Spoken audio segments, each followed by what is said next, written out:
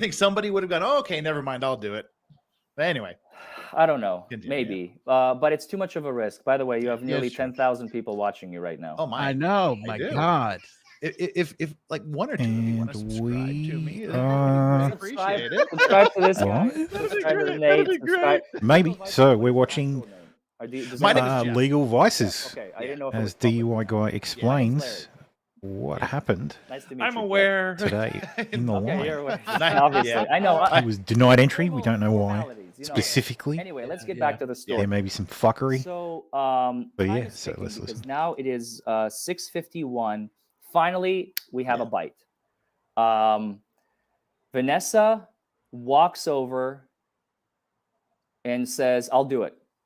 She gives me her tag. That's what I just showed you. I pay her. I promise her the wristband once I get out of court because I don't have it with me. She confirms the money is with me. She even transfers one of it instantly. And she's like, why did I only get $19.85? I was like, did you do instant? Because they take 1%. She's like, I'm such a dumbass. I shouldn't have done that. I'll do the bank transfer. And then I'm like, yeah, that's cool. You got it. And she's like, confirmed. Are we good? Are we good? Are we good? We hug. And then I walk to the line together with her. The deputies are already lining up. And everybody was like, hey, this is Vanessa. I'm taking her spot. Everybody in line is like, yep, yeah, you got it, man. No problem. No commotion. Zero. Like on a scale of 0 to 10, it's at a -1 commotion. Wow. Okay. Yeah. So everything is cool. Everything is chill. Everything is peachy. Now, as soon as I take my place in line, Lieutenant Taggart comes up to me with 3 other deputies surrounding him, very authoritative. Look, we're lawyers. We've been to court. We've cross-examined cops on the stand. Yeah. The power is not going to intimidate me. Like I'm excited and nervous for other reasons, but your presence does not have an effect on me because I'm used to it. I'm used to being surrounded by cops. But And in your professional capacity, have you ever met these officers? Yeah, every day. Okay. Every day So that I'm there. you know these guys. So I you know know every these guys. single one of them, practically by name. I know Officer Peacock. I'm sorry. Well, his name is Officer, but his real name is Deputy Peacock. He became a meme because he's the most officer that you've ever seen. He's got the mustache and he rides a motorcycle. He's fucking cool as shit. He's every morning he sees me. I go, "Good morning, deputy," and he looks at me and he goes, "Oh boy." He's one of those. Anyway, so I know Quick Deputy question. Peacock. Yeah. No, I was saying, but 3 deputies walking over to you, that seems a little strange, right? Because Four. yeah. Why would they be walking over to Three you? deputies and Lieutenant Taggart. So 4. Yeah, that sounds strange. And he's the older guy with the white mustache and the bald head.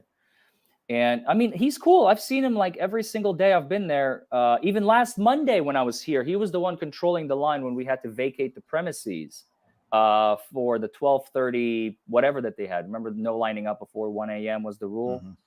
Well, anyway, so it's him, and he's like, "Sir, I'm going to need you to exit the line." I go, "Why?" He goes, I just watched you walk up. I'm like, "Yes, I am aware of that." The line members, and they all confirmed this. I have nods on live stream. Everybody's on the same page. You know how people will speak the truth. Yeah. And they spoke their truth. They said, "Yeah, we watched them conduct the transaction. Vanessa has been here for hours and hours and hours, and she left. She's gone. She went home because I took her spot." And the deputy says, "No spots, no spot switching. This is back of the line. Go back." Oh, that's bullshit. I go, "Wait a minute. Hold on. Why?" And then my mind starts racing. Like, hold on a second. Lieutenant Taggart has limited authority. I like to call him the bishop. So I'm a chess player. So for me, chess analogies are very easy to make when it comes to authority. No offense, but it's just an analogy. I'm not like trying to downplay your dude, what the hell? My stream went down. Deputies are extremely important. They keep the courthouse safe, the streets safe, and you just make it no hate on them. But most of them are pawns in this chess game. They're just following orders. They're But Lieutenant never mind, Taggart I'm still here. Is the bishop. My laptop did something weird. He's not a rook. That would be the one above him. But he's a bishop. And the bishop, although has authority to command the pawns, the bishop also has a rook and a queen and a king above him. Mm-hmm. And Taggart knows me. He has seen me before. He knows exactly who I am. I mean, I'm dressed like this, for God's sake, every single day. Yeah. So I myself, and I got this from chat, they believe that there has been some intervention into letting the deputies know to keep me out of line. I don't know if it was the defense's PR team. I don't know if it was somebody else. But it was a person. It was obviously a human of male or female capacity that has given direct orders to somebody who has given direct orders to somebody else who has given direct orders to somebody else who has given direct orders to Lieutenant Taggart, who is giving those orders to me. Yeah, you know, the rules have been followed. The rules of the line, the mob rule has been followed. And as I get to, let me finish the story just real quick. That's the meat of it. Now here's the final potatoes. Okay. As I'm approaching, I say, that's okay. Like, I'm good. Like, he's like, okay, that's fine, but you're not getting in. And he walks away. I go, okay, all right. And I'm standing in line. I'm like, I want to see this. I'm not just gonna like take his word for it. You know, I'm an attorney. We question everything. We question authority. We question the rules. Sometimes we question what people tell us. We don't rely on hearsay. And what he said is hearsay. He's not at the table. It's 3 other deputies. Now, obviously, they're all in cahoots. I'm not an idiot. Yeah. I'm not gonna be like, oh, maybe I can squeeze in. Like, I'm not. You know. Obviously, I'm preparing for what's about to happen, and I just wanted it memorialized for eternity on the internet of the insane, because it's my turn, right? It's my turn to come up. 6 or 7 people already went. They're in front of me. I was number 7 or 8. I can't remember which spot I purchased for $4,000 and a wristband of number 4 wristband, which you will get. By the way, let me just show you real quick that I do have it, because Chad has been asking for this. Just real quick, hold on. That's number. So you have the wristbands 11. from every day you've attended? Of course, yeah. 41. Signed by Camille. 7. Number 4. Yeah. Number 4 wristband. Cool. Yeah. Okay. She's gonna get it. Vanessa is gonna get this wristband. I also have numbers 41, 11, 7, and at home I have 28 and 81. But it from what you're saying though, let me just finish, Nate. I'm sorry. Can I just finish? Yeah. Please. Right, I'm almost done. I promise. I already vented, but you asked me for the story, so I'm giving it to you. Oh yeah, no, we want to hear. It. Yeah. Go ahead. As I get to the front of the line, the deputy points to the person behind me and goes, next.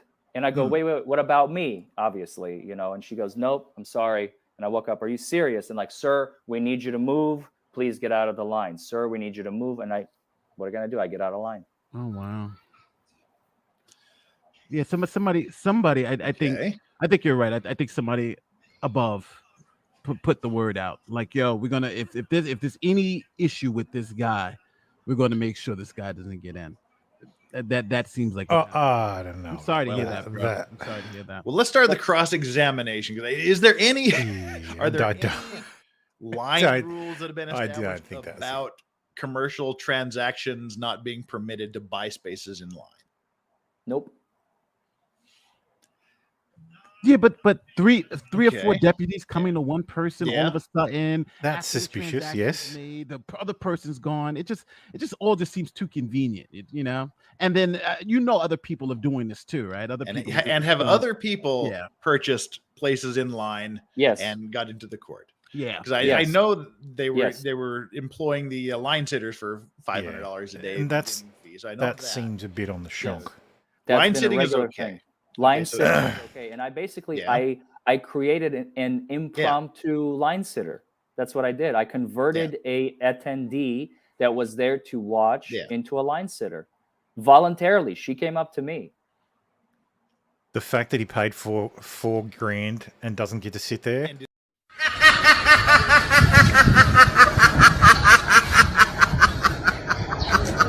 Justification other than they thought you were skipping the line. They never said skipping. They said you have to go. What did they say? Chat will probably tell you better. My brain was racing so much. I'm trying to remember I can tell you visually what I visually experienced, but audibly I don't remember the exact verbiage. Chat will tell you. Chat will tell you. Chad always does. They always remember things better than the people. So I'd imagine the adrenaline was kind of spiked at that point. And how, in retrospect, looking at your own position, would you say you were overly combative due to adrenaline rush, or were you just asserting your position, or was it a calm interaction with the officers? It was very calm. It was extremely calm. I'm not press X to doubt on that one. Listen, DUI Guy does not strike me as someone who is calm in the face of that kind of situation, especially after dropping $4,000. Fucking day of an event I've been to so many times. Who cares? Who cares? I just want to know why. That's my only question. That's what fair. And why and who. Those are my 3 questions. I shouldn't say one. What, why, and who. And what are your answers to those questions from your perspective?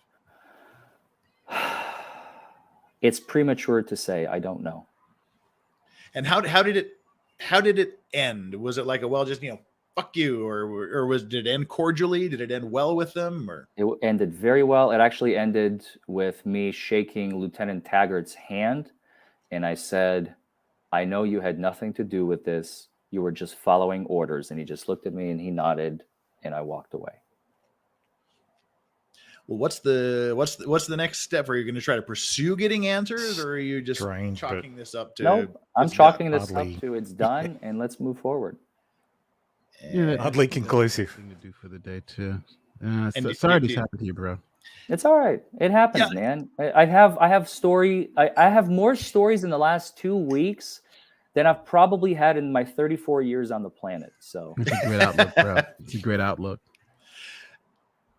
And I mean, you've had some unique experiences sitting online and being in the courtroom for the past week. I guess you've been there. I've been here all week, and then last week I was there for 2 days. Well, has the adrenaline rush worn off from all of this yet? And you're kind of... Oh yeah, I'm just thirsty. I don't have anything. Legal Voices has 10K watching. So I'm looking around constantly for like something to hydrate me. So actually, I'll be right back. Let me get a glass of water. Yeah, it's obviously somebody. Well, from what I'm believing, because every day there's line sitters, every day they do something like this, and all of a sudden today they're just going to pick out one person. So it's obvious, I think, what's going on, because I think his coverage may have not been too kind to the Amber side. They probably, and he's got this nice following. So and I have zero information. Amongst Lawtube guys, I am the newest of the new, so I literally have no ponies in this particular horse race, and so I mean it's interesting to get the perspective, and that's sort of why I'm just taking the middle road, because I don't know. I wasn't there. I don't know what happened. I didn't see the interaction. I didn't see the live, because I've watched DUI Guy's last few live streams in the morning when I wake up in the morning. I like how they're driving to the court, because it makes you.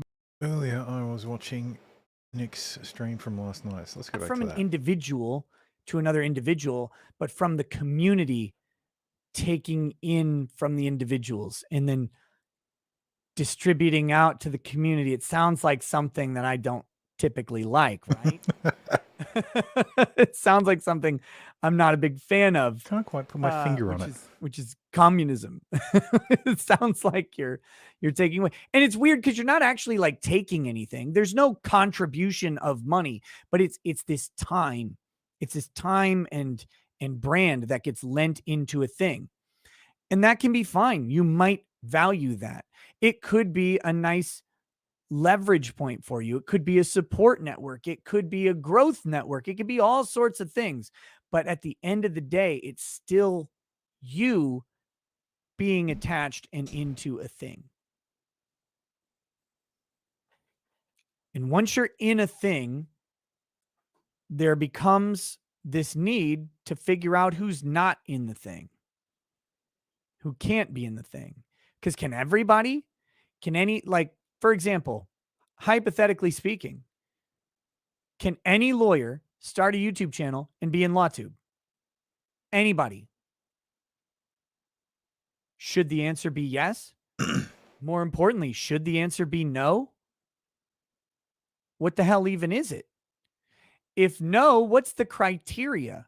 What's the purity test?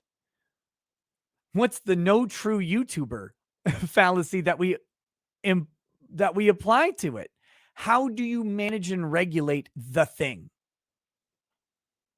Nick's favorite thing, regulation. This it's just happened. It was a happy accident of people getting together, but now suddenly it's a thing. Who takes out? What's the cut? How's it distributed? Who has rights?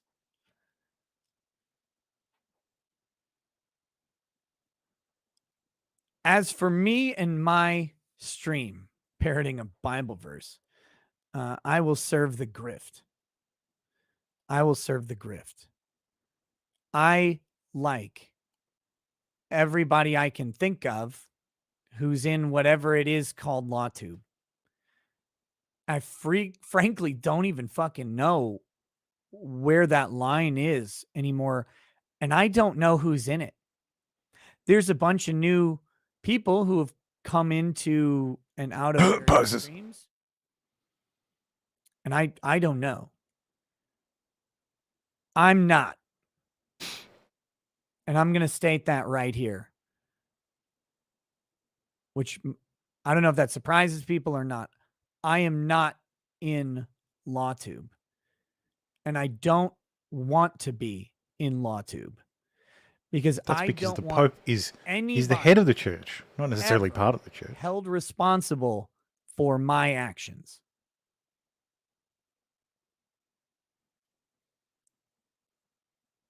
Ever. And I'm not going to be responsible to answer for anyone else's. I worked my whole fucking life to not be beholden to somebody else, or at least as few people as possible. I'm beholden to a terms of service agreement on a couple websites, and that's too much. I'm not going to submit to any sort of community thing. That it just doesn't work for me. That's not saying other people can't do it. If other people want to do it, go build it. And I wish you much more success than I will ever have. But I will just be me doing my thing because I don't have time to do someone else's thing anymore. So this is my official point on this. I don't know, it's some gay official statement. someone in Good Logic's chat says Nick is Rekieta Law is homophobic in his slurs. I said being homophobic is ultra gay. This is my official statement on this. I'm not in YouTube or in Lawtube or LegalTube or whatever it is. I wish all of them far more success, and I pray that all of their decisions are far wiser than mine will ever be. I will always be happy with my modicum of wisdom keeping me where I belong, and that's with me. On that note, everybody from Lawtube that I know of, whoever that is anymore, are as welcome today as they have been ever. And I value and appreciate any individual's contribution to my stream or invitation to theirs. So there you go. Now, and I'm almost done with this. I know this has been a long fucking monologue on this. And I really do thank you for this because, look, a brief aside. I jumped into YouTube from my law firm when I thought this is a risk, but I can make this work as a full-time profession, right? I chose that avenue and I jumped in. I seriously considered, I had to talk to my wife about it.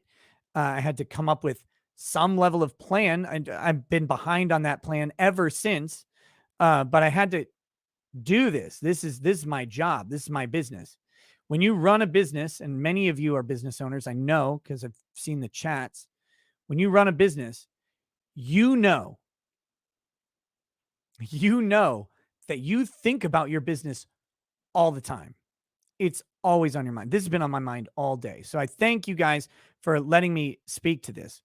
But I'm trying to couch it as hopefully helpful advice and consideration for the many of you that want to get into this. And I think this is applicable all over the place, but I'm putting this specifically in YouTube. Here's the final point of this. The final point of this is that I remember the Vic case. I remember the Rittenhouse case. I remember everything I've done that has created the Comicsgate spikes. I remember these spikes, and I know what comes next. Johnny Depp ends tomorrow, effectively. And then there's a verdict jury day. And then there's some wrap-up videos and some remembrance streams and a bunch of circle jerks and a bunch of little party poppers or whatever comes next. And then it's gone. It's over. A whole bunch of people with a whole bunch of interest in this Johnny Depp case, and I'm talking high percentages, are going to go back to all the work that they have to do in their regular lives. And there's not a Johnny Depp case going on for them to care about. And there's going to be more cases to cover for sure. There's more things. I'm going to cover Nicholas Cruz, the Parkland shooter, in his case, Judge Mommy. That'll be great. Lots of fun. But it's not going to be Johnny Depp. There's no way it's going to capture the nation like Johnny Depp has, because nothing has captured the nation like Johnny Depp has, as far as I can tell, since OJ. Now, there's some people who've been watching law longer than I have. Robert Barnes may have a different example, but I can't think of anything in my lifetime since OJ that has captured the attention of so many people, news outlets, and everything. There's just nothing fucking like it. Stuff that I thought would be like it isn't close. Rittenhouse isn't even close to Johnny Depp. So, now I know a bunch of you will be here. Don't get me wrong. Look, we've been doing this a long time. I know many of you will be here. You'll be anybody else is watching streaming other trial streams and daytime streams, but the overwhelming majority of people are going to go away. And when they do, all of this instant subscription stuff, all of these numbers, I watched it happen during Rittenhouse or in the post-Rittenhouse. All going to go away. Those subscribers don't translate into ongoing views when the issues resolve. So gather ye rosebuds while ye may. Are going to level off. And they're going to level off a lot lower than where they are. And things are going to get weird. Things are going to get really weird in a community. And here's my analogy for it. A bunch of people have showed up to COVID with a shitload of hand sanitizer. And everybody wanted hand sanitizer. Hand it out. Just hand it out. Me too. By the way, 16,000 people on a night stream is ridiculous, right? Yes. This is Johnny Depp. This is the product of that. The Depp effect. During the day stream, 70, 80,000 people handing out hand sanitizer. When COVID's over, you want hand sanitizer right now? Everybody's got hand sanitizer. Who fucking cares? Damn, lead attorney streaming as well. Right? It's gonna be over. The pandemic's gonna end, and there's a lot of people who are gonna be holding hand sanitizer. And I think DUI Guy everybody will be around on them is holding next hand channel. sanitizer. He said he was going on. Okay. And that This is Nick from the night stream just talking about the drama. With a monetary While we wait for someone, anyone to show up. I really fear what's going to happen. But everybody is, well, if at the height, Bytes will probably be late and gay as well. We start creating rules about who gets in and who gets out. Yeah. Because that community will probably be valuable to people. Because when you've only got hand sanitizer and you need to trade it to someone else for like, you know, a chair or something, the community will have a chair. And if you're on your own, you might not find one. So all I'm saying to everybody out there is these online communities that involve money and business, you have to understand that your name in social media is you. Your brand is you. And however you run that is on you. For me, I will always run my brand as me. I don't have time or energy to be something else. I don't have time to perform. I don't have time to fake. And it's just me. And I don't want which is me why we watch and love something Nick. else when it goes against what I think, feel, and believe. And also shit on him. I encourage you people to look to the successful people in your lives. What's up, bro? Those who have built long-term success, people who have come up from something that is unexpected, and ask them if there's something else than who you know them to be. And I think you'll find the answer. So for all of you out there looking for advice on how to succeed in this community, not in this community, shit, in this world of social media, I should this say. Fellowship. I can't make you successful because you literally are lassoing a bolt of lightning.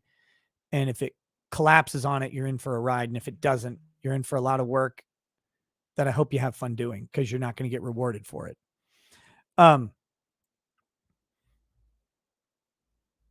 But if you do lasso that lightning and you make this into something, you need to navigate it with integrity to yourself. That's the most important thing. If you don't, you'll hate every second of it. And this is the business where you are not beholden to anybody else. So with that said, I'm going to stop talking about this weird, depressing fucking subject. And we're going to move on to shooting children, apparently, because that's better, I guess, of a subject. Down in Texas, we're going to talk about that. I'm going to read some super chats. But I hope you find this insight valuable and you can combine that with it, my commentary on today's situations. You know, I would encourage people to go, if they care about this subject, to go watch LegalBytes' video. DUI Guy has deleted some of his tweets, so I think that's pretty telling about some bridges being patched there. But I'm the Ricada Law Show, and that's how it's going to be. So, all right. Every lawyer, everybody, everywhere. Holy fucking hell! Aswin Gold. This turned into just everybody. Everybody's going to stream this. Joe Schmo, 1 of 3, says, "Here's to Nick getting the best present ever, a Depp verdict on Friday night. Hope you can enjoy JLP on Tuesday stress-free." Me too. Thank you, Joe Schmo. Rumble username sucks says that Lawtube top 10 bullshit looks exactly like SJW infiltration I've seen occur repeatedly over the past decade. DNC, clout chasing, yes, trolling, that Lawtube fucking, oh my god, that was so fucking cringe. The whole, it's come to our attention Ari Berry says, based on the video, someone has disgraced themselves. I think it's rooted whatever the hell being the scared fuck of how the judge would treat him from here on out. Terrible. It's possible, but I don't know why Rob would get treatment from that judge based on the actions of someone else. It's not like Larry's from his law firm. So Bailey 7 test, are you legal eagle? Yes, no, no. No. I know the correct answer to that test is no. So we will stop that one while we wait for. Holy shit! Would you look at the speed of that chat? Almost 4,000 waiting for Nick to wake up.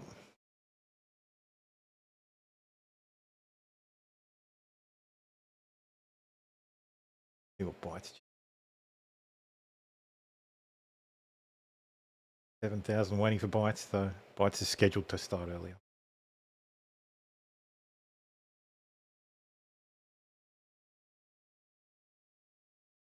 $3 hours 23. You saying? 20. Damn it. Harvey, 6 subs.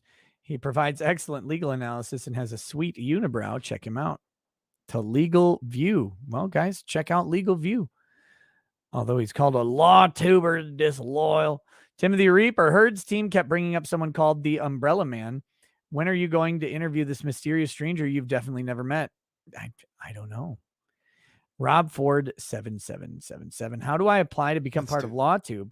Is it true I submit my application to LiberalBytes and she makes the final decision? Romo Drummers. Let's go see what that Umbrella Man is saying. Idea behind it. This is about the idea that somebody could actually finally get justice. Streamers are fortunate. Like for myself, I am fortunate that people show up every day, and it is a disservice to the people that show up to distract them by adding myself into any kind of crazy. So I don't want to be part of any crazy. I just saw that is a different thing. But yeah, so people sent me a Lawtube. I'm not a Lawtuber anyway. I stream by myself. I stream with people that I'm friendly or friends with normally, but I don't belong to any cliques or any groups. I don't want to belong to any. I just want to like everybody. I think because Flash has a day job. He hasn't. YouTube drama is the dumbest drama ever. And especially like I said, when it distracts away from the thing that this is, because he's also got. I think he's had his kid. Us. This is about exposing. Also, he's got to be incredibly busy doing preparation for Flashcast. But like I said, it's not about me. It never has been about me. I don't want to be about me or anyone else. That very well prepared. Weekly show. This channel, I host the channel. All right, I'm the host, but without the audience, it means nothing. So no, without people in the chat, you just yelling into the void. Great disservice to you. To no kid yet? Okay. Drama. Now we're human too, so that is not an indictment of anyone. We are here hours and hours. We're live every day, and sometimes we shine. Sometimes we're great, and sometimes we're very human. I've been very human a few times, and I'm lucky. I have a great audience that just that comes in that does this stuff with me. That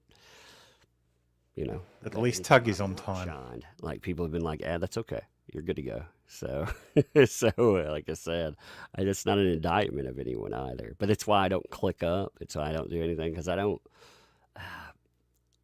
want to be part of anyone else's. Oh, it's due 3 weeks before Matsuri. Do what we do. So he's going to pull a Ralph. He's going to have a newborn and then piss off halfway across the country.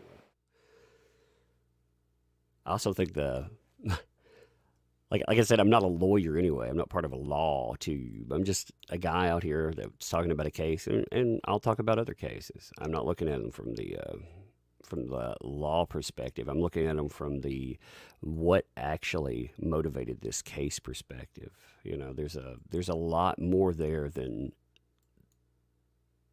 See, I think something gets lost in translation when we look at it from the law perspective. We obviously need a law perspective because we're in a courtroom, but the court is not the end all.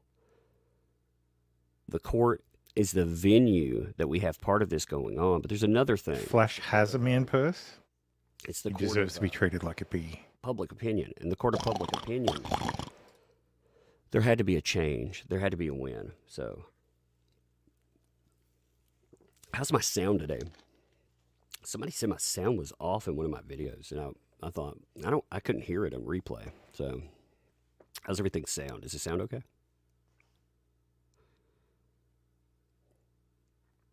Give it a drink real quick, too. Good? All right, good deal. I sound off. I'm just if I sound off, I'm just waking up, getting going. I got a little bit of sleep last night, so I'm myself getting rolling.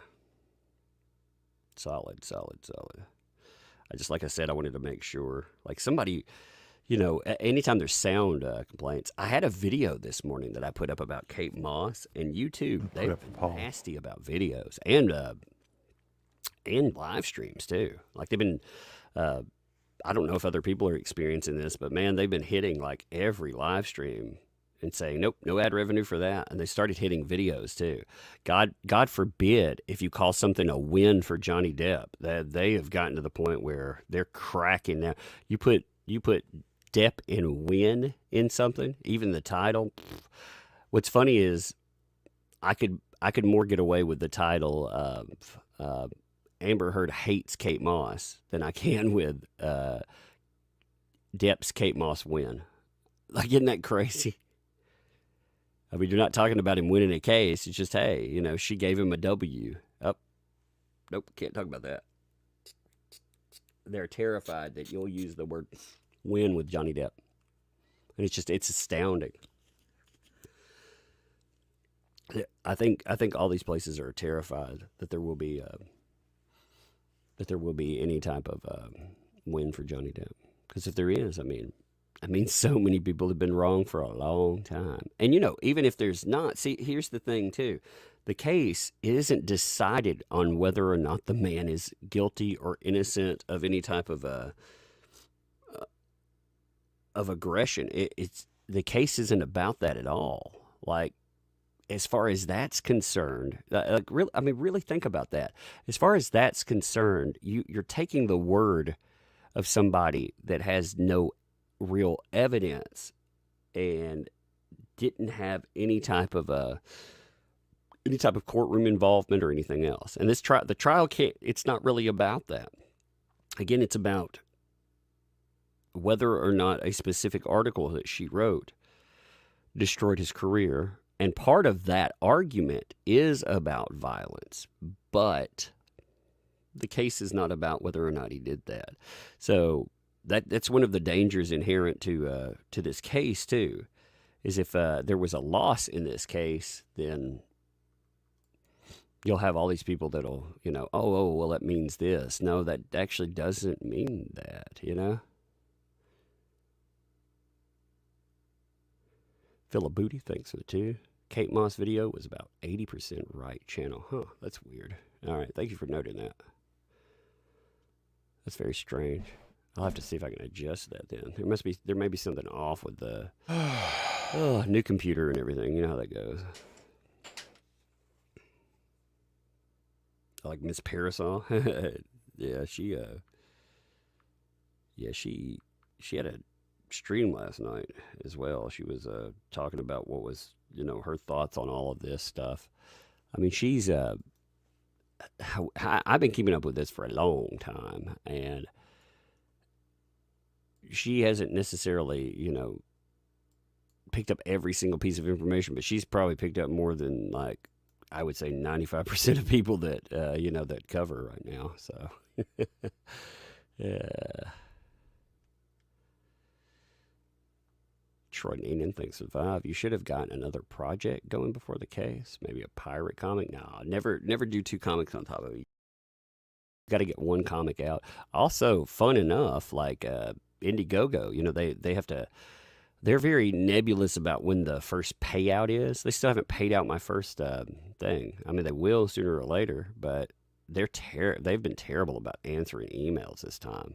I know, so I'll probably have to ask them on Twitter or something. I'll probably have to just shout it out like publicly. Yo, answer your emails. Come on, people, it started. That's like not a problem with stuff. It's just like, man, these companies, I swear, so many companies. I mean, they're probably understaffed, but understaffing is hire more people then. Bytes has 10,000 people wanting for her to show up. Morning, Tuck. My wife. Typical bloody woman. About Miss Parasol, a fancy lady umbrella. She She didn't want to be an umbrella, though. That's the, she doesn't like for a channel wise. She wants to do her own thing. So, like the umbrella guy thing is me. It's my thing. So she, like as far as her channel and all of that, she wants to do her own thing. Let's see. So, just got paid. Great work this week. Hashtag free the net. Thank you, LDG, for the 5 there. Appreciate you.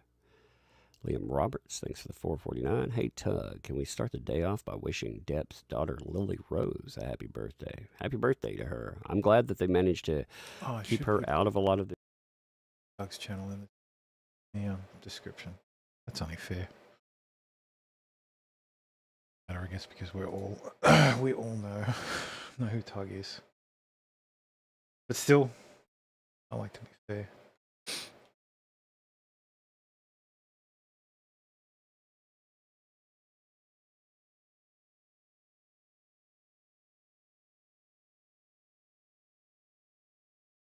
Just nailed.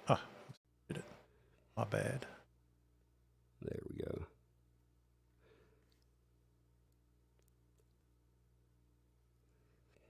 Gonna be G. Closing will be odd. So we got a few closing. They remember there's 2 cases really involved here. So usually be plaintiff. Welcome everybody.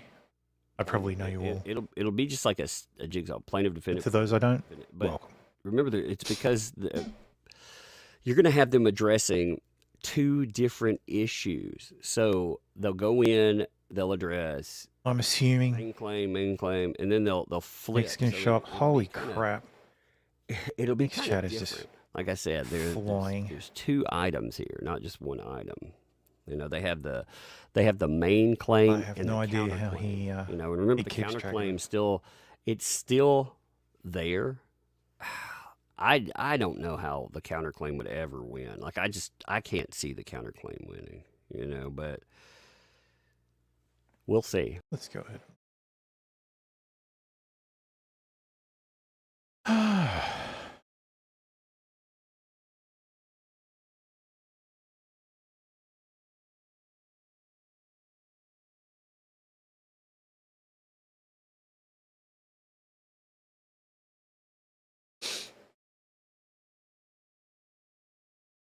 Joe's stream started. Yes, I see. Nice. I need some coffee bad. Unfortunately, what Joe does is Joe has a clip teed up, and when he goes live, this was pretty great. He starts the clip and then fucks off to get a cup of coffee. This is freaky strong work. Just saying. It's freaky strong work. At least that's what he did last night. I'm a lawyer licensed in California and DC, and on this channel, there we go. Bytes is law one bite at a time. We don't give legal advice, but as we well. do talk about how the law works and try to look into our crystal ball to see how things might turn out. What she has to If you're say. enjoying this on YouTube, we'd love it if you could like the video, subscribe to the channel, share it with friends, all the great YouTube-y stuff. And if you want to listen while out and about, we're now offering our live streams in podcast form where you can leave a rating and review. Links are in the description below, as well as to our clips channel where you can find some of the best clips taken from our live streams. Otherwise, if you want to catch me elsewhere, you can find me on Twitter, Instagram, and Facebook. And if you want to support the channel, you can do so on Locals, Patreon, or by becoming a YouTube member, or by buying some really awesome LiberalBytes merch. Again, all links are in the description below. And with that said, let's get into it. All right, we are live. We are live. We are live. We're live. Good morning, everybody. Can you believe it that we are here at Closing Arguments? We are, we're making it across the finish line. Neither one of us has fallen asleep on stream, so I consider that a win. I absolutely, yeah, I do agree. Mr. Bytes, at one point, I think it was last week, was very concerned about that. He was like, I've been to Ranger School. I know what it's like to not have sleep, and I'm worried you're going to fall asleep on a live stream. I'm not going to lie. When the psychologist with like the cool British, South African, or New Zealand accent comes on, I think if you go back to that stream, folks, you watch me logo up, sit back in my chair, and I'm like, all right, All right. And then I actually was afraid I was going to fall asleep. I was like, I better turn everything back on. But Bytes' chat is over it already. No drama there. Eventually, I'll get a tear out. I swear. Eventually, like her face is going to this whole thing that looks like she's having a stroke while she's trying to figure out why she's wearing a backless dress and the terrible evidence that's going to come from that. It was just terrible. That's before she was like just beheaded. And like everyone heard Camille Vasquez on the first go round of this, just pull out those 2 katanas and just you hear the swing as she like crosses and then just pulls her hands back and the head just severed off and falls onto the floor and rolling. And so it's like, get the head, we can still reattach it. You picture Igor there running down. It's Tuesday, come back in. The faster that they get done, the less that they have to do. I would like to think that they we'll see. That may actually go. They deliberate today, like this afternoon, changes and when you're talking about just get the shit done. A decision that comes in fast or not, that changes the entire landscape. Which is what she should have done yesterday. Judge it and say, well, if it just left it the fuck alone, not mentioned it, just not had DUI Guy on or James on. Coming in and chat might have said something, but whoop-de-doo. Change up the meaning totally. So we'll see. No, if they got a fucking a verdict, then we will talk about it through. Gotta stoke that drama. Win, lose or draw, Well, not a draw. Yes. You know what I mean. Too many simps. We'll talk about it anyway. We'll see what's there. And again, I caution people, when you look at this, it's not just part of the court portion. Yes, we focus on, but winning wasn't just about being in the courtroom. Winning was about putting every piece out there on display, showing the world what transpired. And you'll probably, in the aftermath, I bet you money there will be a month of aftermath with this. You're going to see ramifications. You're going to see exactly what happens. It'll be interesting. There will, if you'll be interested. If he wins, it's there will be gnashing of teeth after the fact. It'll be fascinating. Hundreds of op-eds. Much ink will be spilled. Bet you money that. And the same if it goes the other way. If she wins, it'll be, this is a victory for me too. And that I can imagine a lot of these networks here. Victory against the internet culture that breeds misogyny. That they're pro Johnny Depp. I bet you they switch off really fast. Court TV will be one of them. Court TV is. Oh, man. I don't think that's going to work. Unfortunately, I go on a random. Everybody's going to fucking leave. Nobody will unsubscribe. The subs will stay. People don't tend to unsubscribe. Tug, what's up? Thanks for that 100. Thank you. 100. People only unsubscribe from you when you do something wrong. Tug, gonna be super late again. If you lose subs and you haven't done something wrong, it's usually just YouTube fuckery. 5 to 6 hours late, so I'm hoping it goes well. Mad respect. Keep it up. But remember, like closing everything, you'll probably come in when they're. Just think about how many times you've gone into your subs and gone, oh, I don't need that anymore. The only time you'll ever unsubscribe from someone is if you're getting a shitload of content that you don't want anymore, and then you'll unsubscribe. Which the algorithm won't put in front of you. If you haven't watched it in ages, they might throw you something occasionally, but the algorithm doesn't care. It only cares about what's fresh. So much or if someone's fucked up. Someone's fucked up and you want to show your discontent, well, unsubscribe. I don't know how you keep anybody, like, how honestly would you keep anybody from knowing what's going on in this? I mean, for real, like, how would you ever keep this information on the DL? I know you tell people not to go on and not to look into this, don't examine the case, but I mean, my God, it's everywhere, you know? I mean, this case is everywhere. It's not, I don't know how you would avoid the case. If I can figure out how to do guests on the Discord, I might stream snipe Flash. I mean, you can't turn on your TV. You can't. That has to make Flashcast more entertaining. Go home and like, you know, movies or something. But you can't turn on the news. You can't turn on Twitter, especially, man. You turn it on, like, it is just a million hashtags. Like I said, you can't.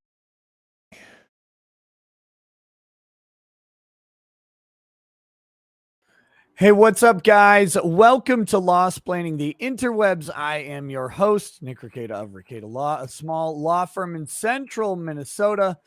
With me today so far, we've got DUI Guy and Legal Vices. This is the show. This is the final show for Johnny Depp, at least in a substantive court process. This is closing arguments, and already we start off with something going on. I wake up and here's DUI Guy who I thought was going to be in the courtroom. So hey, did everybody else? Yeah. Hey. So what's the skinny? What's going on here? So here's the skinny. I slept like always. I went to bed, woke up at 6, made my way to the courthouse, hoping that we have line standers there. Unfortunately, Jamie is our hashtag line mom. She had other responsibilities. She was not able to come. So I did not have a place in line. And I was sitting on the bench resting. A Karen that I have actually known, I've seen on previous occasions, started bashing me, attacking me for no reason as I'm sitting on the bench, saying, just give me a moment, let me catch my breath. And it was this constant, vibrant, negative energy in my direction. Like I could almost feel her negativity in my direction. It was very annoying. So I was like, you know what? I'm not dealing with this. I walked away. And I because she started riling up the line, like he's cutting. I'm like, I'm not cutting, I'm resting. So I walked away. To make a long story short, afterwards, I started raising up the ante, offering money for a spot in the line. See, I missed a bit about the Karen earlier, so that makes me think that the Karen is the one who kicked up a stink. And this wristband right here. And it's not some grand Bytesian conspiracy. I have so many of them now. This one right here, Sabrina is going to be getting this wristband. I've been texting with somebody who I think knows her. So she's still, I'm going to honor the code. Hashtag honor the code, man. She's going to get this wristband. She already received her $4,000. I paid her through Cash App. And she walked away and I took her place in line. I think maybe the mistake was that she rushed out of there too quickly. I don't know what it was, but I suspect because everybody was in agreement. Everybody was. I didn't see an IRL, but maybe the same. Because as the line is reforming with me in it, the deputies walk over, and I go, "Sir, you need to get out of line." I go, "Excuse me." They go, "You need to go to the back of the line." I go, "Why?" They said, "I just saw you walk in." And I was like, "No. I exchanged with Sabrina. She just walked away." And everybody, and I have this on my stream, on my channel, everybody's like, yep. I mean, the line would not just let me squeeze in magically. That's not going to happen. Ever. But a 1-for-1 exchange, who cares? They don't care because they're not losing their place in line. That's why it's mob rule. So, and the deputy, it's not just him. This is Lieutenant Taggart, who I like to call the bishop. Oh, God, here we go. The bishop again. Christ. And he's got 3 pawns with him, and 4 of them are like, you need I'm sure these guys love being referred to as I'm pawns. not going to do that. I would like to go in. And they're like, nope, not happening. And he walked away. And I was like, all right, okay. So I keep moving forward as the line moves forward. Everybody, like there was this dude, so gracious. I caught him on stream, I think twice. He was like, yep, I saw you, man. You paid money. She left. We get to see them argue. We will see if they call Johnny Depp a wife beater. I think that'll happen. I think it'll be Rottenborn. We will get to see if they call Amber Heard an abuser. We will get to see that. I think it will probably be both Benju and Camille Vasquez. We will get to see what evidence they think proves that the other side defamed them, their client. And then the jury will get to talk about this case. Remember, the jury hasn't gotten to talk about the case. The jury can talk about the weather. The jury can talk about what they're eating for lunch. The jury can't talk about the case yet. We've been talking about it for 6 weeks. Imagine going home after Morgan Tremaine, Draco Malfoy of TMZ, drops the mic on Elaine Bredoff and not being able to say anything about it. Imagine that moment. Yeah. I don't want to imagine that moment. I don't want to imagine that moment at all. I want to be able to talk to you about this trial, and it is just been amazing. So today we are going to open up the court stream in just a moment here when court resumes. I'm going to switch back to Nick's audio when DUI Guy stops talking. Jury instructions first. I am looking for an instruction about discovery. The other thing I want you guys to pay attention to is the credibility of the witness instruction, the defamation instructions. They are going to tell the jury how to decide this case. And then the lawyers should use those instructions as a roadmap to say, this is how you decide. This is what defamation is. You heard the judge read this. This is what this means. And here are the facts that back it up. And they have 2 hours to do it. And they get to break that up. Depp goes first, then Heard. And Heard will have to address not just her defense to Depp's case, but also her case. And then Depp will get a rebuttal, a broad rebuttal. And then Heard will get a surrebuttal, really, that just goes to the counterclaim only. If we see objections, that's a big deal. Objections in closing are kind of bad form and they're a little bit rare. And if we see them, it's because someone has either stepped outside the bounds of another ruling, or it's because they have misstated evidence, or, I mean, those are really the big two, is that they've misstated evidence or they've stepped outside the bounds of a ruling. We know from the judge that they're not allowed to use prior recorded testimony. They asked about this yesterday at the end of the day when they were arguing jury instructions. They're not allowed to use video depositions and play the video. They're not allowed to take clips from the live feeds and play those clips because the court wants all testimony to be treated equally. And that means that if they are going to quote testimony, they can quote from the transcripts, but they can't pull anything else up. And that was an interesting ruling to not allow those video depositions in. It's just a really interesting thing for me. So that is what's happening. I think we will see audio being played, and I think we will hear direct quotes. I think we will see pictures. I imagine Team Depp will do some side-by-sides, don't you think? So start thinking about what you want to see. Let me know where you're coming in from in the chat. All right, we'll switch back to rackets while this shit gets started. Let me just take a minute to get my computer up. Why was there laughter? She asked if there were any preliminary matters, and they said no. And she said, "That's what I like to hear." I tend to agree. It's poor form. That are going to go back to the jury.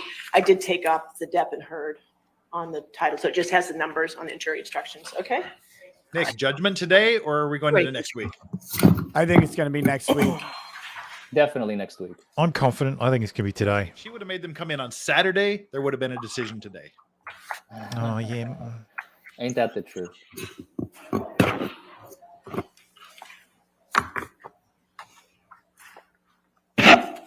Whoa. Ooh, Camille's in white. Joan Rivers critiquing what Amber Heard is wearing today. What's Amber wearing today? Oh. Okay. For all the simps out there. Your Honor, I object. And why is that, Mr. Reed? Because it's devastating to my case. Oh, I don't. Lol. Damn it, I screwed that one up.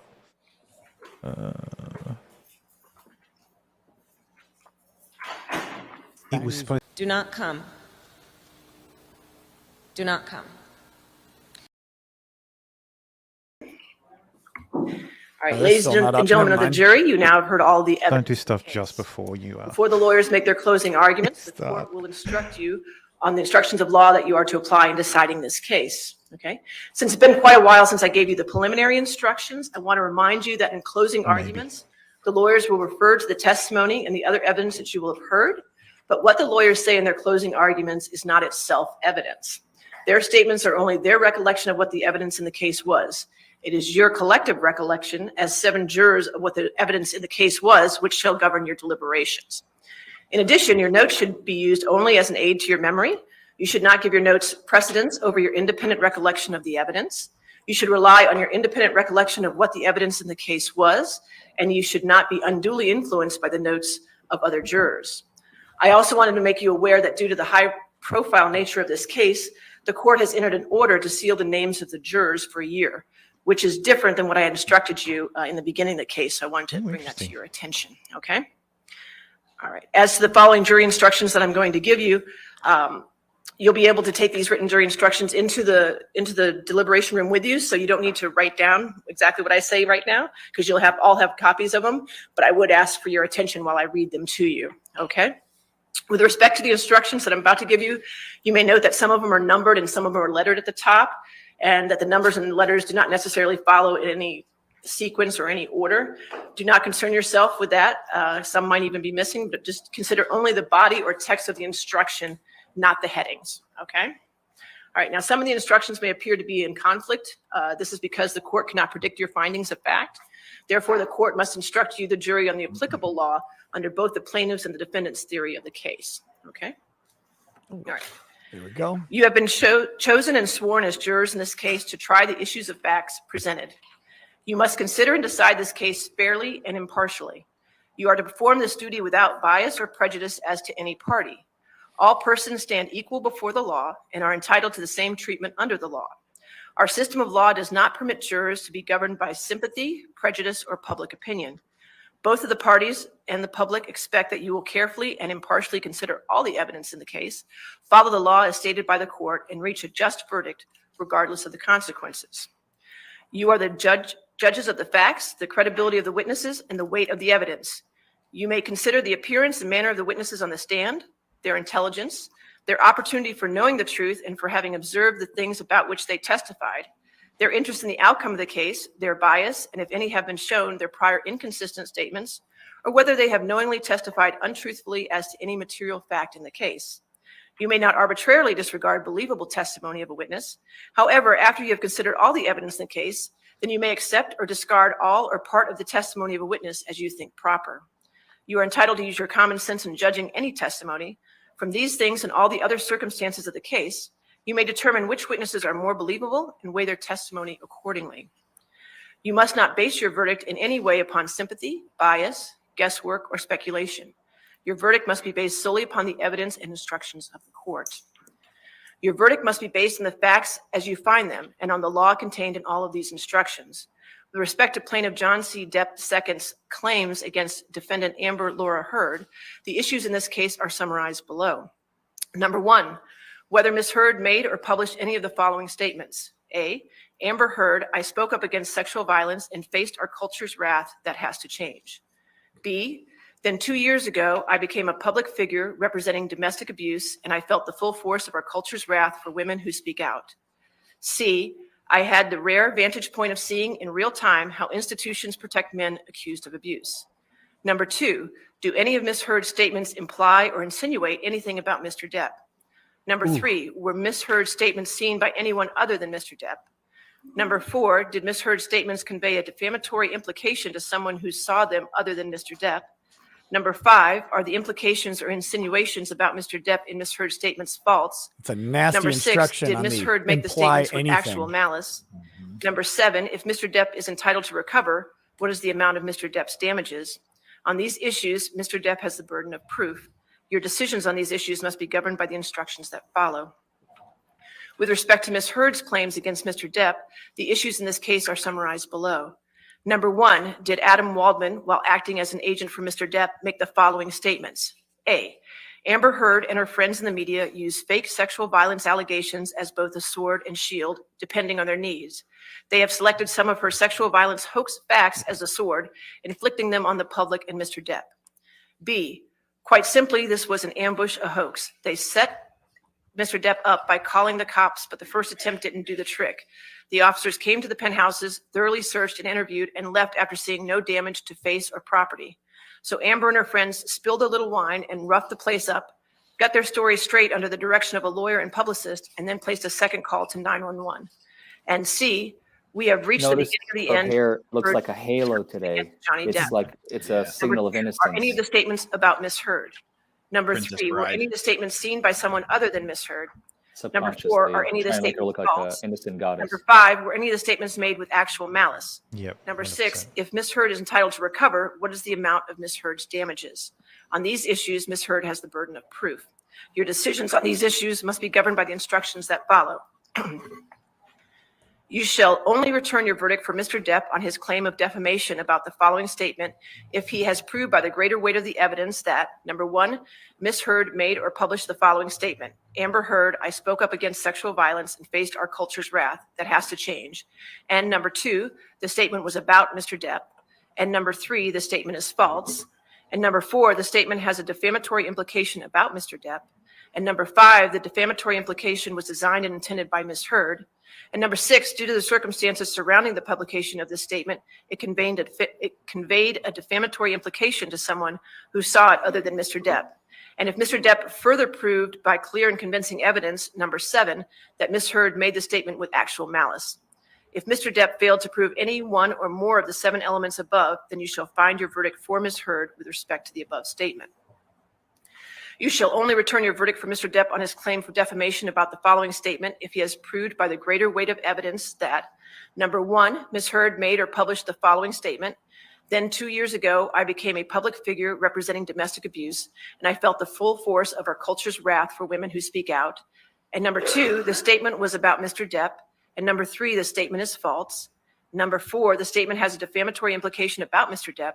And number 5, the defamatory implication was designed and intended by Ms. Heard. And number 6, due to the circumstances surrounding the publication of this statement, it conveyed a defamatory implication to someone who saw it other than Mr. Depp. And if Mr. Depp further proved by clear and convincing evidence, number 7, that Ms. Heard made the statement with actual malice. If Mr. Depp failed to prove any one or more of the 7 elements above, then you shall find your verdict for Ms. Heard with respect to the above statement. You shall only return your verdict for Mr. Depp on his claim for defamation about the following statement if he has proved by the greater weight of the evidence that, number 1, Ms. Heard made or published the following statement. I had the rare vantage point of seeing in real time how institutions protect men accused of abuse. And number 2, the statement was about Mr. Depp. And number 3, the statement is false. And number 4, the statement has a defamatory implication about Mr. Depp. And number 5, the defamatory implication was designed and intended by Ms. Heard. And number 6, due to the circumstances surrounding the publication of the statement, it conveyed a defamatory implication to someone who saw it other than Mr. Depp. And if Mr. Depp further proved by clear and convincing evidence, number 7, that Ms. Heard made the statement with actual malice. If Mr. Depp failed to prove any one or more of the 7 elements above, then you shall find your verdict for Ms. Heard with respect to the above statement. The jury has one hand. You shall only return your verdict for Ms. Heard on her claim for defamation about the following statement if she has proved by the greater weight of the evidence that, number 1, Adam Waldman, while acting as an agent for Mr. Depp, made or published the following statement. Amber Heard and her friends in the media use fake sexual violence allegations as both a sword and a shield, depending on their needs. They have selected some of her sexual violence hoax facts as the sword, inflicting them on the public and Mr. Depp. And number 2, the statement is about Ms. Heard. And number 3, the statement was seen by someone other than Ms. Heard. And number 4, the statement is false. And if Ms. Heard further proved by clear and convincing evidence, number 5, that the statement by Mr. Waldman was made with actual malice. If Ms. Heard failed to prove any one or more of the 5 elements above, then you shall find your verdict for Mr. Depp with respect to the above statement. You shall only return your verdict for Ms. Heard on her claim for defamation about the following statement if she has proved by the greater weight of the evidence that, number 1, Adam Waldman, while acting as an agent for Mr. Depp, made or published the following statement. Quite simply, this was an ambush, a hoax. They set up Mr. Depp up by calling the cops, but the first attempt didn't do the trick. The officers came to the penthouses, thoroughly searched and interviewed, and left after seeing no damage to face or property. So Amber and her friends spilled a little wine and roughed the place up, got their stories straight under the direction of a lawyer and publicist, and then placed a second call to 911. And number 2, the statement is about Ms. Heard. And number 3, the statement was seen by someone other than Ms. Heard. And 4, the statement is false. And if Ms. Heard further proved by clear and convincing evidence, number 5, that the statement by Mr. Waldman was made with actual malice. If Ms. Heard failed to prove any one or more of the 5 elements above, then you shall find your verdict for Mr. Depp with respect to the above statement. You shall only return your verdict for Ms. Heard on her claim for defamation about the following statement if she has proved by the greater weight of the evidence that, number 1, Adam Waldman, while acting as an agent for Mr. Depp, made or published the following statement. We have reached the beginning of the end of Ms. Heard's abuse hoax against Johnny Depp. And number 2, the statement is about Ms. Heard. And number 3, the statement was seen by someone other than Ms. Heard. And number 4, the statement is false. And if Ms. Heard further proved by clear and convincing evidence, number 5, that the statement by Mr. Waldman was made with actual malice. If Ms. Heard failed to prove any one or more of the 5 elements above, then you shall find your verdict for Mr. Depp with respect to the above statement. When used in these instructions, the phrase, the greater weight of the evidence, also sometimes called the preponderance of the evidence, means the evidence which you find more persuasive when evaluated against all the evidence that has been admitted in the case. The testimony of one witness whom you believe can be the greater weight of the evidence.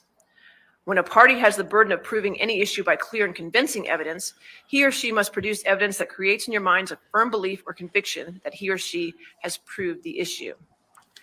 A statement that is not directly defamatory may nonetheless suggest a defamatory meaning in an indirect way, that is, by implication. In determining whether any of the statements have a defamatory implication, you must consider the op-ed as a whole and the circumstances surrounding its publication. You should consider if these circumstances show that the words used are defamatory and relate to Mr. Depp. However, such circumstances cannot extend the meaning of the words used in the op-ed beyond their ordinary and common meaning. The proposed implication must be reasonably drawn from the words actually used. In determining whether any of the statements in the op-ed are false and defamatory as to Mr. Depp, you must read the statements in the context of the op-ed as a whole. This means you may not seize on any one word, phrase, or image, or consider only one particular statement, phrase, or passage in isolation. In determining whether any of Mr. Waldman's statements are false and defamatory, you must read those statements in context as a whole.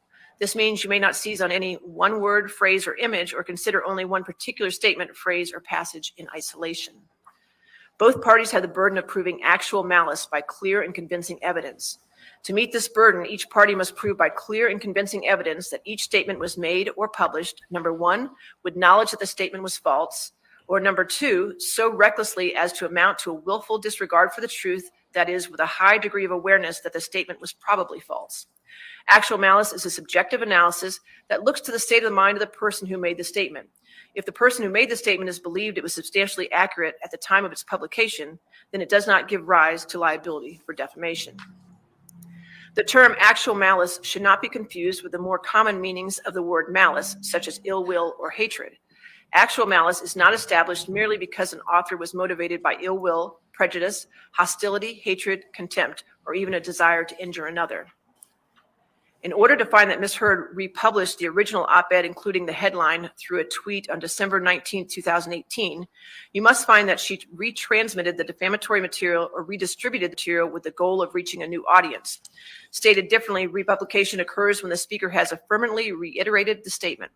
A hyperlink directing readers to a previous article on the same website does not direct the previous article to a new audience. Merely linking to an article does not amount to republication, but adding content to a linked article may constitute republication. You must determine whether any added content was intended to reach a new audience. If you find any content added to the hyperlink was intended to reach a new audience, it constitutes a republication. Further, if you find a republication occurred on December 19, 2018, then in order to find for Mr. Depp against Ms. Heard, you must also find by clear and convincing evidence that Ms. Heard made this republication with actual malice. A principal is a person or legal entity with power or right to control the means and methods of performance by which another person performs the principal's work. An agent is the person who is subject to the power or right of a principal to control the means and methods of performing the work. An attorney has the express authority to do everything which the client expressly authorized him to do, and the implied authority to do everything necessary or incidental to the purpose for which he was retained. Ms. Heard has the burden of proving by the greater weight of the evidence that Mr. Waldman was an agent of Mr. Depp, and that Mr. Waldman was acting within the scope of his agency when he made the statements. You must remember that there is no burden on either party to prove the truth of any of the statements. Both parties were free to offer proof of truth, but by doing so, they do not assume the burden of convincing you of the truth of the statements. The burden remains on each party to prove that the statements he or she complains of are false. The rules of evidence ordinarily do not permit witnesses to testify as to opinions or conclusions. An exception to this rule exists as to those whom we call expert witnesses. Witnesses who, by education and experience, have become expert in some art, science, profession, or calling may state their opinions as to relevant and material matters in which they profess to be expert, and may also state their reasons for the opinion. You should consider each expert opinion received in evidence in this case and give it such weight as you may think it deserves. If you should decide that the opinions of an expert witness is not based upon sufficient education and experience, or if you should conclude that the reasons given in support of the opinion are not sound, or if you feel that it is outweighed by other evidence, you may disregard the opinion entirely. In considering the weight to be given to the testimony of expert witnesses whose opinions differ, you may consider the ability and character of the witnesses, their actions upon the witness stand, the weight and process of the reasoning by which they support their opinion, their possible bias in favor of the side for which they testify, the relative opportunities for study or observation of the matters about which they testify, and any other matters which serve to illuminate their statements. In considering the weight to be given to the testimony of expert witnesses, you should consider the basis for his or her opinion and the manner by which he or she arrived at it, and the underlying fact and data upon which he or she relied. An expert witness was asked whether statements contained in published treatises, periodicals, or pamphlets are reliable authority of a type normally relied upon by others in his or her field of expertise. This evidence is permitted to test the knowledge, accuracy, and opinions of the expert witness. And if such evidence is established as a reliable authority by expert testimony, it may be considered by you along with the other evidence in the case. In considering the evidence, you are not limited to the bald statements of the witnesses. In other words, you are not limited solely to what you see and hear as the witnesses testify. On the contrary, you are permitted to draw from the facts which you find to have been proven such reasonable inferences as may seem justified in the light of your own experience. During the trial of this case, a certain testimony has been presented to you by way of video depositions. You should give this testimony the same consideration as to its weight and credibility as you give to the testimony of witnesses who testified here in court. You must not discount any testimony merely because it was shown to you by video recording. When one of the parties testifies unequivocally to the facts within his or her own knowledge, those statements of fact and the necessary inferences from them are binding upon him or her. He or she cannot rely on other evidence in conflict with his or her own testimony to strengthen his or her case. However, you must consider his or her testimony as a whole, and you must consider a statement made in one part of his or her testimony in the light of any explanation or clarification made elsewhere in his or her testimony. Any fact that may be proved by direct evidence may be proved by circumstantial evidence. That is, you may draw all reasonable and legitimate inferences and deductions from the evidence. If you believe from the case that a witness, other than Mr. Depp or Ms. Heard, previously made a statement inconsistent with his or her testimony at this trial, the only purpose for which that statement may be considered by you is its bearing on the witness's credibility. It is not evidence that what the witness previously said was true. If you believe from the evidence that Ms. Heard or Mr. Depp previously made a statement inconsistent with her or his testimony at this trial, that previous statement may be considered by you as evidence that what Ms. Heard or Mr. Depp previously said was true. In reaching your verdict in this case, you are to consider the testimony and evidence. Sometimes attorneys stated objections during the course of this trial and instructed a witness not to answer a question. Objections and instructions to witnesses are not evidence, and you may not consider them in reaching your verdict, nor are you to draw any inference from the fact that an objection was made. You must not consider any matter that was rejected or stricken by the court. It is not evidence and should be discarded.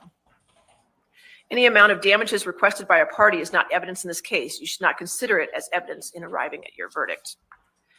If you find your verdict for Mr. Depp or Ms. Heard, then he or she is entitled to recover compensatory damages without any proof of actual or pecuniary injury. As a result, injury to Mr. Depp or Ms. Heard's personal and business reputation, humiliation, and embarrassment is presumed. If you find either party liable for defamation, then in determining the amount of damages to which the opposing party is entitled, you may take into consideration all the circumstances surrounding the defamatory statements, the occasions on which they were made, and the extent of their publication, the nature and character of the insult, the probable effect on those who heard the statements, and their probable and natural effect upon the defamed party's personal feelings and upon his or her standing in the community and in business. Your verdict should be for the amount that will fully and fairly compensate him or her for, number one, any loss or injury to his or her business. Number two, any insult to him or her, including any pain, embarrassment, humiliation, or mental suffering. Number three, any injury to his or her reputation. And number four, any actual out-of-pocket losses that were caused by the statements. Mr. Depp cannot recover damages for any harm that occurred after November 2nd, 2020. Ms. Heard can recover damages for any harm that occurred after Mr. Waldman's statements were published. The burden is on the party seeking damages to prove by the greater weight of the evidence each item of damages he or she claims and to prove that each item was caused by the defamatory statements at issue. Neither party is required to prove the exact amount of damages, but the party must show sufficient facts and circumstances to permit you to make a reasonable estimate of each item. If either party fails to do so, then he or she cannot recover for that item. If you have found by clear and convincing evidence that the statements in the op-ed were made with knowledge that they were false or so recklessly as to amount to a willful disregard for the truth, that is, with a high degree of awareness that the statements were probably false, then you may award punitive damages to punish Ms. Heard for such actions and to serve as an example to prevent others from making such statements in the future. You must state separately in your verdict any amount you allow as compensatory damages, if any, and the amount you allow as punitive damages. If you have found by clear and convincing evidence that Mr. Waldman, while acting as an agent for Mr. Depp, made the statements with knowledge that they were false or so recklessly as to amount to a willful disregard for the truth, that is, with a high degree of awareness that the statements were probably false, then you may award punitive damages to punish Mr. Depp for his such actions and to serve as an example to prevent others from making such statements in the future. You must state separately in your verdict any amount you allow as compensatory damages, if any, and the amount you allow as punitive damages. All right, closing arguments. Wow, she got through those pretty quick. Damn. I'm sorry, could you please repeat that? That was pretty quick. I mean, the big nail in this is the defamatory implication instruction. Does this imply anything about Johnny Depp that is negative? Is huge. Yeah, that I read that as a pretty much a slam dunk. Name out of the article, out of the op-ed. Exactly. Nope, you had it for a second. Oh, Camille's doing the close. Hopefully she's not. Is she reading? Oh my! I could have sworn I thought Ben Chu was going to go first. Thank you. If she has the podium, again. it's not that big of a deal. Good morning. Not as big of a deal. On May 27th, 2016, Ms. Heard walked into a courthouse in Los Angeles, California, to get a no-notice ex-parte restraining order against Mr. Depp, and in doing so, ruined his life by falsely telling the world that she was a survivor of domestic abuse at the hands of Mr. Depp. Today, on May 27th, 2022, exactly 6 years later, we ask you to give Mr. Depp his life back by telling the world that Mr. Depp is not the abuser Ms. Heard said he is, and hold Ms. Heard accountable for her lies. Ladies and gentlemen of the jury, as you probably know by now, my name is Camille Vasquez. On behalf of Mr. Depp and all my colleagues at Brown Rednick, I want to thank you deeply It's like a very for your unfortunate time name.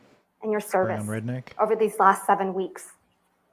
We understand that it probably has not been convenient for you to be here every day, and we are so grateful for your time and careful consideration of the evidence as you deliberate. After weeks of sitting in this courtroom, listening to testimony and looking at evidence, now it's time for you, the jury, to come to a decision. You have been entrusted with a serious task. What is at stake in this trial is a man's good name. Even more than that, what is at stake at this trial is a man's life. The life that he lost when he was accused of a heinous crime, and the life he could live when he is finally vindicated. Exactly 6 years ago today, on May 27th, 2016, Ms. Heard walked into court and filed Oh, that's poetic. domestic abuse against her husband of 15 months, Johnny Depp. The Jesus. scene was a setup. She tipped off the paparazzi so they would be waiting. They knew exactly where she would pause, which side of her face to photograph. And the photos captured what she wanted them to see, the image of a battered woman. What the paparazzi did not know is that the dark mark on her face mysteriously appeared 6 days after last seeing Mr. Depp. It was a lie. She knew it, Mr. Depp knew it, and the multiple witnesses you heard from who saw her that week of May 21st, 2016 also knew it. But the world only saw what she wanted them to see.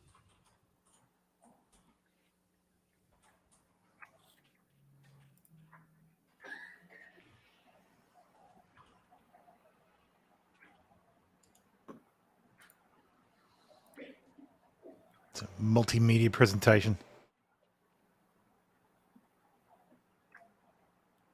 2 years later, when promoting the biggest role of her career until this trial, Ms. Heard a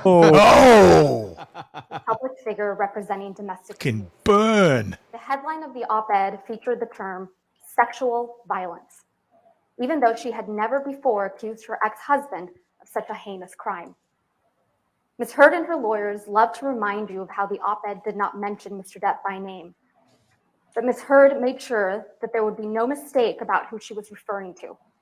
She inserted 2 years ago, so the world would remember the photo of a battered woman, the mark on her face standing outside the courthouse, and they would once again see Mr. Depp as the villain, this time in full swing of the Me Too movement. But what was happening behind closed doors was quite different from what Ms. Heard presented to the world. The exact opposite, in fact. There is an abuser in this courtroom, but it is not Mr. Depp. And there is a victim of domestic abuse in this courtroom, but it is not Ms. Heard. Correct. The evidence presented in this trial has shown that Ms. Heard is in fact the abuser and Mr. Depp the abused. As you heard from Mr. Depp and multiple other witnesses that testified under oath, Punch back twice as hard. Mr. Depp experienced persistent verbal, physical, and emotional abuse by Ms. Heard during their relationship. And when their relationship was over, Ms. Heard inflicted the greatest and cruelest injury of all. She publicly and falsely named Mr. Depp as the abuser. Ms. Heard never thought she would be held accountable, never thought that she would have to face her abuser. She never thought she would have her supposed mountain of evidence vetted. She never thought that Mr. Depp would tell you, the jury, and the world that he was the real victim of domestic abuse. She said it in her own words. You can please tell people that it was a fair fight and see what the jury and judge think. Tell the world, Johnny. Tell them, Johnny Depp. Johnny Depp, man, I'm a victim too of domestic violence, and yes. It's a fair fight. And see how many people believe or side with you. At the start of this case, Mr. Chu and I stood before you to give you our opening statements on behalf of Mr. Depp. During that statement, we made promises to you about what the evidence would ultimately show at the end of this trial. We've kept those promises. One of those promises we made was that you would come to always good when you can do this. That she is a deeply troubled person, violently afraid of abandonment, desperate for attention and approval. And in her relationship with Mr. Depp, she was violent, she was abusive, and she was cruel. You heard from Dr. Shannon Kirby, who explained that Ms. Heard suffers from borderline personality disorder and histrionic personality disorder. These are disorders that are characterized by anger, sometimes uncontrollable and explosive anger, and a powerful, sometimes desperate need for attention, acceptance, and approval. Check. Look at her demeanor. Fear. A person with these disorders will suffer from dramatically fluctuating moods. The usual. That's a bad luck, Amber. And aggressive. Yep. They can also be charming and likable, but they can be incredibly manipulative and wild. She's talking to a palace An servant. emotional roller coaster with wild swings, from idolizing their partner to devaluing him. In fact, you saw that when she completed testing with her own forensic psychology expert, Dr. Dawn Hughes. Ms. Heard self-reported that she felt like she had 3 or 4 different personalities, and that sometimes her temper would explode and she'd completely lose control. You heard from multiple witnesses that Ms. Heard can be very pleasant, even charming. But you also heard from multiple witnesses and in audio recordings of Ms. Heard that she can be incredibly aggressive, violent, and cruel. You heard that even from her former assistant, Kate James, Ms. James testified that Ms. Heard would scream, yell, and send her barrages of text messages. In fact, Ms. Heard testified that Ms. James testified that Ms. Heard literally spat in her face. You heard from Ms. Heard's former best friend, Rocky Pennington, that Ms. Heard once hit her when Ms. Pennington did not do her best to meet Ms. Heard's needs. You also heard from Beverly Leonard that she once witnessed Miss Heard assault her then partner in Seattle Airport in 2009. And you heard from Mr. Depp that Miss Heard used her sister Whitney as a punching bag, literally and figuratively. You also heard overwhelming evidence from Mr. Depp and the people that were around him and Miss Heard during their relationship, that Mr. Depp suffered persistent verbal and physical abuse at the hands of Miss Heard. You've heard evidence from Dr. Curry and the fact witnesses at this trial that Miss Heard's deepest fear is one of abandonment, being left by Mr. Depp. Mr. Depp's greatest crime in her mind, the fault she confronts him with time and time again, is that he splits. He leaves the fight, especially when Miss Heard gets physical, and she couldn't stand it when he did. You heard from Miss Heard yourselves in audio recordings how upsetting it was to her when Mr. Depp would split. Anytime anything goes wrong in a split, I feel like it's your first thing. Pause for effect. Unnecessary. It's not always you're splitting because there's blows or because there's yelling or anything. Not always because of blows. Most times when I'm still speaking in this volume and nothing has been thrown or hit or anything. You saw the barrage of text messages she would send when he would leave, calling him a monster for doing so.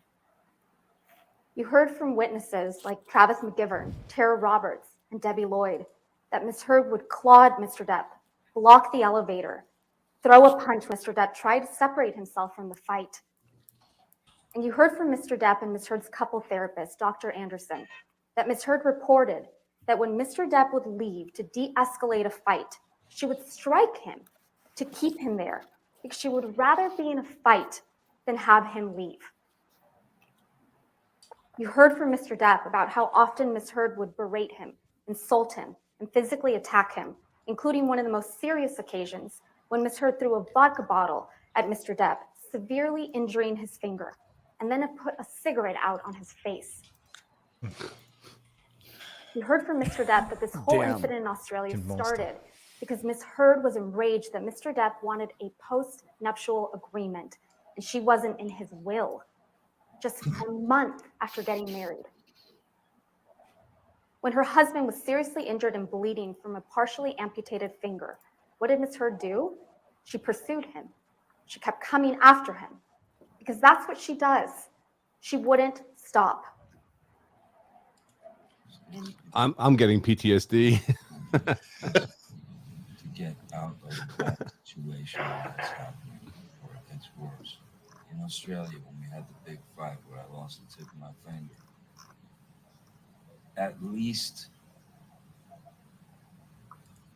5 bathrooms and 2 bedrooms I went to avoid talking to me, to escape the fight. You don't escape the fight. You escape the solution. No. You escape the solution. No. You escape figuring it out. We cannot work it out if you run away to the bathroom every time.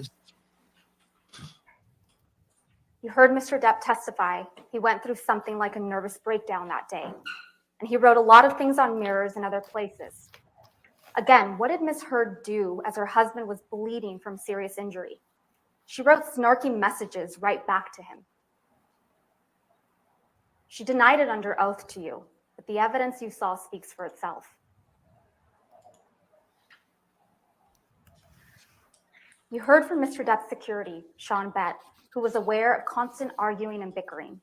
He witnessed Miss Heard calling Mr. Depp names. Fat ass. Fuck you, Johnny. Mr. Bett testified that he saw and documented injuries on Mr. Depp. A swollen eyelid in March of 2015, cuts on his nose, scratch marks on his chin in December of 2015. And you heard from Travis McGivern, who testified that Miss Heard called Mr. Depp names like washed up, fucking cunt, and worst of all, a fucking deadbeat dad. Miss Heard would take the low blows and hit him where it hurts, his children. Mr. McGivern told you that on March 23rd, 2015, God, it's just so objectionable. Spat at him, and ultimately punched him in the face leaving him with a shiner. You heard testimony from Malcolm Connolly, another security member, who testified he saw Ms. Heard throw things at Mr. Depp, a cigarette lighter on a plane, a soda can from upstairs at the Eastern Columbia building. He never saw marks on Ms. Heard, but he saw marks on Mr. Depp, scratches, bruises on his left eye, scratches on his left ear. And he took pictures documenting injuries like this one.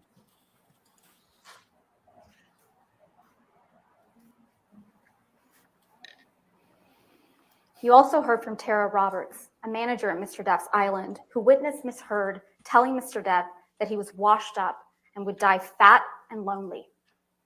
You also heard from Ms. Roberts that she witnessed Ms. Heard clawing and grabbing at Mr. Depp, grabbing his hair, trying to pull him back to her.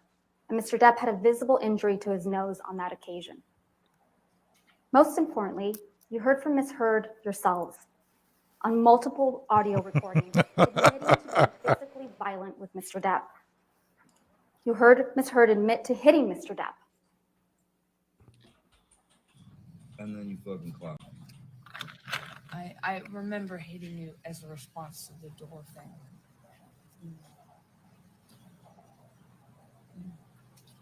And I'm really sorry about hitting you with the door or hitting your head. I did not mean to, nor. You didn't mean to hit me in the head with the door, but you meant to punch me in the jaw. I meant to hit you, and I did not do this thing with the door. I do remember. I did mean to hit you. So that you didn't mean. The door? No, God, no, I didn't. But punching me in the jaw. I didn't. Okay, I'm sorry I hit you. I did mean to hit you, but it was in response. I just reacted in response to my foot. I just reacted. You heard her admit it again and claim Mr. Depp was a baby for complaining about the abuse. And I watched you lie, and then I didn't punch you, by the way. I'm sorry that I didn't hit you across the face in a proper slap, but I was hitting you. It was not punching you. Babe, you're not punched. Don't tell me what it feels like to be punched. You know, you've been in a lot of fights, been around a long time. I know. Yeah. No, when you fucking have a close You face. didn't get punched. You got hit. I'm sorry I hit you like this, but I did not punch you. I did not fucking deck you. I fucking was textbook hitting you. Davo. I don't know what the motion of my actual hand was, but you're fine. I did not hurt you. I did not punch you. I was hitting you. How are you? What am I supposed to do? Do this? Paints a picture, I'm doesn't it? not sitting here bitching about it, am I? You are. Yeah. That's a It's like different a canvas, and Camille is just. baby. You are such a She's killing her with her own words. Going down. Physical fights? Yep. I did start a physical Yeah, fight. you did, so I had Because- to get the fuck out of there. Yes, you did. So you did the right thing, the big thing. You know what? You were Yeah, admirable. 100%. That's why she bought him that knife. In my opinion, Take a minute to really think about what you just heard there. Quote, I'm sorry that I didn't hit you across the face in a proper slap, but I was hitting you. I was not punching you. Babe, you're not punched. Imagine that was Mr. Depp saying that to Miss Heard. Let's play one more. I would drive that home over and over again. Yep. in my opinion, and this Heard's plan was to build this idea that he was an abuser, silently abusing her. And one day she thought he was going to kill her.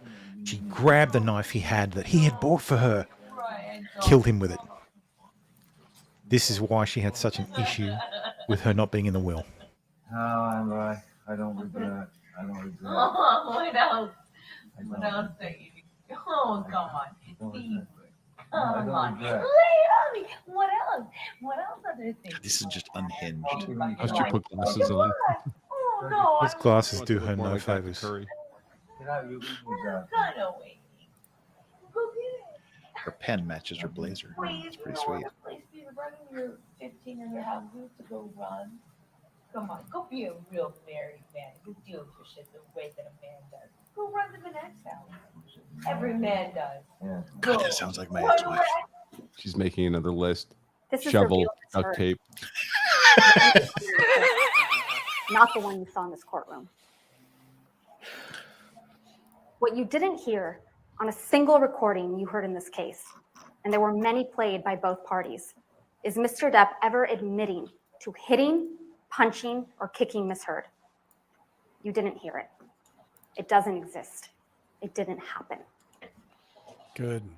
And despite the fact that Mr. Depp and Ms. Heard are heard discussing many of the alleged incidents you've heard about at this trial, like Australia and the Bahamas, you never heard Ms. Heard accuse Mr. Depp of sexual assault. Unlike Mr. Depp, who you heard admit to and own up to his past mistakes and his struggles, particularly with drugs and alcohol, Ms. Heard will not admit that she has ever done anything wrong. Mm-hmm. She cannot deny what you heard on those recordings. Everybody's a liar but Ms. her. Heard and her lawyers have tried to make a case about Mr. Depp's language. It is Ms. Heard that repeatedly admits to violence. By April and May of 2016, Mr. Depp had reached his limit. His mother was dying. His finances were a mess. And when he showed up late to Ms. Heard's 30th birthday party, because a meeting with his new business manager, Edward White, had gone late, Ms. Heard, of course, was not understanding. She was furious. You heard from Mr. Depp, both in this courtroom and on audio recordings, that Ms. Heard punched him that evening. He left with Travis McGivern, and the next morning he learned that someone had left feces on his bed. I'm so Ms. glad Heard they denied brought that up again. responsibility, but she admitted to the prank to Starling Jenkins. You heard him testify to that effect. For almost a month after that, they didn't see each other. And you heard from Mr. Depp that when his mother died on May 20th, 2016, he resolved to leave Ms. Heard. He was done. And when Ms. Heard learned that Mr. Depp was done, that she was really losing him, she went on the attack. She filed for divorce before Mr. Depp could. Then, as you heard from Mr. Depp's divorce lawyer, Laura Wasser, Ms. Heard sent a letter demanding financial support. And when her demands weren't met, Ms. Heard struck a blow against Mr. Depp that was more damaging than any physical blow she had ever landed. When she walked into court 6 years ago today, on May 27th, 2016, to get a domestic violence restraining order against Mr. Depp, she did so in front of paparazzi with a mark on her face. The evidence presented at this trial demonstrates that Ms. Heard didn't just want a divorce. She wanted to ruin him. Ms. Heard denied alerting TMZ to the TRO filing in this courtroom. But you heard testimony from Morgan Tremaine that TMZ knew to go to the courthouse, knew what side of her face the alleged bruise was on, and that Ms. Heard would pause. She would pause for paparazzi, who got the photos that ended up splashed across newspapers and magazines. Ms. Heard testified that she did not personally give photographs of her apparent injuries to People magazine, but somehow these pictures that she took and maintained on her devices ended up on the cover of People magazine 1 month later. Funny that.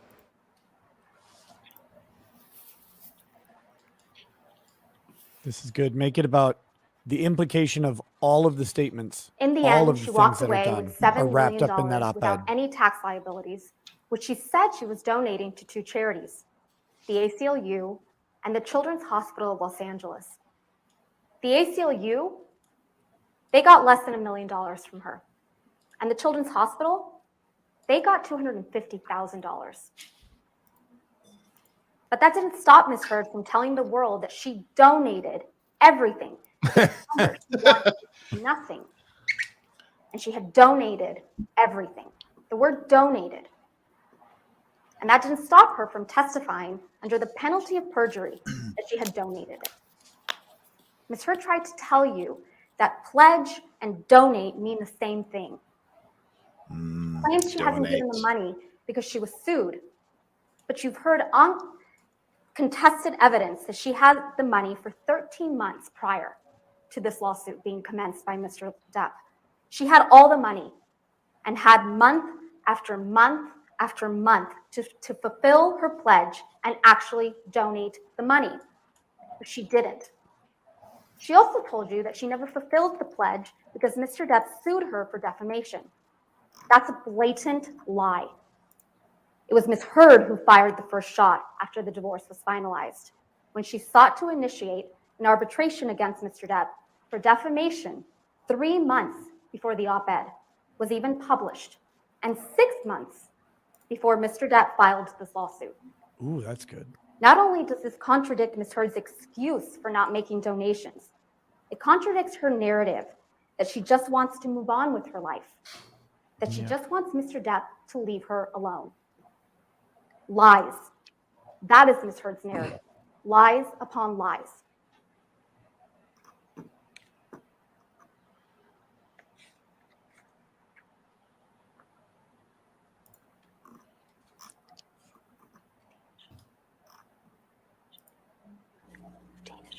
The Danish video.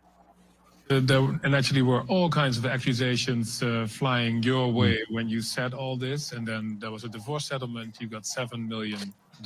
People were saying this is all about the money. Amber is lying, liar, lying. Twisted that whole argument. What did you do with that money? $7 million in total was donated to. I split Someone it twisted the argument. ACLU and Children's Hospital of Los The Angeles. German rights organization. Sorry, ACLU is a prominent organization, nonprofit organization in the United States. It's called the American Civil Liberties Union, and they work on behalf of marginalized communities on the ground and in legislative reform. 100%. 100%. Well, more power to you, because that's something that I've never I heard wanted of. nothing. I wanted nothing. I know When nothing. you catch Ms. Heard in a lie, she tries to cover it up with more lies. So Good. let's talk about the giant lie at the heart of this case.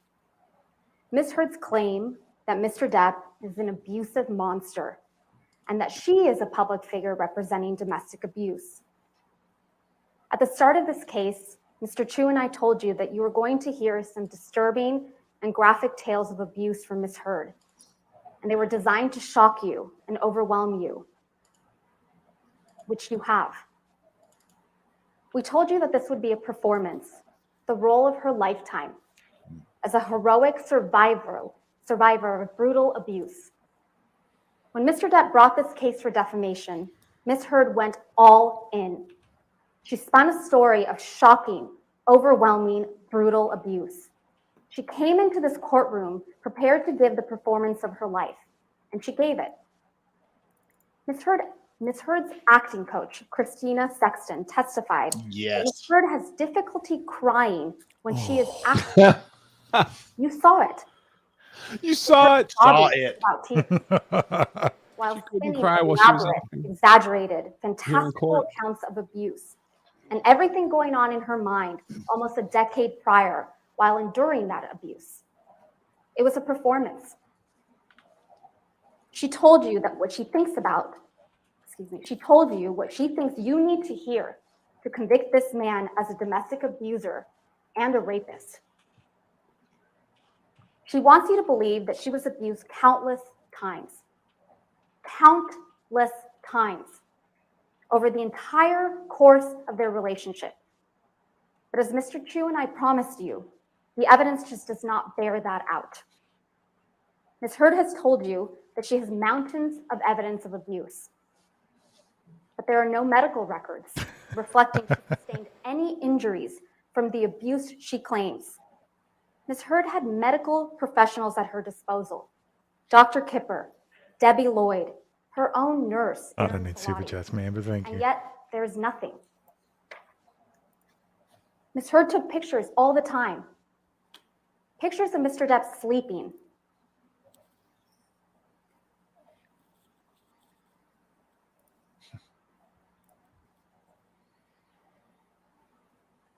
Pictures of cocaine. Pictures of property damage. That's the other one. Pictures of herself. And as an actress, she was photographed all the time. Where are the pictures of the horrific injuries Ms. Heard describes? Good. This is a huge, huge problem. Ms. Heard also took audio recordings and videos frequently. Where are the videos of Mr. Depp attacking her? Where are the audio recordings of Mr. Depp admitting to or apologizing for physical abuse? Where's the dog that wouldn't bark in the night? What Ms. Heard has, and what you've seen multiple times, is a video of Mr. Depp banging some cabinets around in a kitchen. A video that, based on the testimony you heard from Morgan Tremaine, the former TMZ employee, Ms. Heard seems to have sold to TMZ right before she was deposed in connection with her divorce from Mr. Depp. Yep. Get a Camille. Enter dog. Drag that bitch.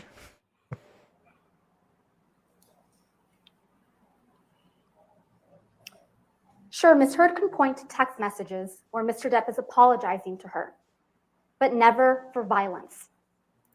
Ms. Heard's counsel showed you Defendant's Exhibit 325, where Heinous, Mr. Depp says sorry slinging for, insults. quote, my behavior. I'm a fucking Oh, the monster.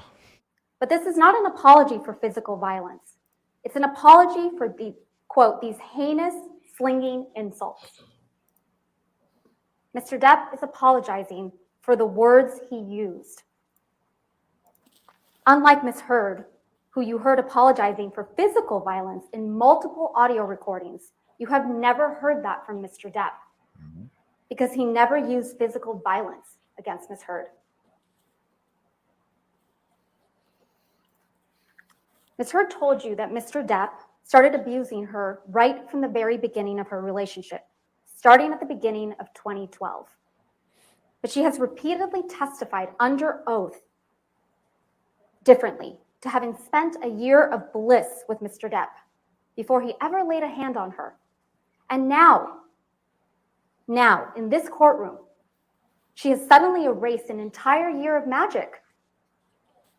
She wants you to believe that instead of hitting her after a year of magic, Mr. Depp was hitting her immediately.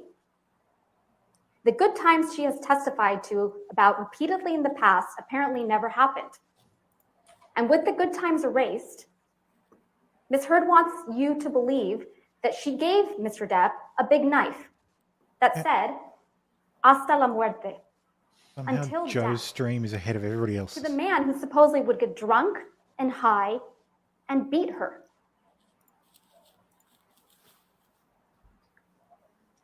Ms. Heard admitted to you during this trial that Sketchy Mr. Depp as always fuck. wears big, chunky rings. Do not buy your abuser a knife. According to her, he was wearing these rings when he'd slap her, hit her, punch her in the face. But you have not seen a single photograph that reflects the serious injuries Ms. Heard would have sustained if this was true. Not one. Camille is doing a great job of dismantling Ms. Heard testified her to an argument, incident like in March 2013. Heard's when argument, Mr. just Depp a supposedly piece hit at a her time. multiple times in the face while wearing rings. And this is what her face looked like afterwards. Yeah, he's on the Law and Cuck stream. With the beard, that's why the beard's there. Ms. Heard testified to an incident in Russia where she claims Mr. Depp whacked her in the face and gave her a bloody nose. She didn't take pictures of her bloody nose, but her photograph was taken on that trip, and this is what she looked like.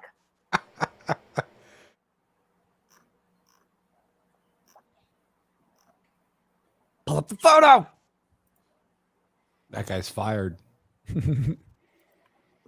Oh yes, you can see devastating injuries. Perfect. Amica cream for the win.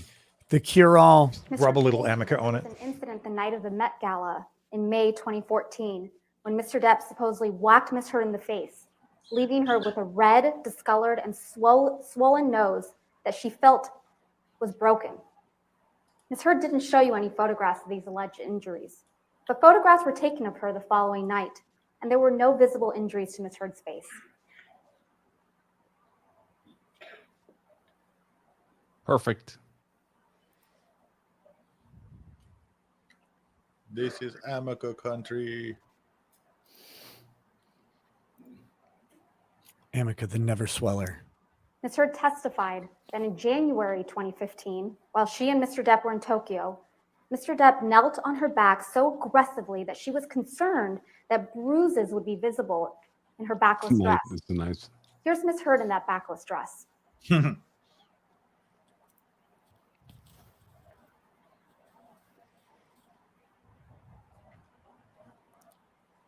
That's a great dress. Just going to say. Ms. Heard testified that after an incident in December 2015, she had 2 black eyes, a broken nose, and chunks of hair missing. The assault was allegedly so violent that there was blood left all over the pillows, and Mr. Depp had broken the bed frame. Pictures were taken of that bed frame. And in that picture, there appears to be a pocket knife on the bed. That just looks like someone And that picture fails to capture the bloody pillows. broken wood or a fatty sat on the bed.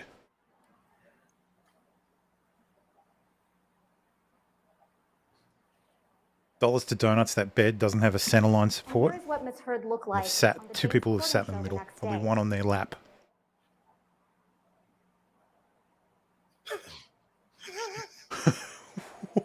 WTF. That's what she looked like. Indeed, you heard from Ms. Position Heard's Aquaman own 2 as nurse, well. Erin Filati, that she saw her a day or two afterwards and could not visualize the injuries Ms. Heard described.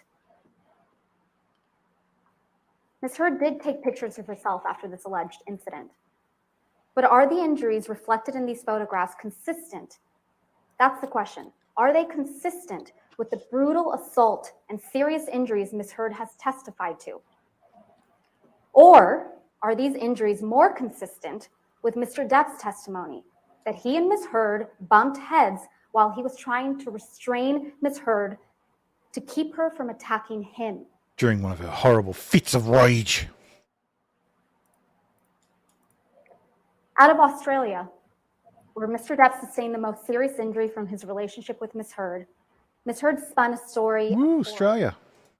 A 3-day ordeal with a drug-fueled Mr. Depp violently assaulting her, cutting his own finger off, dragging her through glass, and then bending her back over a counter and raping her with a whiskey bottle.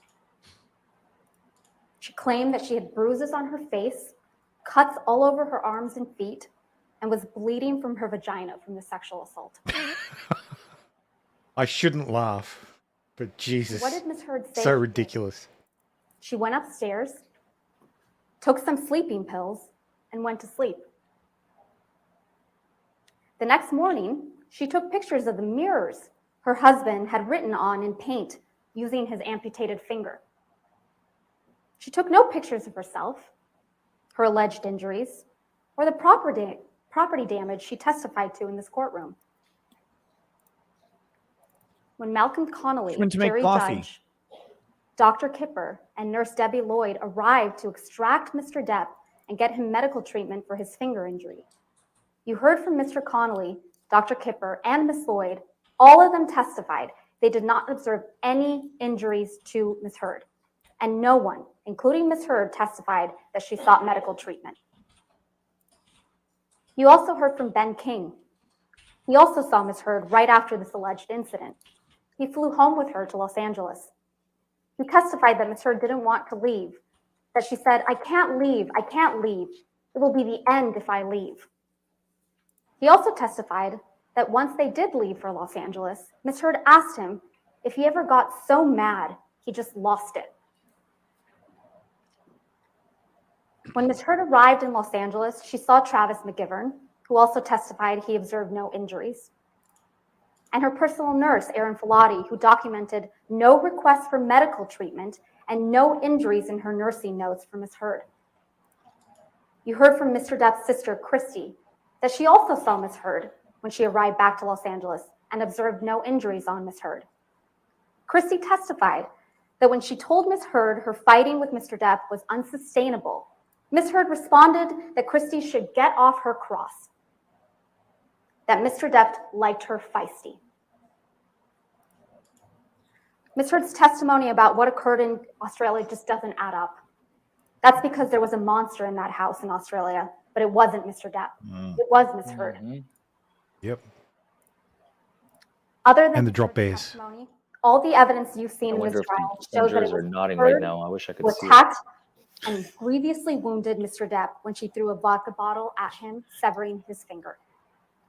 Mr. Depp told Dr. Kipper that when Dr. Kipper arrived to treat Mr. Depp's finger. You've seen the pictures of the bar area in Australia with the broken vodka bottles on the ground and trails of blood drops on the floor and a bloody tissue on the floor. You've heard from Ben King that the tip of Johnny's not going to waste good vodka by throwing it against a wall. And you heard from Dr. Gilbert that the injury to Mr. Depp's finger could have been caused exactly as he described.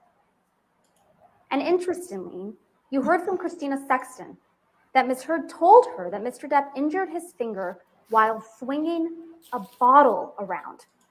Not smashing a phone, as Ms. Heard surmised in this courtroom, but swinging a bottle around. I love that word.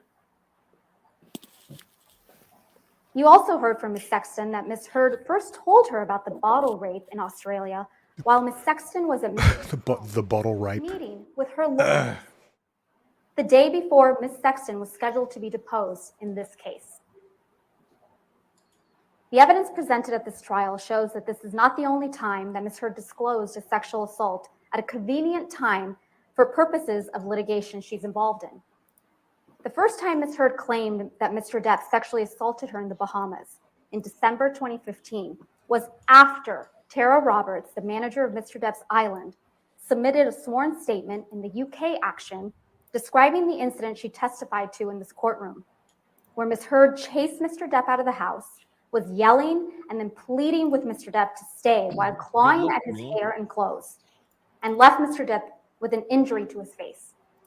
That's the first time she disclosed it, after there was contrary evidence. Ms. Heard testified about another incident just 2 weeks after the events in Australia, where Mr. Depp supposedly attacked Ms. Heard and almost pushed her sister Whitney down the stairs. Whitney is the only witness that you heard from that backs up Ms. Heard's version of events. She's it. And the only witness, other than Ms. Heard, who claims to have seen Mr. Depp physically attack Ms. Heard.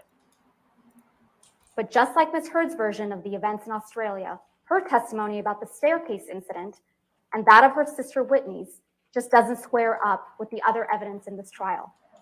Their testimony is contradicted by the testimony of Travis McGivern and Debbie Lloyd, who were there that night. Ms. Heard and Whitney testified that Mr. Depp threw a Red Bull can that hit or almost hit Ms. Lloyd. Ms. Lloyd testified that never happened. Mr. McGivern testified that it was Ms. Heard who threw a can at Mr. Depp. Ms. Heard testified that Whitney was between her and Mr. Depp when she punched him. Mr. McGivern testified that he was the one between Ms. Heard and Mr. Depp when Ms. Heard punched Mr. Depp.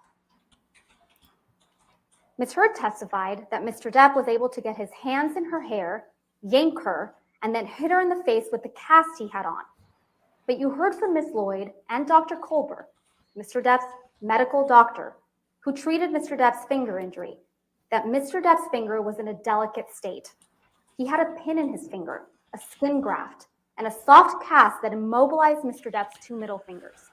Complicates things. And telling me, the only picture of an injury from this incident is of Mr. Depp with a shiner.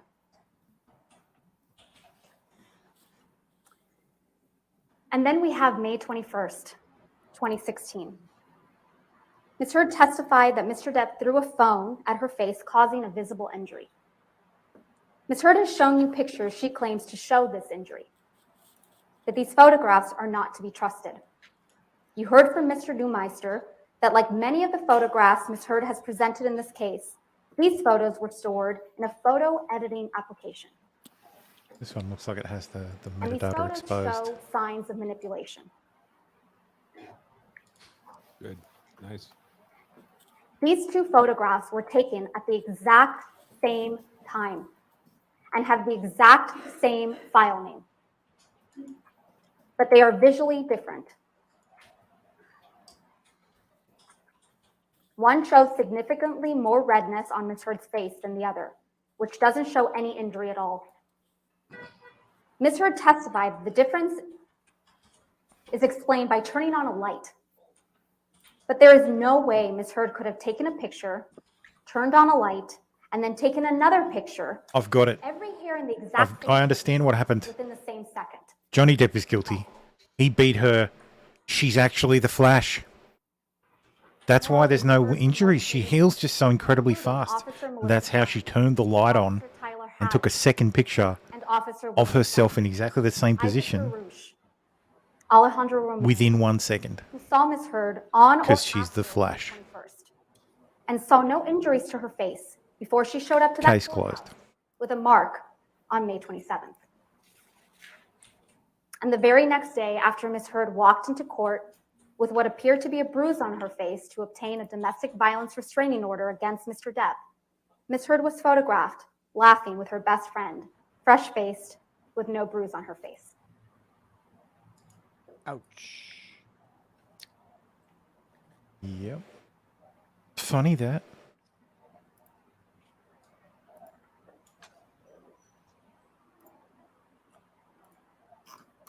The mountain of evidence that Mr. Depp abused Ms. Heard is simply not there.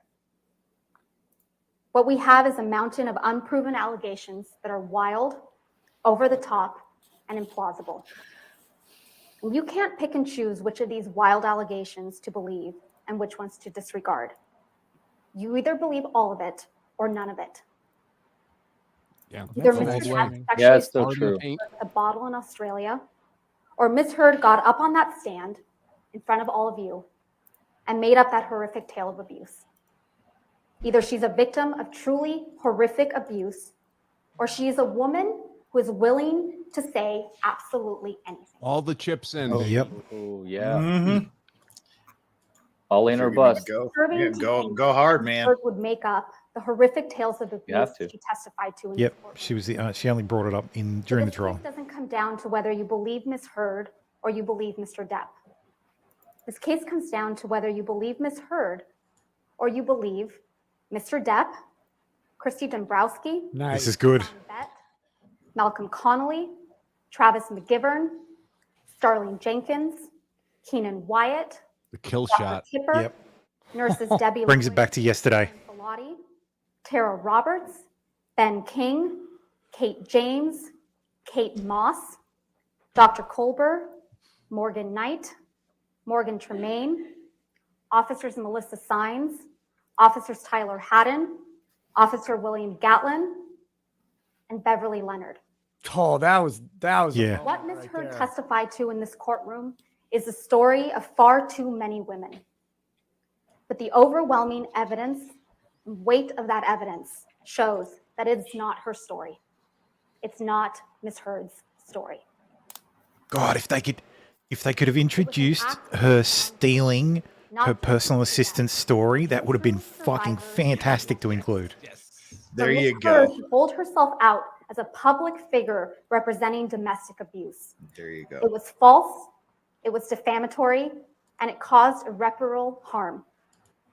And to talk more about that, I'm going to turn it over to my colleague and my friend. Oh, Ooh, here we go. Off in the middle of the Yeah. close. Okay. This is interesting. I thought it was Tagged out. one segment. Yeah. Then the next on You're gonna have to rebuttal. pull that mic through that shirt. Calm down. Do not come. Do not come. Going really well. And I Chu's think. getting the I booby agree. warmed microphone. There he goes. Very cogent, logical. The timeline is there. Oh, She's she did talking exactly about- what she needed to do. Yeah, good Yeah. job. It would have been nice if she could have done it without reading so reading, much, but yeah. I thought about that, but She did a great job. she has to cover so many points. yeah, I get it. She needs to do I it mean, either you can or you can't. If you can't, you have to use the notes. I mean, that's just the way it is. precisely. It's not going to detract from the Logistics are case. not our strong suit. You can deliver it without actually And seeming thanks like to you're all of reading. you, truly, Right. for taking so much time over these last several weeks to listen to Mr. Depp, to his friends, to his family, and to so many others who have come forward physically in this courtroom, some from a very Physically, long distance, physically, Yes. not video tell deposition. you the truth. And to finally, after so many years, to correct the record. As Ms. Vasquez said, you have now come to know the real Amber Heard. Scary. Oof. We also told you at the start of this trial that you were going to come to know the real Johnny Scary. Depp, not the many characters you've seen him play so wonderfully in the movies, but the man himself. We kept that promise. You've met the real Johnny Depp. You have heard that Mr. Depp came from humble, very difficult beginnings. You have heard from Mr. Depp's big sister, who's here in the courtroom today, Christy Dombrowski, who told you how Mr. Depp grew up in a deeply troubled household with a mother, Betty Sue, who was physically abusive and mentally cruel. As Ms. Dombrowski testified, one of the names that Betty Sue called Mr. Depp when he was a little boy was One Eye, because he had to wear an eye patch for some time. His mother used to hit his father and the kids, including young Mr. Depp. And when his mother got violent, Mr. Depp would retreat and find a place to hide. Sometimes he and his sister Christy would find a place to hide together. Mr. Depp never hit back. And like his father, he either stood up and took the violence or he retreated from it. Those are habits he returned to later when he found himself in a relationship with another person who returned his love with abuse, with physical abuse. And despite this long, unhappy history with his mother, Johnny never turned his back on her. In her elder years, Mr. Depp moved his mother to California, and he moved her to Los Angeles right across the street from his house, so his two children could get to know her. He hired nurses for his mother. He made sure to take care of her and to make her comfortable. She never went to hospice. She had the nurses make her comfortable to the day she died. And from those humble and difficult beginnings, Mr. Depp grew into one of the greatest actors and movie stars of his generation. Now, he came to Los Angeles with his first love as a young man, planning to be a musician. Music had been a part of his life ever since he found peace himself in his room as a young boy when he was escaping, and he learned to play the guitar and would use it as solace. But it was an actor as his star began its rise, as he appeared in films too many to mention, including, of course, his iconic role as Captain Jack Sparrow in the Pirates of the Caribbean franchise. Fame came with challenges to Mr. Depp and his family. It was a strange experience for a shy young man from Kentucky to be thrust into the limelight, pursued by paparazzi, and to have even his very name become a brand. But he did his best to live a private, quiet life, and despite it all, and over the years built a reputation as a respected artist and as a decent, very well-liked man, which you've heard from many people. Mr. Depp dated major figures like Winona Ryder, Kate Moss, and Vanessa Paradis, with whom he spent 14 years together and with whom they had their children. Before Amber Heard, ladies and gentlemen, no woman ever before Amber Heard ever claimed that Mr. Depp raised a hand to her in his 58 years. He's a spontaneous abuser. And no other woman since Ms. Heard made that false claim. Though if anybody can make you want to hit a woman, it's got to be Amber Heard. And repeated it in her December 2018 op-ed. Has any woman come forward since? This is Me Too. Zero. Me Too. To the contrary, Such a huge point. You heard Kate Moss 2 days ago testify. This is a woman who has never testified in any proceeding ever. A very private person. Testified that Mr. Depp never abused her and that Ms. Heard lied to you. And she lied to you twice when she told you. Objection, Your Honor. That Ms. Sure. Okay, what Ron, happened? we need a code blue here. Yeah, Code blue for our He client. can't say she lied. Yes, he can. Yeah, he absolutely Objecting can. during closing is very Bad. rare. Bad form. You look desperate. DUI guy, you're muted. Oh, I'm sorry. I said this is the liar objection. Objection, this really hurts my case. Please Ladies and stop. gentlemen, as I was saying, Ms.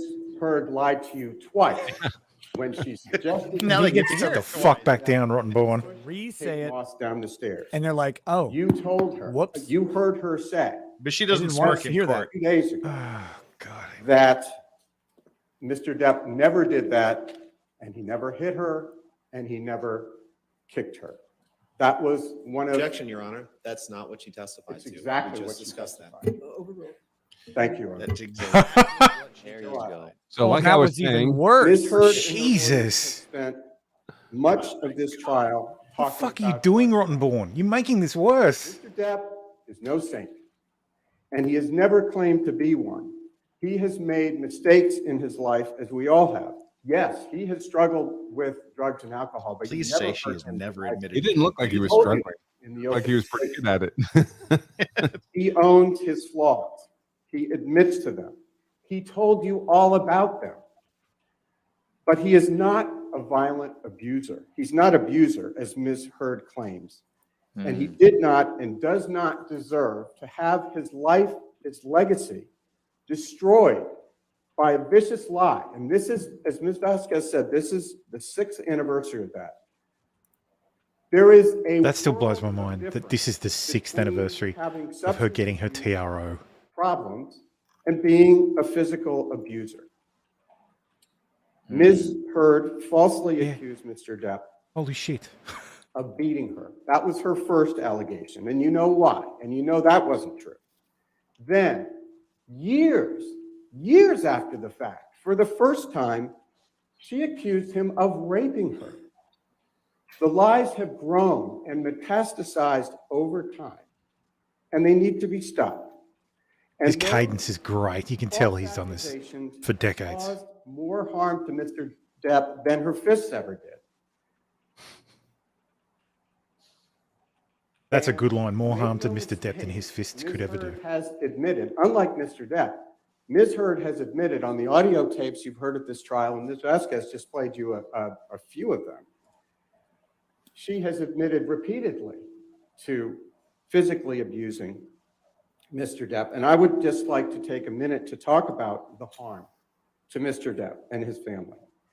You have heard from several of the people in Mr. Depp's life about the damage Ms. Heard's lies have done to him.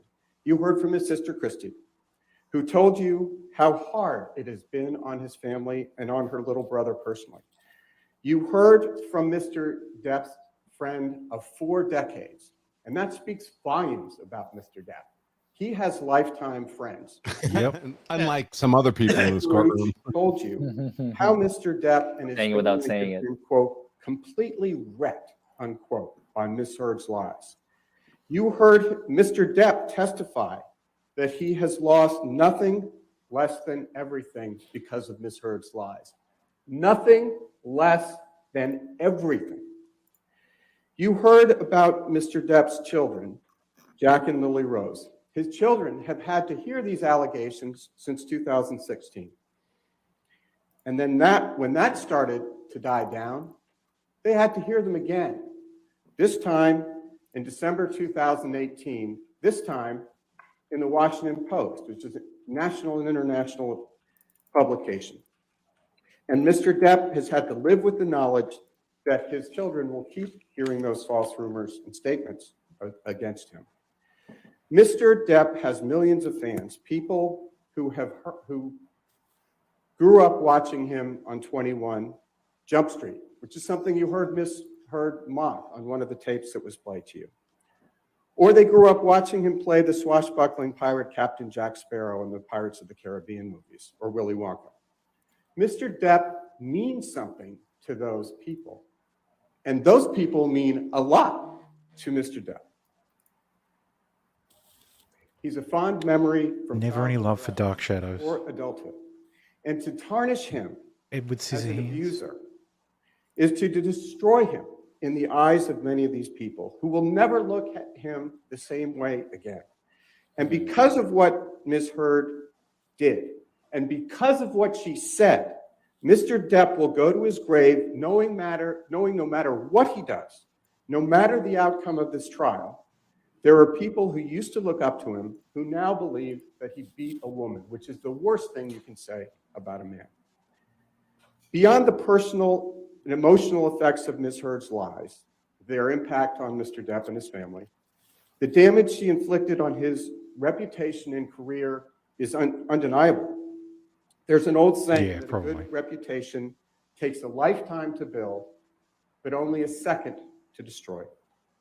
Mr. Depp spent, in fact, a lifetime building his reputation as one of the greatest actors and movie stars of his generation, an iconic figure respected and liked throughout Hollywood and recognized and admired throughout the world. You heard evidence from Jack Wiggum, who was here today, Mr. Depp's agent, who explained that Mr. Depp, quote, was very well regarded and respected by peers in the artistic community, unquote. And you heard further testimony from Mr. Wiggum that Mr. Depp had a deal with Disney to play Captain Jack Sparrow in the 6th movie sequel of the Pirates of the Caribbean franchise. They might have cast someone else. $22.5 million. But as Mr. Wiggum explained, all of that changed when Ms. Heard published her op-ed in December of 2018 in the Washington Post. Quoting from the testimony you heard by Mr. Wiggum, quote, after the op-ed, it was impossible to get him a studio film, which is what we normally would have focused on in that time period, unquote. Another quote, it was on the damage, the impact of this op-ed, as opposed to the other stories that you saw, the other publications. Mr. Wiggum explained why this one was so damaging. Quote, it was a first-person account. I mean, from the victim.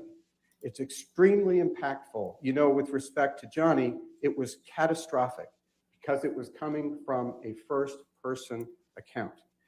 It was not from a journalist. It was coming from someone observing. It was from someone saying, this happened to me, unquote. You also heard from Richard Marks, an expert in the inner workings of Hollywood and the entertainment industry, who explained that the impact of Ms. Heard's allegations on Mr. Depp was devastating. Quote, it's devastating. It's the type of claim, the Me Too claim of sexual violence, domestic abuse that has canceled a list of actors, unquote. And for many, and Mr. Depp would agree with this, rightfully so, Me Too is an important movement. Oh, God. A movement Kill that me. Mr. Depp supports and believes in. He's got to say this for the he has to. Yep. Of abuse, not Ms. Heard. True victims need protection, and true perpetrators need to face the repercussions. But as you heard in this case, Amber Heard is not a true victim, and Mr. Depp certainly is not an abuser. Again, nobody has come out of the woodwork to say Me Too. This is the unique and singular Me Too case where there's not a single Me Too. In fact, to the contrary, Kate Moss, who was in a romantic relationship with Mr. Depp for 3 years, which he broke off, came forward to say, no, he never pushed her down any stairs. And you heard Doug Banya, an expert in internet and social media analytics, testify to the impact that Ms. Heard's allegations had on Mr. Depp's popularity. This is great. Ms. Heard's lawyers tried to tell you that all of the damage done to Mr. Depp's career was because of his own behavior, because he was sometimes unprofessional or sometimes late to set. But that doesn't hold up. Mr. Depp has been a major figure in Hollywood for decades. Yes, Mr. Depp was late to set sometimes. But as Richard Marks testified, quote, when you hire Johnny Depp, you get all of Johnny Depp, which includes being late, unquote. Keenan Wyatt, who has worked for decades as a sound engineer on some of Mr. Depp's films, said much the same thing. And by the way, Mr. Wyatt is not and never has been an employee of Mr. Depp. He's just worked with him on movies. Mr. Depp wasn't canceled by Hollywood because he was sometimes late to set. He was canceled because Ms. Heard falsely accused him of domestic violence and sexual violence in the pages of the Washington Post on December 18, 2018, repeating the prior lies of May 17, 2016. And as you saw at trial, Ms. Heard published the op-ed on December 18, 2018, 2 years after her public allegations of domestic abuse. Ms. Heard's publication of the op-ed coincided with the release of her major movie Aquaman that December. And it coincided as well with her announcement on Twitter that she was becoming an ACLU ambassador for women's rights. And in that op-ed, Ms. Heard repeated her false allegations against Mr. Depp. Now, she didn't mention his name. She didn't have to. Nice. Everyone knew exactly who and what Ms. Heard was talking about. Ms. Heard got on the stand and tried to tell you that the op-ed was not about Mr. Depp. She then said, well, it wasn't just about Mr. Depp. Oh, there it But is. she couldn't deny, and this was yesterday, that this was at least partly about Mr. Depp. The op-ed obviously is about Mr. Depp, and the testimony at trial proves that. You will recall testimony from the ACLU's representative, an attorney, stating that Mr. Depp's name was included in drafts of the op-ed and that they and others understood that the op-ed was about Mr. Depp. Specifically, the ACLU representative testified, among other things, quote, based on my review of prior drafts of the op-ed, I knew that she was referring to Johnny Depp and the marriage, unquote. Ms. Heard's claim that the op-ed is not about Mr. Depp is just another one of her many, many lies. In fact, what you have seen time and time again through the course of this trial is that Ms. Heard lies. She lies all the time about things that are important and the things that aren't important. She just can't seem to stop. Yep, because she's a compulsive liar. Said, what she routinely does is she doesn't take ownership or responsibility for anything.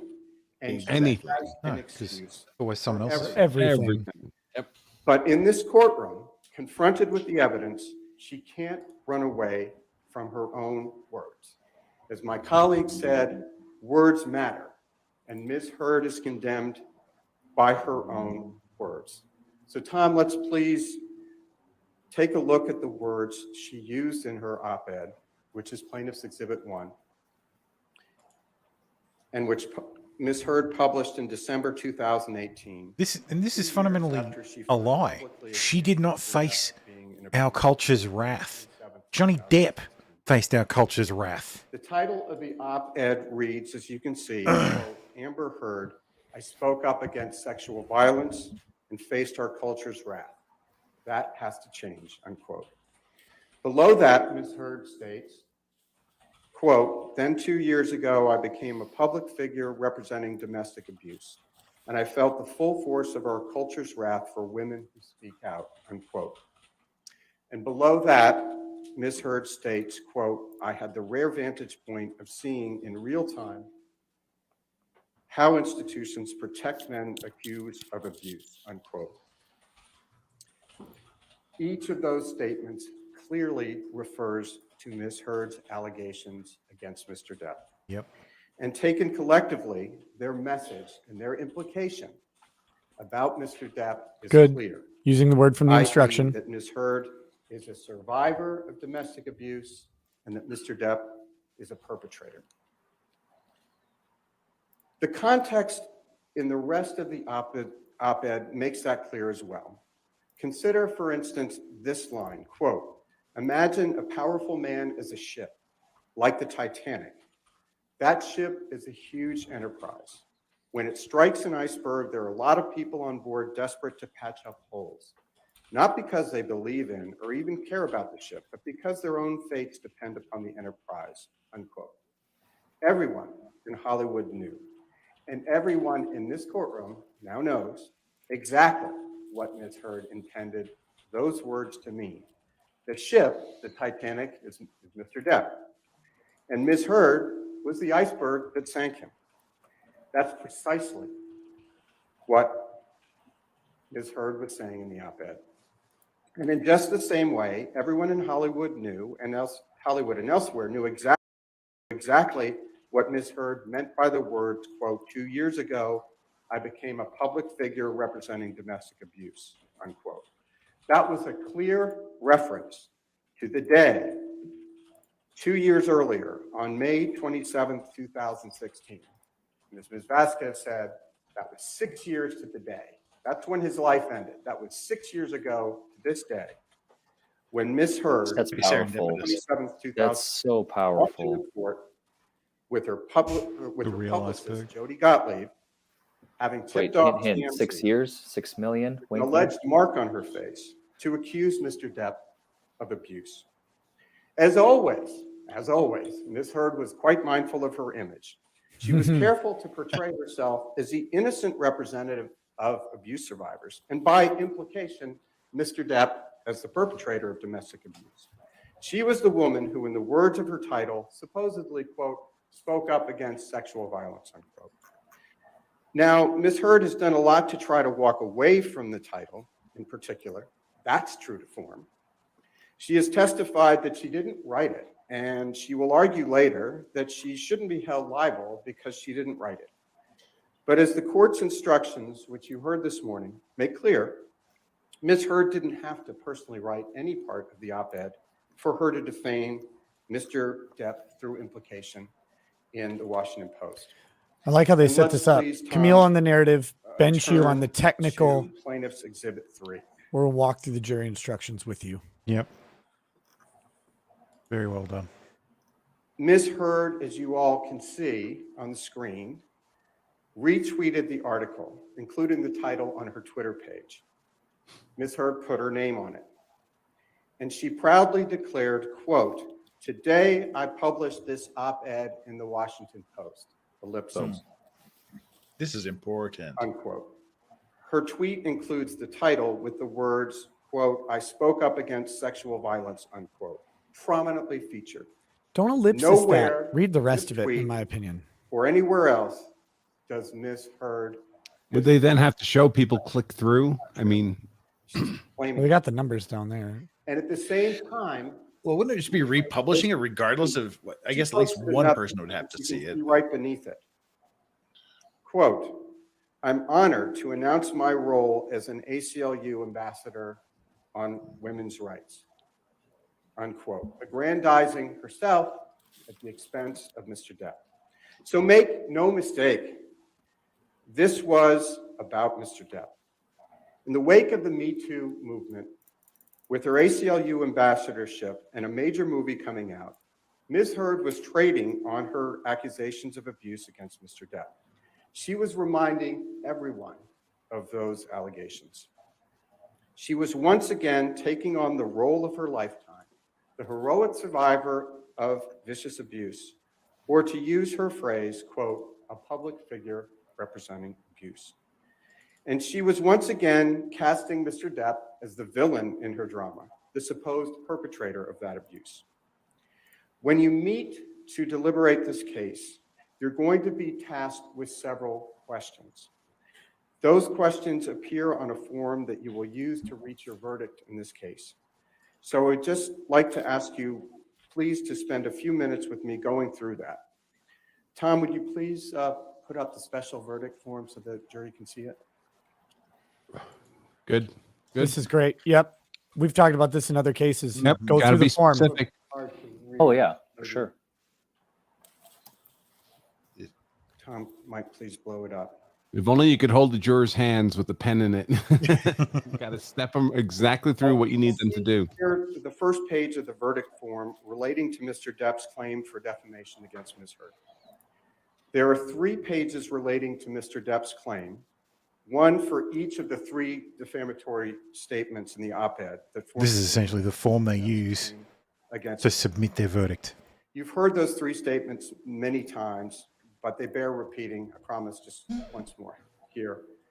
1, quote, "I spoke up against sexual violence and faced our culture's wrath. That has to change," unquote. 2, then 2 years ago, I became a public figure representing domestic abuse, and I felt the full force of our culture's wrath for women who speak out, unquote. 3, I had the rare vantage point of seeing in real time how institutions protect men accused of abuse, unquote. Now, there are 7 questions that you will need to please answer with respect to each of those statements. So that's 21 questions, I think, but 7 as to each statement. 1, was the statement made or published by Ms. Heard? 2, was the statement about Mr. Depp? 3, was the statement false?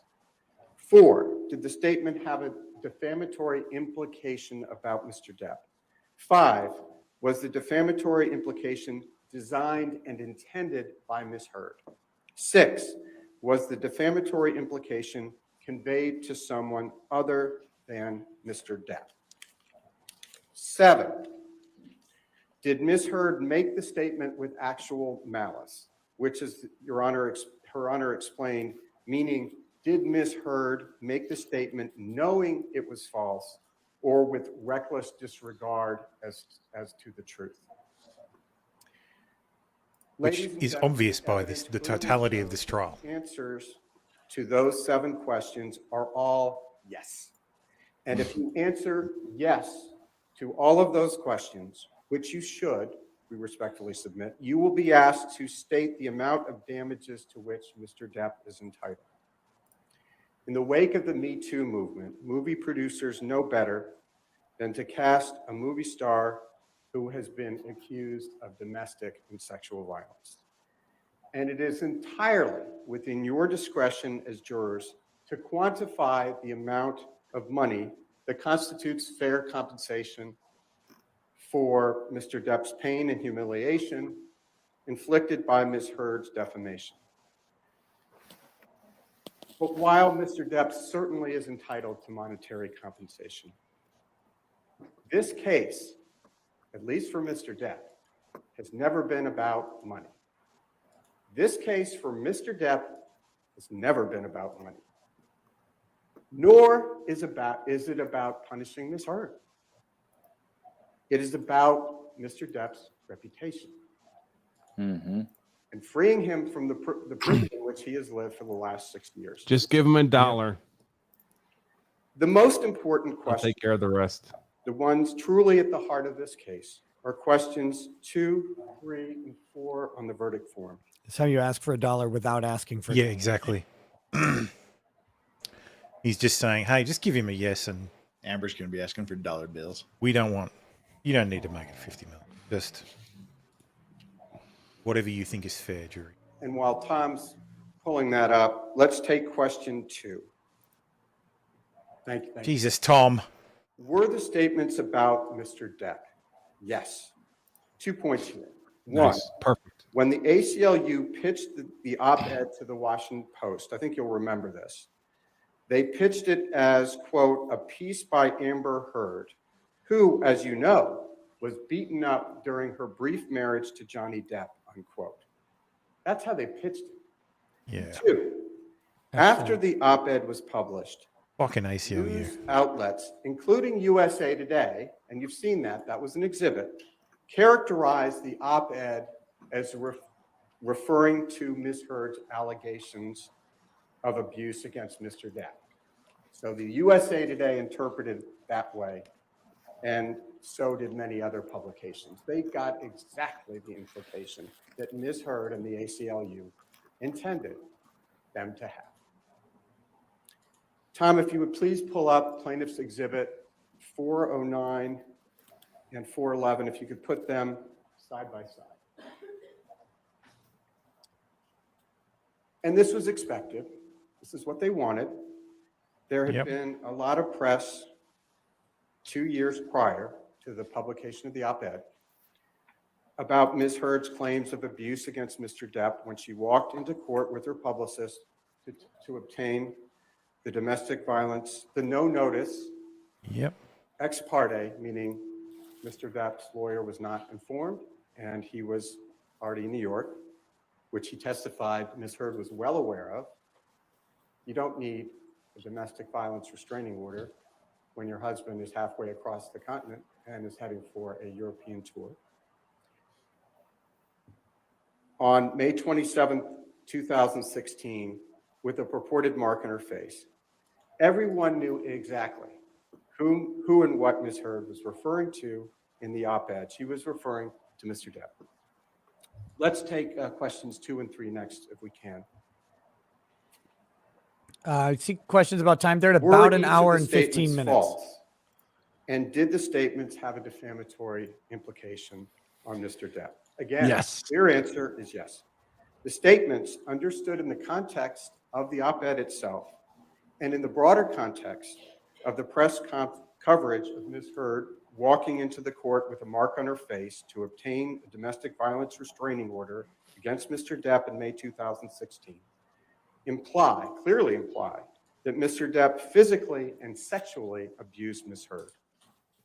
The overwhelming evidence that you all have heard, and it's come forward in this case, shows that those allegations are false and despicable. 100% false. Mr. Depp did not physically abuse Ms. Heard. He did not sexually abuse Ms. Heard. You've heard audio after audio. Near as I can tell, based on the evidence, he never even raised a hand.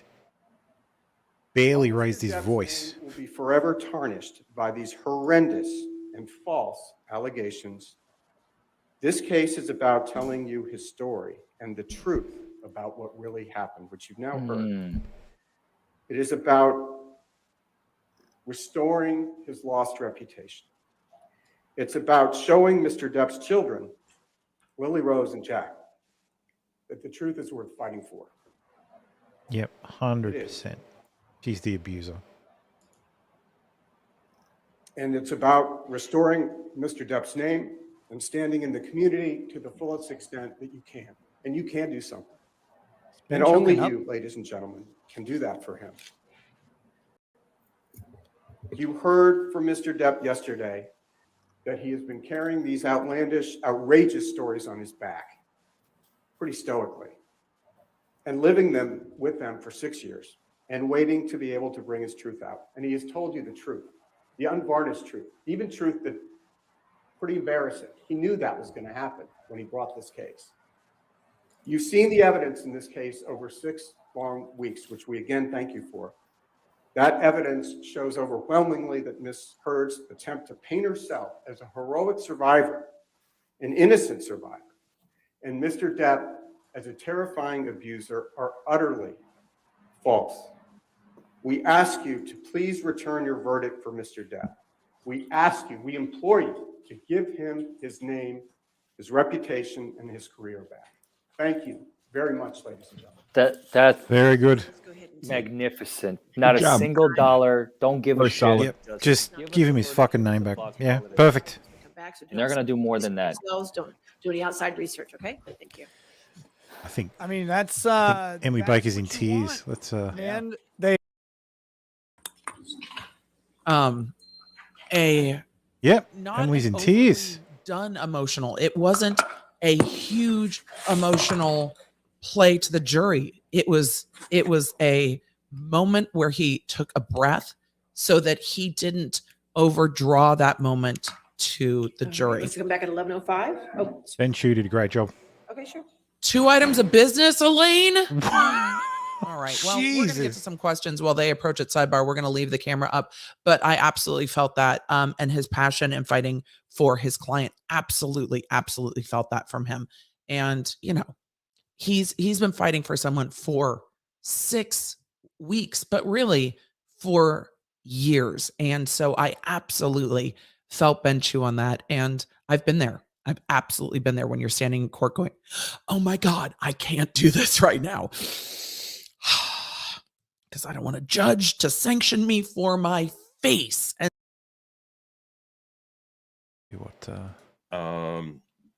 WTF Hodor. But they had a 6-week trial. Yeah. It is a lot to cover. I think Camille was trying to give the facts and Chu was trying to give the emotion, right? He's closing the door on the emotional piece. This is what it is. While Camille just was like, yo, these are the facts. So I like the way they broke it up. How would you do it if you don't like reading it? Would you have an outline form and just have bullet points listed? Yeah, that's what I do. I do bullet points and I check them off, but that way you don't lose the connection with the jury. Okay. Yeah, the reading. But you also don't lose your place. Well, you tend to ramble then. That's the issue there. I don't care about these randos that Bytes has now.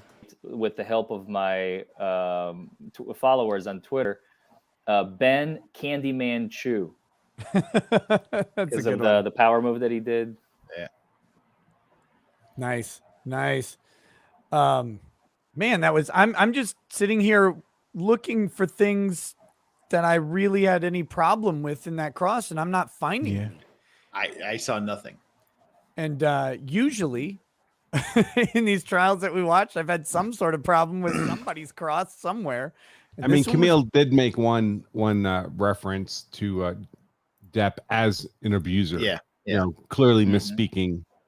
But she covered nicely for it. Yeah, it was fine. I mean, it's not a big deal. The jury doesn't think that. The jury does not think that She's Johnny Depp's arguing that. lawyer is arguing that. So, yeah, it's no. I thought it was very well done. Okay, we've got a little bit of a break here. I'm gonna try and hit some of these super chats to let people know. I will be partaking in a little bit of whiskey. I figured this bottle was appropriate. I don't know. Is this the right one? Legal Vices, you're my whiskey consultant. That's a private select. Wow, nice. Yeah, I thought I'd go for the smoky. I just opened up an Ardbeg Corey Vrecken for the evening. I figured I'd on a day like today, you got to have Maker's Mark. I will not be drinking. No reasons related to the case. No implication there. I did my JD for JD yesterday, so certainly not a metaphor. Okay, let's see. We've got Marta Joy says, "What percentage do you have the outcome at, and any predictions on their careers?" I mean, I went into today with the idea that Johnny had about a 75% chance, which jury percentages are impossible, but let's better see what Tug's saying. In case something happens to their feed, I'm setting up a secondary feed too. I don't trust them not to go offline for some kind of weird reason, so I'm fixing it right this moment.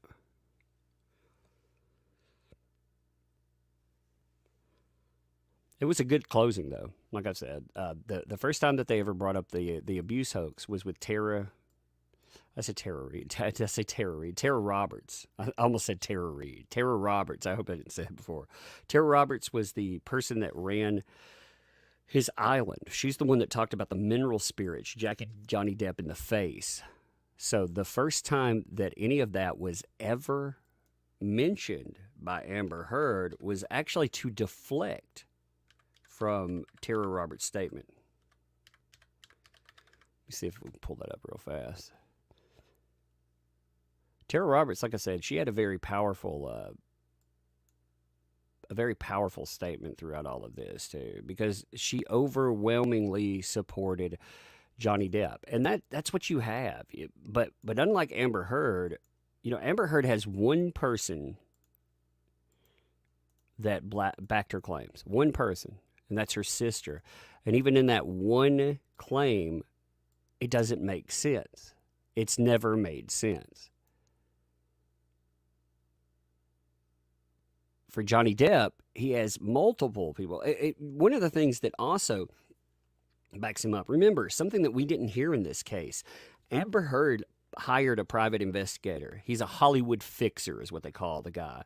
This Hollywood Ray Donovan goes in to find anything he can report on Johnny Depp, and he comes back to Amber Heard and he tells her, well, we can go with we can take a different approach because some of the friends of Johnny Depp, they may be jerks. Maybe they had some things to say that were mean. Maybe you could call that verbal abuse, but I can't find anything on Johnny Depp. I can't find one person that we can turn around and point the finger to and say that Johnny Depp is guilty. That right there is a powerful statement because you hire somebody, again, a self-described Hollywood fixer, to come in and to try to wreck Johnny Depp. And instead, he goes back, he gets fired by Amber Heard's team.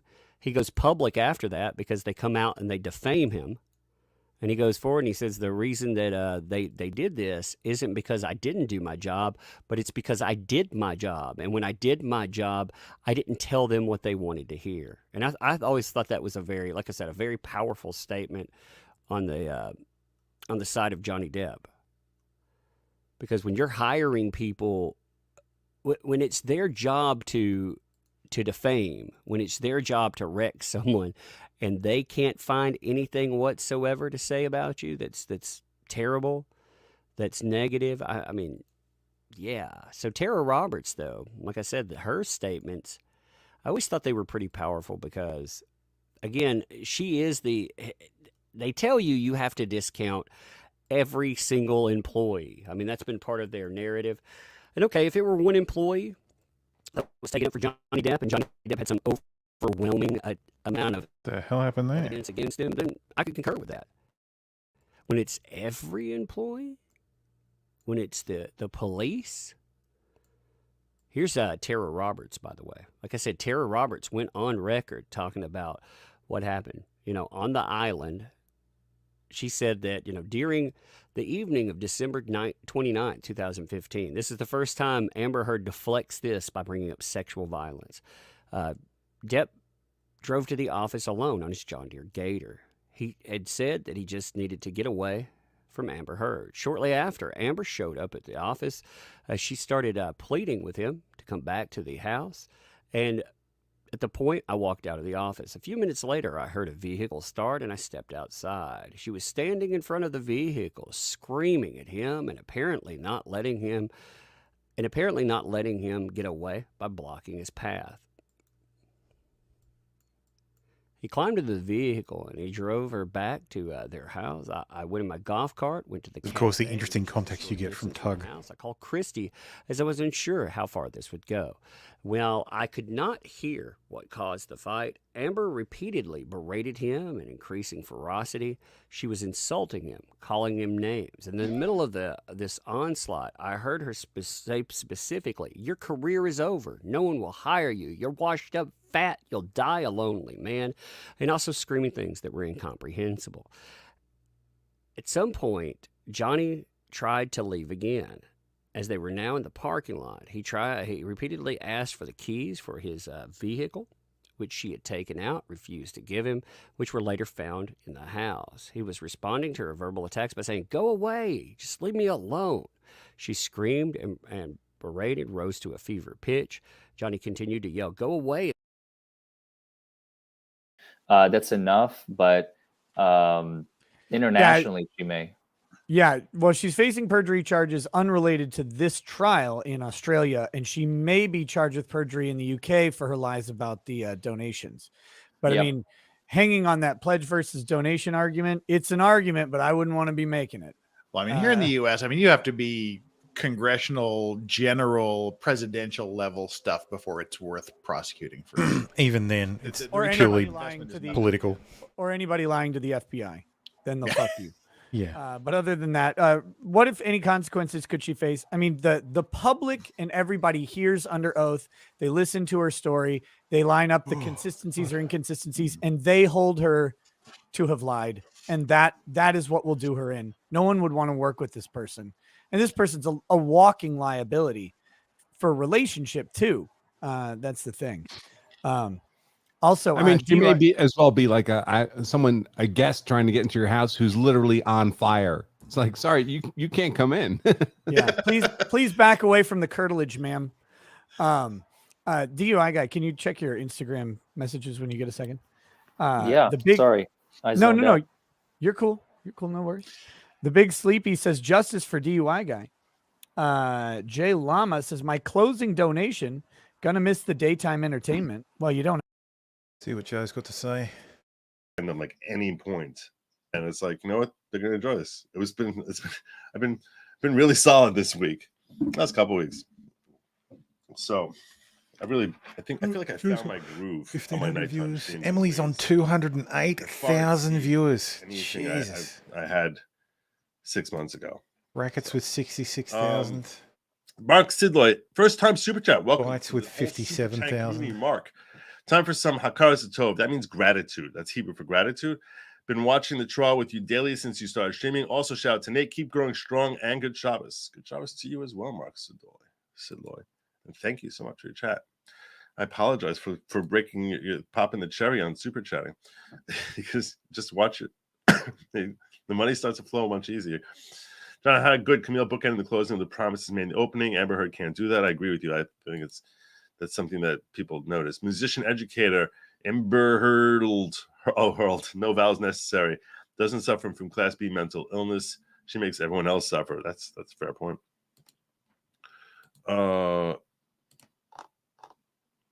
Thank you. My says, or my May. Thank you for being there. Bytes just dropped to 241,000 subs. Thank you for going to the courthouse for us. Love and energy from NZ. Conservatives. See what Emily's talking about. Her, and that everything else is true. Because all of the other stuff about domestic abuse, you could see the jury going, this was an abusive relationship. But when it comes to that headline, they are going to have to say, was the headline and the implication of the headline designed and intended by Miss Heard? There might be room for discussion. If I'm Team Heard, I am arguing that point. I mean, after you argue that it's not false. They got to argue that first. The defamation implication was designed. Due to circumstances surrounding the publication of the statement, it conveyed a defamatory implication to someone who saw it other than Mr. Depp. Did it convey a defamatory meaning to literally the world? And they told the world, Team Heard, that justice for Johnny Depp is a thing. They told the jury that. Total happy planner fan. Total. Yes. Yep. Total and complete. What is the difference between a cupcake and a muffin? Delicious frosting is the only real difference. I think that cupcakes are muffins with good life choices because they get the frosting. All right. So if you answer yes to each subpart of the question, answer the following question. Do you find that Mr. Depp has proven by clear and convincing evidence that Ms. Heard acted with actual malice? So they have to get to yes on all of these, and then they have to get to actual malice. So if they answer yes here and yes here, then that is a win. If they answer no here, you don't go any further. If they answer yes here and no here, then you don't get a win. So it will be very interesting to see how they decide. All right, let's get back to a few more of your questions. Y'all have just gone and blown up my subscriber count. So thank you for bolted the fuck out of there as quickly as I could, and I didn't know why. But I found going to the out, bank, man. She had to withdrawal to make. Could you? She went to go see Johnny in the back. That's what she was rushing to do. Does Cash App let you? That's what people are telling me. Do they let you send a message with money like PayPal does? No, I can't. I can't. I tried. I'm like, I want to say, could you send like $1 with a message that says, "Hey, please reach out to me"? Dude, I'm such a fucking dumbass. That's why I'm your lawyer in this situation. Here I am, a professional. Nick. You are fucking brilliant. How did I not think of that? I don't know. Maybe you haven't harassed enough strippers through Cash App. Maybe that's the dollar that Johnny needs. Yeah. The dollar that Johnny needs. Mike the Dad Crosby says, Amber Heard told me the DUI guy punched her. Look for the bruise on her face. Hope everyone has a great day. Art Mills says, how come I subscribe to you, watch you every day, but your live feed never is recommended to me, but LiberalBytes is, and I don't watch or subscribe? Free Nick. Look, YouTube guys, I read a highly offensive holy text every single night. It's like YouTube is going to shadow ban me the majority of my days. That's my dream is one day to be able to partake. Oh, don't worry. That's my dream. Art Mills, read that one. Tracker Basson, does anyone wish we could fast forward past the jury instructions? The judge did.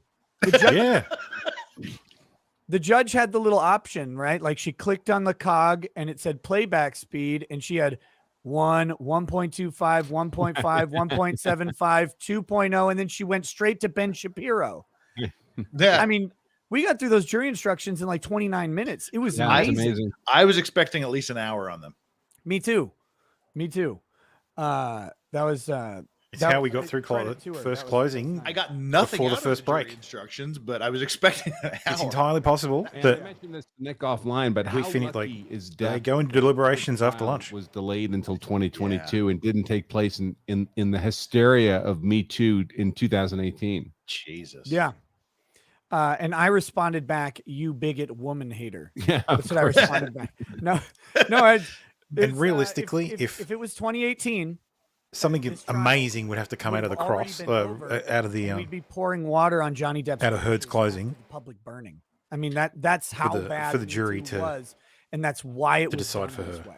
And I don't. It's important to mention. I don't see it happening. That none of us and none of the other legal YouTubers that are Team Johnny Depp or Team Amber Heard. It's Team Law, Team Justice, Team Honesty. I mean, if the roles were reversed, I personally would be all over Johnny Depp's shit like nobody's business. But it's where the evidence is. It's where the logic is, where the reasonableness is. It's not a him or her. It's what is the truth? How do we get to the truth, and who has it? And importantly, I think, for speaking for myself only, like Johnny Depp's political positions, even on things like Me Too, he and I would not see eye to eye on much of this stuff. Now, I know Ben Chu had to say, well, he believes in Me Too. It's very important because you got to kind of say that at trial. Yeah. But I don't think it's that false. I think he probably is a guy who, at least until recently, fully supported the idea of Me Too, just as sort of a matter of course. Well, yes, of course we want to hear victims, and this is a movement about victims, not knowing the sinister implications of what's behind it. But the sinister part for me is the ACLU, this organization that is dedicated allegedly to defending civil liberties in America. One of those liberties, one of the most important, is the right to a fair trial and the right to be presumed innocent before being found guilty or punished. Me Too is the opposite of that. It completely subsumes the entire legal process with an extra legal process where publicity comes, you're convicted in the court of public opinion, you get no reply, and even if you lose, like even if you happen to pull out a victory in a criminal case against you regarding the allegations, you're still done. You're still a pariah. By the way, and this is the ACLU is supporting this. Nobody should support the ACLU anymore. And then I will be. This is not the ACLU that supported the Nazis marching in. So I'm here until the jury goes home tonight. If the jury goes home at 7, New York, I'm here till 7. If the jury goes home at 11, I'm here till 11. A complete stranger, by the way, just texted me. The stenographer has been scanning the gallery several times today. I think she is looking for you. I'm sorry you didn't get in. Yeah, absolutely. That's the problem with Me Too. It represents a double standard in guilt. She's still super cool. Her name's Judy, and that extends to Title IX trials in I know you've been colleges. It's just fucking disgrace. How much intel you personally have? She is an independent contractor. She doesn't work for the court. Sure. Oh, the stenographer. Yeah, Judy. How is my Ohio mask slipping? She's got some. Is it because I'm aware of the ACLU and I understand Title IX? She's been offered a contract and to get a clearance and do 2 weeks to 4 weeks. It's in sessions. You come in and you do 2 to 4 weeks, and then you leave because I can 100% be outraged surrounded by an organization like the ACLU not protecting your rights. So they don't work for the court without them being my rights. Not this one, no. Wow. And yeah, they have a contract. So I asked her when she leaves, who comes in, and she said the court has a contract with America is meant to be the city on the hill, in the area. The shining example to the rest of the world. Yeah, but it's not. I think it's important you'll preserve that. They do that example. They record it and then they later transcribe it. I believe is what she said, if I'm not mistaken. Yeah, that's how a lot of courts do it. They record it and they I think sometimes they take notes. I know. During portions of the. I appreciate you all putting up with my rant. They're there to kind of. Well, I mean, there is a Oh, I think what happens is there's like a voice to text software that transcribes it, and they make notes and corrections to clean it up. Because she went back the other day and read back the question. I mean, so there is some transcription that's happening. So that is live. Rain Elphaba says, fire, boys, fires for Mr. Depp, not for your Curry or Camille. Hey, look, ladies can have fire for Camille too. No problem with that. Rain Elphaba says, my last rant is about to expire, but hashtag 4,000 for DUI guy. Give him the monkey share of this and see my last post that is expiring in mere minutes. Next, Catherine Ferris. Hey, Nick, I think DUI is being stalked, and the chat last night with Chris was a factor today. Could be. One of the things that did happen, Eve Barlow tweeted out a picture of DUI guy today. So there could be some shenanigans from Eve Barlow or Amber Heard's team. So who's Eve? Can you fill me in? Like, I know she's a reporter. Amber's girlfriend. She's on. No, seriously. He's not kidding. Wait, yeah, what? seriously. Yeah, Amber Heard's a lesbian when there's not a rich man around. No, I know that. That's okay. I had no idea. I didn't know her name. Now I know her name. Okay. Yeah. Sorry. DUI guy. Whoa. Yeah. Okay. So she's been tweeting a bunch of stuff in protected mode, limits the responses, all of that stuff. She disables comments on a lot of her tweets. She'll get lit up. I mean, how nutty is she? She was saying that Dr. Spiegel's testimony was phenomenal, and he was a phenomenal, relentless, and unshakable witness. That's how nutty she is. Yeah. And when she says she's a Zionist, lol. I wonder what she means by that. In a fair trial, these Depp fans. Wait, hold on. I'm sorry. I think she was accused of being otherwise. They're in full view of the jury. Smell the anti-Semitism. Okay, so she good. You personally like that? How did I get personal? Bitch. Jewish. So that's gotcha. State of Israel. Like a part of her brand. But yeah, there we are. Yeah, she says in fair trial, these Depp fans should not be allowed in the courtroom. They're in Thiefus on Rubin report. And there's your there's picture. The arrow to your memed face. Well, that's my arrow. I actually put that. Okay. So she. Yeah. Gotcha. And it only received. The reception is not very good of it. But see, it doesn't matter for her tweet of those things isn't for the public. It's for the team. Security at schools, period, and meaningful security. But people just jump on this for their political purposes. Beto O'Rourke, I'm sure he believed in what he was doing, but at some point you have to take a step back and say, now's not the time. Let people mourn in peace.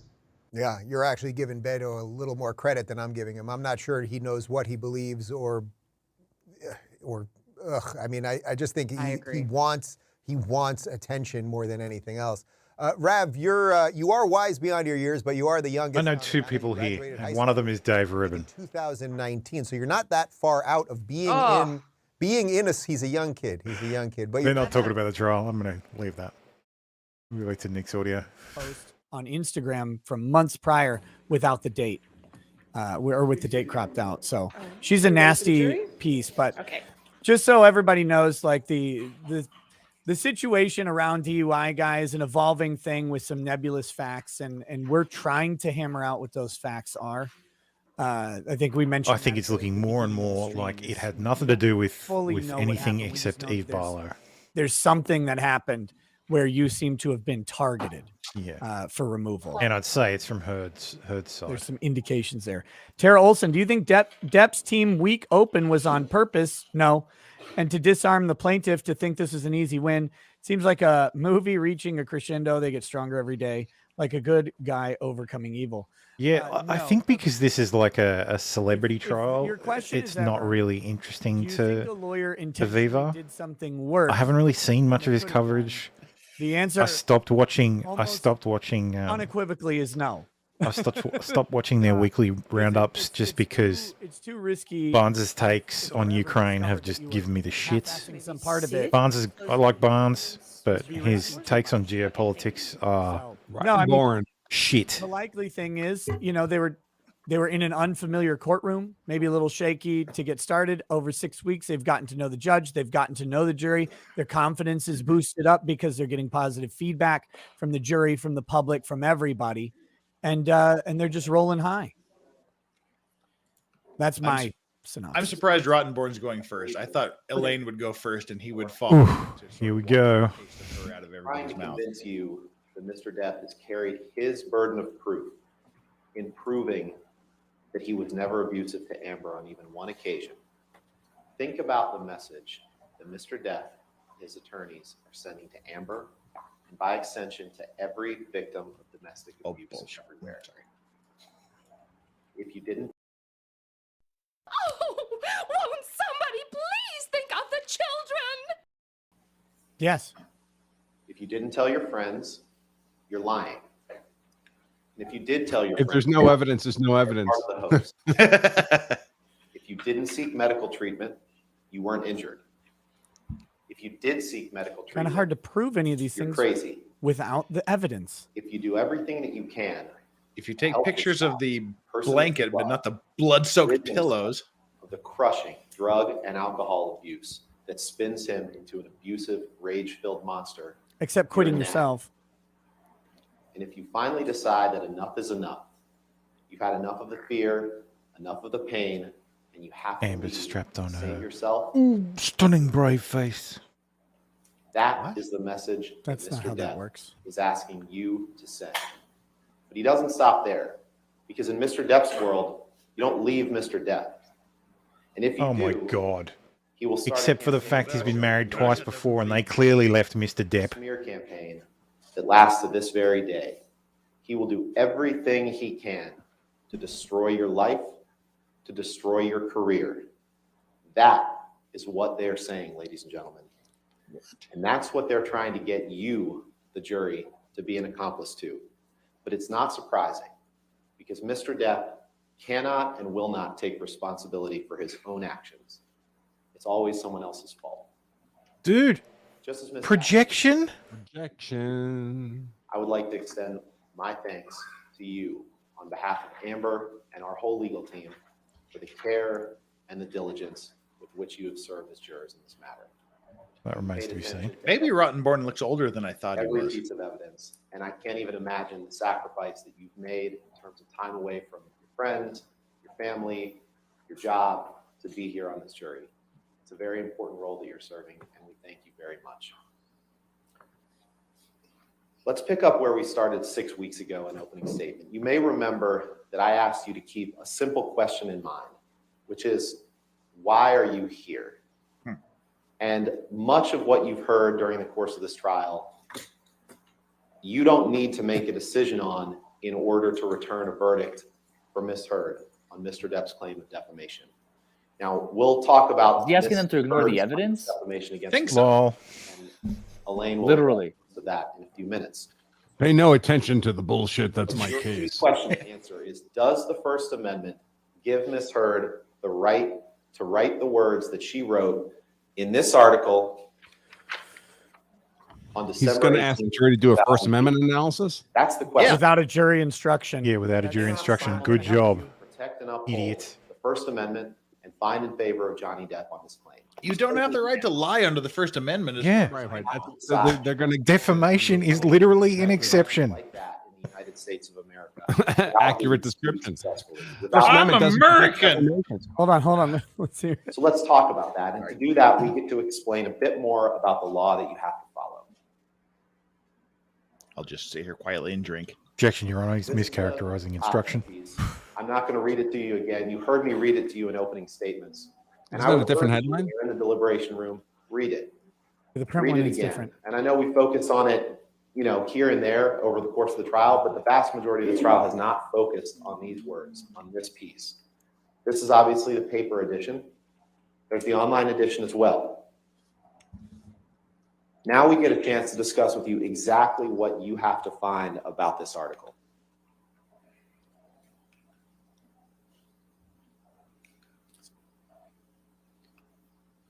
try this again. This is one of the jury instructions that you'll get. And I've been so looking forward to being able to actually explain to you as the judge read all the instructions to you this morning. And I know it's a lot, but we've been looking forward to being able to explain to you what you're here to decide. Because I imagine for some of the case, it's been kind of unclear. What are you being asked to decide? These are the things that you have to find, and you have to answer yes. As Mr. Chu said, you have to answer yes to all of them in order to find in favor of Mr. Depp. So you have to find that the statement was about Mr. Depp. Whoever Michael Decide is, that in the context of the article. And I'll get to the arguments that Mr. Depp raises on that in a minute. You also have to find that the statement is false. And we're going to look at the statements here. We're going to look at each of the three statements. And in order to win his claim, Mr. Depp has to prove every single element. And there's a concept in the jury instructions that you really didn't hear from Mr. Depp's side this morning, but you've all heard it, I'm sure, inside the courtroom, which is burden of proof. It is Mr. Depp's burden to prove each and every one of these elements. If he cannot, Ms. Heard wins. If he cannot prove each and every one of these elements under the burden of proof that's applicable, Ms. Heard wins. And there's two different burdens of proof that we'll get to. maybe don't instruct them on something that you want them to. Greater weight of the evidence. So you weigh the evidence and you decide, has Mr. Depp proven to you the first six elements? The jury's frantically taking notes. So what do I have to do for her to win? So we don't do that. Standard we'll get to in a few minutes. But this is what he has to prove, and he cannot do that.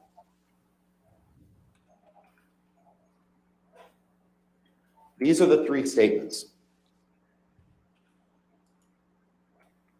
And I know you may be thinking to yourself, wait a second, don't we have to decide if Mr. Depp committed abuse? And the answer is no, you don't have to, because these three statements, you can decide as a matter of law or as a matter of fact, as you weigh the evidence and the facts. Right, they don't decide matters of law, they decide matters of fact. The first two statements I'm going to address together. Then 2 years ago, I became a public figure representing domestic abuse, and I felt the full force of our culture's wrath for women who speak out. Number two, I had the rare vantage point of seeing in real time how institutions protect men accused of abuse. When you go back to the jury room to deliberate, you should feel free, like I said, to read the article and think of the article's purpose. The jury instructions also tell you to take these statements in the context of the article.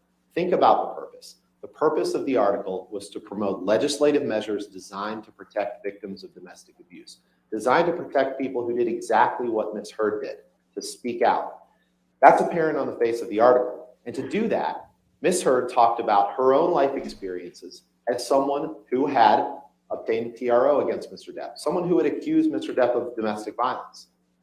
Make no mistake, and Mr. Depp's side keeps trying to say that we're somehow suggesting that 2 years before she wrote this, that Ms. Heard hadn't had anything to do with Mr. Depp. We're not saying that. You heard Ms. Heard herself say, of course, 2 years before I wrote this article, I felt the full force of our culture's wrath for women. It seems a complete departure from their argument the last 6 weeks. A temporary restraining order against Mr. Depp after she became a public figure representing domestic abuse. But the words that she wrote here, and then chronicling her own experience after that, those words are true. Those words are true. Except they're not. The rare vantage point of seeing. We've spent 6 weeks hearing about how they're not. Post May 27th, 2016, how institutions protect men accused of abuse. Those words are true, and the First Amendment protects Ms. Heard's right to say them. Now, the third statement is absolutely true as well, but we're going to take that separately because she didn't write it. I feel like at this point he's just trying to confuse them. Under the First Amendment, the statements have to be false in order for Mr. Depp to win. Now, plaintiff addresses, like I said, an argument that we're not making. And as I said, we're not running from the fact that when she discussed becoming a public figure representing domestic abuse, Amber was speaking of her experiences reporting domestic abuse against Johnny Depp. She admitted to that, but that doesn't make the article or the statements about Johnny Depp. Think about every piece of evidence that you've heard. What? That's retarded. About abuse, about their relationship. None of that is in the article. None of it. We all know that it would be a very how he's gonna dump as much bullshit as he can. Always would have been different. 6 weeks. Because he knows the words are true, Mr. Depp says that the words now have a defamatory implication. He says the statements are the same as saying, Johnny Depp abused me. But just because he wants to make the article about himself doesn't mean it is. Your client literally stated it on the stand. Implication was designed and intended. Look at number 4. Designed and intended by Ms. Heard to convey the defamatory meaning that he suggests. Just because people might read the article and remember, oh yeah, Amber Heard used to be married to Johnny Depp, and she accused him of abuse. Then why did she consult an attorney, you genius? Intended defamatory implications in writing about herself. And think about it. If Mr. Depp is right, then virtually any statement that anyone could ever make about their own life that implies anything, implies any involvement with any other person, could be defamatory. And if it's clearly not what false and intended to harm them. She didn't design and intend the words to be the equivalent of writing Johnny Depp abused me. And you don't have to take her words for it. You can take the words of Terrence Doherty of the ACLU. He said that the op-ed wasn't even Ms. Heard's idea. The ACLU wrote the first draft, and great care was taken in drafting the article so as not to make it about Mr. Depp or Ms. Heard's relationship with him. You put that name on the That's byline. the only evidence presented about Ms. Heard's motive, except her statements that was exactly what she wanted to do. She wanted to talk about her experiences. Yeah, this person on Emily's chat is right. So Waldman can speak for Johnny. Depp and fit those in. But something with what other women Amber's name on it, not hers. Having accused someone of domestic abuse and the backlash that they suffer, and then talk about legislative measures that could help protect people in those positions. That's what she meant, and that's what the article is about. We're witnessing some exceptional mental gymnastics on Johnny Depp. Really? This isn't a hit piece on Johnny Depp. And you can end here. You can end there by saying the statements that she wrote were not false, and the First Amendment protects them. Let's talk about the headline for a minute. The headline that was published in the online version only of the article on December 18th, 2018, said, I spoke up against sexual violence and faced our culture's wrath. A few points here. Number one, and this evidence is undisputed. There's no dispute about this. So as you weigh the evidence, you don't have to check your common sense at the door, and you can weigh circumstantial evidence, you can weigh facts, but you can't see evidence where no evidence exists. And the undisputed evidence here is that Ms. Heard didn't write the headline. She didn't approve the headline. She had nothing to do with it. She was not given notice of the headline. She testified. You saw her testify. Where are the witnesses to testify to that? Yeah. Mr. Depp. You saw her testify about that they're calling her a liar. You saw her on the stand testify with your own mouth, with her own mouth, exactly what she went through for the first time in court, because people who have suffered that, they don't want to broadcast that to the world. They want to penalize Ms. Heard for not speaking about that earlier. That's ridiculous, and it's insulting, and it's just victim blaming at its most disgusting. But what about the retweet? Because it's different when they do it. In the article, and you can read the op-ed. No bad tactics, only bad targets. Experienced by the time she was of college age, before Mr. Depp. So there is a reference to sexual violence in that article, but it's not by Mr. Depp. And Mr. Depp can't hold her liable for a headline she didn't write that contained something that had nothing, that was not about him. And they want you to think that she republished the headline by tweeting out the link to the online version. So let's look at this. This is the tweet that she sent on December 19th. The hyperlink says, opinion Amber Heard, I spoke up against sexual violence. That's the online version of the article. As Ms. Heard said, you can't attach, you can't tweet a piece of paper. So when she wanted to share that she had written this article, what choice does she have? She has to attach that link. And the jury instructions that you have make clear that a hyperlink is not republication. Forwarding a link on does not mean that you broadcast the statement again, but that's what they want to make you think. The only way... No, but you added editorial to the fucking tweet. We don't need to read through them in detail now, but the republication instruction says that merely linking to an article does not amount to republication, but adding content to a linked article may constitute republication. She added a comment She to it. Added a fucking comment, you dumb shit. And if you find any content added to the hyperlink was intended to reach a new audience, it constitutes a republication. There was no content added to the article. This is what you're hanging your hat? Above the article, simply saying, today I published this. That's what she said. She didn't add any content to it. She could have Except for added the some today content I added this. Courtroom to it. About She could have the said, not only did 2 years God. ago I become a public figure representing domestic abuse, but let me tell you about the domestic abuse that I suffered. That would be adding new content. This is not adding new content. But I guess it's no surprise because this whole case is about blaming Amber Heard for things she didn't do. But that's what Mr. Depp does. It's what he's always done. Blame other people, refuse to take accountability. But the problem for him here is that he's running headlong into the United States Constitution, which says that you cannot hold Amber Heard liable for words she didn't write or publish. But here we are. Here we are. And you can decide. This is a dumb argument. Importantly, they could have objected there, but they didn't. The Constitution does not say evidence that, that you actually. heard Yeah. about the heinous abuse that Ms. Heard suffered at the hands of Mr. Depp. You can decide that by determining that those statements are true and they're protected by the First Amendment. But Mr. Depp brought this case and he's suggesting that he was never abusive to Ms. Heard. This sounds like a Saul Goodman So defense. that's where you want to make your decision. That's where the road ends for Mr. Depp. This is 100% correct. This has been the entire fucking case. Very clear. Everything they have said Was has. abused by Mr. Depp even Whenever they're talking about him being abusive, it sounds like they're talking about one time. their client. That'll be subject And to we're not just rebuttal. talking about physical abuse. We're talking about emotional abuse, psychological abuse, Oh yeah, I'd hit this on rebuttal financial hard. abuse. But it's actually a very good Sexual strategy to argue that it's not That's just what we're physical, talking verbal is included.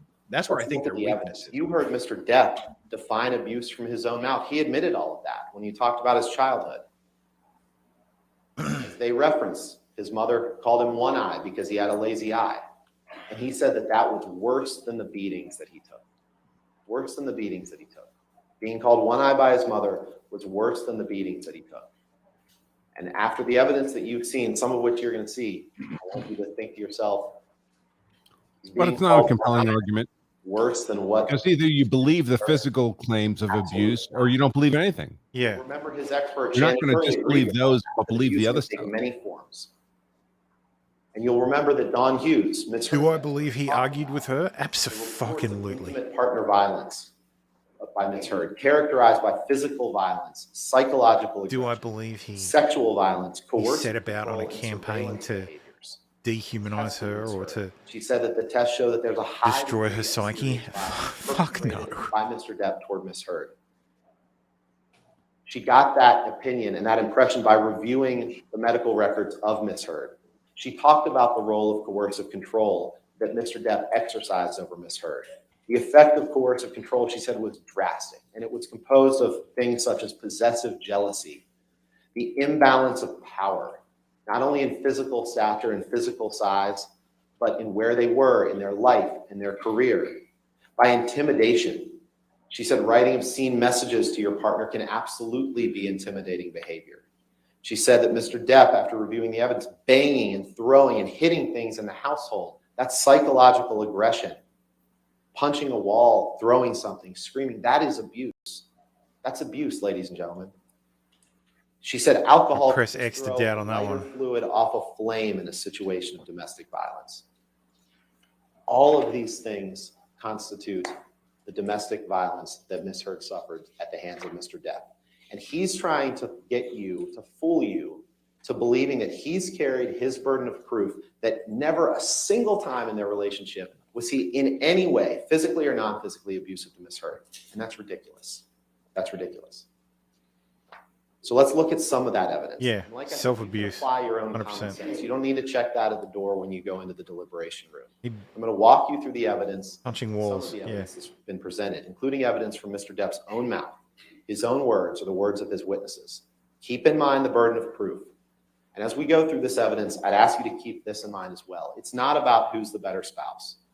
It's not about whether you think Miss Heard may have been abusive to Mr. Depp. It's not. Because remember, if you think that they were both abusive to each other, and that's what their witness Laurel Anderson testified to, then Amber wins.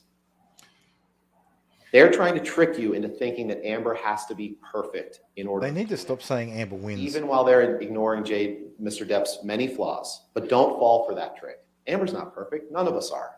She's never pretended to be. And that's not what you're being asked to decide. Excuse me. One time, ladies and gentlemen. One time. She actually has pretended to be perfect. Time, Amber wins.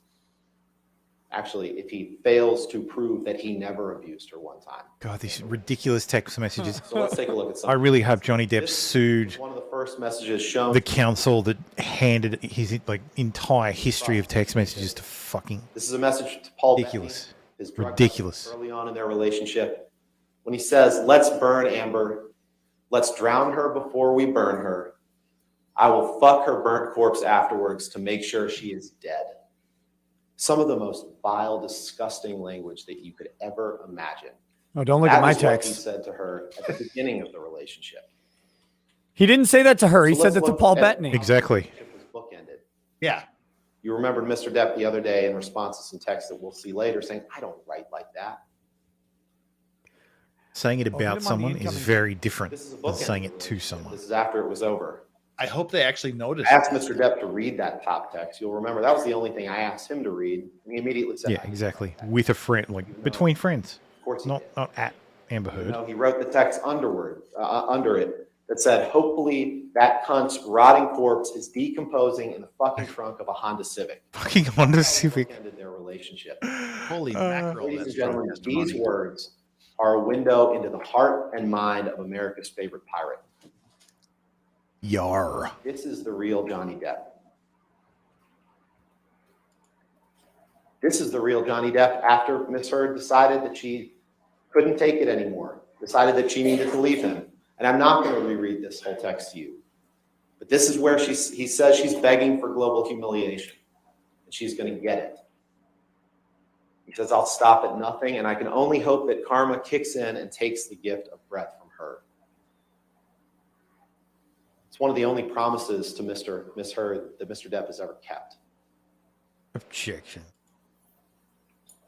That's how he ended the relationship. But you saw how he started it.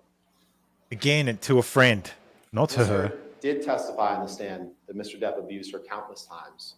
First it started. And I'm still yet to see. They showed no financial impact. And things were good. And she testified that even She is in her stupid movie. during their relationship, Her role is minimized because she was crap in the first one. the cycle of violence. It's the cycle of sobriety. There were periods when everything was good, when the monster was gone, and then the monster would return. You heard about how the first incidents of violence took place in 2012 when Miss Heard asked Johnny about his tattoo that used to say Winona forever and had been changed to say Wino forever. And she laughed. And she said, "And he slapped me across the face." She thought it was a joke, and then he did it 2 more times. And then he said, "I thought I put the monster away, and I've done it before." That's what he said to her during that first incident. According to her. And no one You don't just has have to take testified about that what Mr. happening Depp prior to the said in his text, no one. It never happened before. what he called Miss Heard. Ironically, it never happened now. Because you're a fucking cunt! He called her a cunt. Sorry.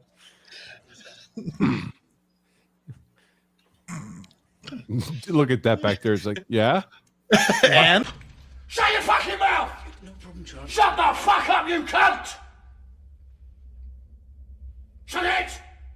She used to refer to him when she was nagging him because she didn't want him to have a good time. She didn't want him to have a beer once in a while. That's what he's implying. But no, this was a term created by Mr. Depp that she heard for the first time in 2012 after he slapped her 3 times across the face and said, "I thought I put the monster away."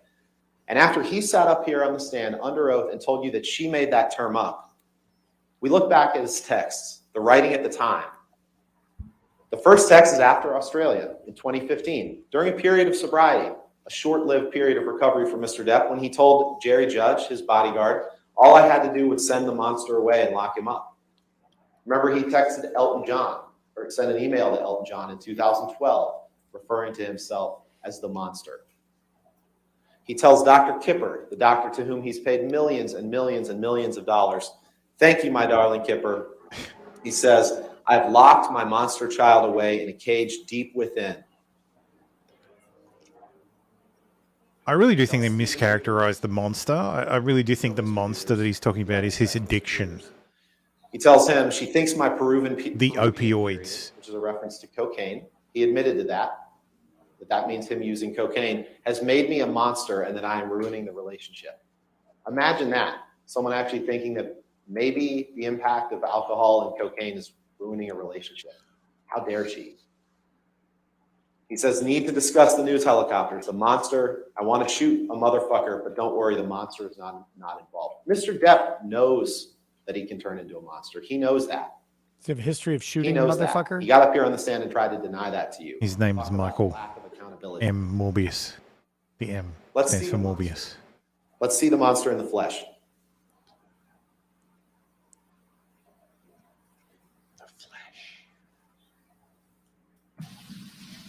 I am smashing You cabinet. son of a bitch. Yeah, play the whole clip. Yeah, where she's setting up the camera. Yeah. Own property and not touching her.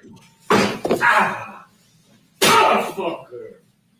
Motherfucker! What happened? Listen to her egg him on, too.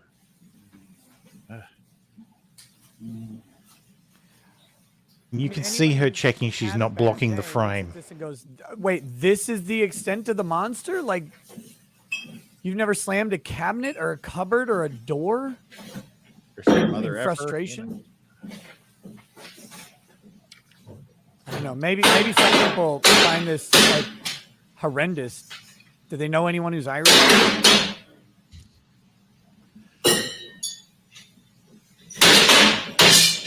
Nothing happened this morning. You know that? Were you in here? No. So then nothing happened to you this morning. Yeah, you're right. I just woke up and you were so sweet and nice. Quick adjustment of the camera so he's still in frame. Really trying to elicit a She really is a fucking manipulative bitch. To you this morning? I don't think so. I can't be certain, but I'm pretty sure the context is his mum is dead. Honestly crazy, I'll give you fucking crazy. That's crazy. There's the mega point. Are you crazy? Have you drunk this whole thing this morning? Cheers, You got this going? I just started it. Oh, really? Really? Oh, really? Yeah, that's right. Oh, really? Yeah. See that shit on me? No, before I didn't. You were smashing shit. Bye.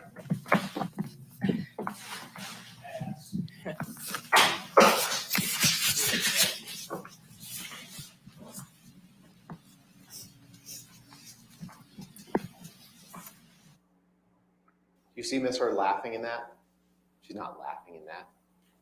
Mr. Depp in this courtroom right now is laughing and making snide remarks as that video is being played. But it's not a laughing matter. Who does that? Never said laugh. They said Who does that? Imagine Someone who's being in angry. Amber's shoes on February 10th, 2016, videotaping him because when he's sober and sweet, you've never loved anything more. But when he mixes the drugs and he mixes drinks, he turns into this man. You've seen it before. You're praying it won't happen again, but deep down, you know it will. You know that that man will come out. You know that monster will come out, and you want him to change. Imagine watching your husband. What was the date? Love, behaving violently. Was it the 20th of May, 2016? Wild animal. That is abuse. That's abuse. And you don't have to look at that incident in isolation to find that it's abuse. You can look at it in the context of their whole relationship. This isn't about breaking down a series of individual days that you've heard evidence about. This Because that's the day his mum died. cumulative effect That morning. of Mr. Depp and Miss Heard's relationship. I'd be smashing some cupboards Whether too. that constitutes abuse. That is abuse, ladies and gentlemen. That's domestic abuse.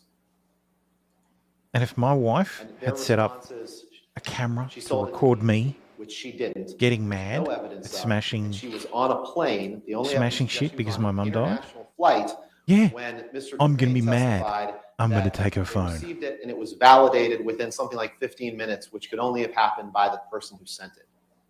Ms. Heard was in the air. She didn't send it to TMZ. She never leaked anything to TMZ, as you heard from her own mouth. Who would want that to become public? Again, in order to find for Mr. Depp, you would have to find that for his defamation claim, every single thing that ever happened between them that could constitute abuse, Amber was the abuser. Every single time. You'd have to believe the unbelievable. You all are smarter than that. But Mr. Depp thought he could hide it. He thought he could hide the monster. That's why he lied in insurance forms that you have to fill out in order to be able to act. That's why he said he hadn't taken illegal substances, whether prescribed by a physician or not. That obviously wasn't true in the past 12 months. They keep talking about Mr. Depp's Speaking to all the jurors who've never lied on an insurance form before. Role as a father. This is what he sent, a text that he sent DX207. Now Lily Rose, his daughter, hates me because she thinks I'm drinking, and she's right, but I can't admit, or I fucking die in her eyes. Thanks for that one, Vanessa.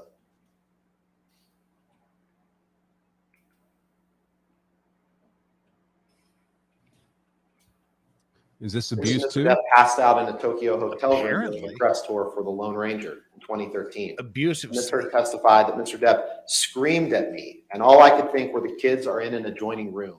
And Mr. Depp passed out with his head like this. I don't think he was sleeping on the floor because he had a bad back.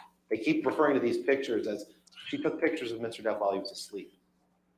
He's not asleep in that picture. He's passed out, drunk and high, and she's taking pictures because she wants him to realize what he's done and get help and seek help. I don't think that looks like the spice cabinet of anyone in this courtroom. That's Mr. Depp. And that's Amber Heard's fucking mug. Why does she keep doing that? That sack of weed. What a violent monster. And all you hear from Mr. Depp, because marijuana is known to cause people to freak out and beat the hell out of each other.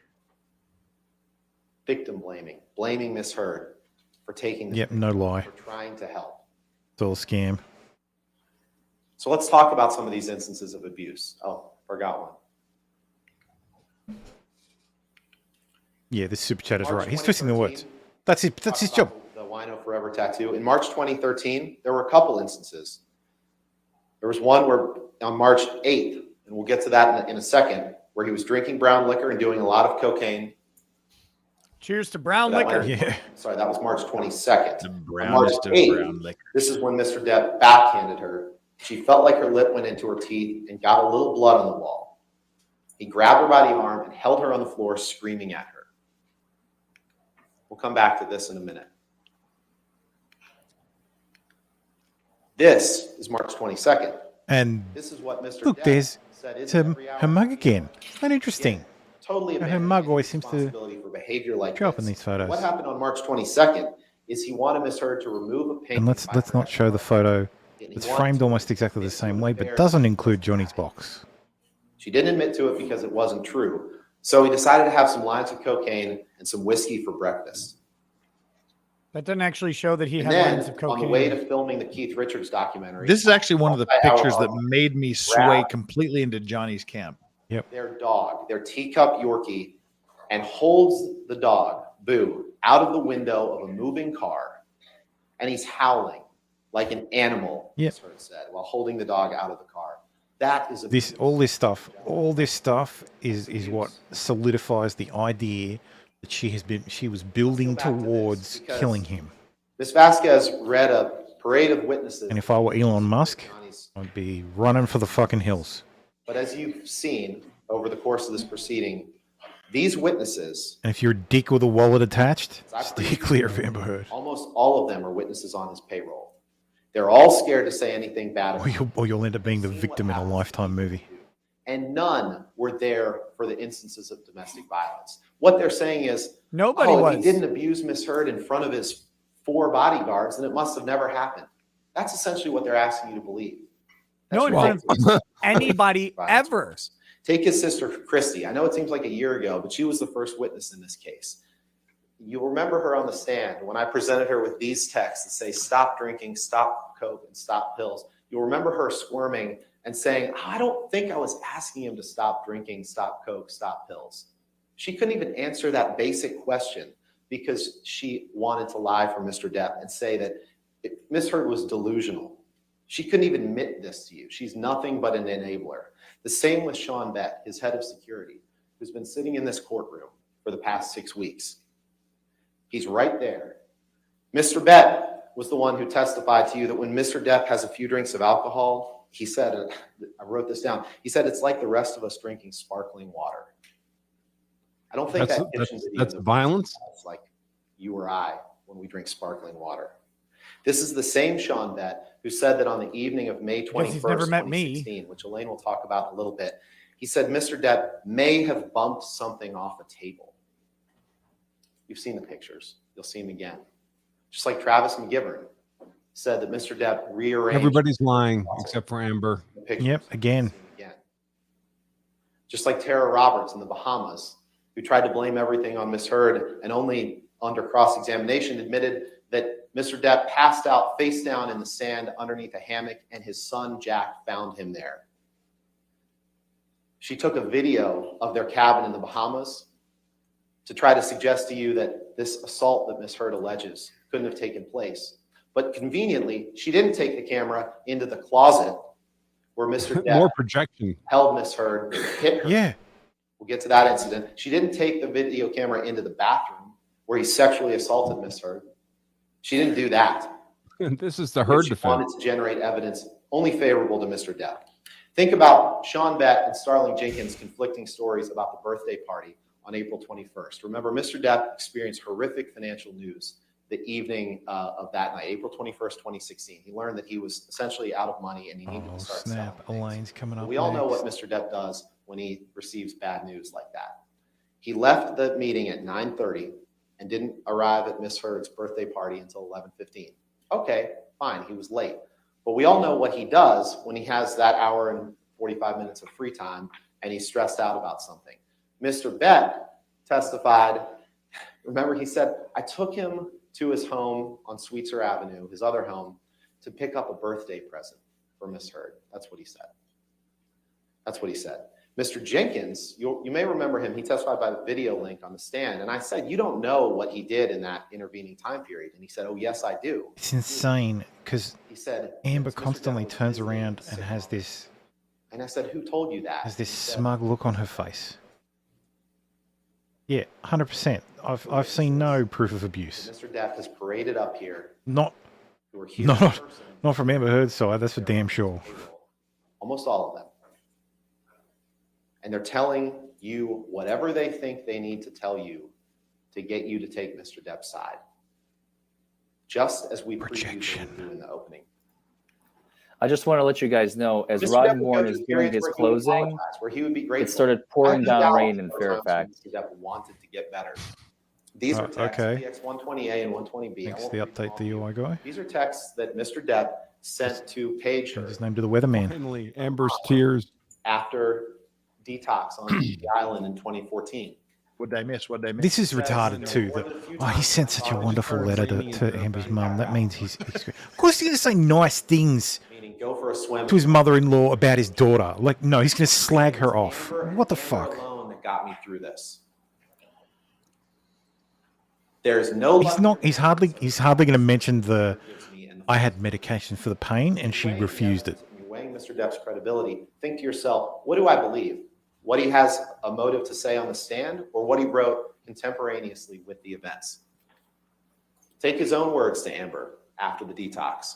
Just to let you know that I'm fine, my angel. I miss you, of course, but this was the right thing to do to speed up the process. I love you more than life. But then there were these days. Then there were times like this. Like in any relationship, on March 9th, we had a slightly grim morning, is the way Mr. Depp describes it. You'll remember the text from a few days later. Oh, this disco bloodbath bullshit. Bloodbath text. where Ms. Heard says, "Is that about last Friday night by any chance?" And Mr. Depp responds, "How can you make me smile about such a hideous moment?" He testified on the stand, "I don't remember what happened that Friday night, but Ms. Heard sure did." And this is one of the things that she had to show for it. Now, Ms. Vasquez showed this to you in opening statements and made it seem like, again, remember what I said at the beginning, if you take pictures, they're fake. If you didn't take pictures, it didn't happen. Here's one where she did take a picture, but Ms. Vasquez says, but she doesn't have injuries on her face. Look at the date that this picture was taken, ladies and gentlemen. March 23rd, 2013, 15 days after this incident. So even when there are pictures, they're trying before they were married. That's not a 15-day-old Bruce by any stretch of the imagination. And she texted, look who she texted that to. She texted to her mom. They say she never told anyone. Text to mom, March 23rd, 2013. Let's go to Hicksville. You remember Hicksville? Obviously, there's been a little bit of discussion about that in this case. This is where Mr. Depp got jealous that a woman named Kelly Sue was sitting close to Miss Heard and maybe had her arm around her at a campfire. And everyone was having a good time. There were some mushrooms involved. There was some drinking. And Mr. Depp got jealous of that. Now, he claims that Miss Heard is the abuser, that she's so much stronger than he is. But then he testified that the evidence shows that in Hicksville, he was the one who said he was just trying to protect Amber. Well, who says, why would she need protection if she's the abuser? And he went and he took Kelly Sue's hand, forcibly removed it from Miss Heard, embarrassing Miss Heard, ruining the mood the whole night. So they went and they got into an argument in the trailer in which not only did he trash the trailer, but he took her into the bathroom. He slammed her up against the side wall. Is that the wrong text or something? By her neck, holds her there. And no, sorry, that was the next one. In Hicksville, he took her into the bathroom of the trailer. Right. Did what he called a cavity search, where he hard to inserted. keep his Oh, this was fucking retarded. Then trashed the trailer. And you heard this Morgan Knight person who testified a few days ago, who said, you mean the owner of the place? Yeah. Also heard evidence that the way he got involved in this trial was by reaching out to one of the main Johnny Depp fan influencers on social media. And you saw that text. He's going to mention the umbrella guy. It was not a text. It was a tweet. There was way more than response. $62 of damage. You heard testimony from Rocky Pennington, Whitney Heard, Whitney Enriquez, and Amber about him trashing the trailer. And is that really a surprise? The man's admitted that he smashes things when he gets angry. The man's admitted that he smashed hotel rooms. You saw the quote that he admitted to the other day. The owner of the trailer said $60 worth of damage. He doesn't care about the repercussions. Don't believe the invoice. Didn't use the security deposit. This is the piggy fee or what? This is a text, another text to drug buddy Bettany, where he says, I, of course, pounded and displayed ugly colors to Amber on recent journey. I am an insane person and not so bareheaded after too much of the drink. Displayed ugly colors. Like pills, fine. he speaks in such flowery language. This could mean anything. And I won't stop. Is that in Ugly the courtroom? and sad. Oh, yeah, how there's a I storm love it. brewing. There appears to be an Amber Alert, but I think we're okay. Oh, shit. People are getting it, I guess, on their phones that haven't silenced that. Okay, Your Honor. Okay. Amber's case just got kidnapped. Turn off your fucking phone. What are you doing, you dumbass? That's after Hicksville. This is what Nice I was one, Andrew. next. That was This- classic. Remember That was classic. the testimony about Mr. Depp being drunk on his yacht on the island in the Bahamas Remove in him. 2013. Kick him the fuck out When of the Mr. courtroom. Depp looked a little scary by the way his body fell into the water, and Lily Rose, his daughter, started to cry. Miss Heard comforted Lily Rose, and then Depp accused Amber of making them aware. Look at how many people are turning off their phones. Making his kids aware of this. And he slammed her up against the side wall of the bedroom, held her up by her neck, held her there for a second, and said, I can fucking kill you, and you're an embarrassment. That's what he said. And then, do you remember what happened? Lily Rose and Amber helicoptered away from the island. And while Amber was in the helicopter with Lily Rose, Mr. Depp sends her this piece of poetry. calling her a lesbian camp counselor because she cared about his That's drinking, fantastic. and just ridiculing her for trying to protect his daughter.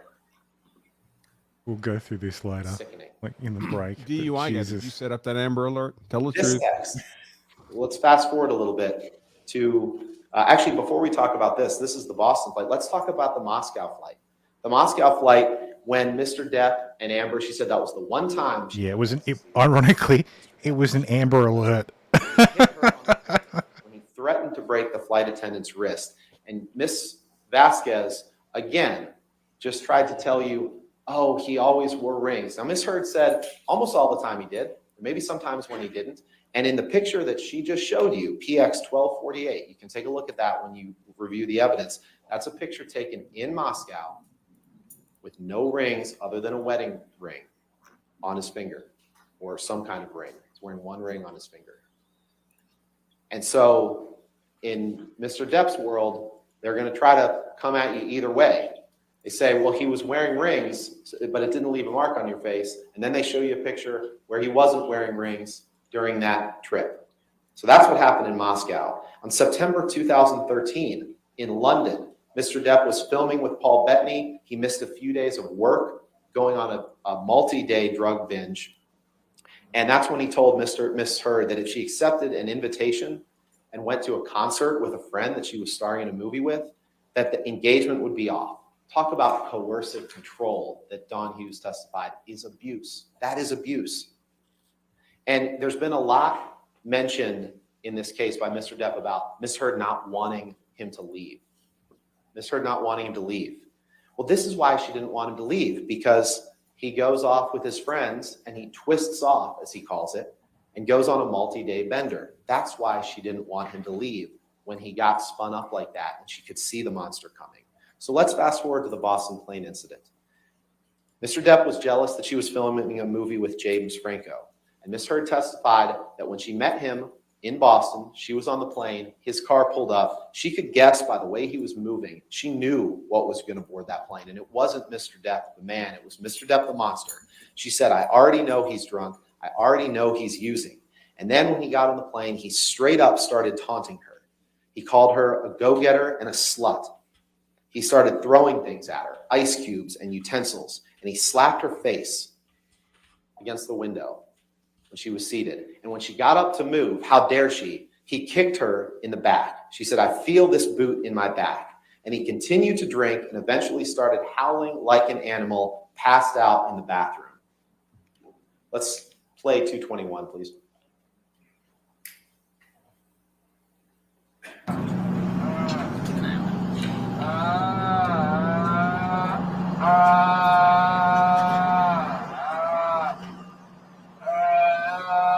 Listen to that abuse.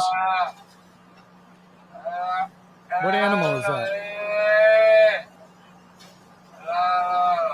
That's like someone in The sheep back home sound like to me. It's what it sounds like when Johnny Depp's having his soul sucked out of him, like one of those monsters in the Harry Potter movies. But he expects you to believe him that he didn't have anything to drink on that plane except for maybe one thing of champagne. That's what he expects you to believe. He's talked about blackouts. These blackouts where he doesn't remember what happened. He blamed them only on opiates, but we know they happened throughout, where he doesn't remember what's happened. As you're weighing the evidence, as you're assessing whether Mr. Depp has borne his burden of proof, think to yourself, do you believe Amber's account of what happened on the plane, or do you believe that person's account that you just heard? But actually, you can look at his account from a few days later, May 30th, in which he told, again, Paul Bettany, he said, drank all night before I picked Amber up to fly to LA. No food for days, powders, half a bottle of whiskey, 1,000 Red Bulls and vodkas, pills, 2 bottles of champagne. And what do you get? An angry aggro engine in a fucking blackout, screaming obscenities and insulting any fuck who got near. I'm done. I'm admittedly too fucked in the head to spray my rage at the one I love. For little reason as well, I'm too old to be that guy, but pills are fine. And he expects you to believe that he's carried his burden of proof in showing that no abuse happened on that plane. You don't have to look at just that. You can look at this text to Patty Smith when he says, when I was in NYC, they were brief visits, and I fucked and charged by horrific fights with Amber. I fucked up and drank and got shitty, was so disappointed in myself. You can look at his text to Miss Heard the next day, where he says, once again, I find myself in a place of shame and regret. Of course, I am sorry. I really don't know why or what happened. Well, no wonder. You heard the voice on the plane. Of course he doesn't know what happened. But I will never do it again. My illness somehow crept up and grabbed me. I must get better. I love you and feel so bad for letting you down. And what his response has been throughout this trial and things like that is blaming Amber, saying he's just placating her. Is that carrying his burden of proof and showing that abuse hasn't happened even a single time? This is in the lead up to Australia. But before we get there, we can talk about January 25th in Tokyo at the premiere of Mordecai, where he did slam her up against the hallway wall, wailed on her, and he did get on her back in the closet. And what do they say? Look at her backless dress. She doesn't have any bruises. She testified herself that she was checking out pictures because she was concerned that there were. So now their theory is if there's no marks, it didn't happen. Yeah, if the glove didn't fit, you must have quit. February 2015, this is when they got married. The day they got married, you heard the testimony from Io Tillett, right? That where Mr. Depp told him, I can now punch her anytime I want and no one can do anything about it. I think every man ever in the history of mankind has made that joke. Made on his wedding day. Or something then we similar fast there. forward to Australia, where Miss Heard is flying from London, where she's filming The Danish Girl, to see her new husband for the first time since their wedding. And these are excerpts from DX 353, all but the bottom right one are in the days leading up to this, where he's on a drug-fueled bender. He's hanging out with Marilyn Manson. He's getting drugs from his assistants who are enablers. Again, there's a reason you didn't hear them testify in this trial. They're getting him drugs for days and days. And then the one on the bottom right, you'll remember you've seen a couple times. This is after he chopped his finger off, when he says, need more cocaine and ecstasy. So, and no one, Miss Heard was in touch with his assistants, but no one told her the hornet's nest that she was walking into. And we all know what happened in Australia. He said whore. We all know that Mr. Depp, she gets there, he pulls out a bag of MDMA, and he took a handful. I wonder if they're going to show the other mirror. Say he took 8 to 10 over the course of The one Amber totally didn't write on.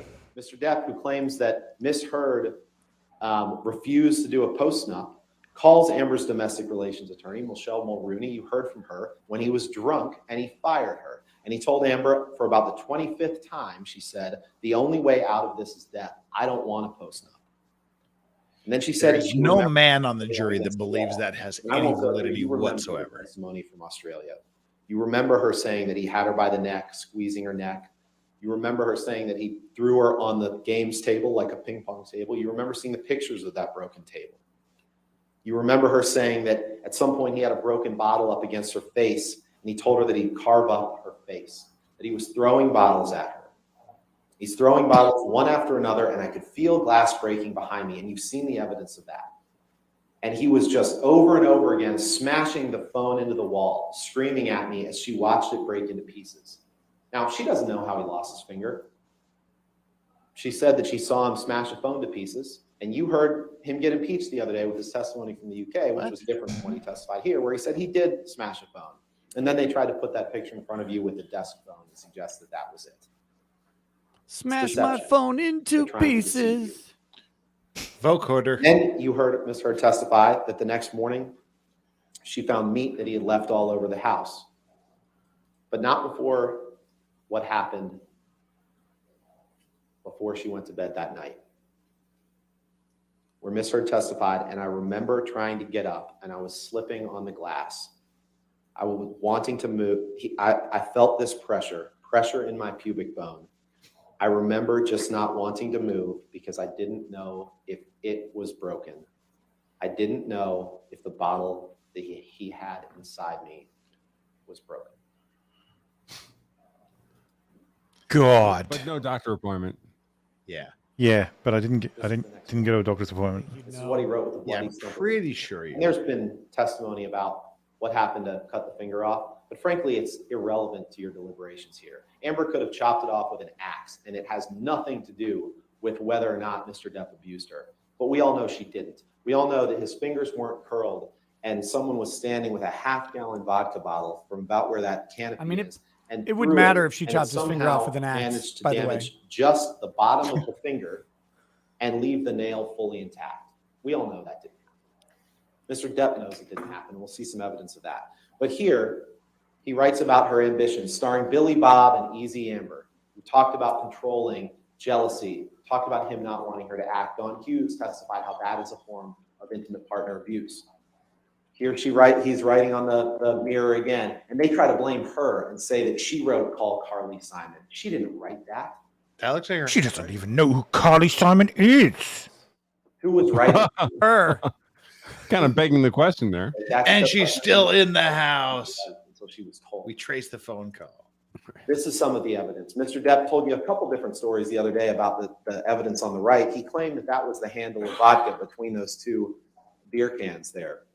But then under cross-examination, he admitted it's not, that there's not enough glass on the floor, that there's no handle of vodka on the floor. But what there is in the picture on the right is evidence of when he was throwing bottles past Amber's head and breaking that plate glass window. More writing, more abuse on the right. Imagining having a painting area where you're drawing two canvases and you and your husband get in a fight, and while you are asleep that night, he takes the bloody stump of his finger and dips it in paint and destroys your paintings. Ladies and gentlemen, that's abuse. Good luck and be careful at the top. And this is a good chance to talk about Mr. Depp's controlling and jealous rage and his desire to control Amber's career. What career? He didn't want to. Yeah. Since 2013, he tells his sister, I don't need actress bullshit and her fucking ambition. He tells her in this recording,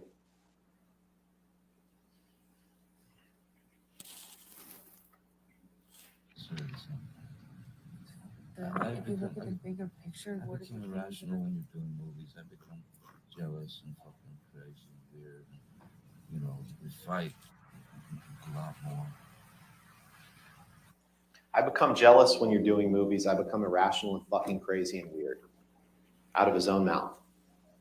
Sounded like a calm conversation. This is some of the notes of Dr. Blaustein. Yep. His therapist called him self-destructive. Something about wait up to fight the devil. Jealous. And I know this is hard to read, but you can see jealous. You see paranoia, fear, envy. He wanted to control her. He wanted to own her. He didn't want her to have any career. And then he says things like, I have other uses for your throat, which do not include injury. No one who's grabbed someone by the throat would write. That's not what. That is not what he's talking about. We all know how Mr. Depp thinks along these lines because you saw these two texts the other day that he sat on the stand. She's working so hard on that chair. She can hear the rain outside. She's like, I just need one drop. Vile writing you can imagine. All my So tears that's are not falling his style. I outside the wouldn't court. write like that. Of course he would, and he did. I'm looking as unhappy as I possibly can. He gave to Amber and our team in this litigation from him to his personal assistant, Stephen Duders. This is the way he thinks about women. This, not what you Yeah, put on the stand. I'm sure the jury is as well. It's disgusting. All those women in other relationships with him, no problem. This is evidence of him admitting to it to people other than Amber. Look, I cut the top of my middle finger I off. mean, sometimes Says that to Dr. couples Kipper. talk dirty Says it to again each Dr. other. Kipper. The bottom one, he I know Rottenborn doesn't to Nurse know this, Filati, but I just chopped my finger off. But he does say it to Amber too. Remember, we played this one. That's what the lawyer just behind Amber was thinking. The guy with the scratcher. Let's hear it one more time. He was like looking sideways, like, "Oh man, don't look at my phone." No, I'm not Australia. Okay. Look at him. He's right there. He's like, "Oh man." So let's fast forward to March 23rd. Erase internet history. After just 2 weeks in Australia, Mr. Depp has a finger injury, no doubt about that. He comes home. He gets what they call a soft cast on it, which you heard his treating physician and our experts Come say. on, Amber, It's not squeeze out a soft tear or on it, two. but it's a hard. It's raining plaster outside, for cast God's over sake. the top of his finger that can be wielded like a club. And they got in an argument when Miss Heard discovered that he was having an affair with a woman named Rochelle that had been going on before the wedding, after the Try wedding. that hard to cry. She And may she end up confronted killing her about herself. that. No surprise there. They got in a huge argument. At some point in the argument, he bolted up the stairs. Now, Travis McGivern claims that she threw a red Now, bull. which version of the story is this, Rottenborn? She and Whitney Henriquez say that absolutely didn't happen. But even if you believe Mr. McGivern, at some point, Mr. Depp went up the stairs. He went to the fight. This is the man that claims he always wants to run, and this time he had his bodyguard with him. So he could have just walked out the door, but he runs up the stairs, and Miss Henriquez is standing on the precipice of the stairs. And Amber admitted that when she thought he was about to push her down the stairs, as he's grabbing at her and Amber with his free hand and trying to club them with the casted hand, that she said, I punched him square in the face. I punched him square in the face. And they showed you a picture of the shiner that she had, that Mr. Depp had. Miss Heard doesn't deny that. They're trying to say she doesn't deny the actual evidence of abuse. Yeah, the irrefutable evidence. She doesn't deny that. You should have left the reference to Kate Moss out of this too. Couldn't possibly. Johnny's like, this script sucks. Yet he could have done this. This is what Mr. McGivern said was rearranging her closet. Amber, I'm going to rearrange. I don't know what you all do when you rearrange your closets, but I hope it doesn't look like this. In a way that doesn't cause injury. This is knocking this over. This is what he did to rearrange her closet with his hurt finger. That's a fucking closet. Looks like a store. Improvement to my closet, to be honest. That in and of itself, that destruction of property, even if he hadn't hit her that night, that's abuse. Imagine being married to someone and walking on eggshells so thick that you don't know if you set them off, if that's what's going to happen. Eggshells so thick. That's abuse. Thick eggshells. I think he meant thin. It's disgusting. Yeah, sounds delicious. But sometimes he would apologize. He'd say, I can't express how sorry I am for having stooped so low instead of spewed such vicious untruths for the sole purpose of hurting you. Grievous error, shameful. So he went Grievous error. He went in these cycles. General Kenobi. To change for good. And when it was good, it was really good. But then sometimes things like December 15th came around, where she remembers him chasing her in the kitchen. She remembers him shoving her 2 or 3 times and sending her toppling over a Chase lounge and saying, do you really want to go again, tough guy?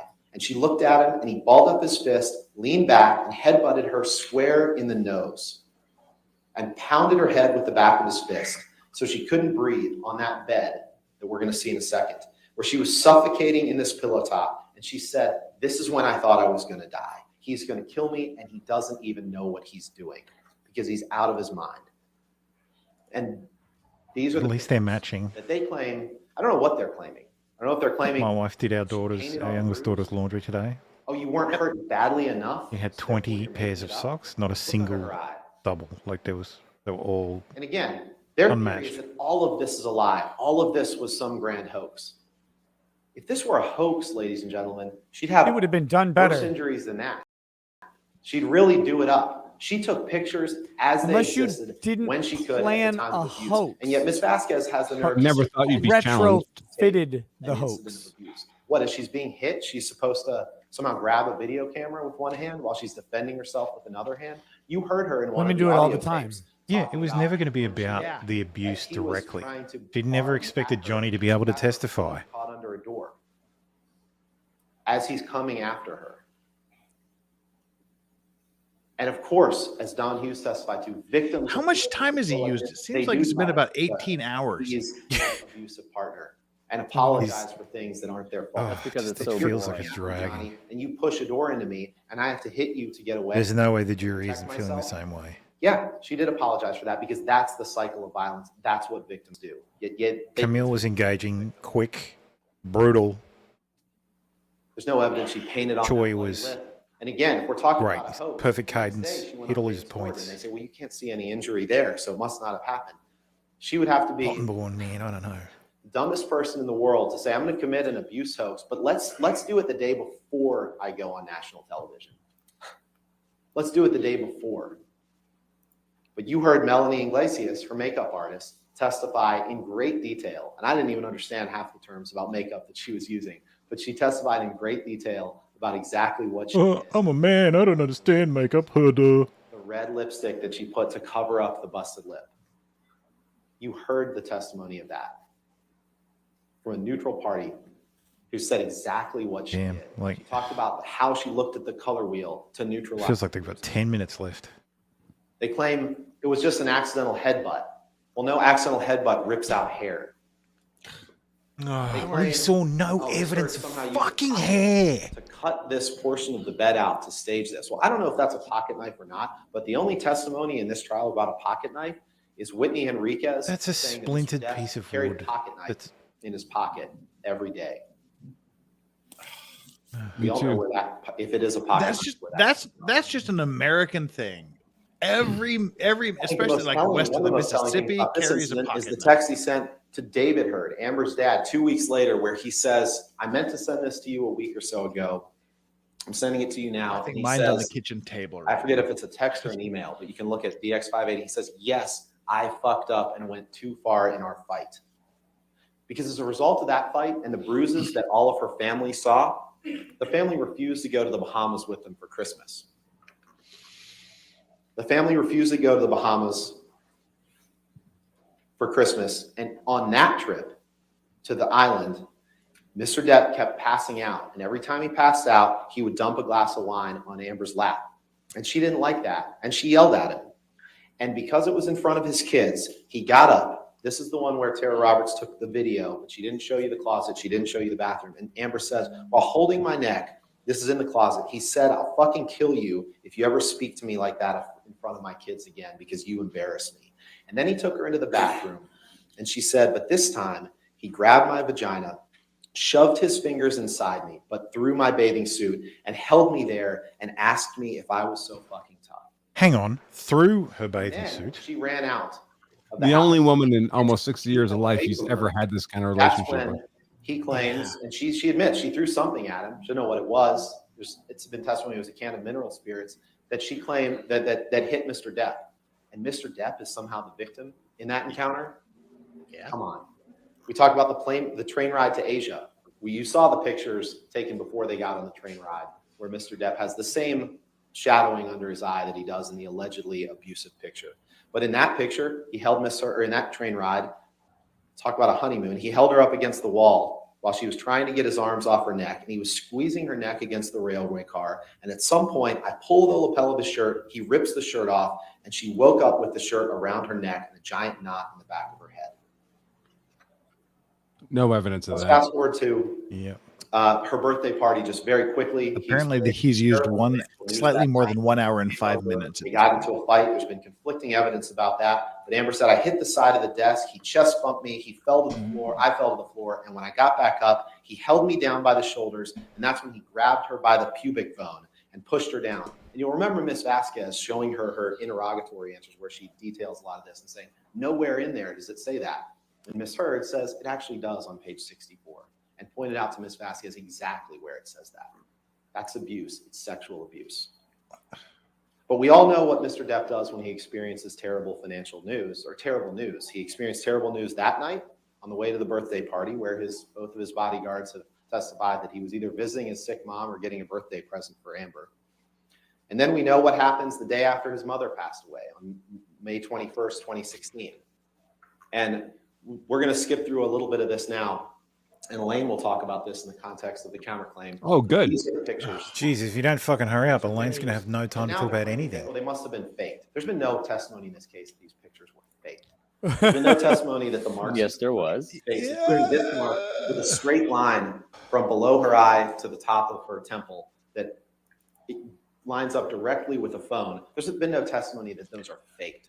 There's been no testimony. Mr. Depp went through the house. He destroyed pictures of her friends. That's abuse. Property destruction like that, in and of itself is abuse. He destroyed her office. He destroyed her friend Rocky Pennington's preparation for the bead show that she was having. He spilled wine in the hallway that you'll notice the police denied. Oh, there was no spilled wine in the hallway. Well, even Isaac Baruch testified that he saw this in the hallway. Spilled wine, more abuse. He never said anything to her. I don't believe the police said there was no spilled wine. These are the texts They said that there she was no sent signs of it. to her nurse, Erin Filati, the night that it happened. These are pictures of her in the courtroom. Sad Amber. Play this right now, but you can listen to this. This is that terrible. Sad Amber. She's got her hair down, doing a frumpy dress, and telling you cut like she's a an extra in Witness. It was awful. It was awful. I'm not going to play. Sorry, that's probably a really dated reference. It was horrible. That in and of itself is abusive. So him threatening to This is the document harm himself is abusing her. divorce agreement, where he says in agreement with his signature, neither party has made false accusations for financial gain. He said that then. He could have fought this then, but he didn't because he knew that her allegations were true. But then he continued his campaign of humiliation. He This said, is why don't just sign shit. Don't sign shit. Facts are absolutely overwhelming. Don't sign shit just to get shit over and done with, because it'll come back to haunt you. Mr. Depp simply cannot prove to you that he never once abused Amber. And if you don't know, you have to return a verdict for Ms. Heard. A ruling against Amber here sends a message that no matter what you do as an abuse victim, you always have to do more. No matter what you document, you always have to document more. No matter whom you tell, you if you document some actual abuse, that would be helpful. Yeah. About your own imperfections and your own shortcomings in a relationship, you need to be perfect in order for people to believe you. Don't send that message. And talk about, again, projection. I'm going to quickly get to another point that you have to find in order to prove. Oh God, why did he not end on that point? Find that Ms. Heard made the statements with actual malice. Now, what Mr. Chu didn't tell you is that you have to find this by clear and convincing evidence. So this is much higher than the greater weight of the evidence standard that applies to the other claims, the other elements of the claim. Clear and how much higher is it? It's evidence that creates in your minds a firm belief or conviction that Mr. Depp has proved this issue. So if you believe that Ms. Heard did not act maliciously, a firm belief or conviction, then you so must return a verdict for Ms. Heard. Even the preponderance of evidence. He never abused her. But I'll quickly go over the evidence of this. The op-ed, you look at the work. Ben's checking out. He visited her attorney, Eric George, who testified by video that his objective was to make sure that there could be no meritorious claim that could be brought about this article relating to defamation. He gave Ms. Heard advice. She affirmatively followed all of it.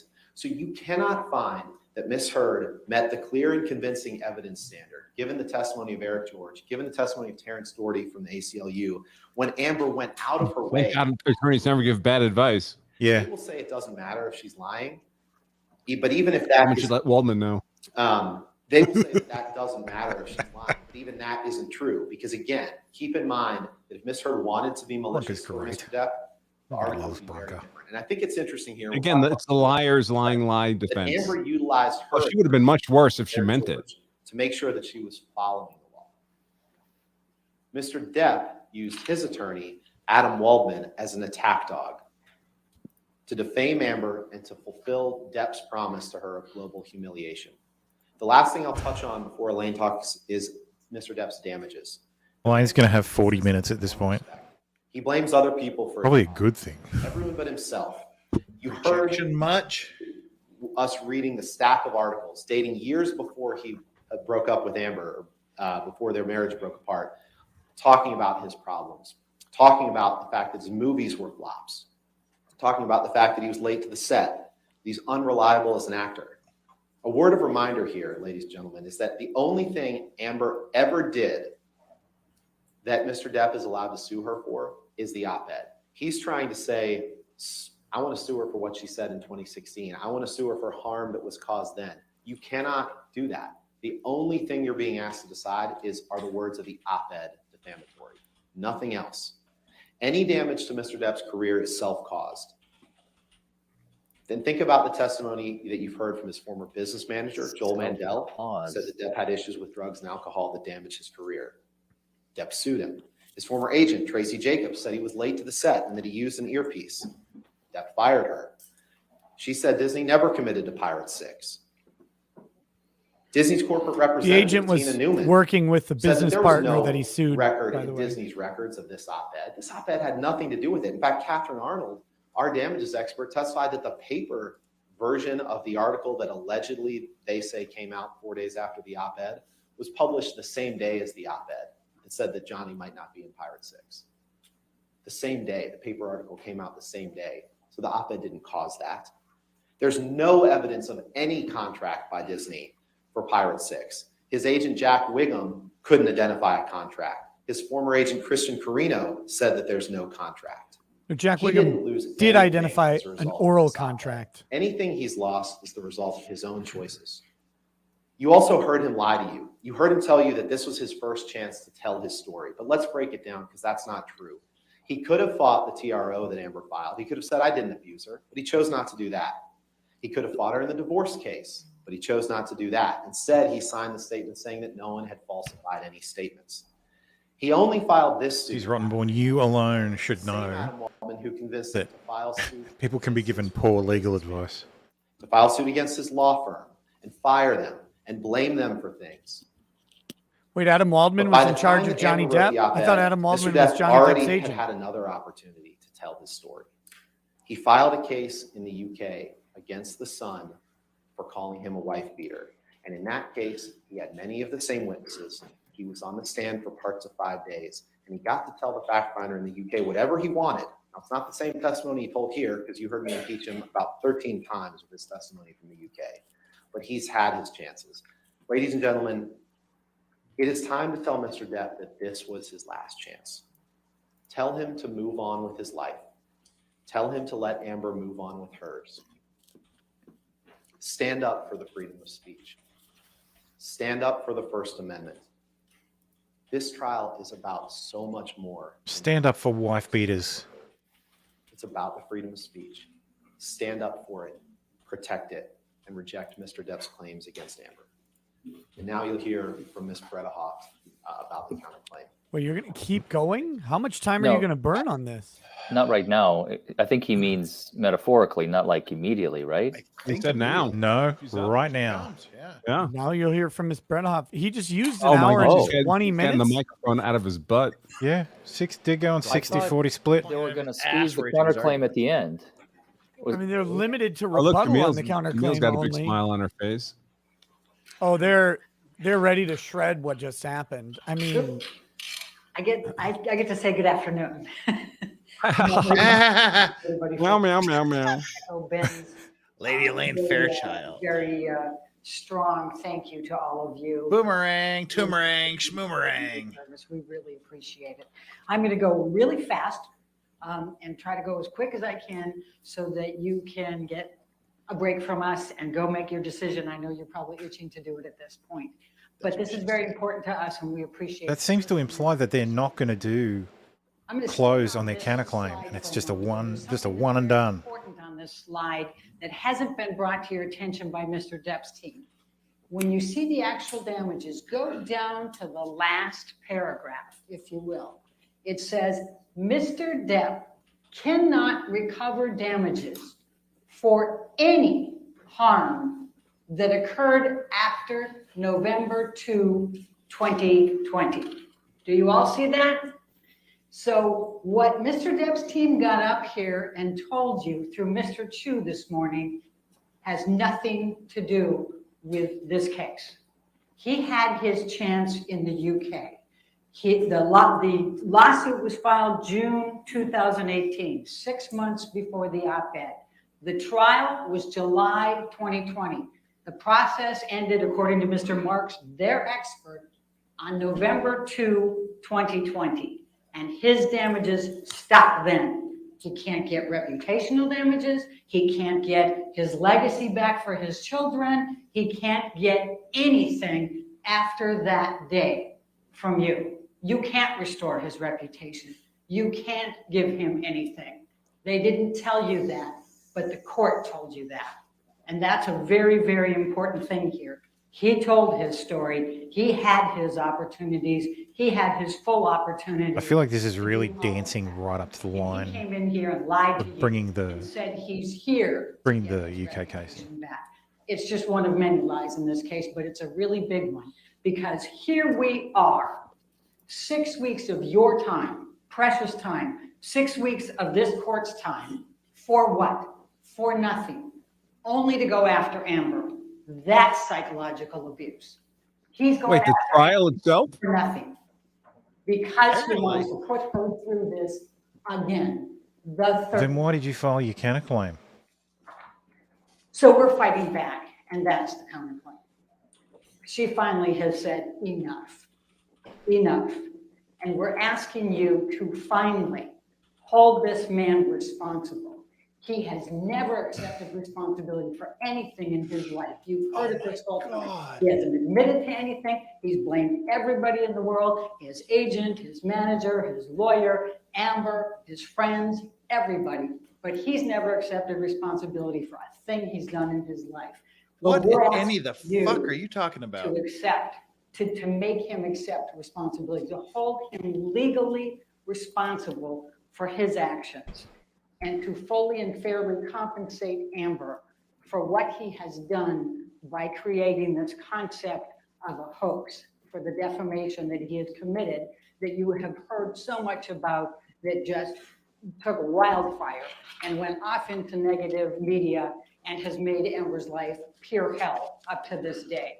We're asking you to do that, to compensate her, to be fair and hold him responsible so he stops.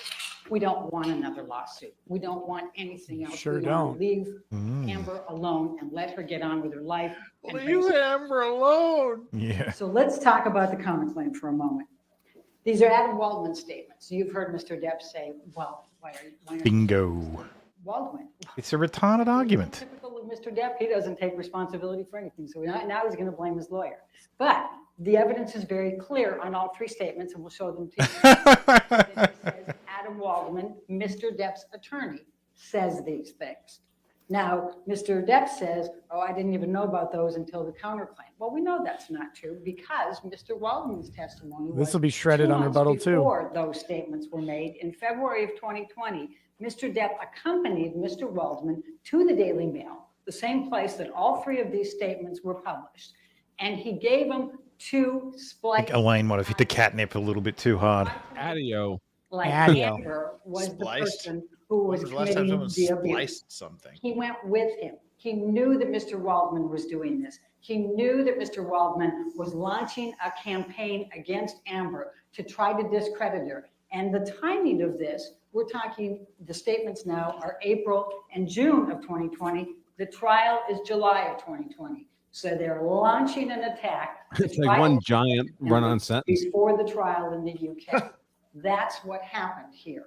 And that is Mr. Waldman, but it's Mr. Depp. The judge gave you 3 different instructions and you'll all have them. He's acting Happened to the audio. as his attorney. He has the authority. So Mr. Depp is standing in the shoes of Mr. Waldman. Mr. Waldman is standing in the shoes of Mr. Depp. In the shoes. Michelle, can you please bring up the first statement? They're going to do lunch between rebuttals, right? With a sword and shield, depending on their needs. They have selected some of her sexual violence hoax facts as the sword, inflicting them on the public and Mr. Depp.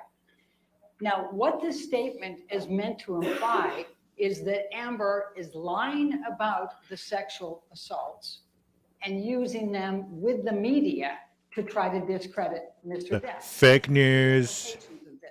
Now, the first part of this is this contradicts Mr. Depp's claims today that the first time you ever heard about the sexual assaults that happened was in this case. It was in the UK case. This is the case that Mr. Depp brought in the UK. And instead of Amber Heard trying to put this out in the media, she did exactly the opposite. Now, this article's not in your She's evidence treading the book, but thinnest at least line some she of you can will on saying he remember lost it the being UK shown case at without one saying point it. Yeah, because if she says it, that Amber was successful in being able to treat her allegations of the sexual violence confidential in that proceeding. And it was treated confidential. She did Is it Camille looking at the judge? the opposite. She didn't want to tell people this. And you know that. You watched her on the stand. It was heart-rendering for her to have to do this rendering. with the cameras, no less. Oh, she hates cameras. But what else is false? Cameras hate her.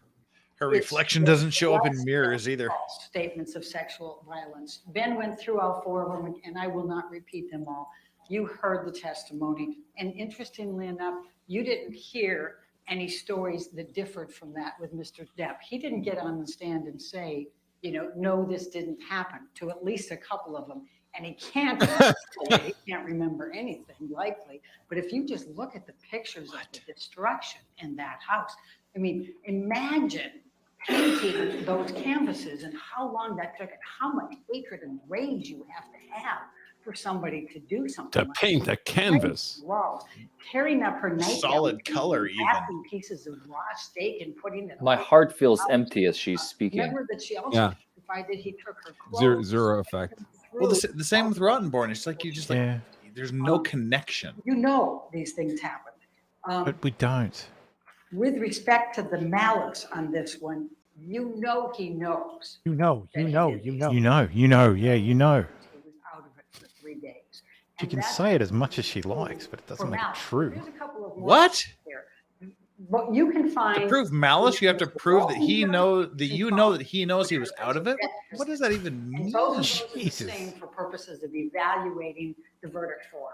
They stand in each other's shoes. When you have Where's that? I have noticed that they placed Camille as far away from the microphone as possible, there was so she can't object. sexual violence that he had put from the April one that went into the trial.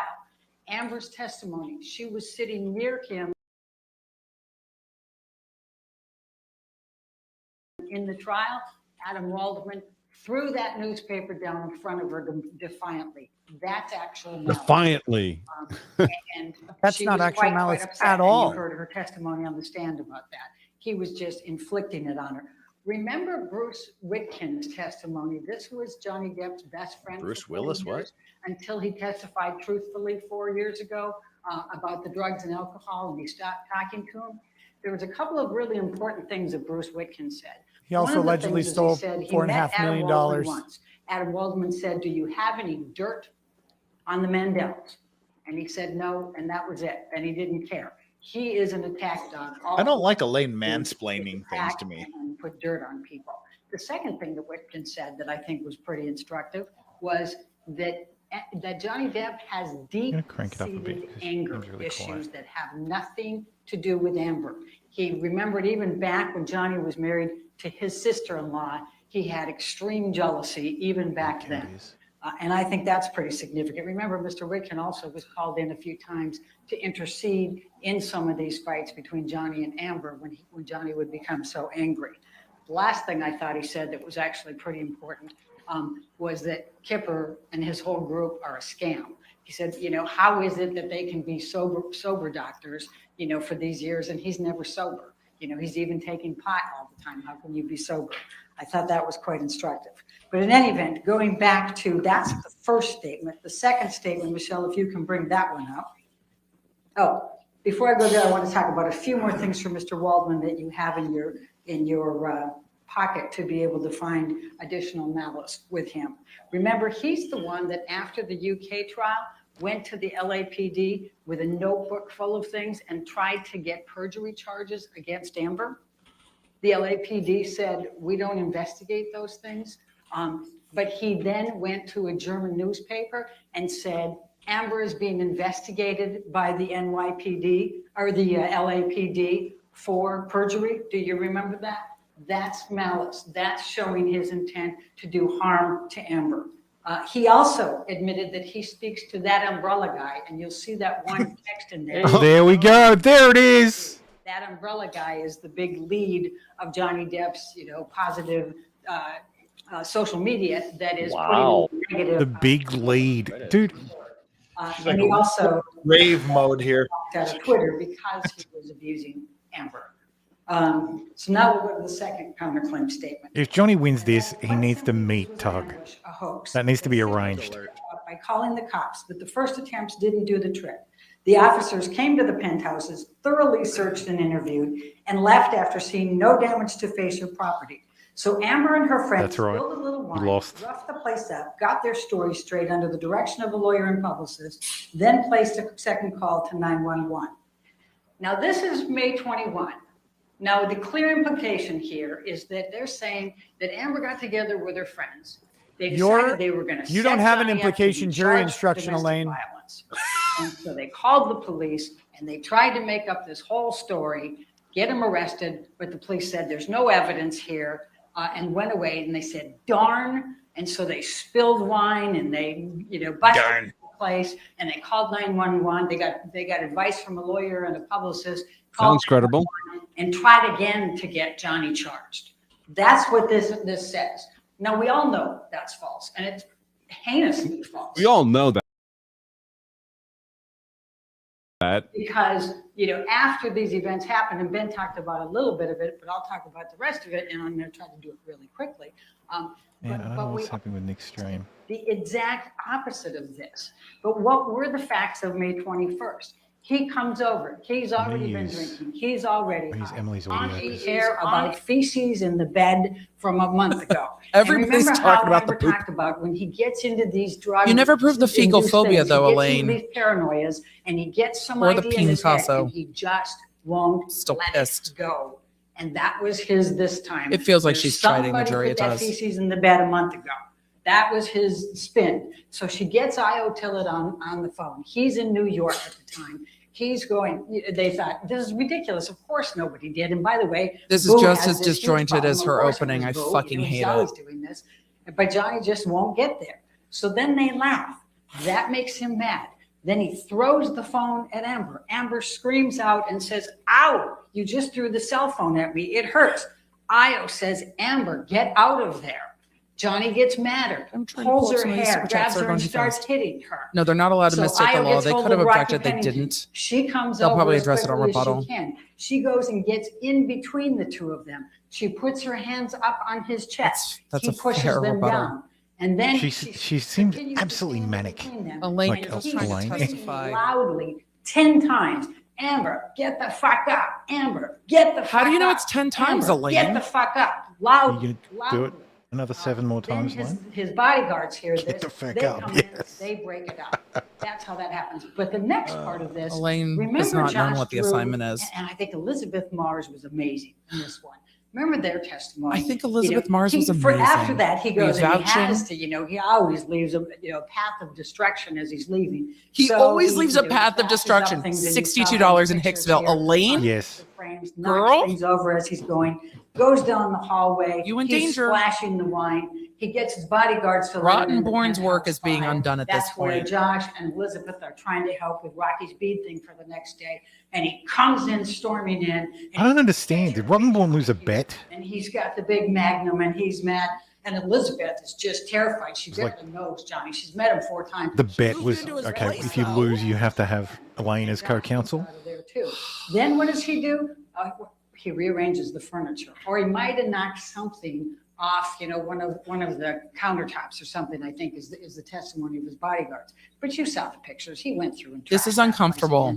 as he left. Like, I'm uncomfortable. Now, the next Chad, part of this is Chad. the police coming. All of you that just Io texted calls the police. couch in the He's chat. New York. He calls the New York police 911. You're bae. He's afraid they're not going to get there fast enough. He still remembers December 15th. I want to call couch. 212,000 people are watching And this. all the evidence. Interestingly enough, Emily doesn't have that Amber's still live in chat. there. The police haven't come and that Johnny's going to kill her. So he calls a friend Parsnip. in LA Parsley. and says, please call 911. We got to get somebody there fast. So she calls 911. So we have 2 calls, and you'll see the call summary.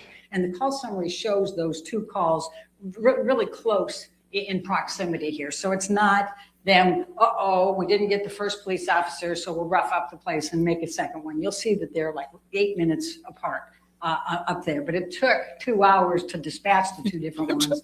And Amber never even had any. How are they 8 minutes apart, but it took 2 hours to dispatch The them? first one's come, and we've talked about it. We've shown you the pictures. The police officers admitted that those pictures wanted this to be could good. very much have been what was there that night. The Remember only that one with Officer vomitus Academy in this was his courtroom first right week now on the is job. Elaine, and it's Officer word Science was vomitus. 3 years on the job at that point. They say, they told Josh that if she will press charges, if she'll give a name, we can file a report and make an arrest. She wouldn't do it. You did hear from Detective Santanaga. That's the domestic violence. Oh, they finally stepped into the misstating the testimony. Are you also going to call time on her? Y'all, I'm going to try to get to the super chats. Just thank you, Ben Chu, for making it fucking stop at this point. Like all we needed was for that to stop for a minute. Everyone can just fluff their aura and we will try to get to this. Chat, you guys are cracking me up. I'm so glad we're in this together. Thank you. Respect to Nick. That That was fucking insane. This is what I'm you gonna get, reload right? Well, MIE I went to the show in Las Vegas, and when I was there, I learned about this new product. You and while the- recall Josh Drew saying that the police officer told This is the neighbor you don't like's his name will Christmas never letter about their Yes, children. said that.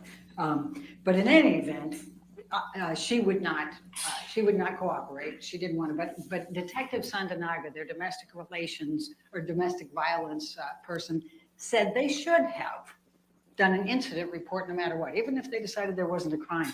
Because domestic violence, it has the cycles. They come back, and it's good to have the record for the next time that it might happen. So she said they should have under the circumstances, even if they didn't.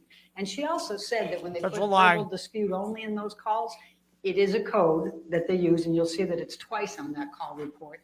So they, to say that's why we didn't write a report.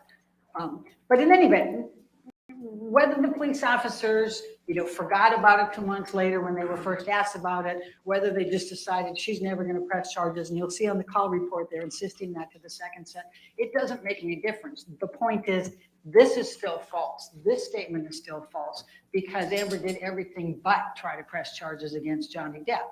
So they go away. And the testimony is that Josh and Amber and Rocky cleaned up because they have dogs. So they cleaned up a lot of the glass and the wine and those types. Did a dog They step had on no a idea bee? the second police officers were coming by, and they certainly didn't call them, and they certainly didn't talk. They never talked to a publicist. She did talk to a lawyer who gave her advice, and that's why she wouldn't tell them, anything. She said, I'm not going to cooperate at all. So the second one's coming. You saw that. You've got the video cameras in there. Tell them, she said, I'm not going to cooperate at all. So the second one's coming. You saw that. You've got the video cameras in there. You see, there's no effort by them to try to get now these officers to press charges against Johnny Depp. This is as bad as opening. Josh Drew doesn't want to even let him into place. She promised. They come through quickly. Fecal Everything's phobia fine. They and wave, makeup. everything's fine. Are they trying And to a peen press casso. charges against Johnny? No, they're not trying to do anything. They're trying to get him out of there. She's supposed to be Makes sticking to the this script, and 100% false. I don't know Was what it made with happened. malice? Absolutely. There's nobody that thinks that Amber tried to press charges that night. Johnny knew that. But the She's other not thing gonna that's have very time for a helpful rebuttal. and what you should look That'll be at a is blessing. Defendants Exhibits 772 and 773. Because once again, the next day, Johnny apologizes to Amber. He says in two different text messages, that's 772 and 773, he says, my profound apologies in one of them, and my apologies are eternal in the other one. What is he apologizing for Christine, I the don't next doubt that. day on May 22nd? If he didn't know that he did all of those things. And by the way, remember Isaac Baruch? Yes, gents, have you ever apologized for something?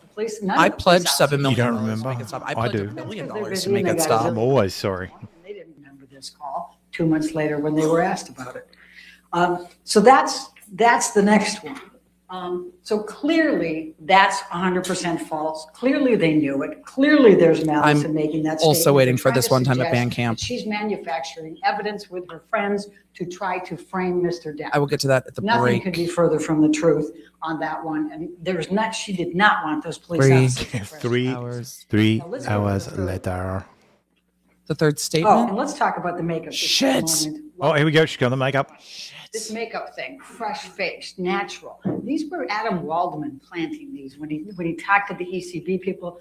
Remember the testimony. He We kept planted the witness testimony? Mr. Waldman was trying to plant in all of these people's Objection, minds. Your Honor. Somehow she was No.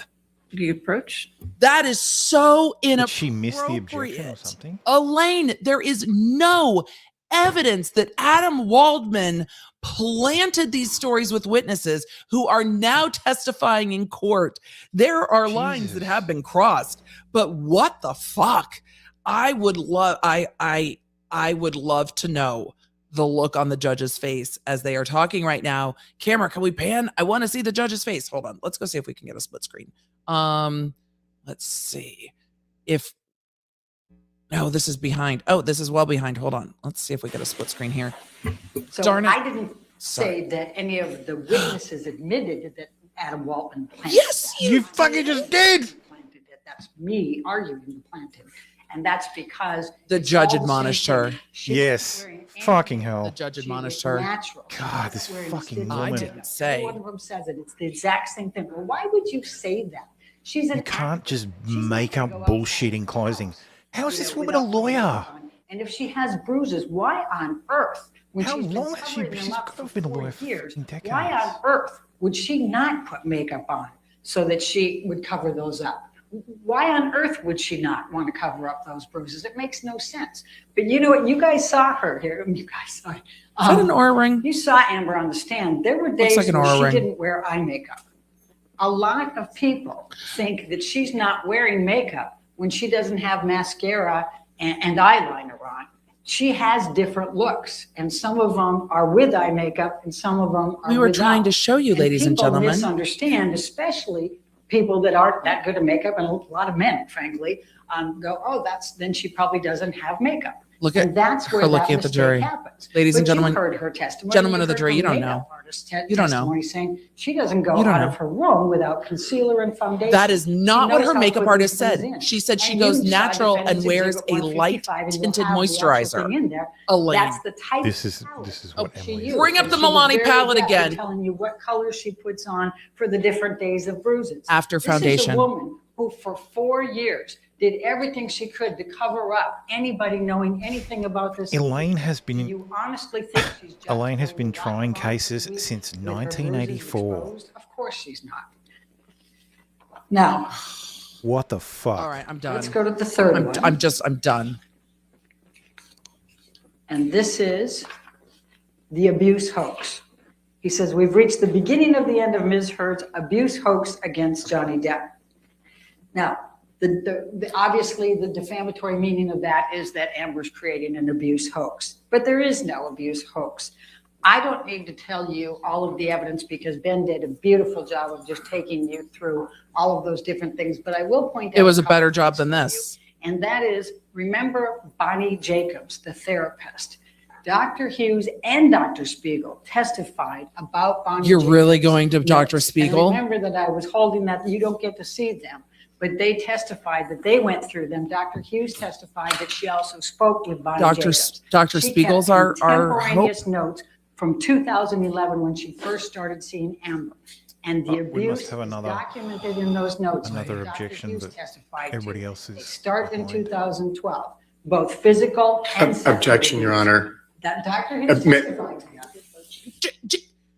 that. Listen to her arguing. Dr. Hughes testified to that. No, she didn't. I want to see if we can see the bench on the split screen, and we're not. We're seeing the parties on the split screen. I was hoping we would see the court.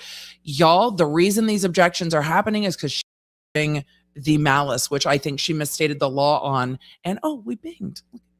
Look at us. Thanks, y'all. With her misstating, where are we when we're binging? With her misstating that, oh my, that's why it's binging. Thank you. With her misstating that, we are seeing them going, you saw not Rottenborn, you saw Ben Chu and Camille Vasquez talking because she was misstating malice. They can argue that she misstated malice, but then the lawyer spidey senses have woken back up, and now they're like, no, she continues to misstate. We have to object. And the fact that they're still up at the bench this long means that the judge is now having to tell Elaine Bredehoff, you are outside of the boundaries. Because otherwise it would be like, no, Mr. Chu, we're going to move on. That is how quickly that would normally go. So the fact that they're still up at the bench feels like there is some explaining going on. I just wish one of the court cameras would switch to the bench so we could see it. I mean, she is speaking at a rapid pace in a way that feels like I am being scolded or yelled at. I don't know if any of you feel like that, but I feel like we are being scolded and yelled at. Did Elaine forget that she walked around the courthouse with a bruise? It's just,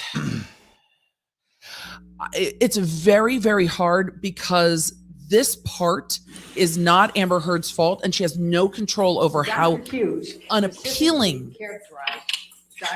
her attorney is right now. Try and reduce the load. She had to backtrack again. Throughout that time, She had to fix it again. Dr. Spiegel confirmed that later and said the same. When I asked Dr. Curry if she had reviewed Lol, yes, maybe. I doubt it's my internet though. I'm pretty sure Your Honor, it's, objection. my laptop. Another. Another objection. Seriously. This is bad. This is bad. This is bad. There shouldn't be this many bench conferences in closing. No. I think it looks bad to the jury. I don't know if the jury knows how bad it is, but it's bad. I just wish we could see the bench. It is not good. Let's see how she confirmed that he had reviewed Bonnie Jacobs' notes as well. Did the judge just tell her what she could say? Curry, she said she had reviewed them, but she had no comment, but she also didn't deny that those were in there. Amber Heard testified that she went back and because Depp's team is now on their toes watching out for Elaine doing shit that she shouldn't be doing. Earlier than she even realized before. She always had thought that it had started in 2013. I think this looks very bad in front of the jury. When she went back and saw Bonnie I really Jacobs' do. notes, she realized that I think it looks bad. much earlier, and she was very embarrassed. Enough video to significantly, I think those conferences absolutely go against Heard's time. Elaine shouldn't be doing that. It should count against her time. To actually detail all of her events of abuse in February of this year, and she went through and took the notes, took photos, she took everything she had, calendars, everything, put it all together, and you heard about at least 64 pages of detailed accountability of that. And Mr. Depp's team has been able to not refute any of that. Remember, they tried to impeach her and say, well, you didn't say that. She said, yes, I did, on page 64. Remember that? It was a very, very difficult process for her because there was an awful lot of it, and she put it in great detail. Now, let's talk for a moment about the motive. She keeps checking her watch. They have said that that doesn't feel created confident. This whole hoax, and I think Ben's This done a feels nice like they job are showing scrambling. That can't possibly have been. But what would Amber Heard's motive be for creating the hoax, or creating any of this, or making any of this up? That's a big question here. They call her a gold digger, right? But she couldn't have done it for the money. Because first of all, remember the testimony They didn't of Laura Wasser, the divorce call her attorney. gold digger. She said that California is a no-fault state. They ain't saying she a community gold digger. property. So Amber doesn't have to have an abuse. The fact that She they could are have- arguing no she could have motive divorced is him for telling. irreconcilable differences, for abandonment. If it's for true, adultery, why for are you even anything. addressing She doesn't motive? need an excuse. And she gets 50% of whatever he earns during the time of the marriage, unless they had a prenup or a postnup. The testimony from Michelle Mulrooney. If they was felt that Amber confident in their completely position, they don't cooperated even with the address prenup motive. They and say there's postnup. That's no not even motive. correct. But They tell were the jury married in other California. than telling the It's a truth. community property state. You They move get, on. Called her she out get for half. Trying to She didn't prove want it. a postnup or a prenup. So Mm. she's entitled to 50% of Mm-mm-mm. everything he earns during that time. Now we have Plaintiff's Exhibit 936 in evidence, and look at page 69. It says how much Well, he made in I think just 2015. Elaine. She's the one who seems obsessed with that umbrella man. Mr. Spindler, Depp's expert, who said that he made $22 million in 2016. So you got $65 million. Amber was entitled to 31. Really? If next comic he does, Elaine needs to be the villain. So she didn't need to say anything. She could have just said, I don't like you anymore. I don't like the color of Your your Honor. hair. I'm going to divorce you. Your She Honor, would have been we're entitled going to to that. object again. He really doesn't want to. Objecting during closing is not something anyone wants to have to do. It is not regularly done. It is only when there are misstatements of the law and evidence, truly. And we're seeing that happening here, which is really wild that they're going up to the bench. And every time they come back from the bench, these aren't quick. If Ben Chu was wrong, the court would say, no, Mr. Chu, and then send them right back to the table. Every time they come back, Elaine has to backtrack and restate something. That's telling me that every time they go up to the bench, the judge is looking at Elaine and saying, no. I think they're going to run out of time for their rebuttal because there's nothing you can do on rebuttal in 5 minutes. And I'm stunned because, again, in opening, this is exactly what we saw. Rottenborn got up there and was like, the law is on our side. And Elaine got up there and went, and then it all became a mess. Let's talk about the makeup. Let's talk about this. It's all over the place. I feel like I'm being yelled at, and I just want it to stop. These objections feel like such a pleasant break. Yes. Thank you for offering all the splendid insights about this trial. Does the losing side tend to do their closing argument like this? It sounds rather divergent in an opening rather than convergent. Yeah. What's telling to me, ooh, my throat's getting dry. What's telling to me is that they are hammering on the points that they need to if they lose. They are talking about damages. They are talking about motive. If you're talking about motive, they're it's because 100% going to run out of time. Motive, therefore, I don't see how instead of saying they do there's a rebuttal. no motive because what she's saying is true and there's no defamation.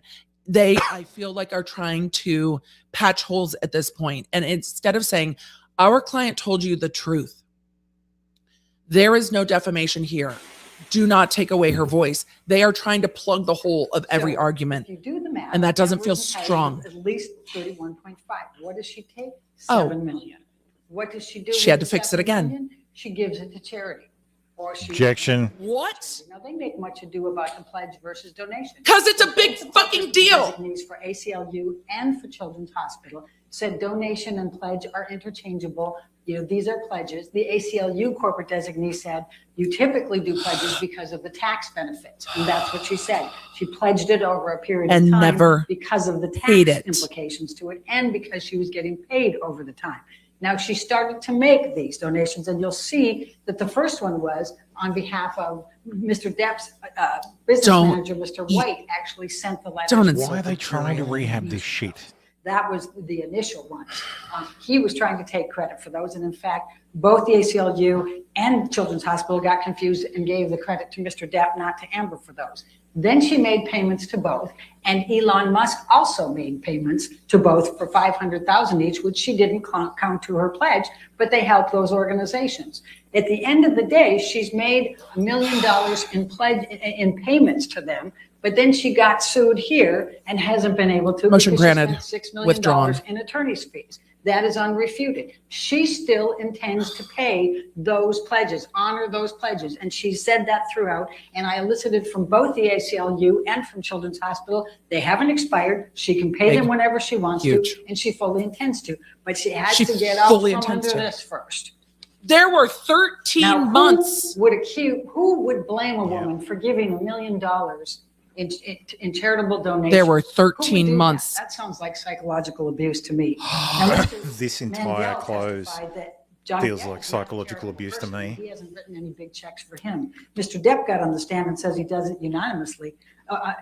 Unanimously? But Mr. Unanimously. Mandel has been the one writing He's the inventing check. words He now. said that didn't happen. Now let's go to damages, because I promised you I was going to go pretty fast. I hope there's a buzzer. I really hope the You're not judge keeping has that a promise buzzer. to us, Elaine, just like you didn't prove fecal There's phobia. a few different types of damages. Or but Peen one of the things Picasso. that the court has talked to you about, she told Why you that talk about because we have damages? defamation, it's invidious, and therefore it's very difficult to prove these. The And judge so did? These damages The judge didn't say to that. business reputation, inconvenience, embarrassment are presumed. You don't have to prove Yes, those damages. that's true. And one great example of that Defamation per is the se. testimony from Mr. Hamada at Warner Brothers. Huh. He didn't want to have to get in the middle of all of this with Aquaman 2. They haven't even released it. So he didn't read anything in preparation for his deposition. He didn't talk to anybody before his deposition. He said that he tried to do technicals and say, no, we never terminated her contract. But, oh yeah, we did tell her we were probably not going to renew her option. And then we That's didn't not what he change the said. script, but Amber got the script, and yes, they did change it. Then he said, no, we never negotiate Scripts never salaries, change. but oh yeah, we did renegotiate Jason Momoa's and Gal Gadot's. So he just He's doesn't Jason want to admit to any Momoa. of these things. But what came out in Hamada's deposition, and I hope you were listening carefully to this, was the email from James Wan, the director, and Jason Momoa, her co-star, who said they guarantee if they are in the film, she is going to be in the film. Why would they do that unless they thought Warner Brothers was being unfair to her? And why did she get almost knocked out of it? Because of the Why defamatory didn't she get statements. almost When knocked out of it? They took on a life of their own. Ron Schnell, the young Sheldon, I call him the Doogie Howser, our expert on Yeah, this person on Joe's stream is right. This isn't a closing argument. Elaine's trying to correct the record. Say Amber Turd. Say Amber Turd in closing how that argument. went through the Say it. social media and the negative social media. And it kept going and kept going. And he tracked all the way until a few months ago over lip gloss 'cause I'm so upset. 2.36 million negative tweets, negative Instagrams, He also negative thought that social hashtag media justice for comments Johnny Depp was about negative. Amber that relate specifically to the information that was in those 3 defamatory statements. It took on a life of its own. They started to get Amber fired from Aquaman 2. They have continued to this day. They have followed her everywhere. Everybody has stopped wanting her. L'Oreal. Meanwhile, Johnny has an hour to rebut this insanity. Y'all, chat, you told me they put it up today. Chat, you told me they put up the L'Oreal is that today. Aquaman was the biggest blockbuster ever. Is she just trying to get to the lunch break or The something? biggest. It was over $1 billion. This was Big, her huge. opportunity for her star. Even the experts from Mr. Depp admitted this was her blockbuster. This was her mega. They didn't say that. But what happened instead? As she's going through, as it's coming out, and in that 16 months, they were going, well, nothing happened. Yeah, lots happened. She had 3 different films she was discussing. She got the L'Oreal contract. She got the stand. All of those things were happening because of Aquaman. And then everything shut down. She wasn't allowed to do publicity. Everything shut down in for the 2020? stand. She wasn't allowed to, she hasn't been allowed to do anything for L'Oreal. She got shut down from her charitable organizations. She ended up not getting the Amazon movie. And then they gave her a hard time about Aquaman 2. And instead of the career trajectory of the other She knows comparators they were who very all went clear way yesterday. up, and by the way, all the experts admit that career trajectory went well for They all the don't rest of them. all And she's admit. the only one that didn't have it. And the reason The is stenographer because of earned the her check and a defamatory mega pint of statements. whiskey today. So you have some very good information that's to her help you on ascertaining those damages. Now, Camille's Jessica ready to go. Look at her. Kowalski, She's mic'd up. And I don't know if you Yeah. remember her, but she was her agent. I didn't notice She that. said, everybody just stop talking. The producers If they don't run out want of her, time, the court will directors say don't want her, counsel, nobody wants her. We just can't approach, get the or counsel, traction. you're We at should have time. been able to get the traction, and they say it's because of those statements. So Camille's so ready. Catherine Arnold gave you some good estimates on this, and she gave you a very good basis. 2 minutes left. She didn't I'm feeling use very Jason overwhelmed. Momoa's. 2 minute warning. The others. She used Amber's, but used those comparators to show that they got big movies, that they They're going to have no time for rebuttal at all. they got these TV opportunities, but she used the base that Amber had. So she used the 4 million from I the wanna Aquaman, object. that would be 3. She used the stands, how much My they got parlay paid was per movie. denied. And what she estimated on those, and she went through those details, is that if you took that for the last 2 years and projected into the next 3 to 4, that it's between 47 and 50 They're trying to prove million Amber dollars Heard's that damages she could have had rushed instead at of the her end star here. being completely extinguished. And that's what's happened to her. The emotional distress damages are even more extreme here. I think Needlehoff And is that also exhausted. Don Hughes testified extensively about the PTSD and what she goes through. And every time she's called a liar, every time these hoax things come up, everything, it causes her to relive all of it. She talks about the panic attacks, the nervousness, the intrusive thoughts, the nightmares, all of the sweats, the anxiety that goes through all of didn't this. see that. This is Needlehoff. It's significant, but probably the most compelling testimony that you could ever hear was from Amber. No, this is just like yesterday, and this when is she just took like the her stand opening before. was. It's just It has a destroyed whole her life. This has consumed her. lot. She's getting death threats. Her This is daughter, just- I don't know what they're she's doing. threatening to put her Consciousness daughter in the stream. microwave, for God's sakes. She can't get away from this. It's everywhere. This media, the social media that has just taken off, has just consumed her life. As Whose she fault said, is that, Elaine? no human being should be put through this. Now, Johnny Depp sued for $100 million or for $50 million. You sued for And $100 he sent million. a message back saying, fine, then we're going to sue for $100 million. Oh, good. Oh, you're admitting it. We're not asking you to give $100 million. We're asking you Then why did you sue for $100 million? and just be fair and reasonable in whatever you determine by following the evidence and the instructions. But we do ask that you fully and fairly. Well, now we know how they picked it. Amber, Just like I said, everything fuck you, you've we're doubling it. Yeah, fuck you, we're doubling it, yeah. and emotional distress. The very last point is punitive damages, and you surely have those in this case. We've asked for $350,000 for the punitive damages, and we would ask that you award that. Thank you very much. Great, thank you. All right, ladies and gentlemen, what I'm going to do, we still have rebuttal closing arguments, but I can guarantee you that the rebuttal closing arguments will be done combined within 45 minutes. But what I want to do is go ahead and let you have your lunch. And then after lunch, we'll come back in the courtroom, have the rebuttal Okay. closing arguments, Praise and then Jesus. we'll submit the case to you. Okay? All right. So go ahead and have your lunch. Do not discuss the case with each other and do not do any outside research. Okay? Back at what time? I think she might have motion. I think she might have some So we're words. back in about an hour.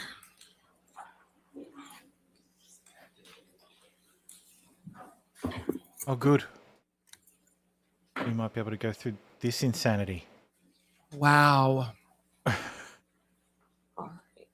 So let's come back at 2:10. And just 2:10, okay. for the record, plaintiffs Time. have 39 minutes left for rebuttal. Defendants have 6 minutes. No. I didn't take any time off from the sidebars. 0 off That's from the sidebars. generous. All from testimony. That's Okay? generous. All right. Thank you. That's generous. All right. I'm going to put a time check in. Depp has Fucking 39 hell. minutes. That's insane. Heard I'm going to has take this 6 opportunity. minutes. Wow. use the Wow. bathroom. Wow. I'm going to answer some questions and then we will take a short lunch break here before we switch over to the afternoon stream. Holy shit. That was a lot. High speed rambling, rolling nonsense. I joked on Twitter. Well, it wasn't a joke. It's true, but I was being snide on Twitter. I said I wouldn't hire Elaine Bredehoff to buy me coffee. Seriously, it would be cold before you fucking got it. Exactly. Sorry, It'd I come said the back F word, cold. sorry. Oh no, That's funny. What the fuck's their problem? I have a little bit of adult beverage in me at this point. Oh, no worries on that. I'm exasperated. No, but what the hell? What the hell was that? It was a complete waste of time. I mean, here's a reality. Now they didn't have to preserve a ton of time for their rebuttal because it's limited in scope to their counterclaim. So they don't have to do their rebuttal time as part of their counterclaim. So their main closing argument was going to be the bulk because it was addressing both issues. So that's fine. But 6 minutes, and you heard what Rottenborn's response was. That time against the sidebars couldn't be counted against us. I didn't count any time on the sidebars. Yeah. And the judge guaranteed it. She's not going to be loosey-goosey. I mean, she just told the jury, I can guarantee you it'll be done in 45 minutes. Well, that's 39 for Depp, 6 for Heard. That's 45 minutes. You're done in 45 minutes, period. And she's not, I think she will literally cut them off mid-word, is how it sounds. It's been abysmal time management since the get-go. Oh, yeah. Yeah, it's actually a wonder that they got their case done when they did with the amount of time that they had left. I mean, because they had a couple, probably something like 30 to 45 minutes left in their case time. Well, I think it was DUI Guy that said you said they would probably give her 3 to 5 minutes per person. Man, only on cross exam. Yeah, just to avoid. An issue. avoid the appeal. Yeah. I gotta hit the bathroom. I'll be right back, gentlemen. Speak away. It's our stream. Hey, everybody, like and subscribe to me because I'm fucking. And she said it in closing. Why did we sue for $100 million? To send a message. Yeah. We're not asking for $100 million. We're asking for $350,000 in punitive damages is essentially what they asked for. She just kind of gave up. Michelle said, I tried other channels for different perspectives, but yours is the only biased one and so clear that you are just a dope person. Thank you. We need you talking to the Lawtubers at court for jury insight, please. Thank you. For all the tea. You're welcome. I try not to be biased, but I try to show it or tell it as I see it. And when I'm getting annoyed, I tell you that I'm getting annoyed one side or the other. My Apple Watch showed my heart rate so elevated while Elaine was talking. The fact that it's Ben Chew's stuffed alpaca with that picture is giving me life. Thank you for bringing a little bit of levity to me. How in the heck have you found time to get your nails done? I went last night. You're always here for us, but they look awesome. Nonetheless, I went last night. I absolutely. I'm like burning clock right now, like I'm a freaking Elaine.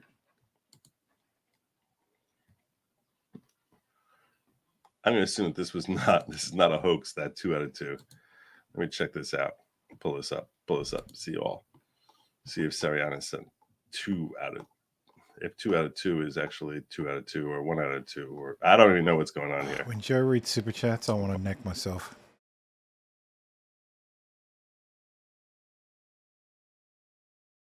Elaine and Rottenborn. Yeah. This is a textbook example of a disjointed, all over the place,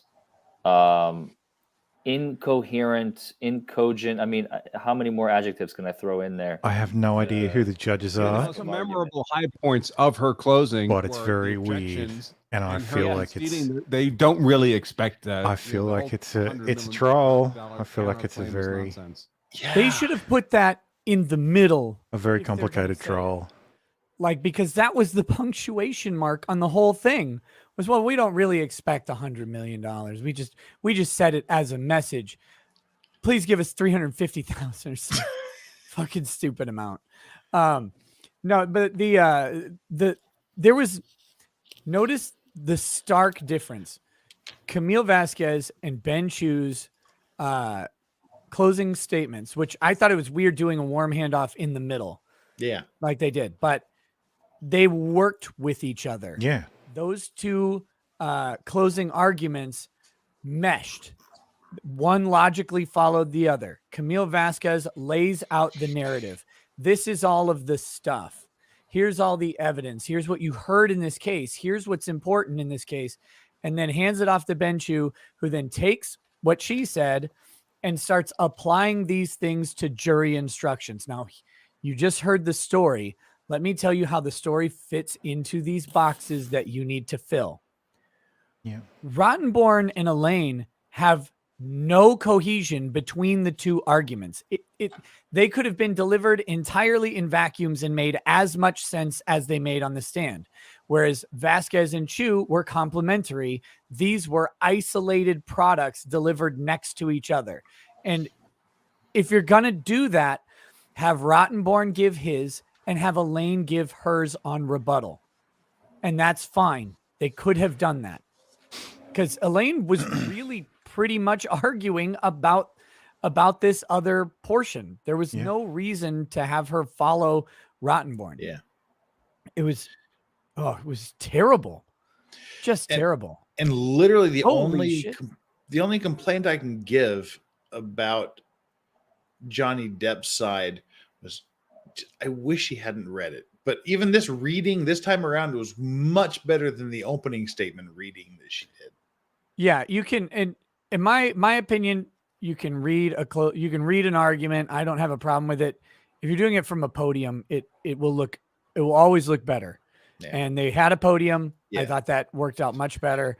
You know, the opening statement, she was just wandering around with the paper in her hand, and that looked really bad. Yeah, it looked like a teenager giving. I got a huge report. Super chat. Oh shit! I'm trying to.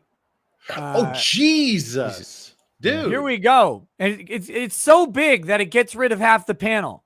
So if you ever want to know how to eliminate half of the panel by chat, you're like, I don't like these fuckers on the bottom. Here's how. Scarlog with a huge chat. Thank you so much. Says, what Elaine said is one of the most insanely idiotic things I have ever heard.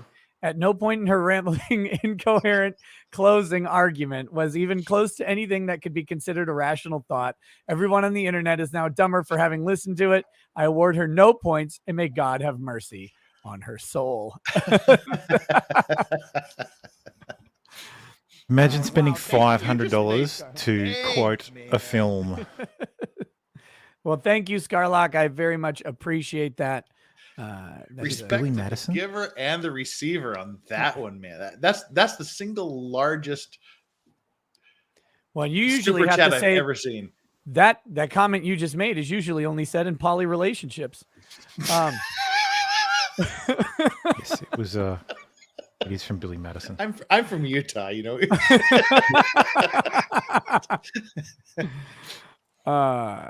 Wow. Okay, so I guess I'll put up a close or a poll. How effective was Amber's close? See, that's the thing. I mean, Amber's team, Johnny Depp's team handled it pretty much exactly the way I suggested, and I would have with it's not her versus him, it's her versus every other person on planet Earth. She's isolated and the only one that has her side of the story. Everyone else, even her former best friends, can't agree with her with what happened. Yeah, you point out the inconsistencies. The only thing I would have done differently is I would have done go ahead, Johnny. Tell him, Johnny. See if they believe you, Johnny, as the mic drop moment and walked off rather than at the beginning like they did. Yeah. But I don't know what they could have, maybe if Rottenborn had stopped Elaine in the middle of her rambling. Here's what I think this is how they could have salvaged it.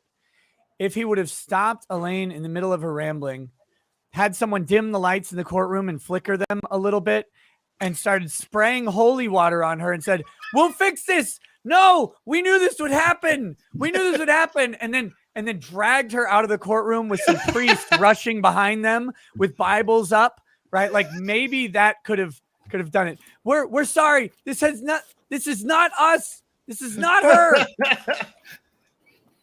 Oh God. Rottenborn was begging for that Amber Alert to come back during Elaine's. We have an Elaine alert, Your Honor. Well, it'd be a silver alert, right? Those are the silver alerts, aren't they? When it's like a senior citizen goes missing, it's the silver alert. I didn't even know that was a thing. Meow, meow, meow, meow. Or like he comes up behind her and just hits her in the back, and she starts making a cohesive argument. Your mother's a cocks in hell. Oh God. God, I'm just marveling at the catastrophe. Again, before anybody thinks that this is overhyped or anything like that, a bad closing argument does not mean that you lose a case or win a case. A good closing argument certainly can win a case. Yep. And a bad closing argument certainly can lose a case. But if jurors have already made up their mind against Johnny Depp, which is entirely possible, the closing arguments can be completely irrelevant to them. You never know what's in a juror's head, which is why when people ask, is so-and-so deliberately doing this portion of a trial poorly? The answer is always no, because you never know what portion of the trial is the effective portion for the juror. So you always want to be doing whatever portion of it as well as you can muster, because it might be the one thing the juror pays attention to the whole time. So, but if their minds are already made up in a way, the closing arguments, it very rarely, extremely rarely, and this is not one of those cases. It's pointless. It's pointless speculating because you can never know. It's not knowable. Sometimes the evidence is so overwhelming. There's not a closing argument in the universe that can suddenly make them change their mind based on everything they saw and heard. There are rare occasions where you can put enough, like in criminal cases, I want to bring up because this is a civil case, so it's a little bit different. But there's just enough garbage that you can raise reasonable doubt in the case, and the jury may in the middle of your closing go, you know what, I'm not sure anymore. I thought I was sure, but now thanks to this lawyer, I don't know anymore. Like that can happen. But in the civil case of this magnitude, that makes that different. Yeah, because it's the different standard of proof in criminal cases that makes that true. I mean, in a civil case, both sides are trying to get to 51%, right? So it's hard to fundamentally if someone's set against you, it's hard to change their mind to the degree of 51%. In a criminal case, you know, if you've gotten the jury to believe that all you have to do is raise a reasonable doubt, well, your closing may be good enough to raise a reasonable doubt. It's not nearly as high a threshold of evidence. Precisely. Yeah. But in civil cases, you have to affirmatively get to a 51% position. Whereas in a criminal case, you just have to prove that they haven't gotten to their 99% position or 95 or whatever, however you want to phrase it. But yeah, so it's, I see what you mean. Yeah, you're right.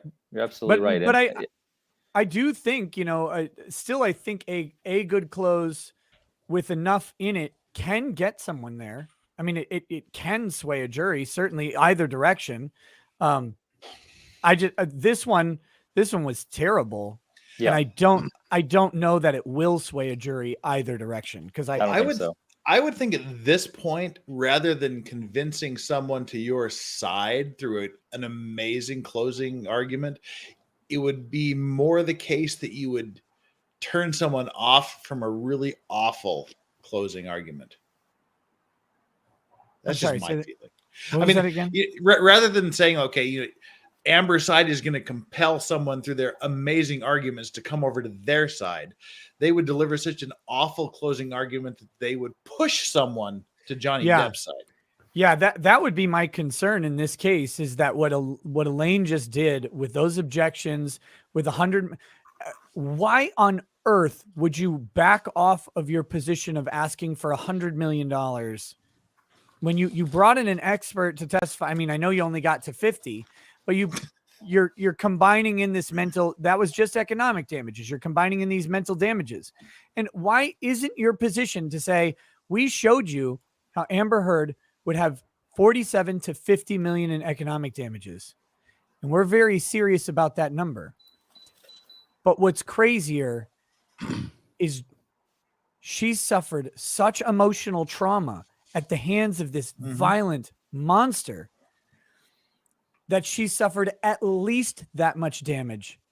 It'll take at least that much to compensate her for what she suffered at this extremely wealthy, domineering, controlling abuser's hands for a year, for years of her life, in a nightmarish hell that she could not get away from until she had to go to the court to get a restraining order to get him away. She had to wait for him to leave for Europe so she could get away from him. And when she finally did, she was finally free. But all of that abuse, it's hard to put a dollar amount on it, and we think it's worth at least as much as the money she could make. That's why we're asking you for $100 million. I know it sounds like a lot of money, but this is a man who owns his own island. I see it as a complete tell that they themselves don't believe their case. Yeah. Because if you believed it, you wouldn't minimize the damages. Right. You go for the whole kit and caboodle at that point. It would be as if Johnny Depp was saying, listen, we're not saying he never hit her. But of course, that's exactly what he's saying, because that has to be his coherent position. Listen, this just never happened. Yeah. But the crazy thing is, again, it's the disparity of position that allows you to make the Johnny Depp argument, where they didn't say, just give us $1, but they implied, this is the damage. This isn't showed about you money, the damage that he suffered. But we don't care what you gave us, because what matters is his reputation and clearing his name. That's all he's wanted to do the whole time. But we did show you that he lost this much money, and it's obvious that he did. Yeah. But we're here to clear his name and reputation. That's why he brought this suit. So it's not about the money for us. But Amber's position should logically be the opposite, because of the income disparity, the wealth disparity between the two. The Johnny trauma, Depp, the alleged trauma, right? She went through in such detail. It's like, so they should have gone full bore. I think undercutting their own damages thing was, like you said, a very big tell on how they feel about their claims. There seem to be a lot of those tells to me too, that they just do not seem confident in their claims. They don't seem confident in their client. And well, you don't need to be misrepresenting the evidence in the law if you feel they support your case, right? Yeah, exactly. It's oh God, what a mess. What a mess for them. Okay, here we go. Tara Olson, do you think Depp's team? No, read that one. Robert says, love the channel. Question for all of you let's see all. what Runkle has to say. How would you all structure your closing arguments based in on the trial instructions practice? we just I would heard? have emergency Coke and Cheetos, and it probably explains a lot about my health. But I love that you have emergency sushi and that you were able to get that. Cheetos never a good idea when you're in a hurry. Tell us what you saw in court today. So, I mean, Rottenborn came in, and I know this is really unpopular. I'm already getting flamed for it on Twitter. Rottenborn's closing. I actually thought it was what he needed to do. I don't think it was powerful. Yep. I don't know if it's going to win him things because this is a jury and they don't always necessarily go with the law. But he made a pretty good argument on law. He did. And that, I mean, that's really what he needs to argue. And you could see him sort of basically hedging away from some of the stronger positions they might have taken. And he was really going on the if even once. And also, if you don't know, not even once, then, you know, you have to find, and I'm like. Good argument. The Yep. law has been on their side, and they started with the law because that's what's on their side. Depp started with the facts because that's what's on their side. But then Elaine shit in Rottenborn's bed when she got up there. She did. She had points, like moments that were good, and then she had a lot of moments that were really bad. And towards the end, when it was getting to like objection, sidebar, the jury just wanted out. They were like, let us go. They were so unhappy with that. I felt like I was yelled at by her. Did it feel that way in court?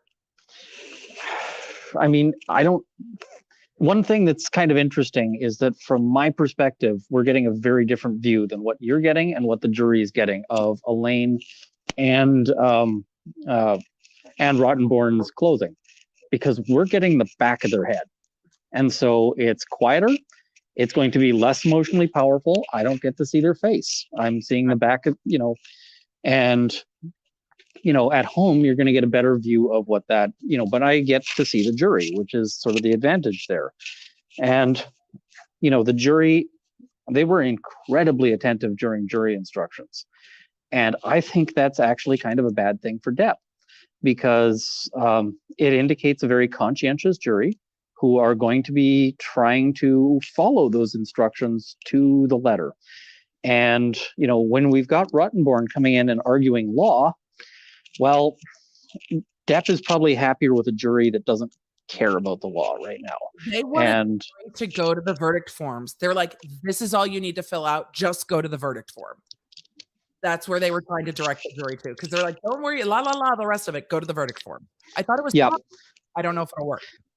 And one thing I did notice is that when she was taking them to the verdict form, there was a lot of people paying sort of extra attention at that point.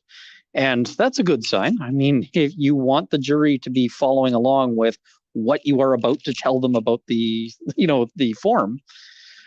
So that was a good sign. Uncle looks like he left all his brushes back in Canada. Sort of, he had the downside of following up after Camille, because Camille Vasquez is a force of nature, and oh man, and like her timing was great. She was hitting points one after another, connecting them in a very organized and logical and coherent fashion, where she's playing one thing off into the next thing. It was really well done. Chu was following up, and some of his points were a repetition of what Camille said, only kind of less forceful. Right. And sometimes he got kind of into a meandering thing.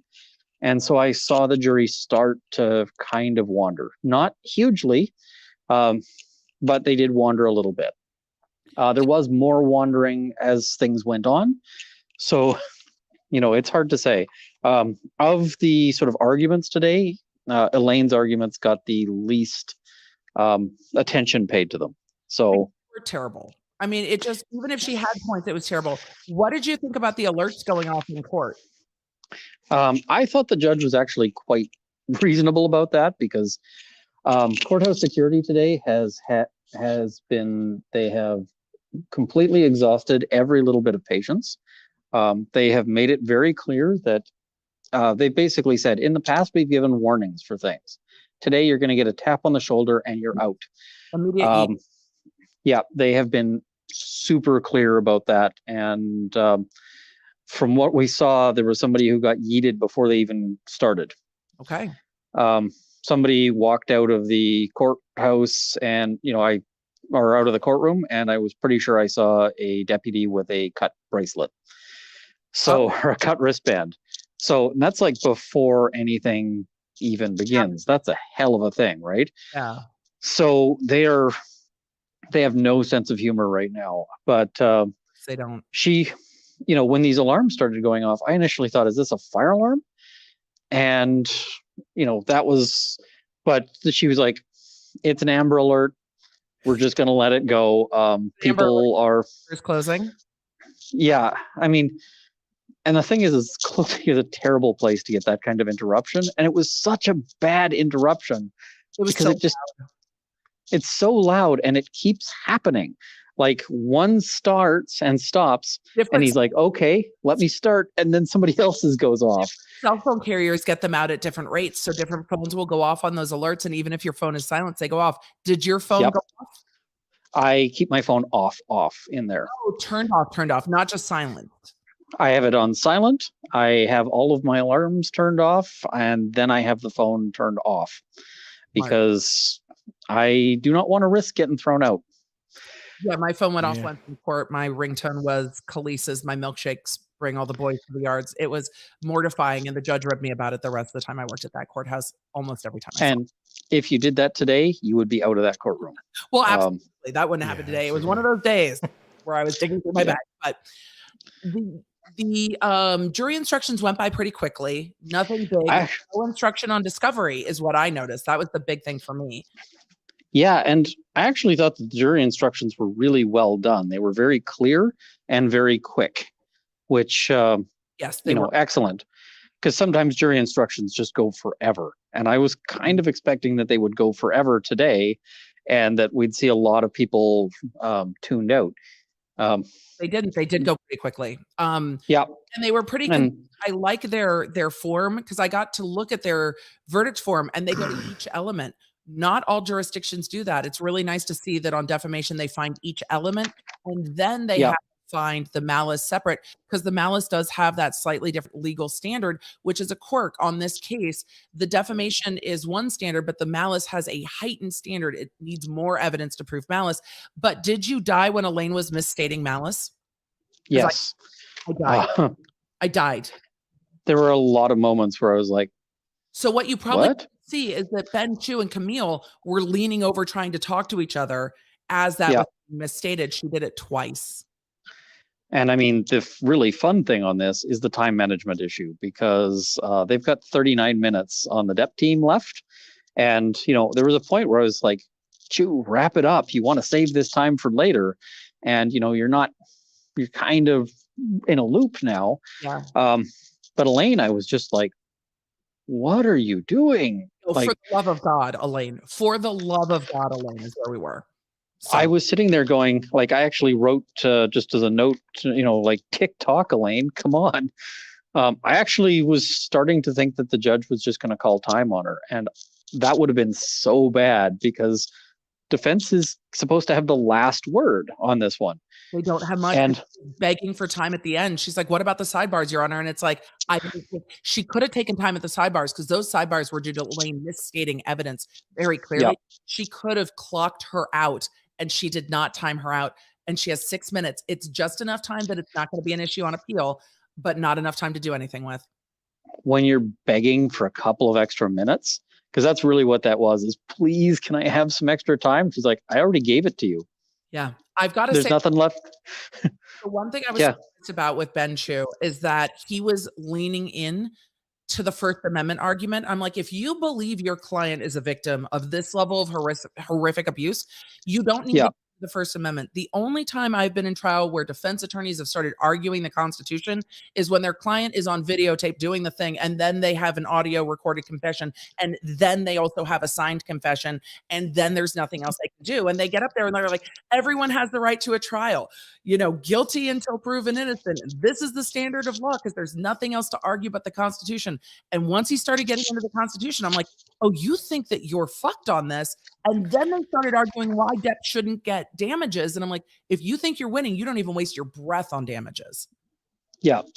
I thought there was a lot where I was just like, what are we doing here? Like Rottenborn, not I don't say Ben, sorry, y'all. I meant Rottenborn. Yeah, it's Chu had the line of this is a Me Too without a Me Too. And Juror H was nodding along with that. She was in agreement with that. But given how finely technical, there's a couple of possibilities. Possibility one is that they just walk into, the jury room and go, we all hate her, right? And then at that point, they just pick numbers.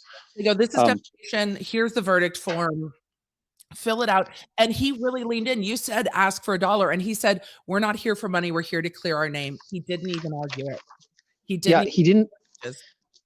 Well, he just said, you guys get to pick the number. Yep. And I actually thought that was really interesting because I was sitting there going, ask for the $1, ask for the $1. And he didn't. And I actually think that my thought about ask for the $1 was wrong in hindsight, because eventually Elaine came back to it and she made an argument, and I took a note of it. She was expecting him to have asked for the $1. She was, basically she made a big argument about how they're wasting, their time and so forth.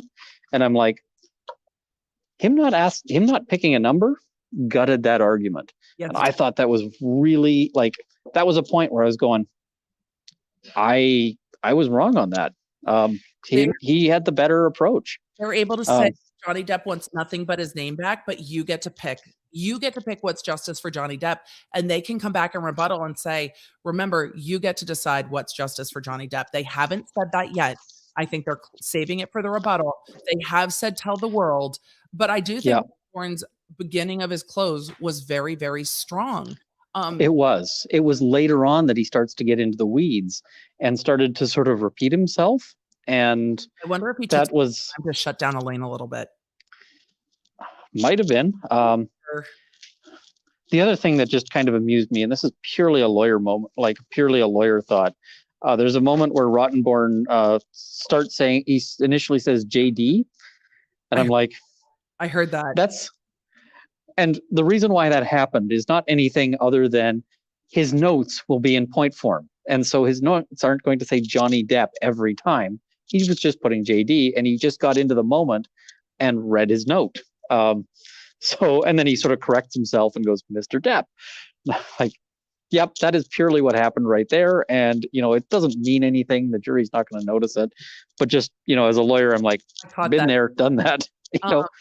We're getting a question about what was the $350 million. It's not $350 million. They were asking for $350,000, which is the limit on punitive damages. Those are the punishment damages. It's like you suck damages. It's like, hey, jury, punish them. It's capped in Virginia at $350,000. So they were asking for $50,000. They're like, punish him. That's what punitive damages are. So and there was another moment where there was a discussion about how she couldn't have possibly done the thing because she was on a transatlantic flight, and Juror G sort of did a That's not what really was. I am pretty sure that Juror G is somehow involved in tech. He gets real interested every time there's a tech guy. Not surprising in this area of the U.S. outside of D.C. that you would have people who are involved in tech. Not surprising at all. Absolutely. And when I actually think this something similar of Juror A. I'm not as sure about A, but when they had that sort of boy genius there talking about Unix, Juror G was super into hearing his qualifications, and then got less interested once he sort of got into the stats and how there really wasn't any sort of computer sciencey stuff in it. It was just, my thought on that is that he's probably been on a plane and he's probably used the in-flight Wi-Fi. Yep. It's just like, I think he knows what in-flight Wi-Fi is. I bet he pays for it on every flight. And you can't send an email on a plane. Really? There are people in this stream that have messaged that they are watching this stream from planes. Well, and the other thing that's just kind of wild is I was walking through the courthouse cafeteria and somebody who I haven't seen in the jury room was listening to your stream. So, hi, other cafeteria person. Hello, anyone watching at the courthouse. Thank you. Yes, apparently I am now the face of pop culture legal commentary, and I have never been so thrilled. I am thrilled by it. So we're here for it. But it's your observations are so tremendously helpful. I know you need some food. I want to be mindful of your time. You only have about 20 minutes left to get back into court. Do you want to give some final observations before you have to get back into court? I think the jury doesn't like there were moments when Rottenborn is making arguments and people were making an expression like they just didn't like what they were being fed. But that doesn't mean that they weren't listening to it. They were making. I think that they're like, I don't like this argument, but I also can't reject it out of hand. So I'm not going to tune it out, but I don't like it. I think that they find Amber very dislikable. I think that I think that they've reached the conclusion that she's lied on at least some things. And so what I suspect there's going to be a big argument about is, do we think that there was at least some abuse? And then there's going to be the issue of, was this tweet republication? Yes. My read on, if I was putting money on this, if I'm at the track putting, dollars on this, I'm going to say he's going to lose on 2 out of 3 of the claims. And I think he's going to win on the third. That's my read. And that'll be the tweet. I agree. You and I have agreed on this for weeks now, that the tweet is the strongest. And they didn't notice that Rottenborn didn't touch on it much. He touched on it, but he was like, you can't find this. But he tried to stay away from it. I think they know that's their loser. The chat very much wants me to ask, did you hear Ben Chu get choked up as he was wrapping up his closing? Yeah. And I mean, I think that they both believe in their client, and, like lawyers, we represent, you represent clients that you don't necessarily believe in, because everybody deserves representation. Right. And you can, criminal defense, you can be like, Bailey is a criminal defense attorney. And so, yes. I don't, people go, hey, how can you, I'm like, I don't necessarily like the people who walk in my door, but they deserve a full representation and so forth. And the same happens in corporate commercial, in property law. You can have somebody who is completely dislikable, but they're still in the right on some fence dispute or something like that. The read I get from both Camille Vasquez and Ben Chu, and I suspect the rest of his team, it's just kind of, those are the ones we see the most, is I think that they believe very strongly that that their client is righteous in this. They do. And my read on Elaine is less so. And my read on Rottenborn is none so. I don't think Rottenborn cares much for, they do sort of this kissy face at the beginning when she walked in. And I don't think he terribly liked that moment. I think that, he's leaning very heavily into the, you can argue that there was abuse here, and like slamming the doors is abuse. So I think if Rottenborn is very frustrated because he came into this case with a path to victory. Yeah.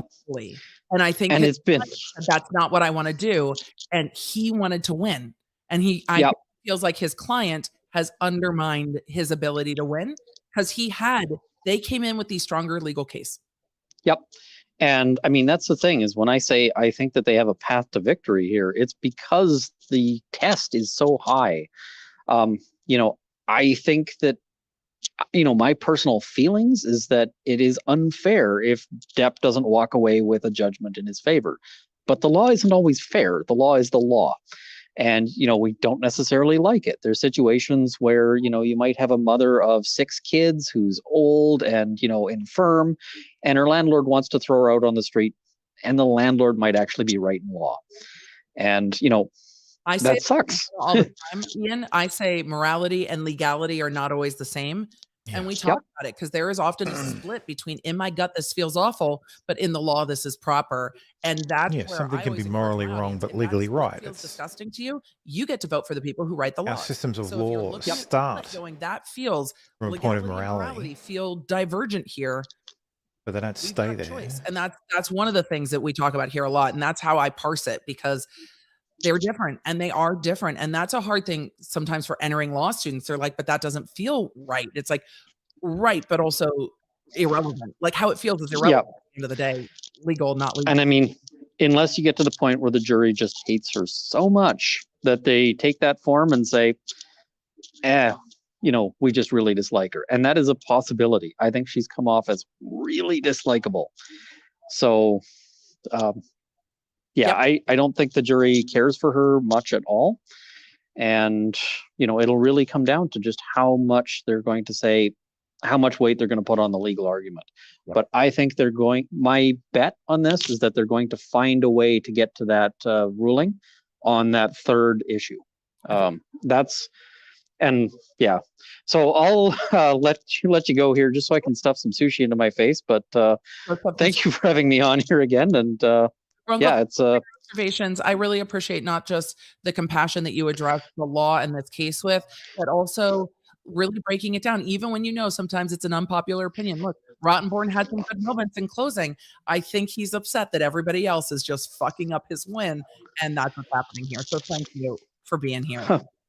Thank you again, and I'll probably see you again soon. Yep, absolutely. Bye. All right, y'all, we are going to start wrapping up. If I didn't get to a super chat, I'm sorry. There was one that I saw that I really wanted to get to that was from way earlier in the day. And the question was, do you think the First Amendment will sit well with a majority POC jury that may have dealt with racism under the guise of the First Amendment? I want to be mindful to say, I don't know that experience. It's not been my experience, but it's something I think the attorneys should have been mindful of when looking at the makeup of their jury in arguing that. I can't speak to how they might feel just because it's not my experience, but I think it's something the lawyers should have thought of in making that argument. And I appreciate the point being brought up. Cam Vasquez come in during their turn after all of this and pull a my cousin Vinny. Everything they just said is BS and sit back down. I mean, she could, but she has so much time left. I would like to see her delight in it a little bit. Thank you guys for all of this. Much love from Fairfax, 4 blocks from the court. Found me on TikTok. I do not do the TikToky things much, but thank you. I'm glad we could pull this up again. Pterodactyl, happy birthday. Y'all, we've already populated the other stream. I will be back on that stream in literally just a few minutes. So I'm going to take a moment to do the human-y things while you do the YouTube-y things. Please and thank you for doing the YouTube-y things. We're now just on the road to 600K. I don't know. We're just Dale's much more clever. Back over to Nick. Wait till you start getting FedEx envelopes. The human things. Lawtube. I like Emily. I think Sign for this, sir. It's like, no, I am not Nick Mercado. I don't want them. I don't. I just want to get online and make jokes and tell stories. That's really it. Okay, well, hold on. Sound like a bad alarm It's clock. not the sound of the helicopter. Good lord, I wouldn't want to be in that helicopter. I thought somebody's alarm was going Why off. do you need helicopter coverage of the courthouse? This is the courthouse, I guess. There's an Guy, active shooter. it looks like the George R. Brown Convention Center in Houston. Is this active shooter? Because that's not the court. Yeah, this is the George R. Brown Convention Center in Houston. I know this place.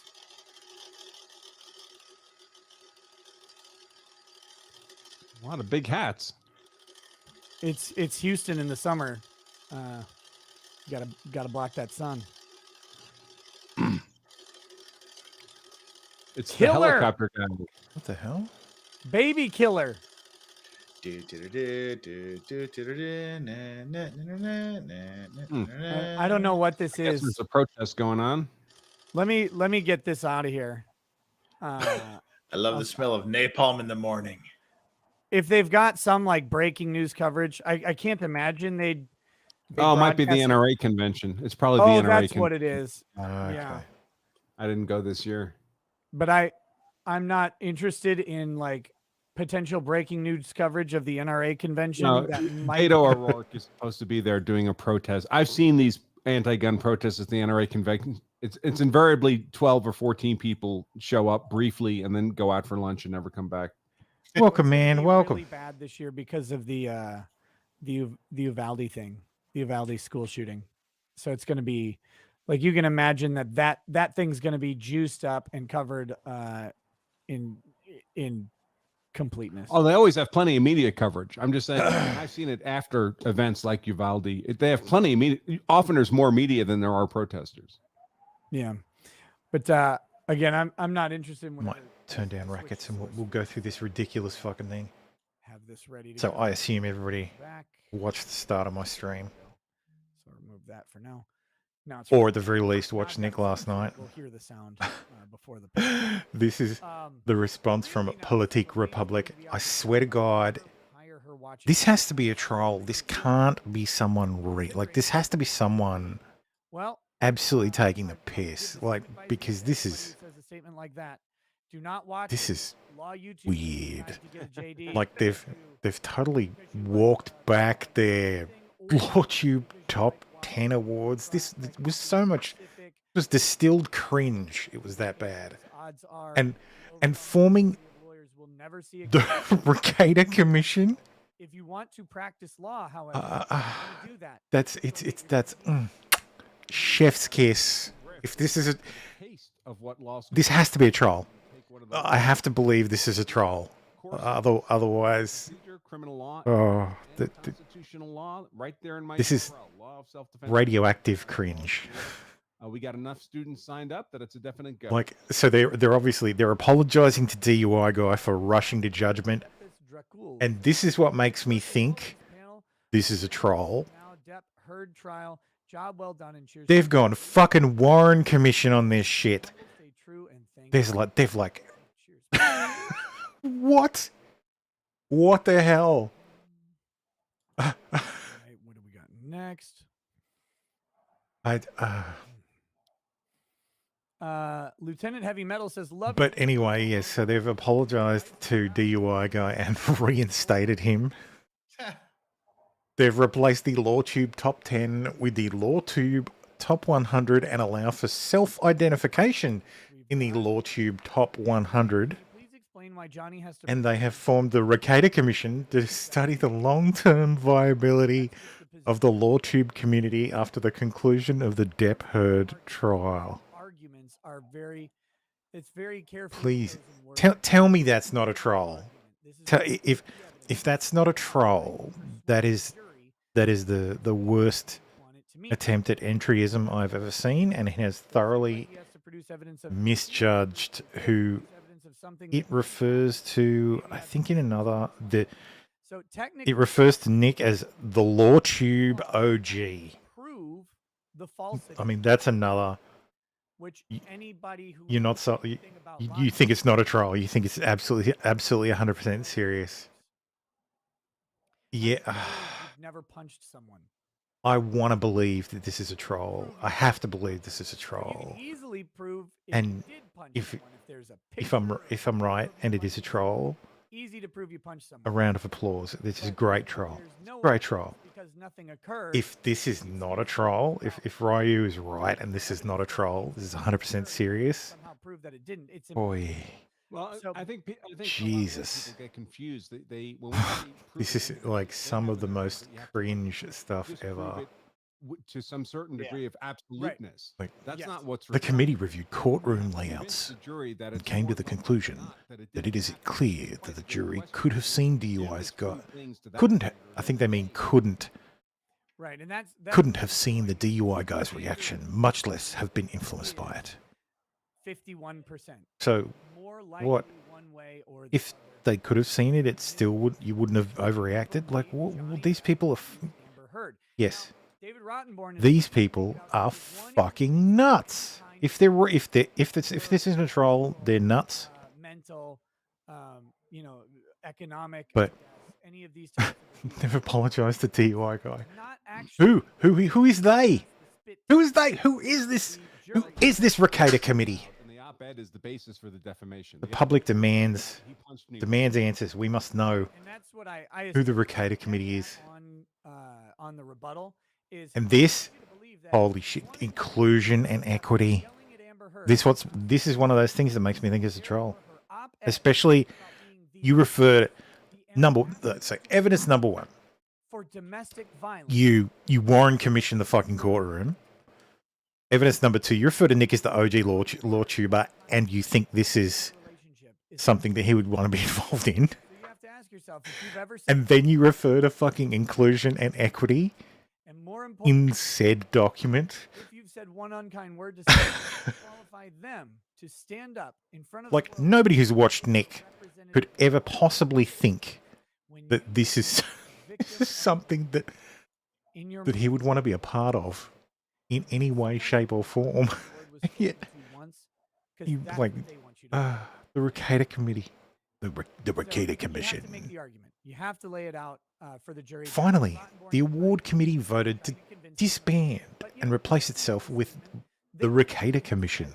They know what she meant. The commission was formed to study concerns expressed by Nick Ricada about the long-term viability of the Lawtube community following the end of the Depp versus Heard trial. Narrative is that he beat her consistently throughout their entire relationship. Actually, that yeah, maybe this could be whatever the hell she calls her community. Biters, I imagine. It happened, quote unquote, so often. So this but upon conclusion of its study, the commission will publish the Ricada report. Nick needs a segment called the Ricada report, just for cringe. The cringiest stuff made a point to show why of the week appears in the Ricada report. All lose their lavish lifestyle on Johnny Live from Minnesota, the Ricada report. I don't know if I go there because that might encourage them to keep her in danger. So terrible. For their own self-serving needs. So yeah, I wouldn't go there because I mean, it just frankly let me read it first. Fucking Substack. All of Johnny's witnesses were testifying. And yeah, they've updated. All right, let's read the comments. I haven't looked at the comments. Please tell me it's just people saying this is a troll, right? I mean, this has to be a troll.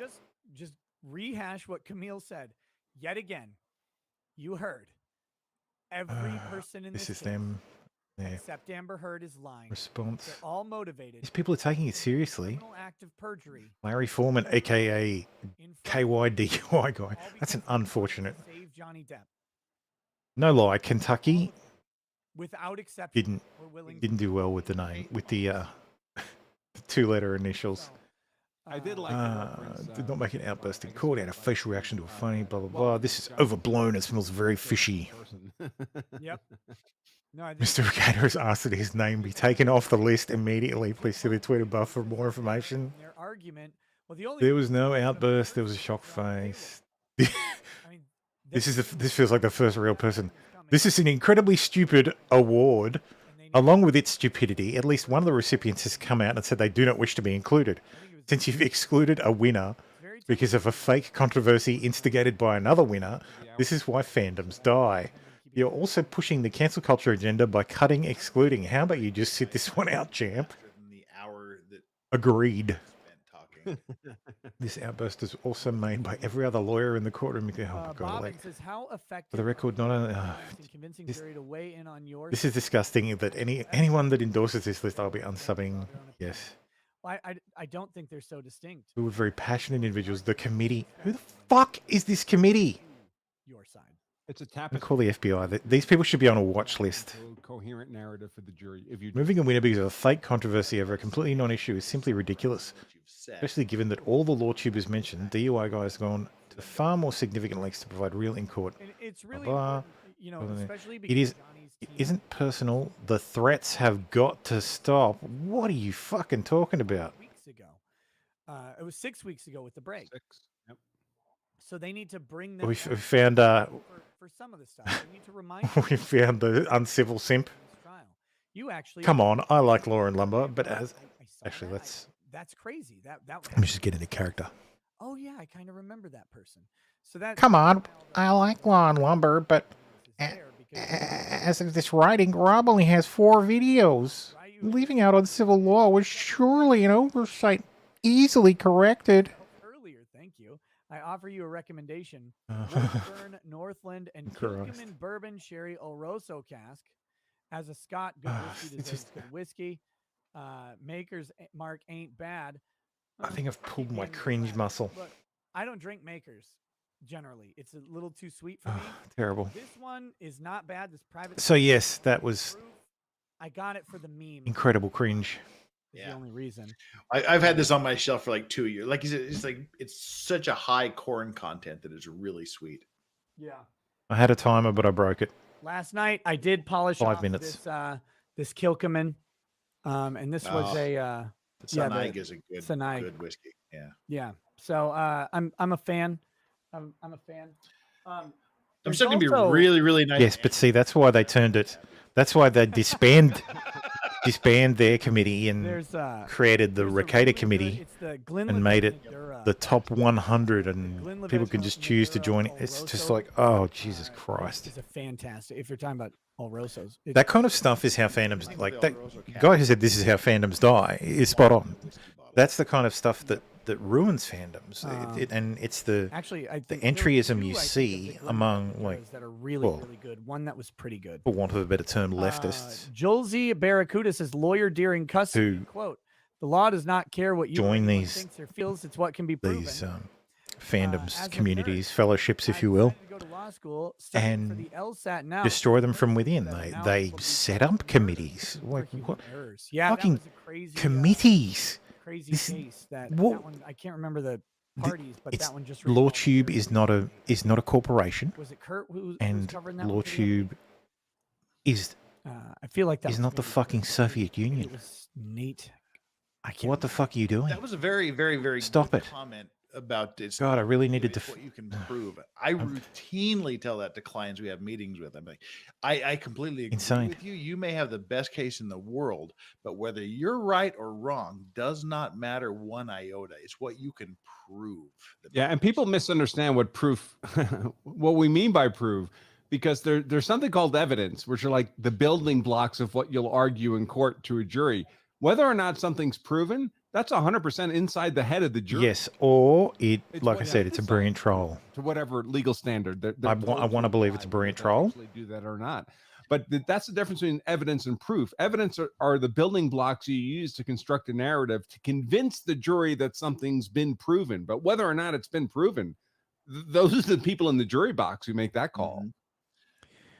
Restless Medic says Amber Heard looks like she's going for the Halo look. With unfortunately, I think it'll be. Her narcissism. I think it was made by someone like that. You personally like that. How did I get personal?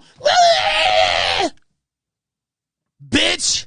1,000 likes on the video. Come on, guys, like the stream to boost those stats. Of course, we are at 67,900. Oh wait, no, over 68,000 people watching right now, and there are considerably more likes. There are about 20,000 versus the time that was sent. But I think if you want to, make Nick, if you want to annoy Nick or troll him, yeah, you should do like the stream. And you should create a real award, like a physical award. Weird, but YouTube's algorithm is how we Sorry. on the platform, and those clicks, they help us a lot. Roten says, I cried during Ben's closing because I felt like he was fighting for me. Watching this trial opened some severe mental and physical actual scars from abuse I received years ago. And he has a very, very good voice because it kind of has that little quaver in it anyway. So you don't know if he's being emotional or not. Yeah. I've got, people are asking if the Runkle's back in the courtroom, apparently. And they're asking if the court's back. It's not back just yet, but it will be probably momentarily. But I'm watching. And we've got about a minute left. Noise comes through their mics. You'll hear it before I switch over. I saw someone in the comments ask about what's that case where the ruled that the police don't have a legal duty to protect the citizens, any particular individual citizen. That ironically, Castle Rock v. Gonzalez. A Supreme Court case, and I happen to live in Castle Rock. So that case originated right here. It was a woman who was a victim of domestic abuse, ironically enough, who called the police for help. They didn't provide it, and her abuser ended up killing her, and that's what gave genesis. Killed her. Not just that, she had a restraining order. All right, fair enough. And to be clear, the kids had a restraining order too. And she not only told the police what had happened, she reported where he purportedly was. They never once sent a squad car in a span of, I think, 12 to 13 hours. He was at an amusement park. He alleged he was at an amusement park. She told him they wouldn't even send a car to the parking lot of the amusement park to look for his license plate of his truck. When he said he was heading back to his apartment with the girls, they wouldn't send a car to the apartment. They told her to just wait. They went to lunch. The dispatcher went to lunch. They never dispatched anyone. She went to the apartment. The police never showed up. And then eventually the guy shows up in his truck at the police station and did suicide by cop. And the three girls were ready for the jury. Were deceased in the truck. She's got the glasses off. It's one of the Scalia decisions that I find most offensive, honestly. I like a lot of Scalia's decisions. That one, I get some of his points, but I just disagree with the principle. Specifically when it comes to restraining orders that say that they must enforce them. Yeah. That was a big one. Greg Thomas says, we will all remember this as the day that Amber almost defamed Captain Jack Sparrow. Awesome channel, Nick. Was never interested in law until finding your channel. Keep up the good work. Hey, thank you. No Tinsy says, thanks for the coverage, Nick. It's been great. Check out @Cowgirl on Twitch for a wholesome VTuber experience. All right. There is no such thing. Thank you, ladies and gentlemen. You may be seated. All right, rebuttal arguments.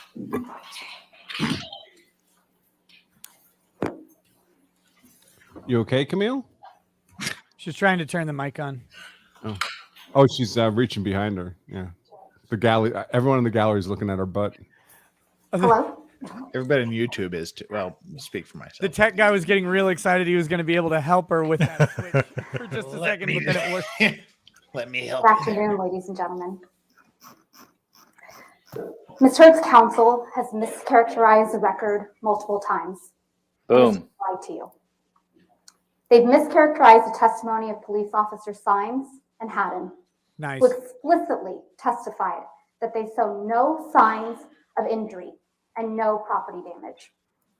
They mischaracterized the testimony of Walter Hamada, That's a long who list. testified clearly that there was no impact on Ms. Heard's career at Aquaman 2 from anything said by Adam Waldman or Johnny Depp. And Ms. Heard's casting was delayed because of creative issues.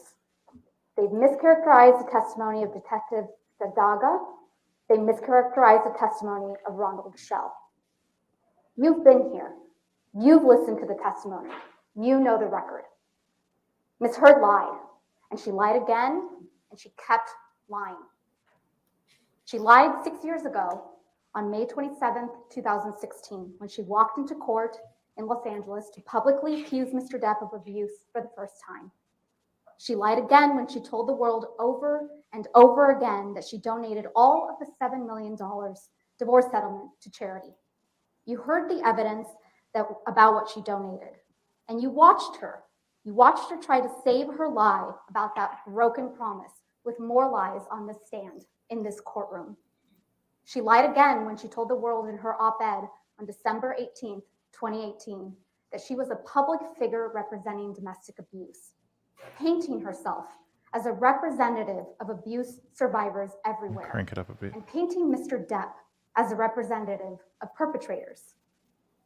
She's come too far. She can't back down.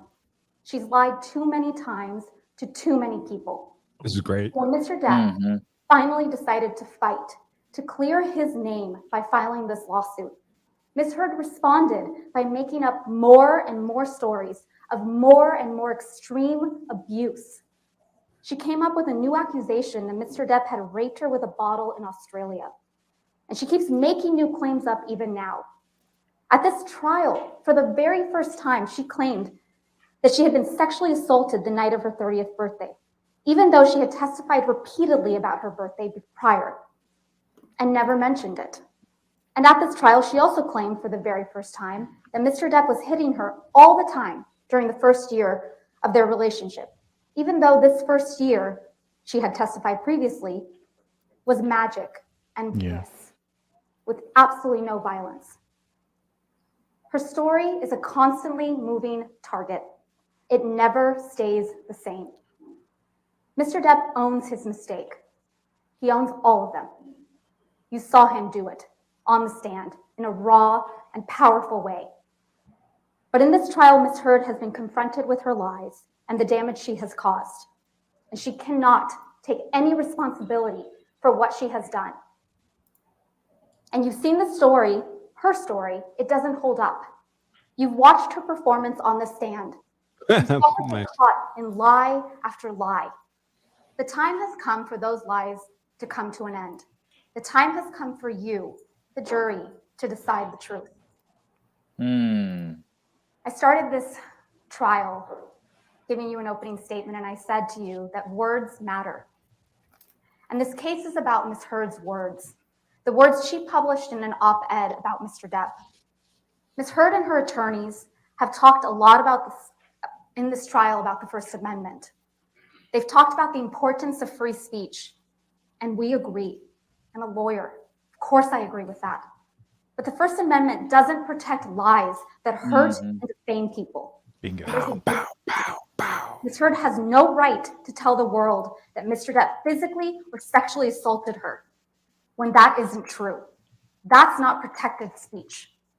Our US Constitution doesn't protect that speech. And it is a core value of American society that you are innocent until proven guilty. There is a presumption of innocence in this country.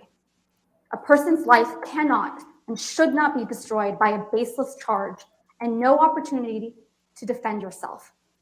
That's why Mr. Depp had to bring this claim. Ms. Heard was never going to stop calling him an abuser. The only way to clear his name was to stand up in this court where both sides are bound by the same rules of American law. A jury would be tasked, you, ladies and gentlemen, would Get be the tasked UK. Yes, on the UK. once and for all. American law. Ms. Heard's lies could be exposed in a fair and impartial process. When Mr. Depp sued her, Ms. Heard apparently decided she needed to sue him back.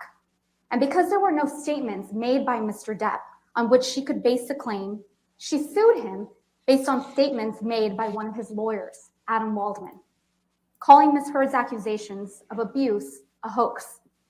Make no mistake though, they are a hoax. Ms. Heard made up claims of abuse, and then she gave a performance where she passionately repeated those made up claims of abuse on the stand in front of each of you. But ask yourselves, who's really the one alleging a hoax here? Who wants you to believe that everyone else is lying? Yeah, good. Yeah, solid. Ms. Heard needs you to believe that all the people who showed up in this courtroom to testify on behalf of Mr. Depp, they're all lying. She needs you to believe that the witnesses you heard from, including security professionals, former cops, medical professionals, and police officers, they're all lying, covering up for Mr. Depp. She's asking you to believe that she's the one telling the truth and that the rest of the people in Mr. Depp's life are all part of a conspiracy of silence. Yeah. This case is not just about whether you believe Mr. Depp or you believe Ms. Heard. This case is about whether you believe Ms. Heard or whether you believe Mr. Depp, Chrissy Dombrowski, who, yes, is here supporting her brother. Isaac Baruch, who wept in front of the world. Wept. Keenan Wyatt, who doesn't work for Mr. Depp. Sean Betts, a former LA Sheriff's Department. Malcolm Connolly, who worked in the prisons in the UK. Starling Jenkins, a former US Marine. Travis McGivern, also another former police officer. Ben King, he worked for the Queen of England. David Kipper, Dr. David Kipper. Ms. Heard's doctor. And yes, Mr. Depp's doctor. Debbie Lloyd, a nurse. Aaron Filati, Ms. Heard's personal nurse. Officer Symes. Note to Elaine, argue 10th Amendment. Training in domestic violence. Officer Haddon, her understudy, yes, in his first week, studying to pick up on these signs of domestic abuse. Officer Gatlin, Brandon Patterson, who worked at Eastern Columbia Building. Kate James, Ms. Heard's former personal assistant. Tara Roberts. Alejandro Romero. He took his deposition from his car. Don't look at her Because ass. he had to go to Don't work. look at her ass. Don't But it look didn't at her stop him ass. from telling the truth. Edward White, Mr. Depp's business manager. Laura Wasser, one of the most famous divorce lawyers in California. Morgan Knight. Beverly Leonard. Morgan Tremaine. And Kate Moss. And all the other witnesses whose stories support Mr. Depp's description of what took place. These people have nothing to gain by coming forward. They have everything to lose. You have seen Mr. Waldman's statements and evidence in this case. When you look at them, you can tell that the key point Mr. Waldman was making in each of these statements was simply that Ms. Heard's accusations against Mr. Depp were lies. That's why he talks about an abuse hoax. Now, Ms. Heard has the burden of proof of proving that Mr. Waldman's statements are false. And that means that Ms. Heard has to do more than prove that Mr. Waldman got some details wrong. She has to prove that Mr. Waldman's statements are false in their essential meaning. In other words, she has to prove that her abuse claims are not a hoax. But as we've seen, the evidence is overwhelming that Ms. Heard's claims of abuse are false. We should also spend a bit of time talking about actual malice. It is Ms. Heard's burden to prove that Mr. Waldman's statements were made with actual malice. And actual malice means knowledge that the statements were false or reckless, and that's an important word, reckless disregard for the truth. But here, there's clear evidence that Mr. Waldman genuinely believed that Ms. Heard had committed a hoax. You watched him give the testimony by deposition in this case. He testified about the evidence he found persuasive, the numerous witnesses and the sworn depositions of the police officers who went to the penthouses that night and again saw no injuries. There is no evidence in this record, none, that Mr. Waldman acted with actual malice. He believed Mr. Depp. He believed the record. It's also important to understand that because Mr. Waldman's statements were not made by Mr. Depp, Ms. Heard needs to prove that Mr. Waldman was acting as Mr. Depp's agent. And within the scope of that agency, within the scope of the agency of the employment, when he made the statements, Mr. Waldman is a lawyer. Ms. Heard has not presented evidence that making those statements was part of Mr. Waldman's responsibilities as Mr. Depp's lawyer. There's nothing in the record. Nothing. Ms. Heard is also claiming to be suffering from PTSD and claims that she has something to do with Mr. Waldman's statements. Ms. Heard wants you to believe that she suffers from PTSD because Mr. Depp purportedly abused her. But as usual, Ms. Heard is not telling the truth. As you heard from Dr. Shannon Curry, Ms. Heard does not have PTSD, and she does not act like a person with PTSD. She does not act like a person, film, period. involved in sommelier training. She just had a baby. Dr. Curry also found that Ms. Heard attempted to grossly exaggerate her symptoms during testing, which is a sign of malingering, or said differently, a hoax. Ms. Heard lying. There it is. Ms. Heard hired Dr. Don Hughes to help her with this narrative. Dr. Hughes did not catch Ms. Heard's exaggeration during testing because Dr. Hughes used an improper malingering screen test. She wasn't going to find it. One that is meant to identify an examinee's attempt to fake a severe mental illness or psychosis, not PTSD. Try and hit all this in 6 minutes on rebuttal chat. Yeah. PTSD without administering the gold standard diagnostic test used for PTSD. She diagnosed her, think about that. She diagnosed her with PTSD before administering the test she admitted. Elaine's going to stand up for 6 minutes to make that high-speed rewind sound. 100%. After diagnosing if you never have to see and shortly your trigger, shortly after Dr. Curry administered the gold standard diagnostic test in her evaluation of Ms. Heard, but before it was disclosed, Dr. Hughes decided to administer the gold standard.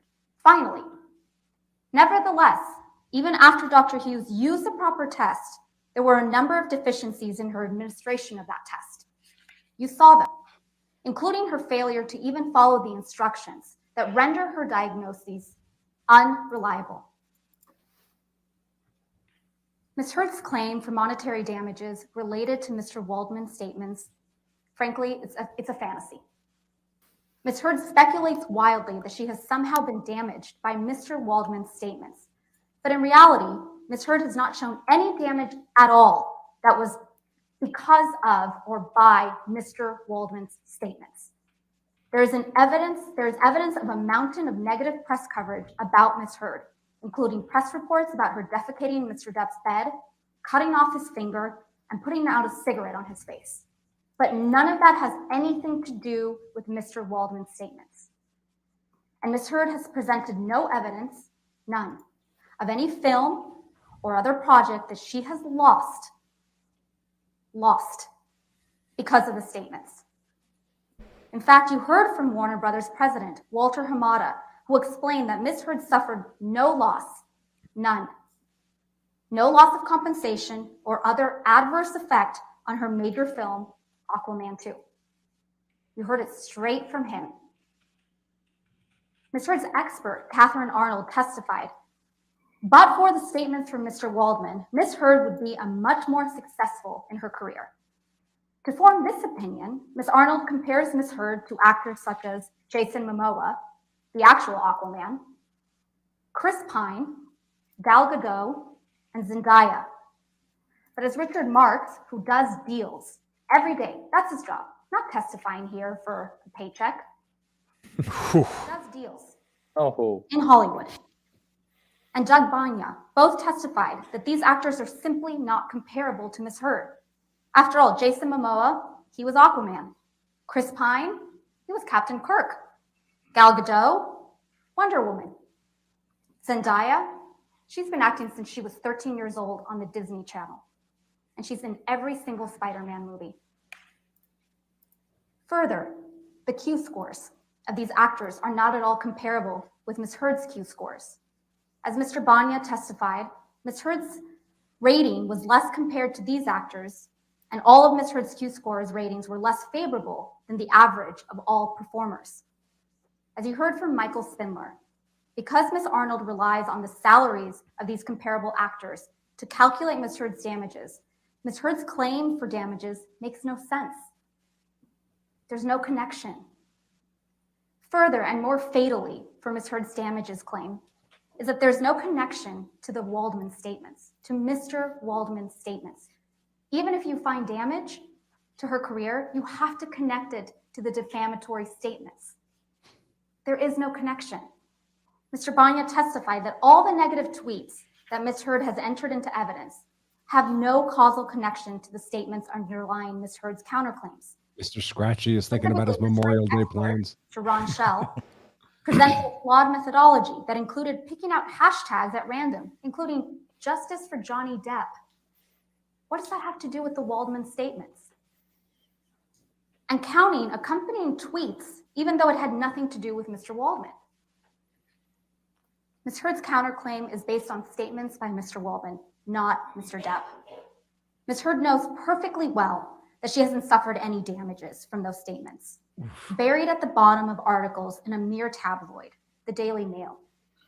And the statements are substantially true, since all they do really is point out that Ms. Heard's abuse allegations are false.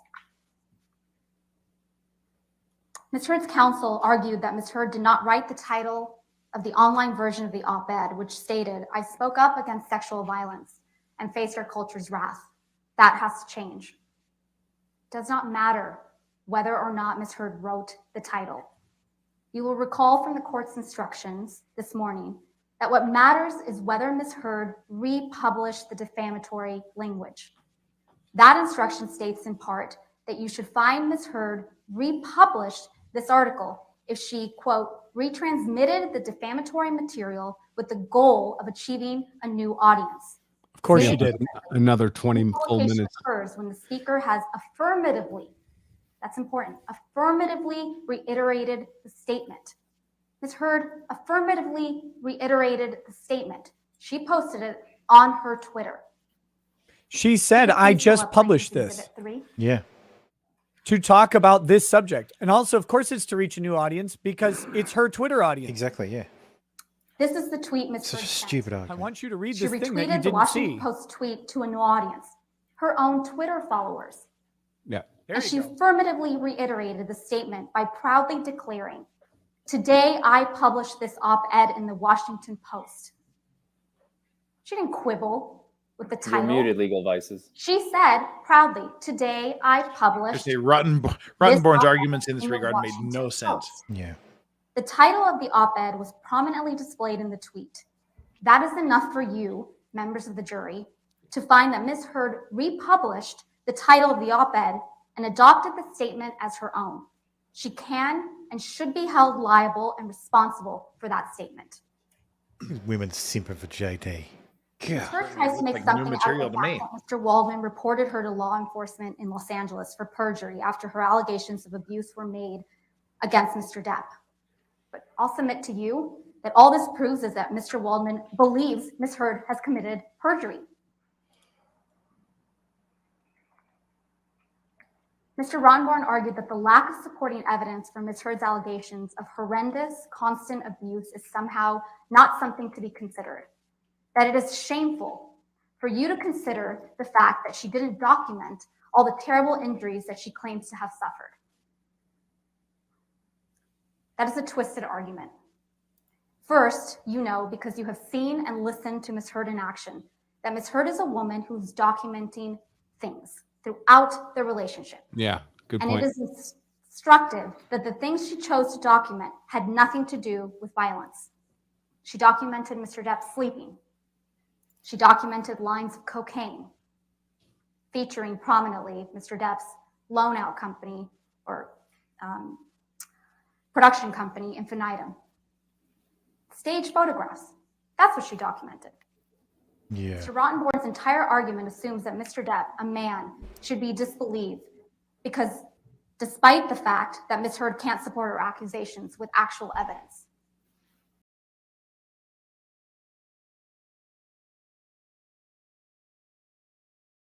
Oh my God. Constant the abuse Ms. Heard claims, she would have had serious injuries. That's a fact.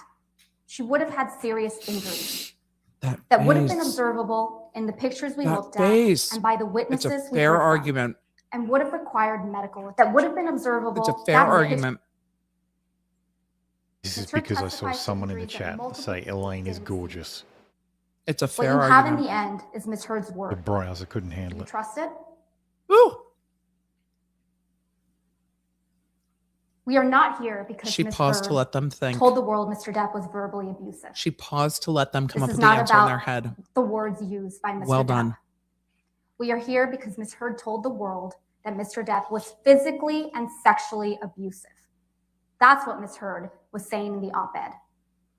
On May 27th, exactly 6 years ago today, 2016, Ms. Heard the walked browser. into court with a mark on her face to tell the world that her husband was abusive. She renewed that falsehood in her op-ed, describing herself as a public figure representing domestic abuse. And she published the op-ed, including the title, claiming that she spoke up against sexual violence. Everyone knew who she was talking about when she used those words. She was alleging physical and sexual abuse. She was not alleging emotional big mad or again. psychological abuse. She was alleging That's physical fair. and sexual abuse. Because it doesn't diminish Ms. Heard the other cannot types run of away abuse. from her own allegations. It just says now. that's not what she You have meant. all heard the evidence of what she A alleged very good against Mr. argument. Depp in 2016. Without And diminishing you have all anything. heard her incredibly dramatic, over-the-top story of physical and sexual abuse. That story was a defamatory lie. Ms. Heard tried to argue that you only need to find that Mr. Depp might have touched Ms. Heard once I like in that they order don't to say find her it in attorneys. favor, Miss because that makes her a Heard victim is of arguing. abuse. But common sense should tell you that you can't pick and choose Ms. Heard's allegations. You saw her on the stand. Bring it back. We all did. She gave the performance of her life, telling you story after story of abuse. And not just any abuse, but extravagant, over-the-top allegations of abuse that would be truly brutal, horrific, if true. You either believe all of it or you believe none of it.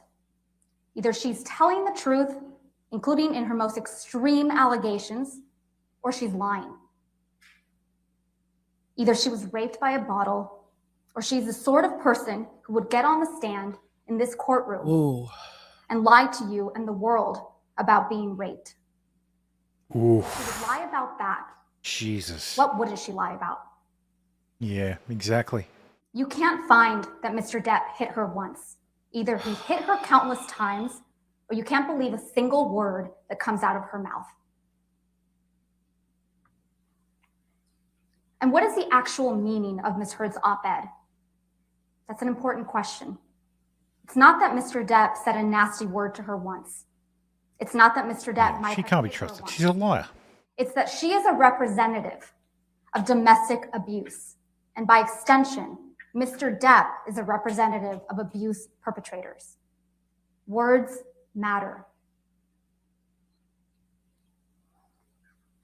Ms. Heard has shown you a lot of text messages from Mr. Depp with some very vivid language.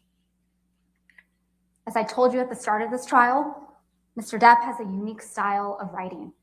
He uses words I don't use. I mean, that's one way to say it. You probably don't use either. But as you also heard during this trial, Mr. Depp writes in that way, in part because he modeled his writings on literary giants like Hunter S. Thompson. And he's got a dark sense of humor. It's not everyone's cup of tea, but it's who he is. And Mr. Depp owns text messages. He acknowledges that he said those things, and he said things that he shouldn't have. But using bad language and colorful humor does not mean that you are a violent abuser. Of course. Yes, And ironically, as much as Ms. Heard is trying to use Mr. Depp's words against him, it is Ms. Heard who repeatedly admitted to violence.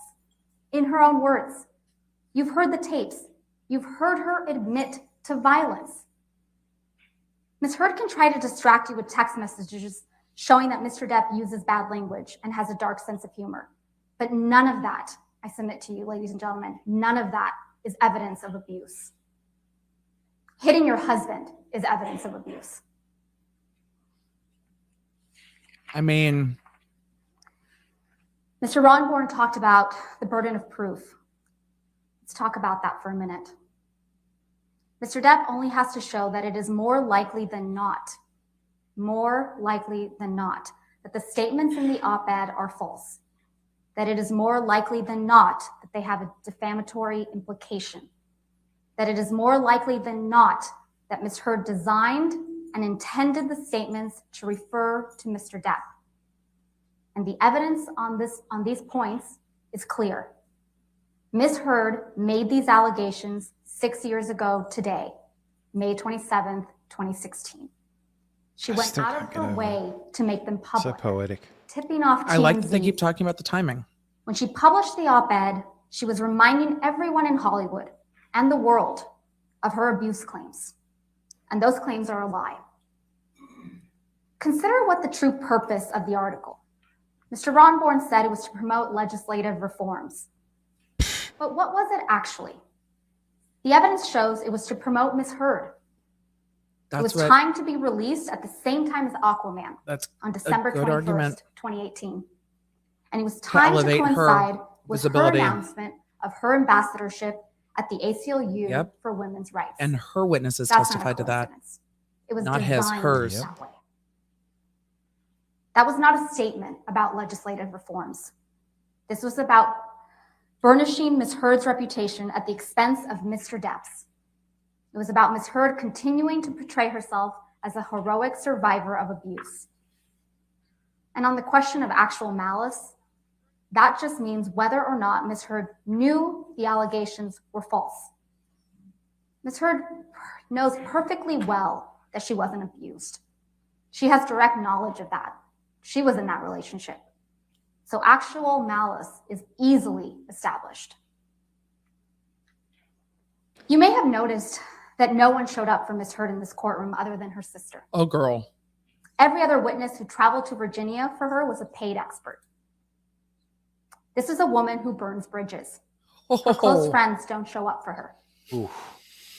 Mr. Rottenborn tried to discredit Mr. Depp's witnesses by suggesting they're all on Mr. Depp's payroll. He did? So he doubled down on the hoax theory that everyone's just lying. First of all, it's not even true Keenan Wyatt is on his payroll. Ben King isn't on his payroll. Officer Melissa Sines isn't on his payroll. Morgan Tremaine isn't on his payroll. If they argue that he pays taxes and therefore the LAPD is on his He's payroll, not on I his will payroll. laugh. Beverly Leonard, Alejandro Romero, Brandon Patterson, It's powerful. Morgan Knight. None of those people are on his payroll. And Kate Moss. Yeah. Needs no one's Kate payroll. Moss is most definitely not on Mr. Depp's payroll. She's also not seeking her 15 minutes of Ms. fame. Heard wants you to believe that all these people are lying. Let's talk about the Boston plane. Ms. Heard wants you to believe that the recording you heard is from the Boston plane They're flight. addressing that it's not But from the that's quite flight. telling. What did Ms. Heard capture of this supposed rampage? Mr. Depp moaning in distress? That's what she chose to record. What sort of person records something like that? Yep. What sort of person takes pictures of their husband or boyfriend or fiance who's struggling with sobriety, nodding off with ice cream dripping down his leg, And then tells their expert it's his vomit. hand in his pocket, And then tells their expert it's or vomit. asleep on the ground? What sort of person does that? Definitely not someone that's afraid of him. Yep. And Ms. Heard's attorney told a story of May 21 that was completely, utterly inconsistent with the testimonies of Officers Sines and Haddon, who testified clearly that they saw no signs of injury, no sign of property damage. And she told a story about how Officer Sadanaga's testimony was also wrong. She testified that the report was only required in case of a crime.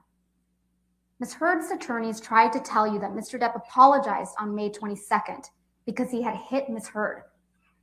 Mr. Depp didn't apologize to Ms. Heard on May 22nd for hitting her. He apologized because he was leaving Ms. Heard.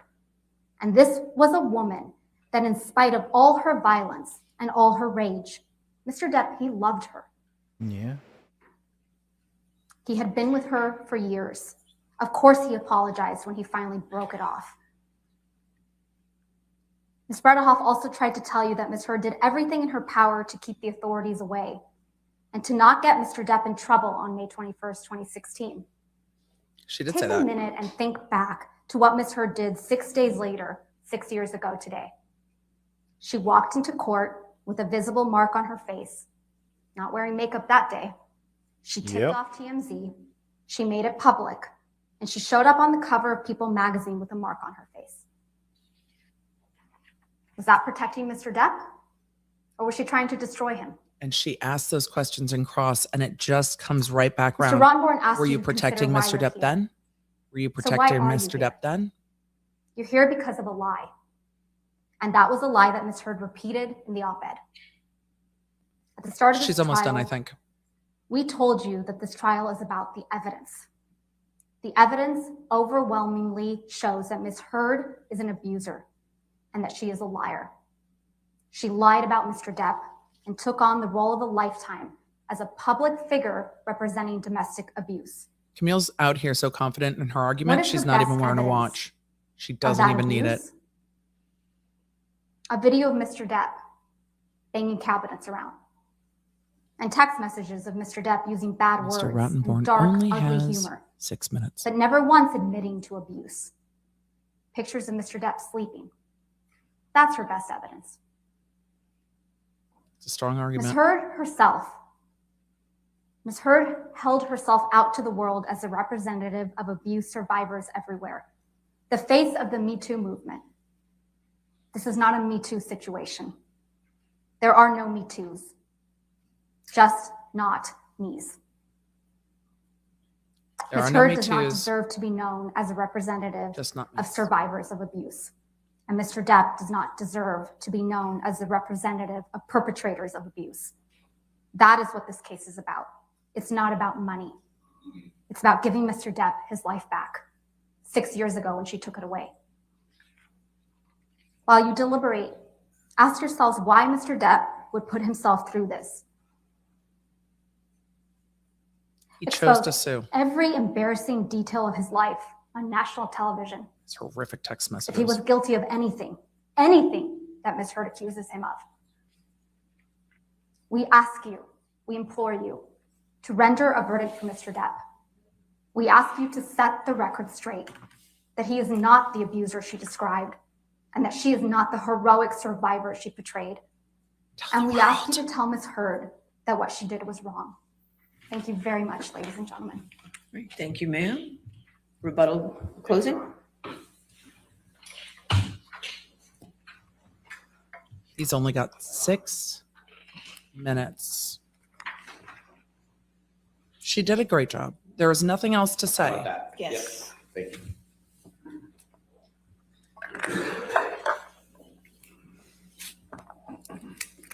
Good logic source is just All right. behind. Rottenborn has been their strongest in arguing. Let's see. He's got to post it. Set your timer and go off to the races. Start the clock. Ladies and gentlemen, it's interesting that in both their opening and their rebuttal closing, that you heard Mr. Depp's attorneys address none of Ms. Heard's witnesses. None of Ms. Heard's witnesses. They listed their own, who didn't see, who were on his payroll, weren't there behind closed doors with him, but they didn't address any of the witnesses. For example, Josh Drew, They did. They said they were all lying. Liz Mars, who were all there on May 21st, Melanie Iglesias, who covered Ms. Heard's bruises. They say that no one showed up for her. No one showed up for her, but then they say that these people aren't friends anymore. If they're not friends anymore, Why would they show up? then why would they be doing what they would suggest are lying for her? Why would they be corroborating everything that she says? It's this simple. If you believe that Depp was abusive to Amber one time ever, in any of the various forms of abuse, I think that misstates not the law. only physical, verbal, emotional, psychological, sexual, any of the ways of abuse, then your job is very easy. And you can not only deny Mr. Depp's claim, but you can fine for Amber on her counterclaim. And it's interesting that Ms. Vasquez headline. just changed their theory after 6 weeks. Really? She said, oh, well, domestic abuse just means physical abuse. No, she didn't say Not that. what Mr. Depp said. That's not what she said. Not what Dr. Curry said. That's not what she said. It's not what Dr. Hughes said. That's not what she said. It's not what you know to be true. She said that's what the You know that op-ed the said, evidence that you've Rottenborn. seen constitutes all sorts of abuse. You're smarter than And there's a that. reason that they're running as fast as they can from those sorts of abuse. Who's because They running? know that he did it. Now, the suggestion that Amber's abuse allegations are a hoax is vicious and vile. Huh. Mr. Depp can say whatever he wants now, but he can't change the evidence that you've seen at the trial. The evidence shows that Ms. Heard did not commit abuse hoaxes, not about sexual violence, not about May 21st, 2016, and certainly not about Mr. Depp or Mr. Waldman's catch-all, all-purpose statement that Ms. Heard's abuse hoax, which suggests that every one of her allegations are false, that that's coming to an end. The evidence shows she did not commit any of those hoaxes. The evidence shows that she was abused exactly how not only she, I don't know but if her Legal witnesses Voices is dead supporting or her asleep. claims say that she was. And their witnesses, even, who claim that Mr. Depp abused her. I think he's breathing. Ms. Vasquez talked about actual malice. She said because Mr. Waldman was acting as Mr. Depp's agent, you have to look at Mr. Waldman. They're standing in the shoes of one another. And as Mr. Depp's agent, Mr. Depp's malice You're arguing is that they are. Mr. Waldman's malice. Mr. Depp's malice is Mr. Waldman's malice. He acted with actual malice when he made these statements. Now, after years and years of Mr. Depp controlling the roles that Ms. Heard took, Ms. Heard had the biggest hit of her career 3 months before she was sued. She had withstood Mr. Depp's attempt to have her fired from Aquaman She timed the release and his own of the jealousy op-ed. as his career went down the drain before her op-ed for reasons having nothing to do with Ms. Heard. But once the lawsuit against Ms. Heard was filed, his campaign that he promised to destroy her entered a new phase. And then it reached a crescendo when Mr. Depp and Mr. Waldman decided to meet with the Daily Mail together and decide to plant statements that were defamatory of Ms. Heard in the spring of 2020, leading up to the UK trial. You've heard Amber and her agent, Jessica Kovacevic, talk about the impact to Amber's career. She can't get hired because of the negative treatment she gets. Studios like her, co-stars like her, she tests well, but she can't get opportunities because of the negativity associated with Mr. Depp and Mr. Waldman. You heard Amber Heard on the stand yesterday telling you exactly what she has experienced as a result of Mr. Depp's promise to bring her global humiliation. That promise, to paraphrase Catherine Arnold, Ms. Heard's damages expert, that promise was a spark. And that promise he kept because he had told her again and again, the only way out of this is death. And when she chose a different path out of it, he decided to make that promise. He made it, or he kept decided to throw that spark. And when Mr. Waldman became involved, that spark became a forest fire. Oh my God. That forest fire has continued to this day. We ask, ladies and gentlemen, that you hold Mr. Depp accountable for his actions. Sit down. Stand up for victims of domestic abuse everywhere who suffer in silence. Stand up for the freedom of speech, the freedom to speak about your life that the First Amendment protects. He's going back to Give all. Amber Heard her voice back. Give Amber Heard her life back. Thank you so much for your service on this jury. Thank you, Mr. Rottenborn. Members of the jury, this is an important case to both the plaintiff and the defendant.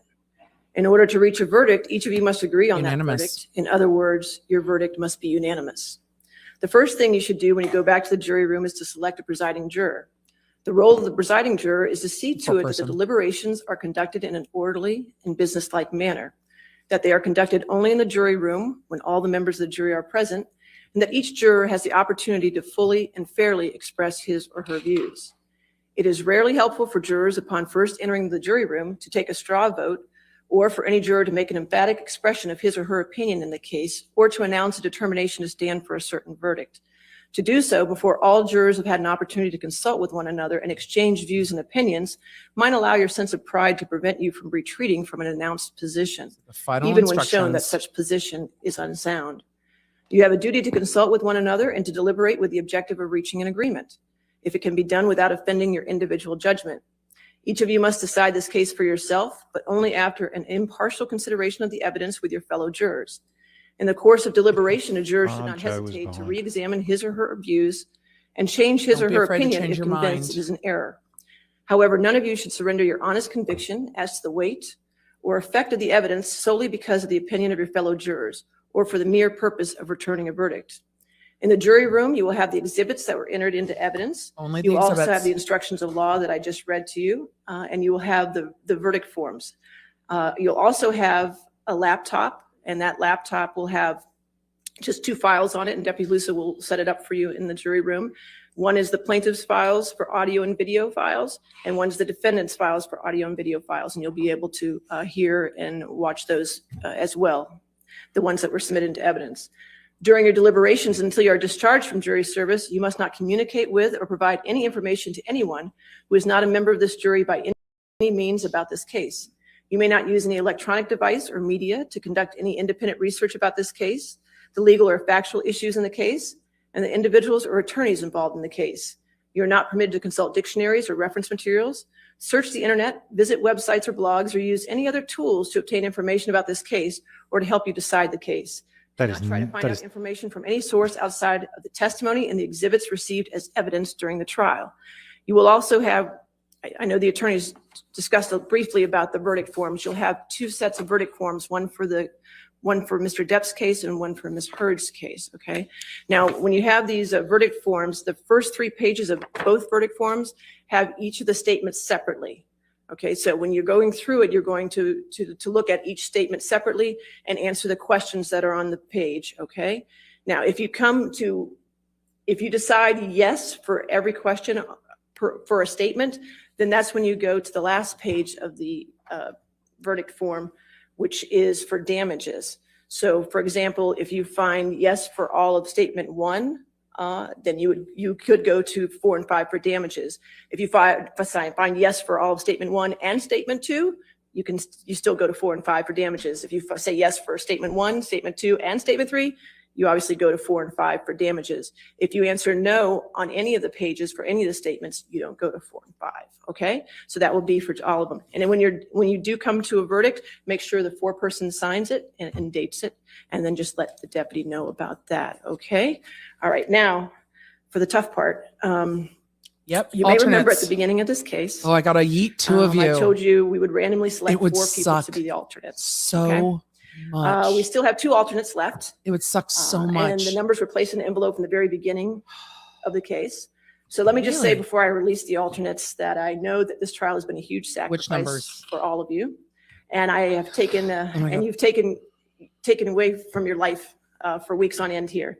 And I know I 6 speak for weeks. all of us associated with the case, and 6 I want to thank you weeks for your here service in this and matter. not be able to I know how hard it deliberate. is to come this far Would and not get suck. a chance to deliberate, but that does not suck so lessen the hard. respect and admiration that we have for you. As an alternate, you will not deliberate, but you are still under order of this Yes, court to not to do any discuss. outside research in this case or to talk to anyone about this case at this time. And you're still under your oath as a juror. That is because if something happens to a juror during Deliberating. deliberations, I will call you back for service and you will join the deliberations and they'll start again and you'll be part of the You're jury. not done yet. So you are under these restrictions and your oath until a verdict is reached. We will contact you once this has occurred and then you'll be free from your obligations, okay? But again, thank you for your service, all right? So in this matter, the alternate jurors are juror number 3 and 14, all right? So at this time, I don't know where they're sitting. We'll Those have to jurors wait are for excused and Runkle. also the remaining jurors can retire now to the jury room to begin their deliberations, okay? So thank you all, okay? That would suck, but at least they tell us how they came about it. And those jurors will not get to deliberate. And they cannot discuss this case with anyone. They sat there for 6 weeks and they still can't have a conversation about it. And that would suck. Yes, F in the chat for the alternates. It would just be so frustrating. Hopefully, once the attorneys are done, we will get from Runkle because they said jurors 3 and 14. But where the why did this freeze? Why did this freeze? Why are you frozen? No. Oh, both this. Do not cut the court feed. All right, let me go see if I can find a backup feed real quick because that feed is still. So it'll always be at the top of the hour. So for example, if I get the verdict at 10:20 in the morning, it wouldn't be read until noon. So it's always going to be the top of the hour, at least 60 minutes later, if that makes sense. That gives you time. Okay. I would ask that at least one attorney is close enough within a 10-minute range for any questions. I'd appreciate that. Okay.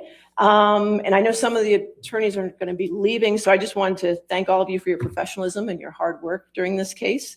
It's much easier being a judge when you have excellent trial attorneys in front of you. It does make it easier. And I also want to thank the attorneys and litigants for the kindness and the great demeanor you've shown to my staff, and to the courthouse staff, and to the deputies in the sheriff's department. I really appreciate it. It means a great deal to me. Okay. And I also appreciate Judy because she's a rock star. Okay. Judy is a rock star. The court, Yes. the stenographer. Well, that's the first. Okay. And there we go. That's it. All that's left is Your the mic, jury Elaine. to Elaine. deliberate. Your mic, That Elaine. is one thing on which Ms. Petterhoff and we respectfully agree. Completely. He couldn't even Completely say agree. Well, good. I'm glad on the last day we finally have an agreement. Thank you, Arnie. We're very grateful. Thank you. You want to approach? Sure. That's a nice moment of kind of levity at the end as we begin Verdict Watch 2022. But I think it's just to do those last minute wrap ups. This Legal Vices didn't die. No. There we go. No. No more court feed. Feed up. No, don't do that. All right, they cut that feed, so we're gonna go find another one real quick, chat, and then I will be right. Switch over to Nick while she does that. Wait, where did he say that? He tweeted about an hour ago. I full on disagree. I don't think they did I don't. I think Rottenborn started out okay, and then I think they completely lost the script. Yeah, I disagree with Runkle. I don't think they did as good as he thinks. I mean, he's in the room, but really polished legal argument. The jury is going like, yeah, I remember the First Amendment. It's something about religion, right? Yeah. So I don't know. Yeah. I think it's extremely ineffective to argue law to a jury. I've always found facts and emotion win the day, and Vasquez and what's it called? Chu. They had both. And Camille on that rebuttal was, I mean, damn near perfect. I don't know what you would have done differently than what she did. She established the narrative. She pointed out over and over and over again how ridiculous this is. Like how ridiculous you must be to entertain this notion that either Johnny Depp or that Amber Heard didn't defame Johnny Depp, or that he in turn defamed her. And she tried to put in there, she slipped in there the idea that if you fine for Johnny Depp, you necessarily can't fine for Amber Heard, because there is the idea that the jury could, of course, fine for both of them. Both of them could win each of their respective claims. That's a possibility. But she pointed out the lunacy of doing that. Like, if you fine for Johnny Depp, then Amber Heard's stuff was a hoax, which makes the statements true. Yeah. I mean, that was just I could not think of a better way to do that closing argument. Great job. Great job. Agreed. Man. Nothing from Law and Lumber in an hour. Yeah, they're probably just getting out of the courtroom still. They have to. So the problem with that courthouse is whatever brick it's made out of does not allow signal to get through. I'm dead serious. Impermeable to Wi-Fi. Get to an elevator. You have to go downstairs. You have to five flights, because you're on the 5th floor is where the trial is being held, courtroom 5J.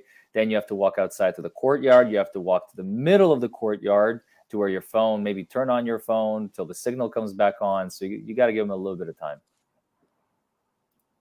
Fair enough. Yeah. Man, I just.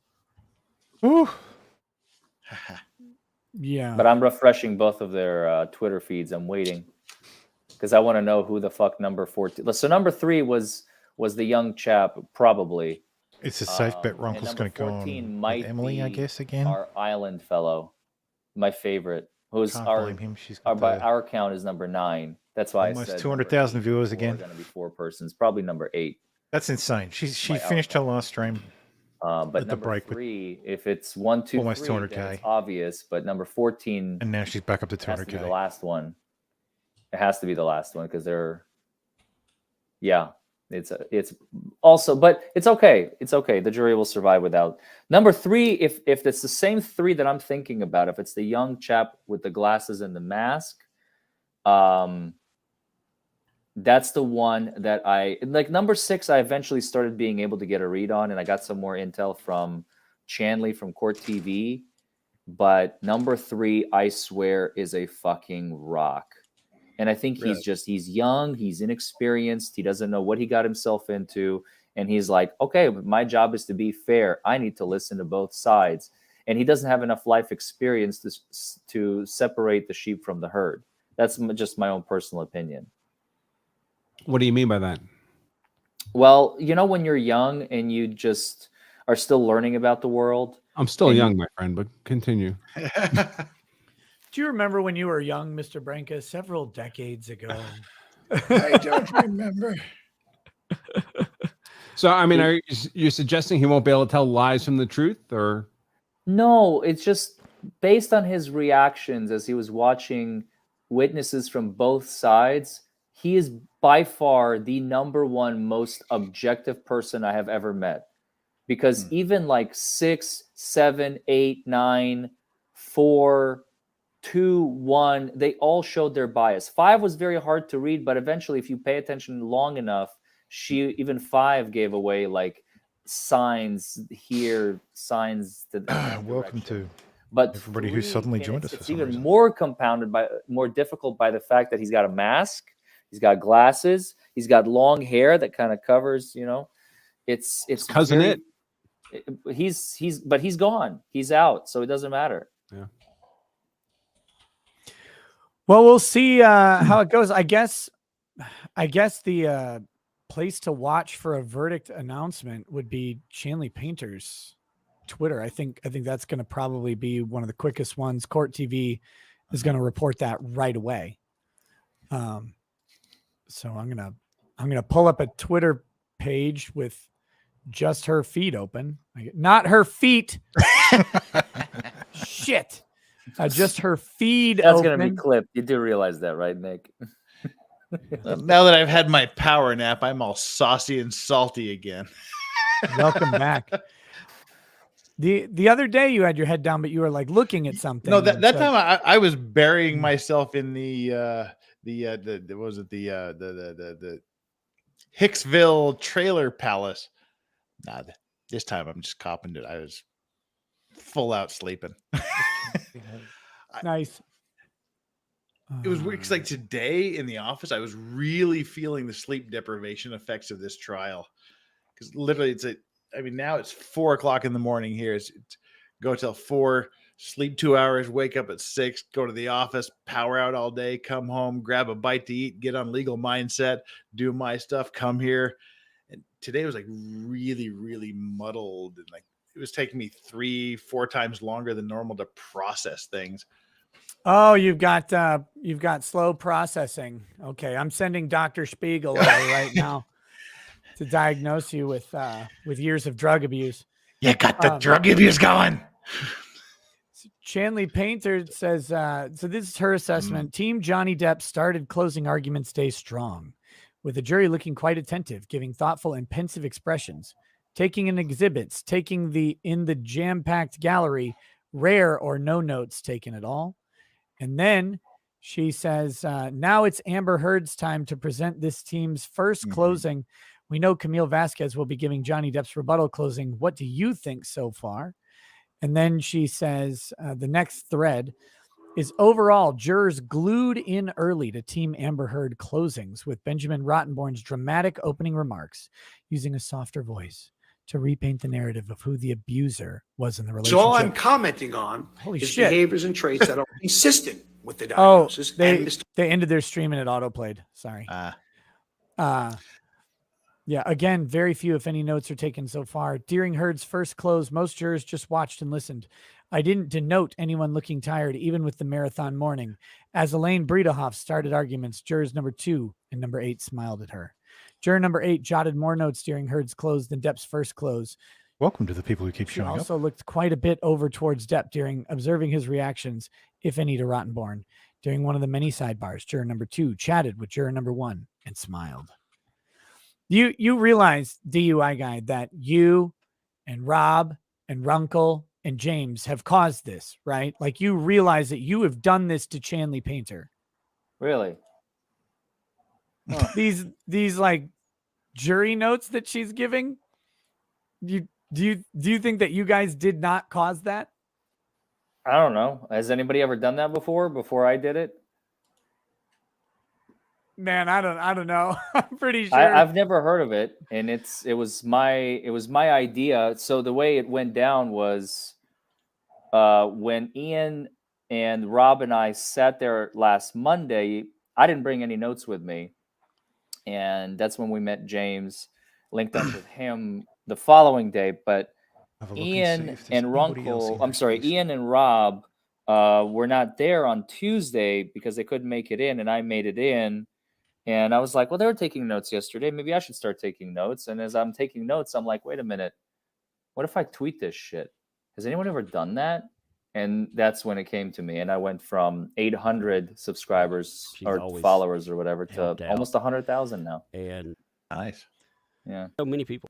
I think there's I would say that you forced Chanley Painter to do this job that she probably doesn't want to. Like she was like, oh, I'll go do this thing. Well, we can easily verify. All you have to do is go back in time 2 weeks and see if she's done that. And if yes, then I didn't cause it. And if no, then I caused it. Bottom line. Gosh, I hate scrolling back on Twitter. Yeah, it's annoying. What was 2 weeks ago? The 13th and earlier. Oh, here we go. So April 22nd. With her picture at the desk of a ruling. Thank you, Kim. I want to know so much, and I hate that I don't. Thank you for making this bearable. Effie Wild, you're welcome. I thought this trial was immensely interesting. Sad at points, wild at points, hard to understand at points, exhausting at points. It was just really interesting. Why can't the jury use a dictionary? Because the dictionary definition and the legal definition of things are different. The dictionary definition of malice and the legal definition of malice is different. Hello. So how are you? That's why. So they need to go by what the jury instructions said and their common sense. Did they say if the verdict was going to be read on stream? They did not, but I can't imagine that it won't be. I just can't imagine that it won't be. So, but they did not clarify that. So, can you explain why 2 jurors are alternates and what's the purpose of that? Love you.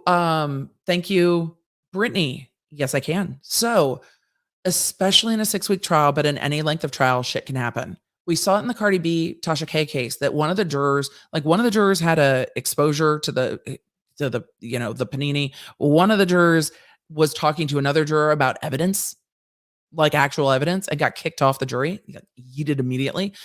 So things happen, but you have to have the set number, whatever the set number is in that jurisdiction. You have to have that number of jurors. And if you lose jurors, so if your set number is 7 and you lose a juror and you only have 6, it's a mistrial and you have to start over again at the beginning because you don't have enough jurors to decide the case. So things happen. People get sick. People get into car accidents. People are exposed to the trial elsewhere in media. People have life that happens, and the longer the trial, the more likely it is that life happens, and an alternate has to come in. Additionally, if the jurors are in the middle of deliberation and one of them can't continue deliberating, then you have to tap in an alternate, and that's really interesting too. So that's why they have alternates, because you never know. And the longer the case is predicted for, the difference, and I'm very dissatisfied that was not mentioned, but that's okay. It's a learning curve. She'll be better than me because she's gonna keep doing it. It just makes me happy. Yeah, that she's forced to work more than she did before. Well, no, that I mean, yes, that's funny, but it's the idea that these media organizations. I mean, Court TV's been doing this since OJ, like 1992 or whatever. Court TV was doing this, right?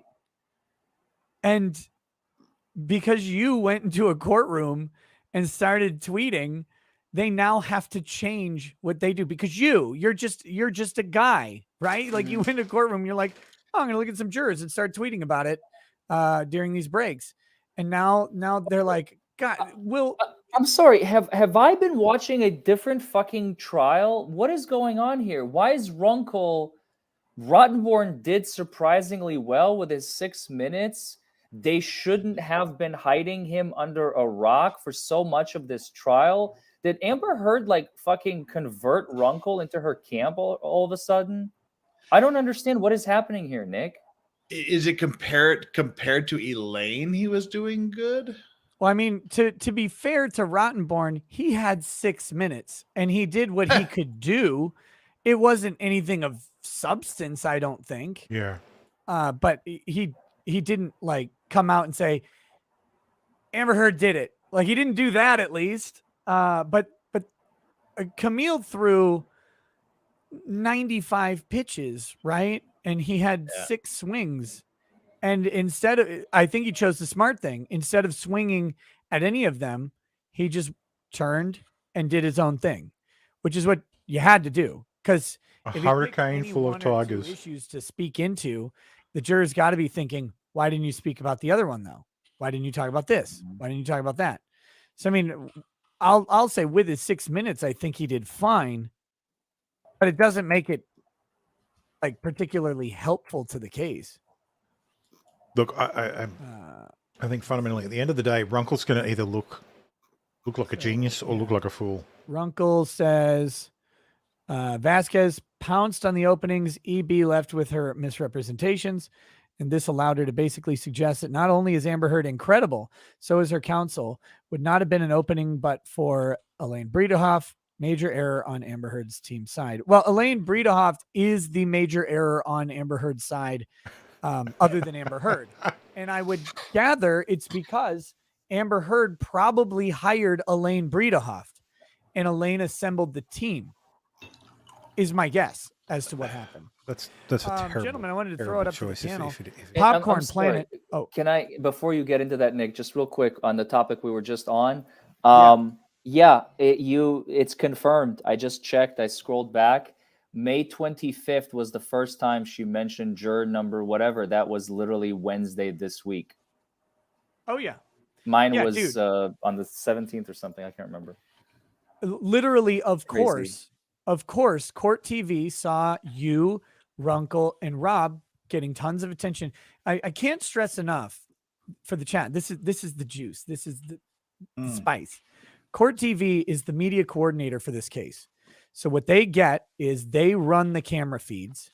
They facilitate the pool feed that everyone plugs into, which means they pay for all of that. Yeah. They, in exchange, they get Chanley Painter in the courtroom whenever she wants to go. I'm pretty sure she doesn't have to wait in line. She gets a badge to get in automatically. And they get a cameraman who has the exclusive license. This is the only place they have an exclusive license to take photos for Court TV. So that's in the order. That's the money maker. No right one there. else gets to bring a camera in. So that's the exchange. So they have to pay a lot of money for this because they have these cameras running. They have to pay the staff to be there. They have to pay Chanley to be there. They have to pay the cameraman, and they have to pay the guy working the thing. Plus, they have to pay for all the equipment and any upkeep and maintenance costs. What are they getting in return? Their live stream. I mean, what's it at right now? Well, I don't know if it's even up right now. Let me see. But they've been low 5 figures, 10, 12,000. Yeah, lawn crimes been eating That's their the breakfast. thanks Court TV has gotten. I checked a couple of days ago and they were incredibly low. Like Entertainment Tonight Canada was higher than them. Yeah, they're 11,000. 11,000 is what they got. Now you look at Law and Crime, who made their smart purchase and gets 1 million concurrent viewers. Great, they got that. Emily Baker, just a YouTuber person, 200,000 viewers. Me today, 80,000. I think we hit 80,000 viewers at some point. LegalBytes, I don't know where she is today, but well in excess of 60,000 viewers, I'm sure.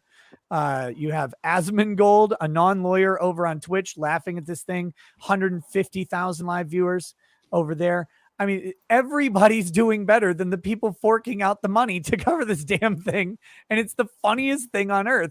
So what they're watching in real time is that legacy media doesn't know how to capture anyone's attention at all. And they're looking for anything they've got. And so now they're paid in court correspondent, hot Chanley Painter, who's a lawyer and beautiful, right? Like this is a double whammy. Who's in there to be on-screen talent is now not tweeting about her on-screen appearances that were happening like 3 times per day.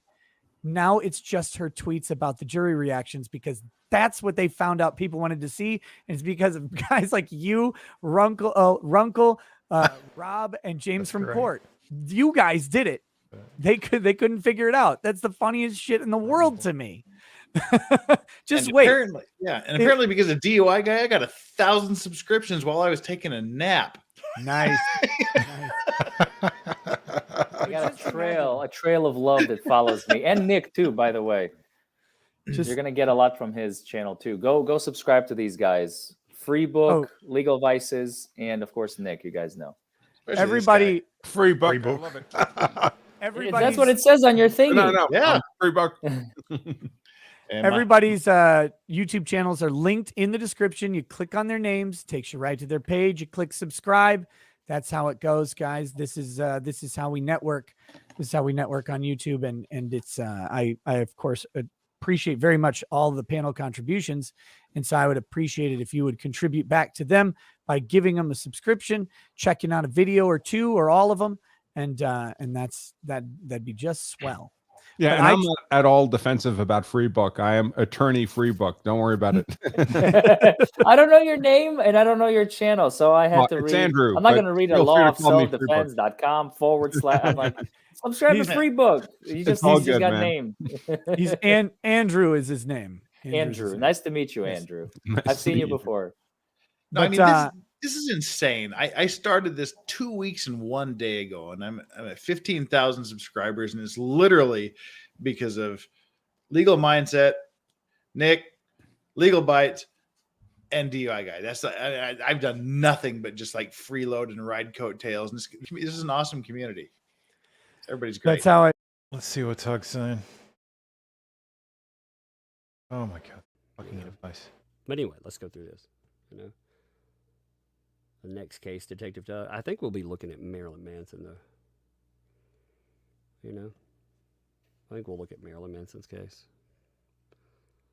God, I think Marilyn Manson. Well, no, that was one case. Okay, there was one case that was stopped. Like, there was one lawsuit. One of his accusers was trying to sue him, and it actually got shut down. But everything out there has not been shut down. So, like I said, we'll see. We'll see what happens with everything. But anyway, let's get back to this. That was a big distraction there. She's come too far. I won't forget super chats. We got a while today. Down.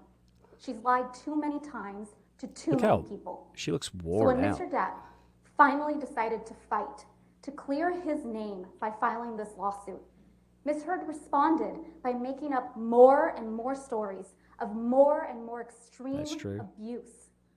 She came up with a new accusation. Free speech and defamation. Malice is one of those standards so that, you know, you don't have every politician in the world being like, they're defaming me. It's like, no, they're questioning you.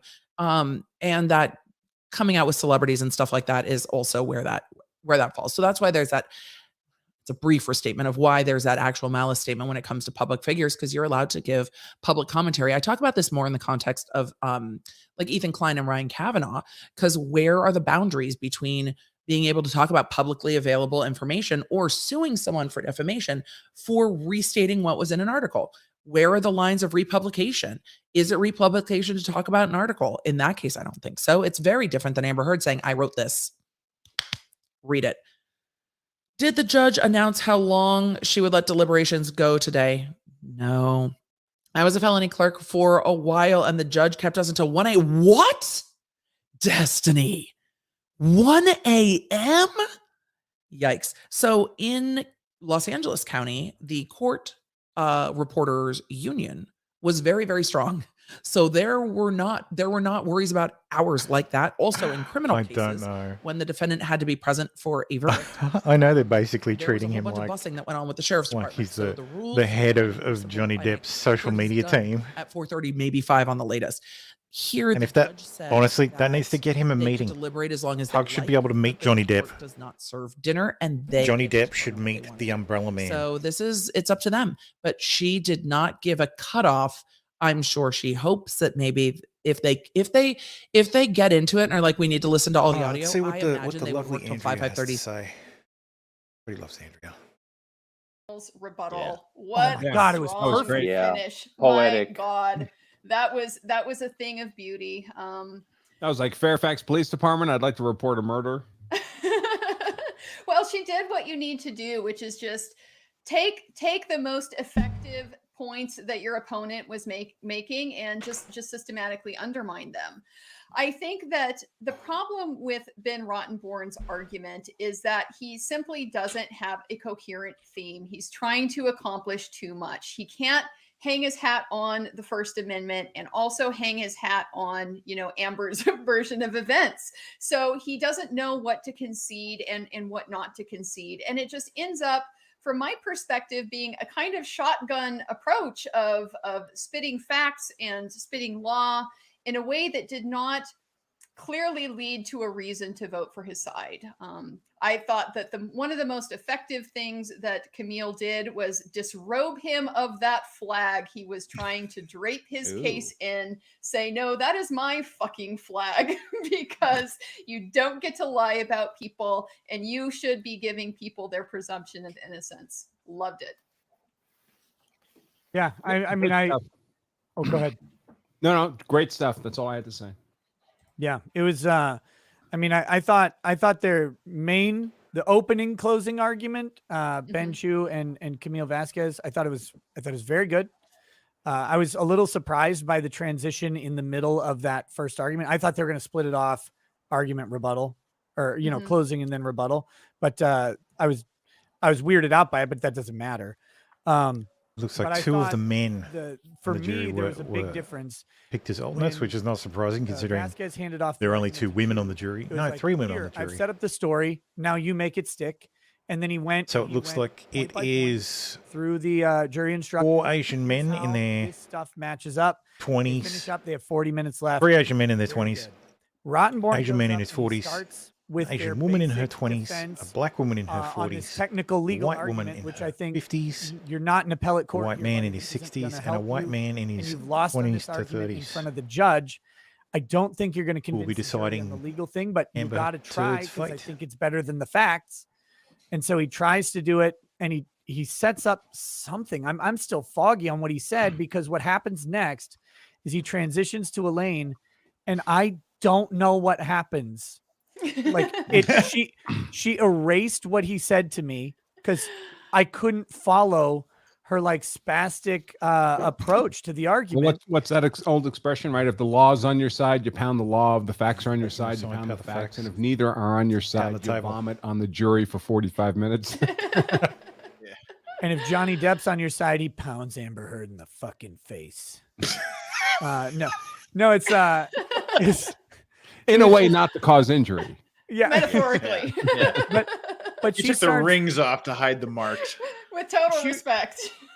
She reminded me of when my younger kids will tell me a story, and then this, and then this, and then this, and then this, and I'm like, I don't need 90% of these details, and I'm not sure how any of this logically. I don't even know if this is the same month you're talking about. So it's and this, and this, and this, and this, and this, and I was like, it was so disjointed, and there was no cohesion between them, and then we find out you got 6 minutes left. My assumption is that they'll go till 5. I think every objection, which looked bad to me. I don't know if the jury saw it bad, but for me, I was like, you're getting your asses kicked on objections in close. Well, major line skirting by Elaine repeatedly with the asking them to draw inferences from the evidence they are not supposed to draw. And that specifically with like the Bonnie Jacobs texts, you don't get to accept those as substantive evidence. We're not even supposed to hear about them as substantive evidence. Oh, she's just crossing lines at any opportunity that she could get. Yeah. She flat out misrepresented testimony, and she misrepresented the law on multiple occasions. That blew my mind. Thank you for that comparison to children telling stories. That was absolutely a perfect corollary.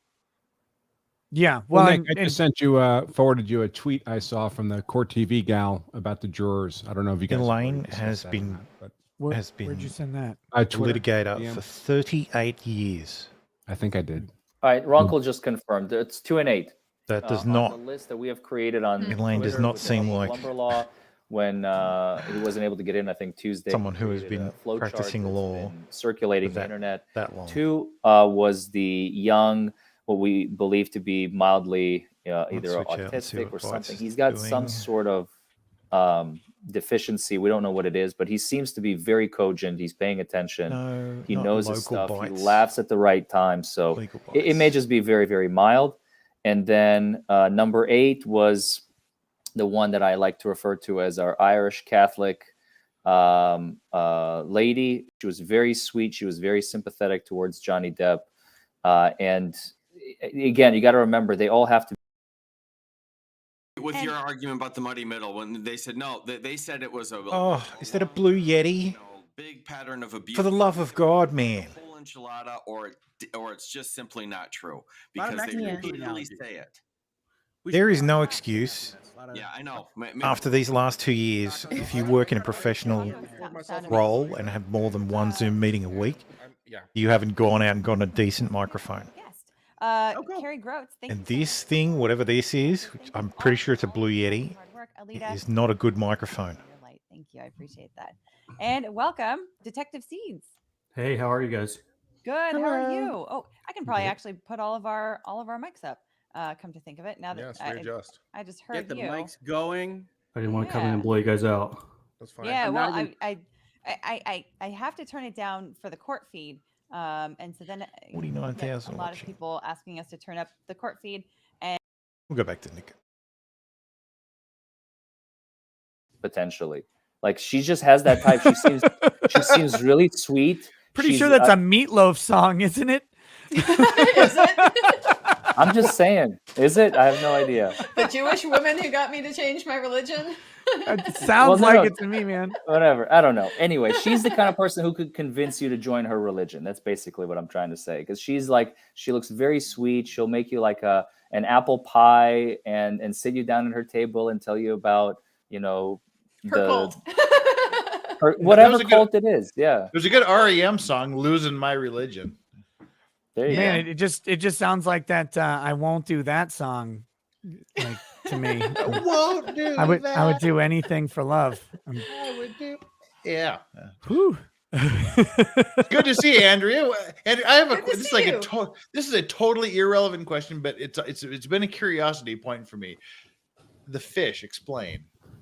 The fish are, so this is not really my story to tell because this is an artist friend of mine who made these fish. She's a metal worker and a painter. She makes amazing and cool things. If you go follow her on Instagram, she's at Heidi Elkington.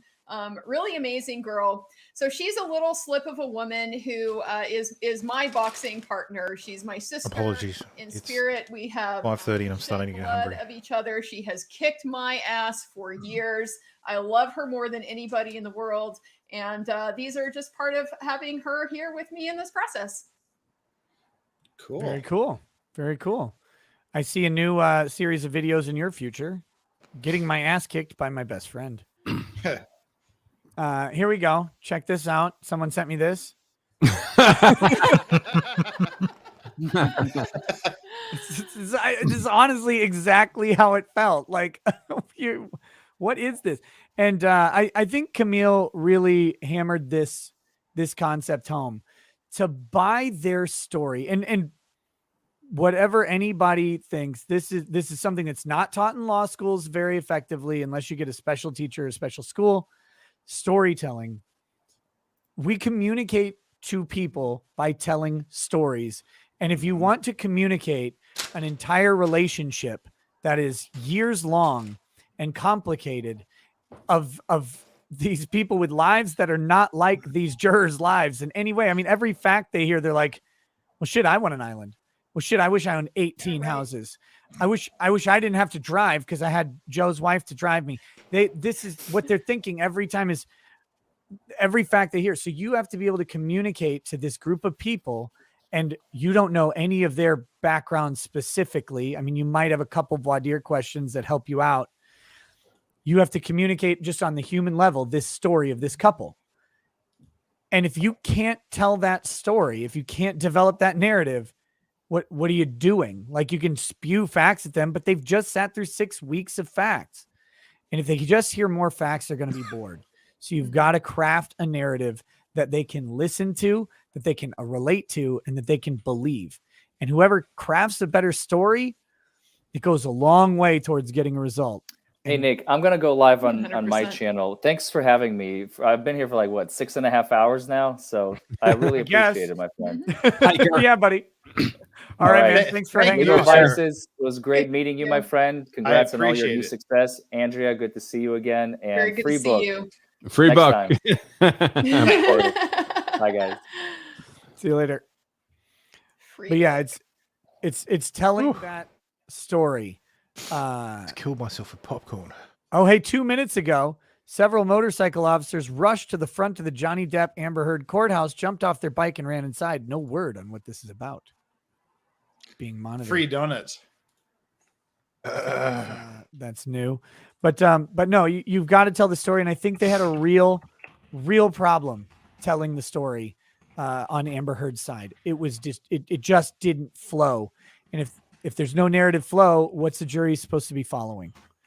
But yeah, any other observations that you had, Andrea, since you were not here with us the whole time?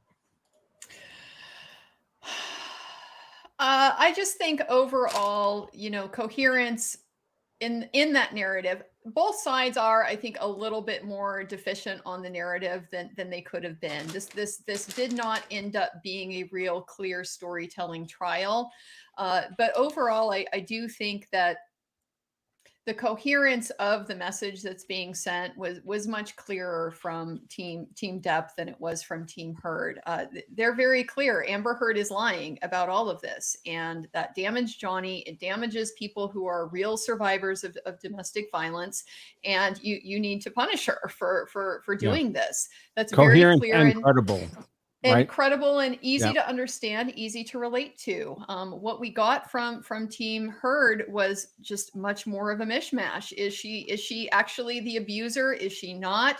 You haven't addressed these audio recordings. Like, how am I supposed to reconcile what I can hear for myself with my own ears with you trying to tell me, you know, this story of Amber Heard that just doesn't mesh.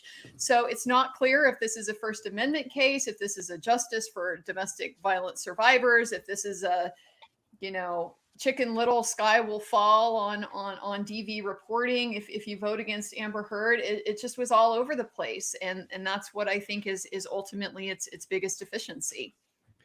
Yeah, and you made a tweet earlier that I fully agree with, and have offered a similar sentiment.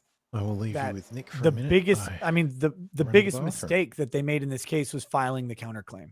Mm-hmm. The counterclaim, and to then come out today and effectively neuter your own counterclaim by saying, "Well, we sent a message, but it's not actually. Please give us $350,000 or whatever they asked for." It's like that's it, because that was bad. You've now put your client's mental health at issue, when 5 minutes of conversation should have convinced you that she's in the loony bin. Yeah. And you weren't going to get anywhere with it. And I think they knew know that claim is just fucking bonkers. I mean, the worst thing that happened to the Amber Heard defense was Amber Heard.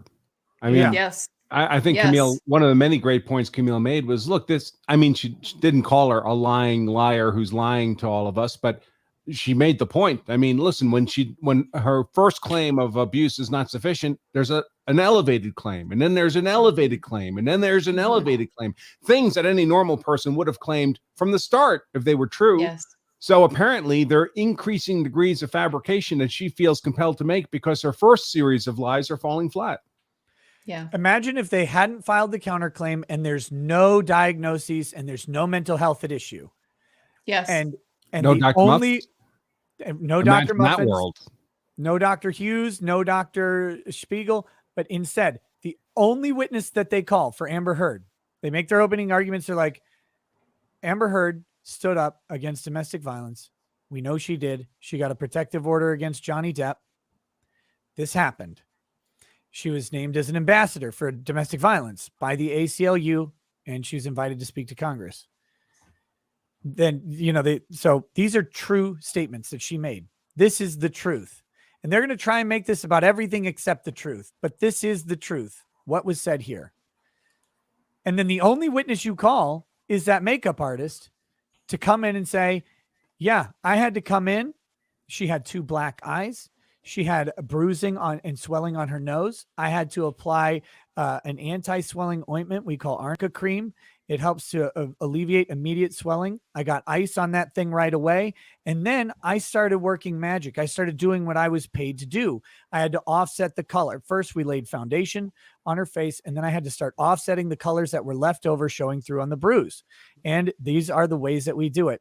I applied shadowing to her cheeks to draw away from her black, from the potential shadows under her eyes. So I shadowed heavily on her cheeks because it focuses the attention away. And I had to put a heavy waxy lipstick on over her mouth because she had a cut on her lip from getting punched. I'm witness to Johnny Depp's abuse, to the results of Johnny Depp's abuse. And if that's the only witness you've got, and the only statement is she stood up against domestic abuse, and then she got a restraining order, like, done. The case is over. You win. And then you ask for fees. Like that. If that's what you're going to end up doing anyway. I mean, what they did, making this about everything, because then, like, Johnny Depp could try and parade person after person after person, and you get to say they're desperately trying to show you that none of these people witnessed the domestic abuse. And we can agree, none of these people witnessed any domestic abuse. Of course, they're not motivated to lie. These are honest people. But here's the person who did witness the domestic abuse and the effects of it.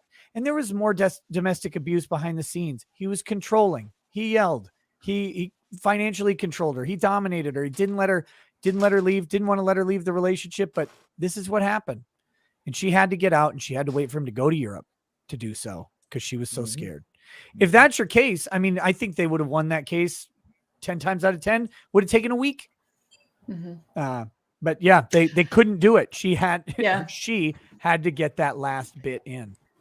I've said consistently throughout this trial, Amber Heard is her own worst enemy in this. We see it with the counterclaim. We see it with this very misguided decision to testify on her part.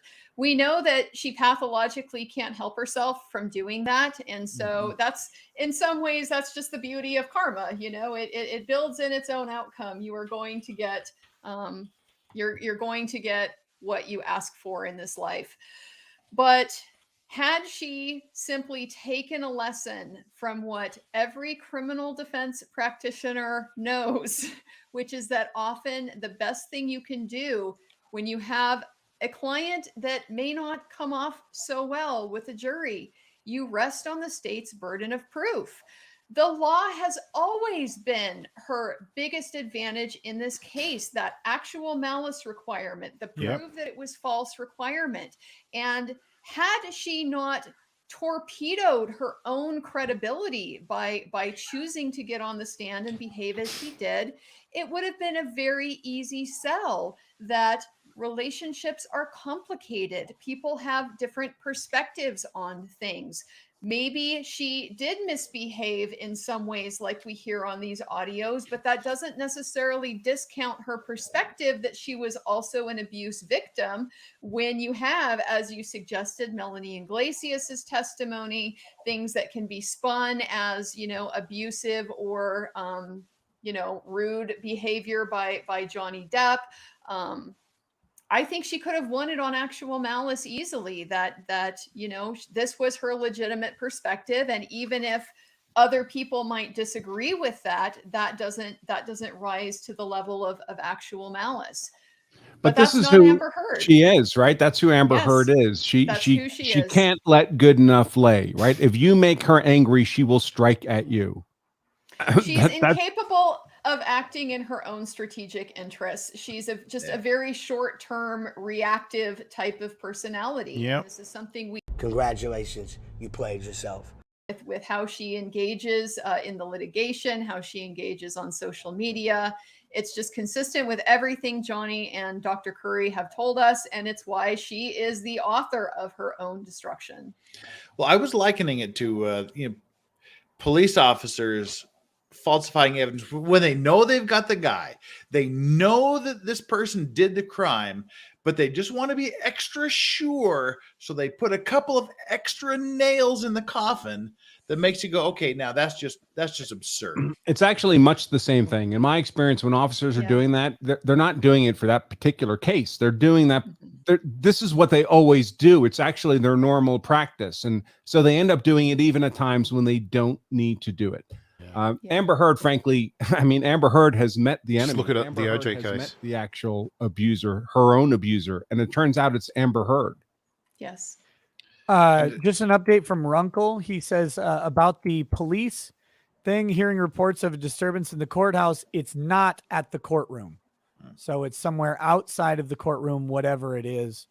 You know, this is lunatic day. This is Super Bowl, baby. This is what everybody's been waiting for.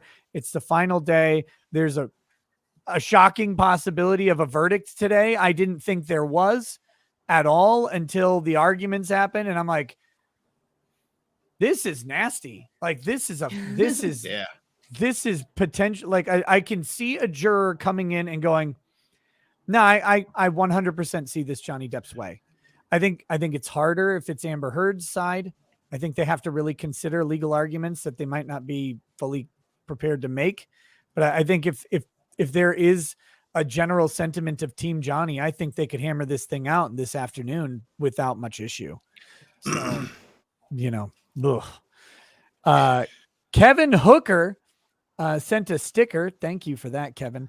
And High Grit says, thank you for all the awesome coverage of this case. You guys did a great job. I just had to say, I noticed Camille break down a little at the end of her favor of Johnny in such a way that gave him a little bit of objectivity, at least for May 21st, where his what Supreme Leader reporting Bytes and has to say. his bodyguards reportings, those were all weighed in obviously in his own favor, but those were stood in contrast to all of Amber Heard's friends testimonies. So having that objective weight kind of come in and be like, look, this is we came in, we checked up, and we had body camera footage, and this is everything that we saw, and there was nothing. It was one huge nothing burger.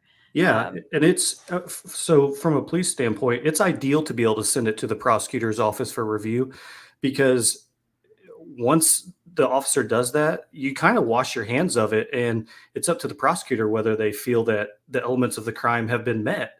So I can tell you from going to these scenes that if you establish that it needs to go to the prosecutor's office, believe me, you're going to take the report and send it over, because when you have someone upset, why didn't charges be filed? You need to contact the prosecutor's office.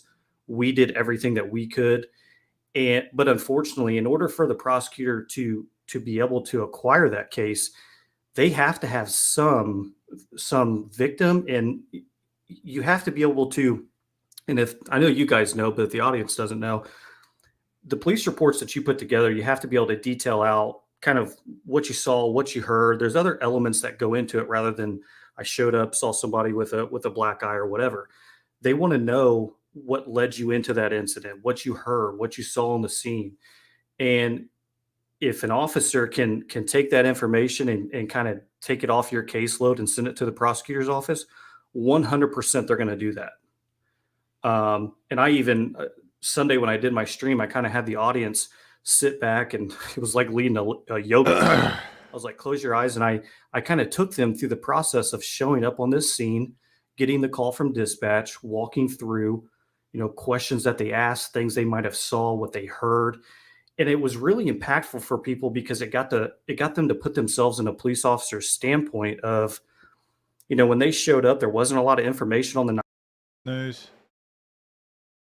Chat because I can't stream, and I am chatting in the side while I'm doing other work. So occasionally it'll be like, Emily, get on the stream, and I'm like, I'm not streaming right now. I'm chatting. I like popping into the chat. I like the chat. That chick Chanel, hello. I was in a meeting, so I missed all of today. How much did each side ask for? Funny, you should ask. Team Depp asked for his dignity, his name, and to be released from the prison that the last 6 years have put him in with a finding of liability. Team Heard said, basically, we went deuces on the 100 mil. We're not really asking for that, but we'd sure love $350,000 of punitive damages. Punitive damages are the you suck damages. Like, tell them that they suck. Punish them. Punish them with the punitive damages. Can they make PR statements? I didn't hear the judge address it. But if the judge hasn't addressed it, I would imagine she still wants them to not to. But if they want to do that, I hope they would clarify with the judge. If you were part of the jury, what would your verdict with all you've seen during these past weeks be? It's hard because the part of being a jury is you're talking to other people. It's just like when I'm talking to the chat, there's times you bring stuff up and you, wise chat, bring stuff up and I'm like, oh, I didn't think of it that way. So I don't know. Do I think that there's a lot of information that helps them find for Depp? Yes. But do I think there are questions? And Rottenborn didn't bring this up enough, and he should have. Rottenborn should have hammered on the fact that Amber Heard knows she's a public figure. She knows she's going to be photographed. If she's concocting a story, why concoct dates that coincide with the Met Gala, where she knows that she is going to be photographed? Why pick dates that coincide with the James Corden show? She knows she's going to be on that show. If she's going to make this up and lie, why lie when you know you're going to be on camera the next day?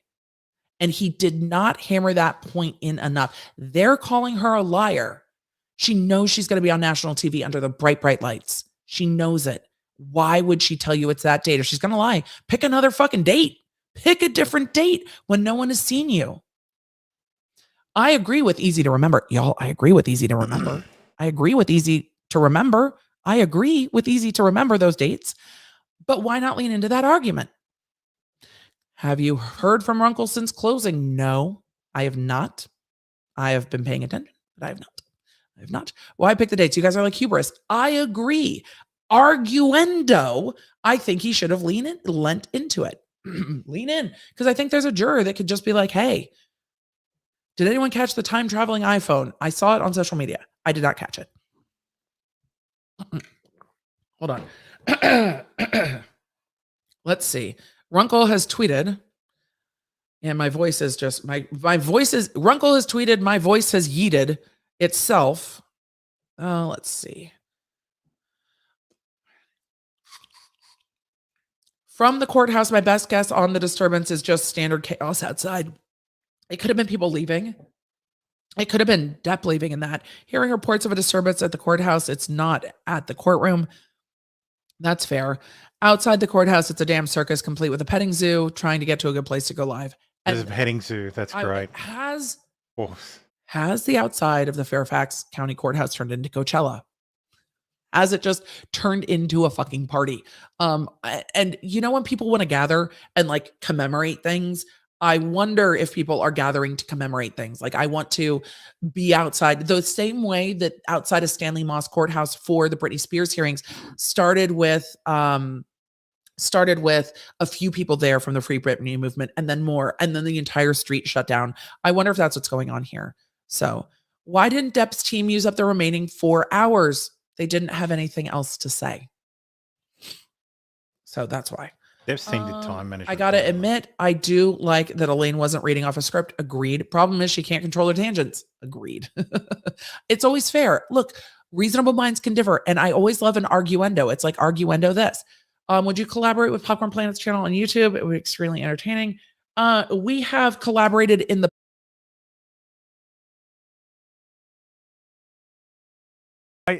it's such a good point that this men are monsters narrative that works really well on Twitter.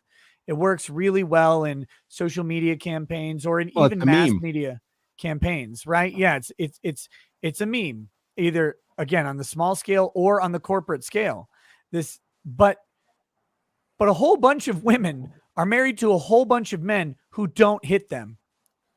And they may fight and they may scream at each other and they may hell even throw things or slam a door, but they know that that person's not going to come up and actually punch them, throw a bottle at them, violate them with a Maker's Mark bottle. None of that is actually on the safely menu say for I've most never done people. any of those things. And this idea that that this is kind of within someone to do is kind of foreign to the average person, I think. Certainly there are people who suffer abuse. Obviously, it happens, and it happens way too much. But even the people who are in abusive relationships, I'm guessing, find that that's the minority of relationships that they've experienced in one way or another. They find themselves in this situation and they may have trouble getting out, but they're horrified that they got in the first place. Well, I'm not a psychologist. I'm not a psychiatrist, but I mean, are you a biologist? I don't know what your definition of biologist is, but I mean, if we accept everything that Amber says is true, why is this the only woman in 58 years of this man's life has he done this to? Yeah. Has he done 1/10 of this to? Yeah, these kind of situations come from a pattern of abuse. Like there is an underlying pattern of abuse that follows an abuser around for their entire life. There is one person in that courtroom with a history of chronic domestic violence, and that is Amber Heard. Absolutely, Amber Heard. And the other aspect of it is with that, this is the first. So what their argument against it is what is well. Look at those bags of weed. Yeah, his substance abuse, and it's like because weed makes everybody aggressive and violent. But you've heard testimony. Here he is sleeping. Here he is sleeping. Here he is sleeping. And here he is in situation after situation where he would be incredibly vulnerable to someone who he is allegedly victimizing. He's popping mom's pills at 11. And the justification that how Amber treated him, that you can hear on those fucking audios, because he's got an addict problem, and that she's therefore justified in treating him because it's somehow benevolent on her.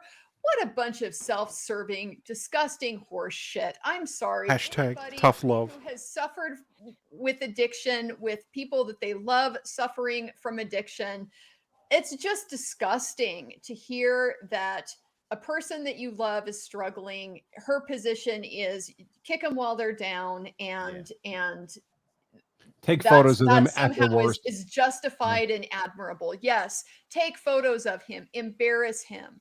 I loved that comment that Camille made. What person does this? Great question, Camille. Who fucking captures somebody at their worst so that they can text it to their friends and then share it to the world? That tells us all we need to know.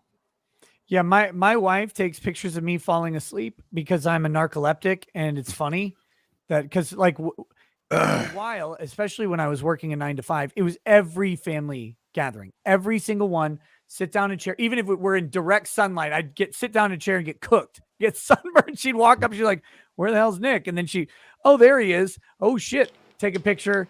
But it was always in jest. She would never ever take an embarrassing picture of me sleeping. Never with like ice cream dripping down or like laying in some kind of pseudo unconsciousness on the floor next to the bed, or covered in vomit. She would never do that because who does that? That's awful. But Amber seems to do that a lot. It would be apparently whole funny if Twitter Camille seems got to up think on, me sleeping is funny. I bet it would have been funny if Camille got up on rebuttal and started by saying, "Well, there's our example of vomitus." Yeah. Oh, what a disaster. Ms. Jake says, I showed my son your eloquent graduation toast and he was touched. He wanted to make sure you know it meant a lot to him, even if I wasn't already. This proud mom is a Rackets fan for life. Hey, thank you, Ms. Jake. And you should be a proud mom. That's fantastic. The fact that you've got a little person into a big person through high school and they're still alive, I think you should get a fucking medal every time it happens. So yeah, no, my son's 21 and he just got in his first car accident last week. Oh, Jesus. And I'm here in Korea. He's been living with my sister since high school. And she's like, you got an uncle's going to try and go live. Come on, sister and I, how old were we when we got in our first car accident? He made it 5 years without an accident. Good. I take that as a big effing win. Yeah. No, it's just, it's like, well, one, you didn't kill him, right? Yeah. Like that's the first hurdle. Oh no. I mean, that's the thing. I mean, your kids little are still scumbags are still relatively young. Like I look at the thing that my kid doesn't have. If he would have done half the shit I did as a kid, I just would have killed him and started over again. Yeah. Yeah. Exactly. I didn't know that was an option. Diaz says, how come when Amber goes pee pee poo poo on the bed sheets, she's hailed as a hero, but when I do that, I get sent to the loony bin? Don't do that. Poo in the loo. Yo, poo in the loo. Okay. More. There are many super chats. I will be trying to get to all of them. I mean, we're basically here for jury watch. I've pledged to be here until the jury goes home, whatever that is. And I'm looking over here and watching the sun come up over here on the right here. See, we're in opposite corners. I'm celebrating with champagne at 12:59 p.m. over here on the West Coast, and when we're done, I'm just going to sleep till Sunday. So. Oh yeah. This is what I'm drinking. Knocking back those Topo Chicos like it's. We're doing the same, bro. Oh, private select. Perfect. Yeah, I got so appropriate. Yep. I'm matching Nick. To be fair, I can't stomach the square bottle makers. So, I have a mild amount of respect. Just Amber can't stomach it, but never mind. Oh, come on now. We don't need to go there. Etienne de Gaulle says, sweet baby Jesus, I think Camille's sweater trumps Dr. Muffin's glasses. No simp, chat. No simp. Sonia Hems, The only real star of the show, credible and authentic in white, a vision of truth and purity in this pantomime. I cannot applaud this perfection enough. Impeccable evacuation. Evacuation. Evacuation. The immaculate evacuation. Yeah, I'm maybe they had an impeccable evacuation. I don't know. I don't want to know about that. Like, look, she didn't appear bloated. I'll give her that. her suit was very nice today. It was good. The white's an interesting choice, like in general, but it worked really well. I thought it kind of with the cameras. No lie, I just got the notification for Friday Night Tights. Cameras where it kind of glows a little bit. It's awkward, but they always say never wear white on camera, but she seemed to be okay. She did just fine. No, it was a good outfit today. Sonia Hems, wait, I just read that one. Philip Sola, during Camille's closing, Amber's mouth is the same shape as Judge Dredd. Someone should put his helmet over her face. Oh, no.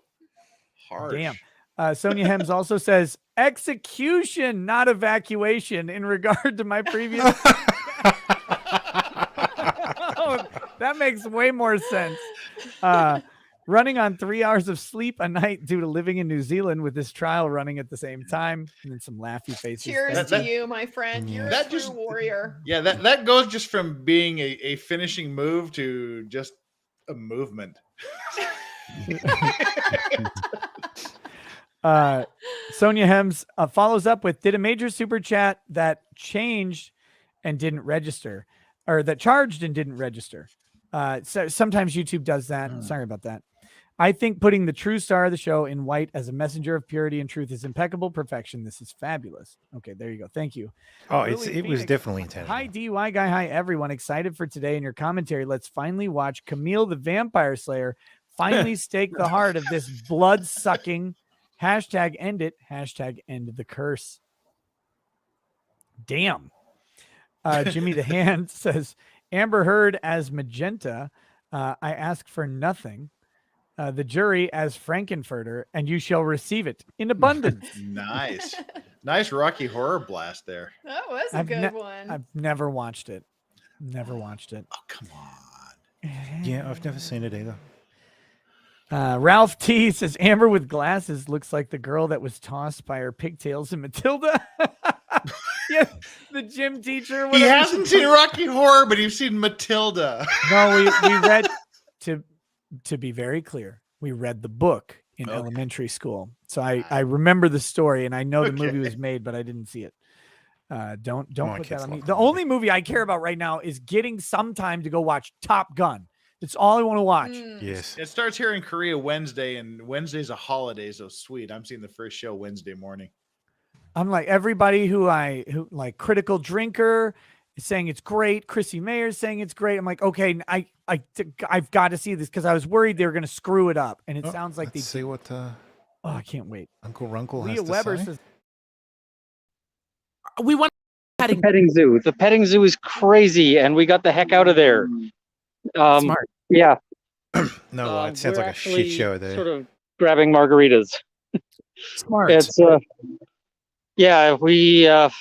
there's a lot of craziness at the courthouse. Tell us. So we and I wouldn't have been able to stream there. It's just all people shouting and doing their thing. So it would have been all background noise all the time. I wonder if the sheriffs are going to clear them so the jury can't hear them from inside deliberations.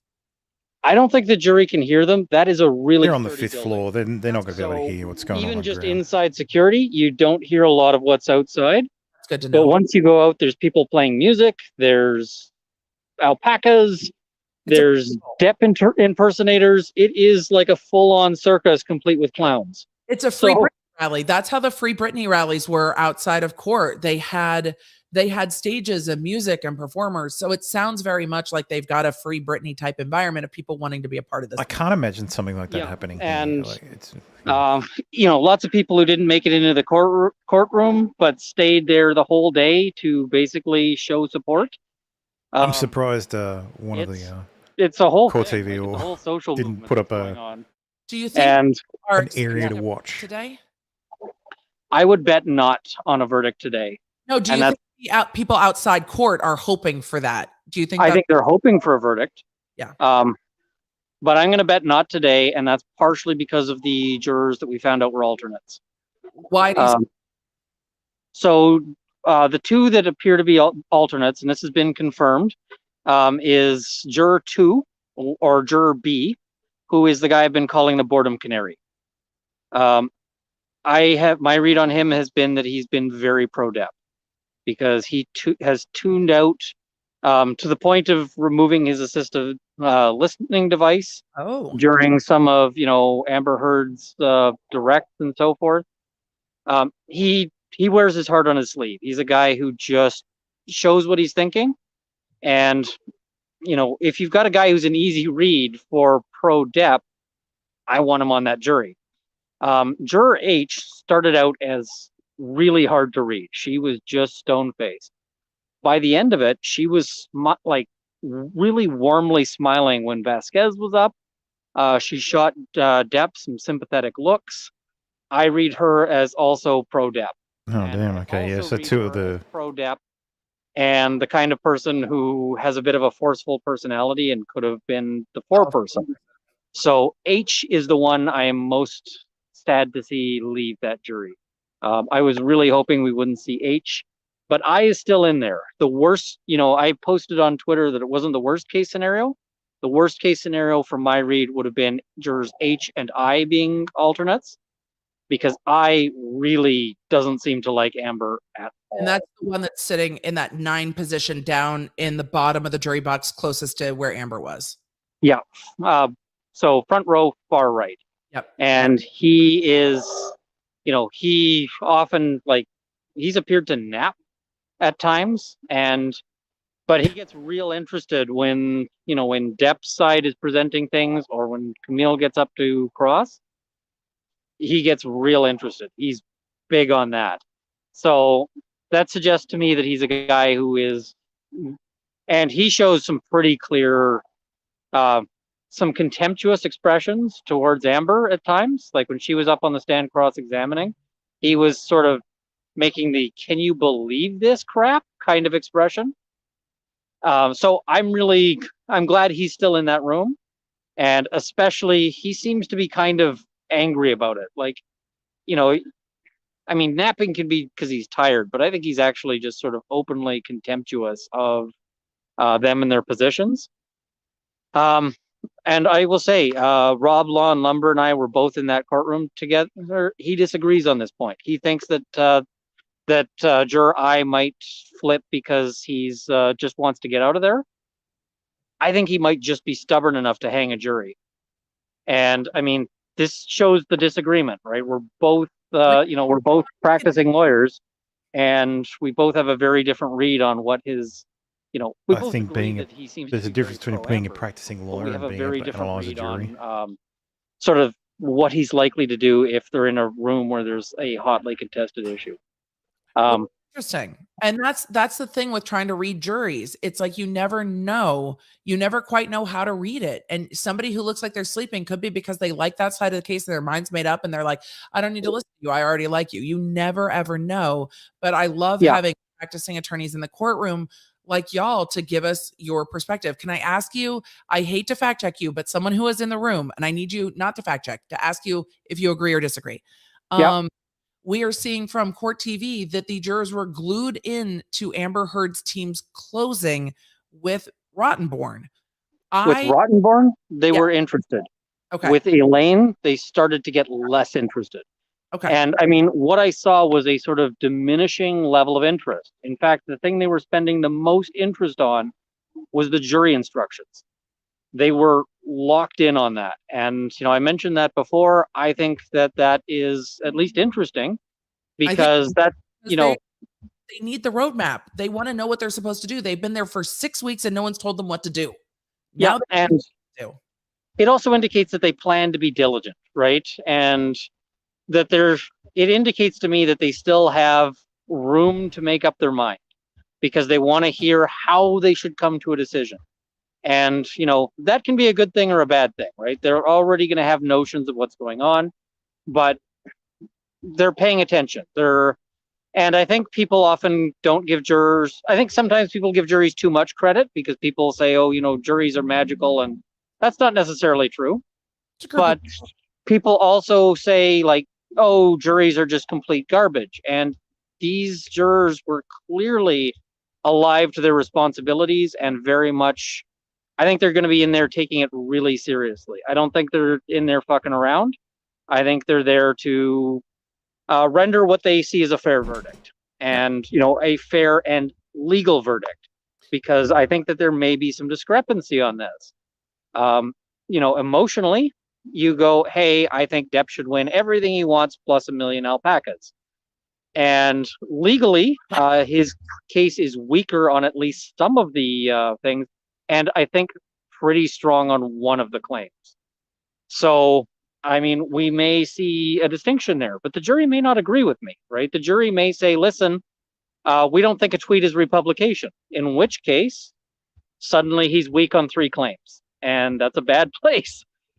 So, you know, a lot of this comes down to what does it mean to retweet something, and to retweet it with this sort of additional commentary that she added to it. Jury's going to be spending a lot of time thinking about that, I think. They are, because legally, again, and I've said this, and we've both said this from the beginning, the law is on Amber Heard's side, and after trial, the facts are on Johnny Depp's whatever side, it is. and the jury has to figure that out. Yep, and that's a lot to figure out after 6 Oh, it hasn't weeks, advanced. That's a lot to figure What the out. hell? I mean, basically the rule on sort of this sort of public figure defamation is almost to the point of you lose walking in the door. Thank you. You know, it's really hard. And I think that there's a lot of people out there who, you know, they feel in their heart of hearts that, you know, what should happen. And they don't realize that this is, you know, fighting a wood chipper. And the fact that we have gotten through this trial, and I'm sitting here saying this is a very real, up in the air case. Like there is, you know, if you asked me to put money down on it, I have notions of how I would do it, but I wouldn't be super confident that I'd be walking out of there with, you know, with all my cash at the end of the day. It's really to be in, because at the beginning of this case, it was, I don't see how you win this. And now it's like, oh, this could, I don't see Amber Heard winning the counterclaim. This is a fight over the op-ed. Yeah, and this could go either way on the op-ed. And that I would be very shocked if she won the counterclaim. I don't see counterclaim. I think at this point she's fighting for 0. Yes. And I mean, that also kind of tells you a little bit about trial strategy for the day, because Elaine was the counterclaim and she burned so much time meandering around and trying to figure out where she was going. And, you know, and she's the one fighting for Amber should get dollars, which I just don't see there. So I'm wondering if that's Amber saying, well, you there's know, a reason they went, oh, look, just give her $350,000. Client. That's fine. But the effect of that was so damaging. Rottenborn, and I know lots of people are getting pissed at me online because I'm saying Rottenborn did a good job with his closing. He did. And with his 6 minutes. He did. He absolutely did a good job. I've got a tree dripping on me here. I don't like all of his arguments, but he did a good. I don't like all of his arguments. Some of his arguments downright pissed me off. Yep. But some of them, I'm sitting there going, fair. That's tough. Like he, you know, you can be convincing. And the way he frames and the a issues, douchebag. I'm like, I think that's too strong. But he didn't get corrected. And if you can frame how you're doing that without getting a judicial correction, well, then you're doing okay. And you know, so I thought Vasquez on rebuttal did a great job of addressing the one-time argument, because the one-time argument was left unchecked. Yep. Potentially fatal. Like that was, I was sitting there going, ooh, that's tough. She did a really good job of rephrasing it and reframing how the jury might make their decision. And dialing it down. Yep. Yep. And I mean, the thing is, when you look at what happened, like Vasquez, she's amazing. She is a force of nature. I would love to learn her tricks. You know, she is what like everybody aspires to be. Whatever she's getting paid for this, it is not enough. And I hope her hourly rate triples going forward, because like that was amazing. But, then Rottenborn gets to go, and he made some good arguments. And he did, she was hammering on, there's the old adage of when the facts are on your side, you hammer on the facts. When the law is on your side, you hammer on the law. And when neither is on your side, you pound the table. Neither side was pounding the table. Elaine might have been pounding the exit door. Yeah, she had some, she was pounding on her watch. She was just like, I've got to go. And, but Rottenborn made some good legal arguments. I think his factual arguments were weak because he's got less to play with on the factual arguments. Not good. When he's like, hey, let me convince you that Amber Heard is actually the full victim she says she is. I'm like, you're chasing an impossible goal. You're trying to catch up with a car on a foot race. It's just not happening. But in terms of his arguments of, Depp himself says that this is abuse.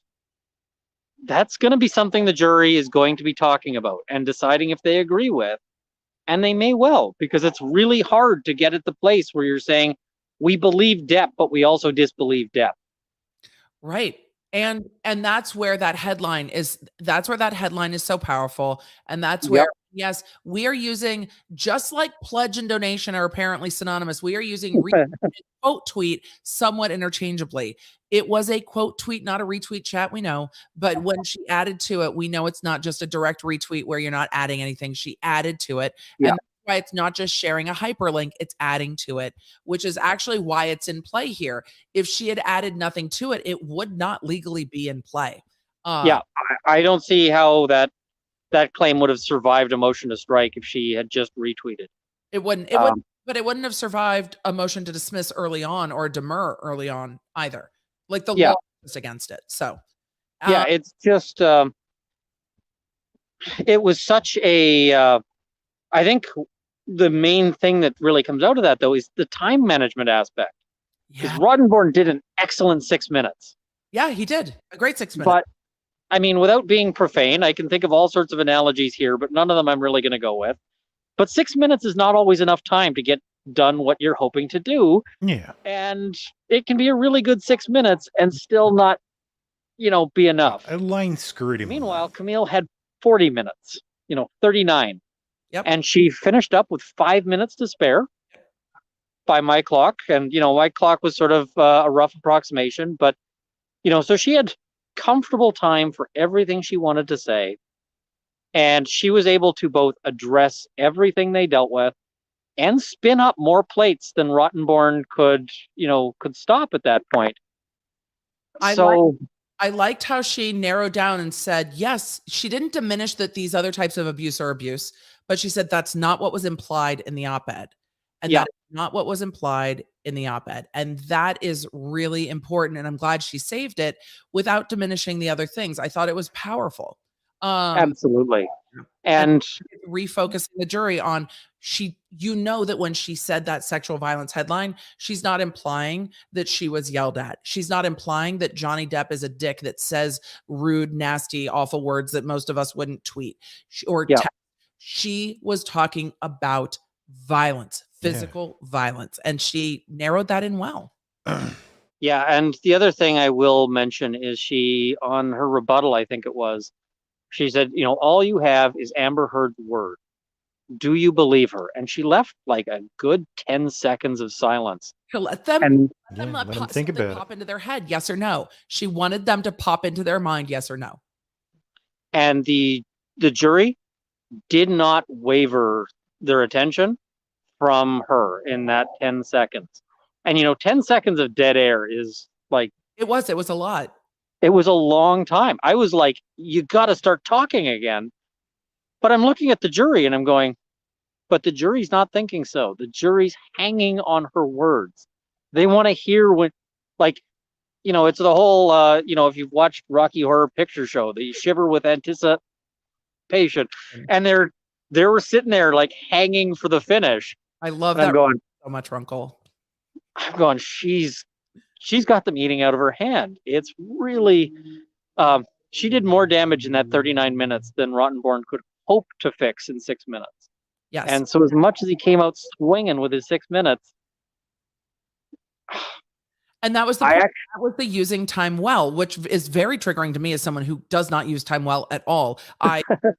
This is not a case. I would not ever want to have to do this like this, but they did it brilliantly.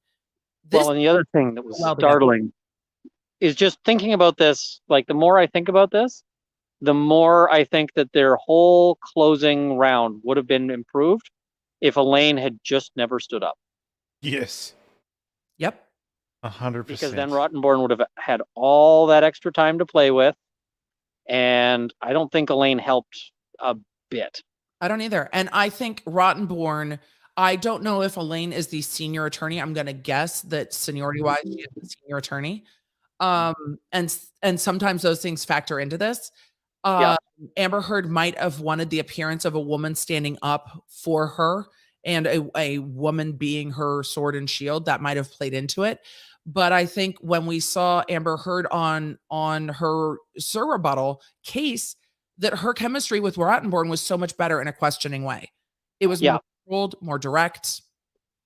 I just thought it was.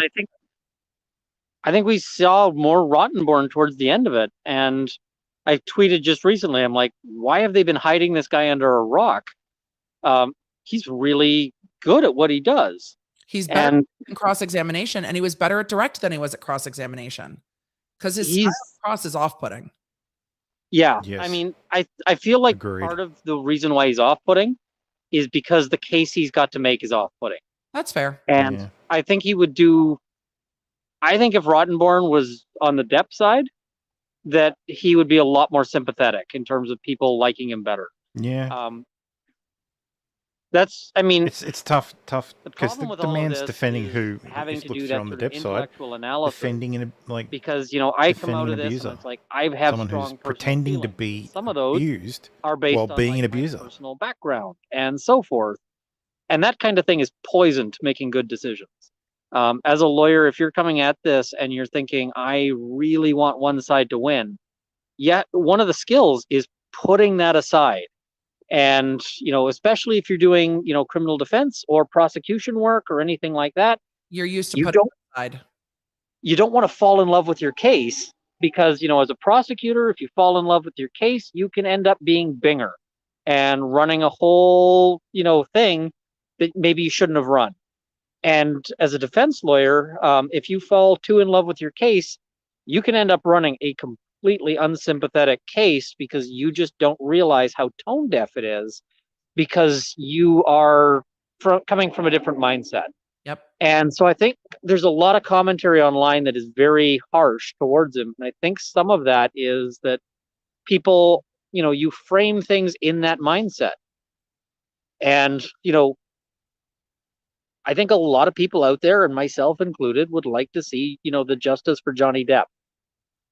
That, and I really liked that Camille Vasquez managed to work that into her closing. Too. Like, I do too. I was like, so, but you can't let that especially when you're deciding things like, do you like this lawyer? Is he a good lawyer? Well, I think those two things can be very different. The likability versus good lawyer, I think, can be different. I sometimes the got best a lawyers referral are from a police officer. sons at of one bitches. point. They sent a friend of theirs to me because I had really trashed the guy on cross-examination. And afterwards, so, he told me when he was making the referral, he's like, I walked out of there and I was super pissed off. And later I realized that I was pissed off, but you made a good argument, you won it. And, you were doing your job, you were an excellent lawyer.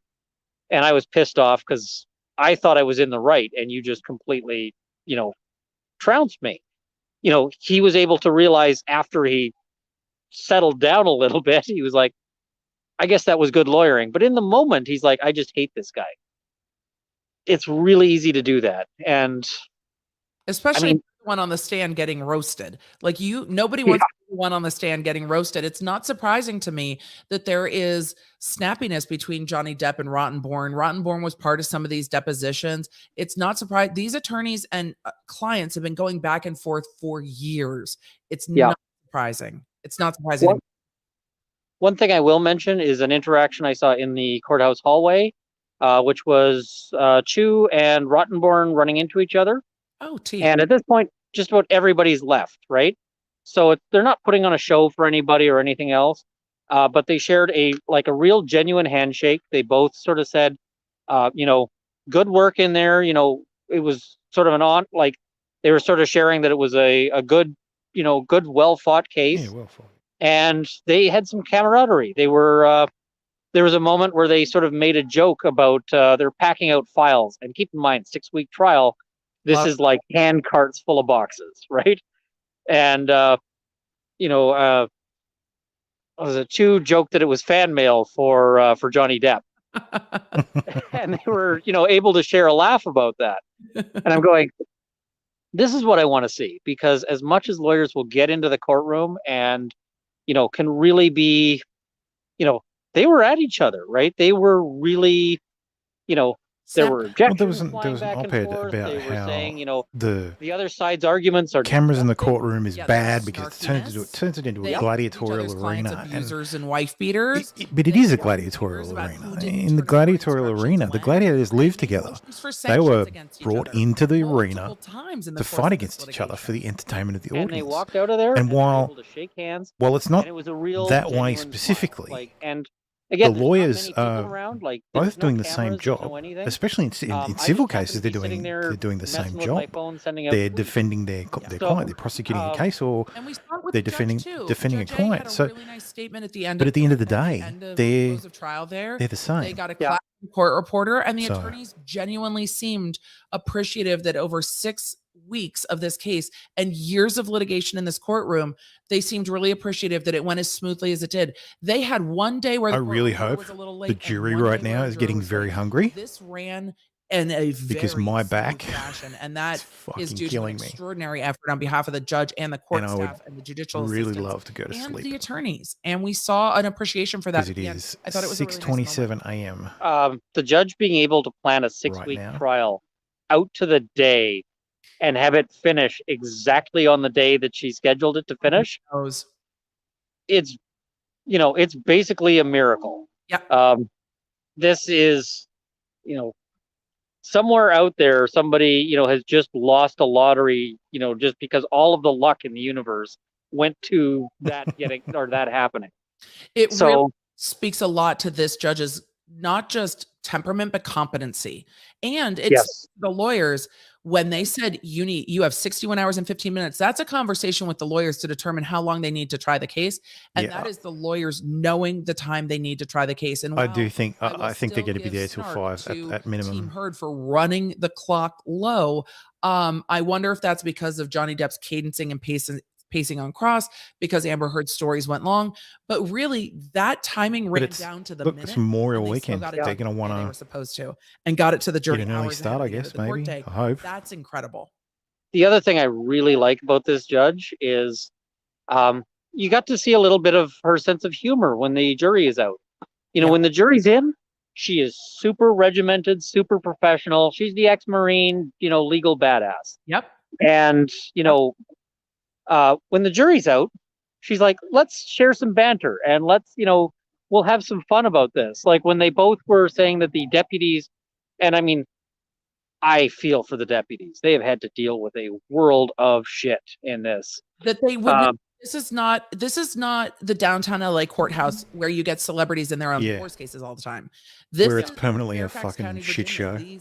Their high profile cases on their website has 2, and one of them's a local criminal case. This is out of the norm for them, very much so. And they were very much figuring it out as they went along, and some days worked better than others.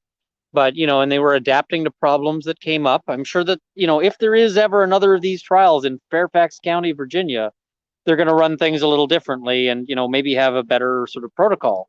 Oh, But yeah. I mean, you got to feel for just lineups and stuff.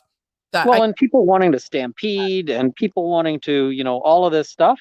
But when I think it was Rottenborn, or no, it was Elaine, thanked the bailiffs for their work. Thank you, Chad. Retired Marine. The Yep. is reminded 8 us, o'clock. once a Marine, always a Marine. Oh my god! Fair enough. Thank you, Chad. Yeah. So what is it? Surely they'll be hungry like them though. The bailiffs for their work. By then, And then you see They're not providing You know, dinner, and, so what is it? Ben Chu gets up and says, "Well, I think on this I can respectfully agree with my friend, with the opposing counsel." Though And she's like, "Well," to get out the word agree. she's like, "I'm glad you can at least agree on something." And I'm going, "This is fun, right? This is." So I really like how she was handling a lot of this. There were contentious objections. We saw these sidebars all through the trial where you see people, when they're animated, they're arguing and she's smiling at them. And, we can't hear what she's saying because that white noise machine is powerful. Right. But she was very, I think she's a great judge, and I really appreciate her as a person. So, do you know if Johnny Depp and the lawyers had left yet, or were the lawyers still boxing out when you were leaving? Lawyers were still packing up when I was leaving. I don't know how far they're going to go because, they might be waiting for a verdict. Depp, on the other hand, is out of there. He has permission to not be there for the verdict, and his motorcade has already left. I don't think he's coming back. So for all the on a plane and getting out of there. I mean, I can't imagine that either side advised their clients to do anything other than go to your hotel or your home and hide out. Yep. Like just, order Uber Eats and get them to deliver it at the far end of the the drive and have your people pick it up. Yes. Do not let a paparazzi with a high, with a super zoom lens catch a glimpse of you through a window. Right. Because when this verdict comes down, somebody's going to make a stink face. Right. And you don't want that captured. Absolutely. So, and everybody's pointing out that it is his daughter's birthday today. So, yes, it is his daughter's birthday today. And you don't know if she is in Virginia or if she's not or what he's doing, but they had permission that they don't have to be there. So they're not going to be there. And I hope that whatever they're doing, that it's lovely, because I feel like everybody deserves a little moment of peace after this. They need a bath nap is what they need. Yeah. Me too, but I guess hashtag me too. Depp was looking, I got to say, when he came in, he's looking a little nervous. Now, how could you not? Welcome. What's that? How could you not be? After 6 weeks, it's in someone else's hands. You've been doing this for years and you've turned it over to someone else. I've never not been nervous for a verdict ever. Yep. I've never not been nervous because you never know what is happening and you just can't guess it. I know there's lots of people who are going to be saying, oh, you're saying bad things about Depp. I'm not. That's exactly it, is how could you not be nervous on something this momentous? And, if you're thinking, as I do, that he's this victim of very serious abuses and is waiting to see if he's going to get justice for it, that's a hell of a thing to be waiting on right now. It is. I'm always there. For when I'm in a criminal trial or anything, I'm always nervous waiting for the verdict. Same. And, but the client is always way more nervous. Even when we've had a great trial and I'm pretty sure the verdict is going to be, an acquittal, client is still a ball of nerves. Of course. And it's the same. It's the same with victims of crime and witnesses waiting to hear what's going to happen. There's a lot of nerves in it. And that only amplifies when there's been more. So I've done a number of retrials. The most a case I've had has retried is 3, and it was a conviction on the 3rd retrial. But this is not round 1 for Depp and Heard. He lost in the UK. So it adds to it, I think, as you go down this road. And so both parties, I think, are probably tremendously nervous. I can't imagine that they wouldn't be. And for the attorneys, they're going to take a deep breath and probably take the weekend off if they can. But then they're going to be fielding media requests and emails and their own nerves. And there's not much work you can get done while you're waiting for a verdict, or at least I never could. It was always miserable. No. You're waiting for a verdict, and if somebody, I'm always sitting there going, okay, well, I could start working on my next file because there's nothing else to do on this one. But I can't focus. I can't concentrate when you're waiting for something like that. It's just, if it's going to take more than one day, you can't sleep necessarily. I was wandering around the office, stress eating other people's candy bowls and chatting about what was going on in their cases. Just plopping other people's offices. I've had judge alone trials where they're like, okay, I'm going to get you a written decision, and it's going to be 30 days. And that's a really crappy 30 days, right? Because you're sitting there just anguished. Oh, there's an end point. With juries, you don't know. Runkle, we've got a question for you. Carolyn says, longtime listener, first-time caller, do you know which lawyers are staying? Emily, can they fine in favor of Johnny but award no money for damages? They can. Do you know which lawyers are staying around for the teams, if you had any sense? I don't, but if I had to place a bet, Camille, Vasquez and Mr. Chu, and also on the other side, Rottenborn and Brotherhoff. I'd imagine. Yeah. I mean, they're not going to pack the rows the way they have been. Because, I mean, this is the other wild thing about this trial is they've got a row of lawyers that's like, 3 rows deep.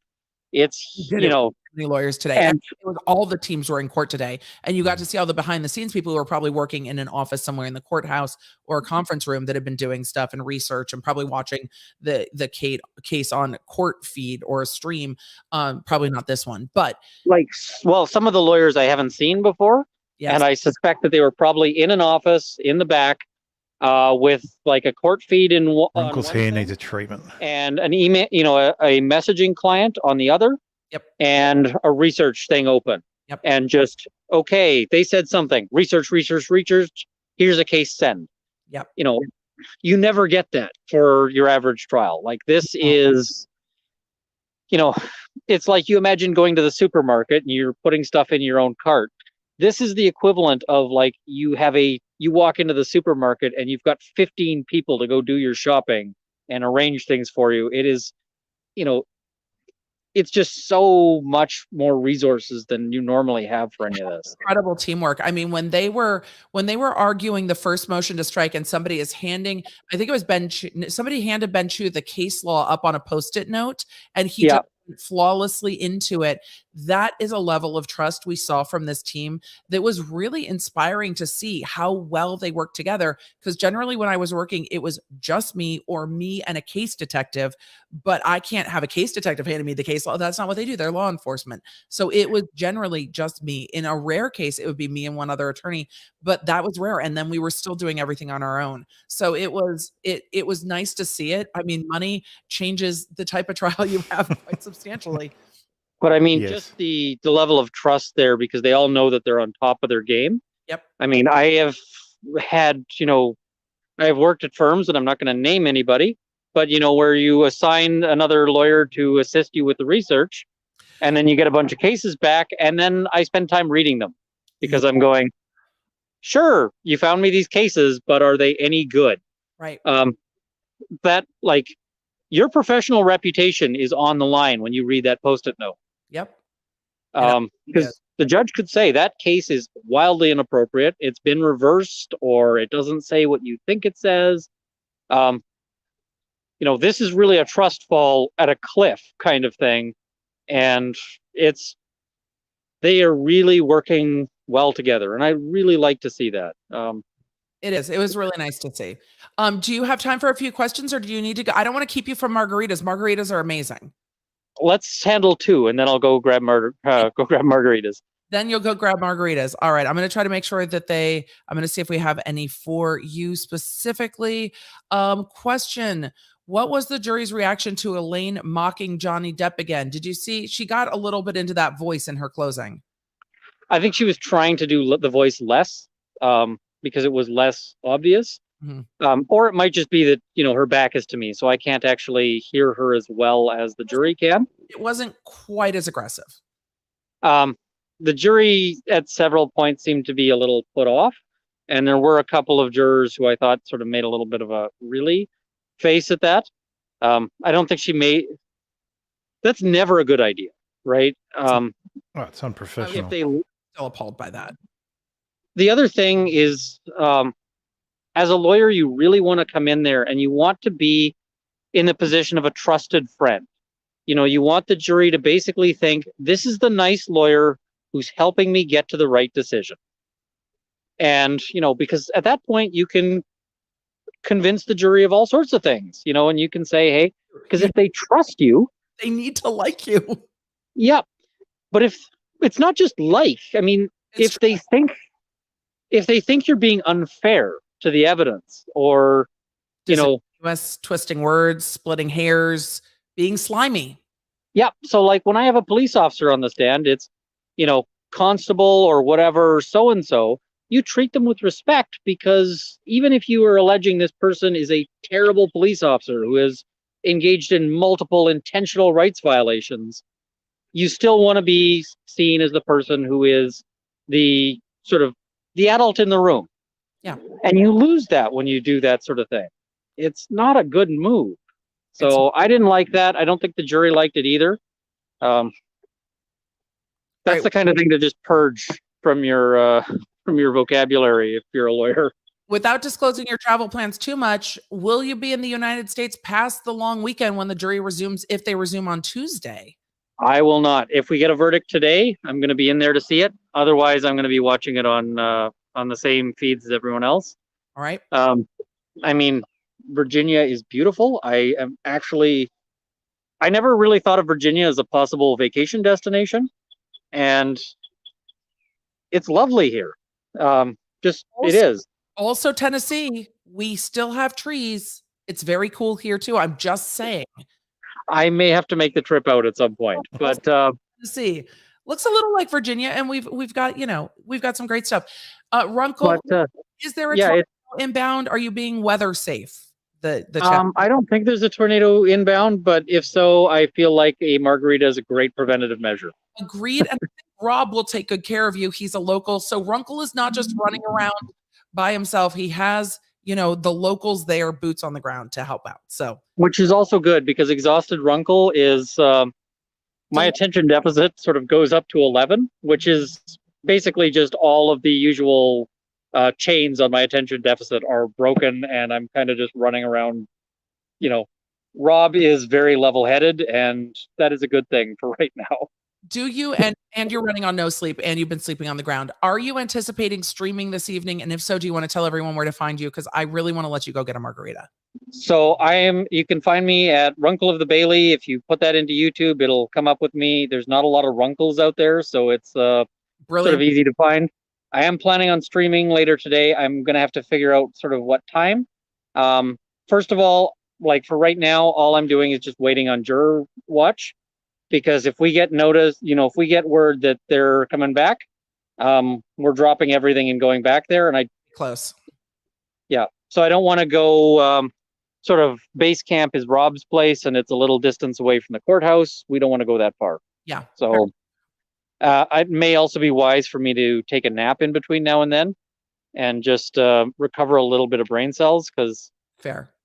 The two that are left are fighting with each other, and well, a margarita sounds delightful. Go get a margarita. That is exactly. All right, let's switch back to Nick.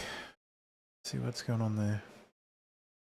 Global audience that she has made this court look like a chump for tolerating this, and that threat to that prosecutor's ego is the only hope that we have for some type of justice being done. Yep, and I agree that this case, there's a possibility. It's still remote, but there's a possibility because of the publicity of the court. But yeah, that point about the prosecutor is great for one reason. This is civil court and the prosecutor's not involved, so they don't care. But for two, if the prosecutor is the one who has to charge the perjury, what happens when someone perjures themselves on behalf of the state? Yeah, not much. Yeah. That would never happen. Never. Yeah. You got a confidential informant, they only tell the truth, those guys. Yeah. Oh.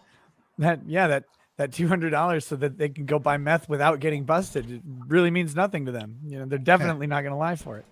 That's the advantage of watching here. Let's see. You get to see what's going on. I wonder, with Lawtube's meteoric rise, if a fair but concerted Twitter campaign might result in the ACLU shedding light on its heinous role in this whole ordeal. Not a chance.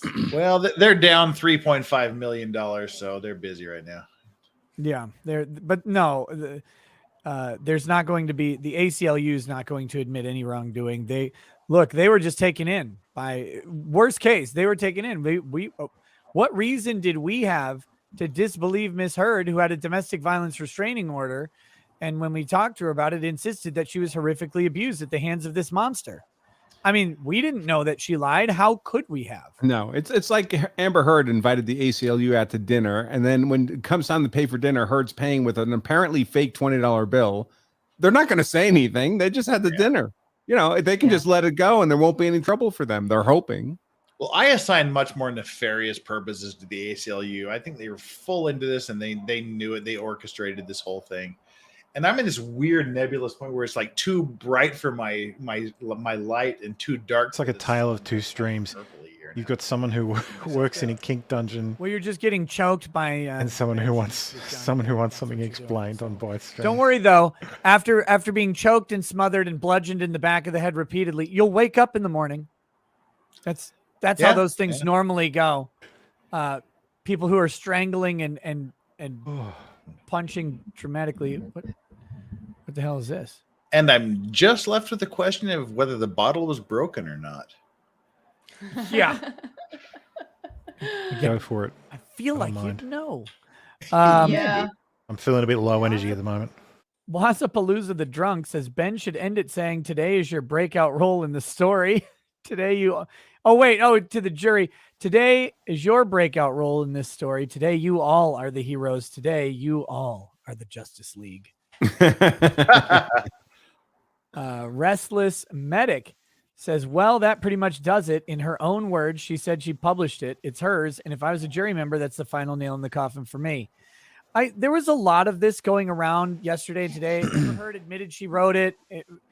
To me, that was never really at issue. The question is, the legal question is, would a reasonable person with reasonable public knowledge understand who the defamatory statement was about? Yes, that's true. But then the ultimate question about this was her main defense is truth.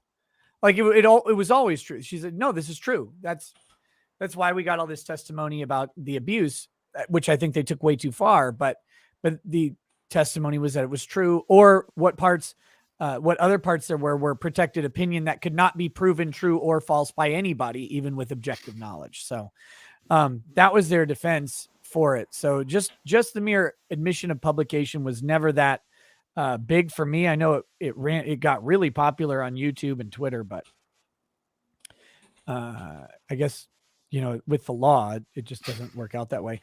Beatty says, thank you for all the hours of coverage and fun. Appreciate every minute of your efforts. Your remarks last night about Lawtube were really wise and are good advice for all. I agree that I am eminently wise. So thank you. I do agree to that. So, but thank you for watching last night. And occasionally you have to kind of talk about some things that are uncomfortable.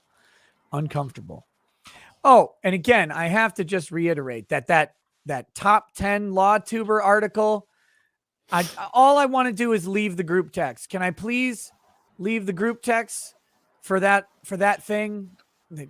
Man. Mm-hmm. Brian Alleman says, because now we're waiting on the Ricada report. Yes, that is the Rittenhouse attorney or whatever, this internet award that they gave people on LiberalBytes. That's Natalie. Weaponized against someone to exclude them from a group. That is my problem with it. Flattered by the award, sure, but if it's used to exclude someone from a group, I will exclude me and hand the award back happily. I'm flattered, but no, thank you. I don't want to be in a thing that involves that decision, because that's not whatever other people want to do is fine. That's not how I do anything. So that's my statement on it. Brian Alleman, shout out to the paralegal or junior associate that's been working the computer for team audio cues and zooming in on the exhibits. Warp Factor, a beautiful closing, and I have to believe the death knell for Amber's career. Thank you for your excellent analysis and commentary so far, and what is yet to come. Well, she's got no career, regardless of what happens in this trial. Yeah. Well, that should have been evident from Warner Brothers' willingness to provide a high-level executive to testify. Notice the difference.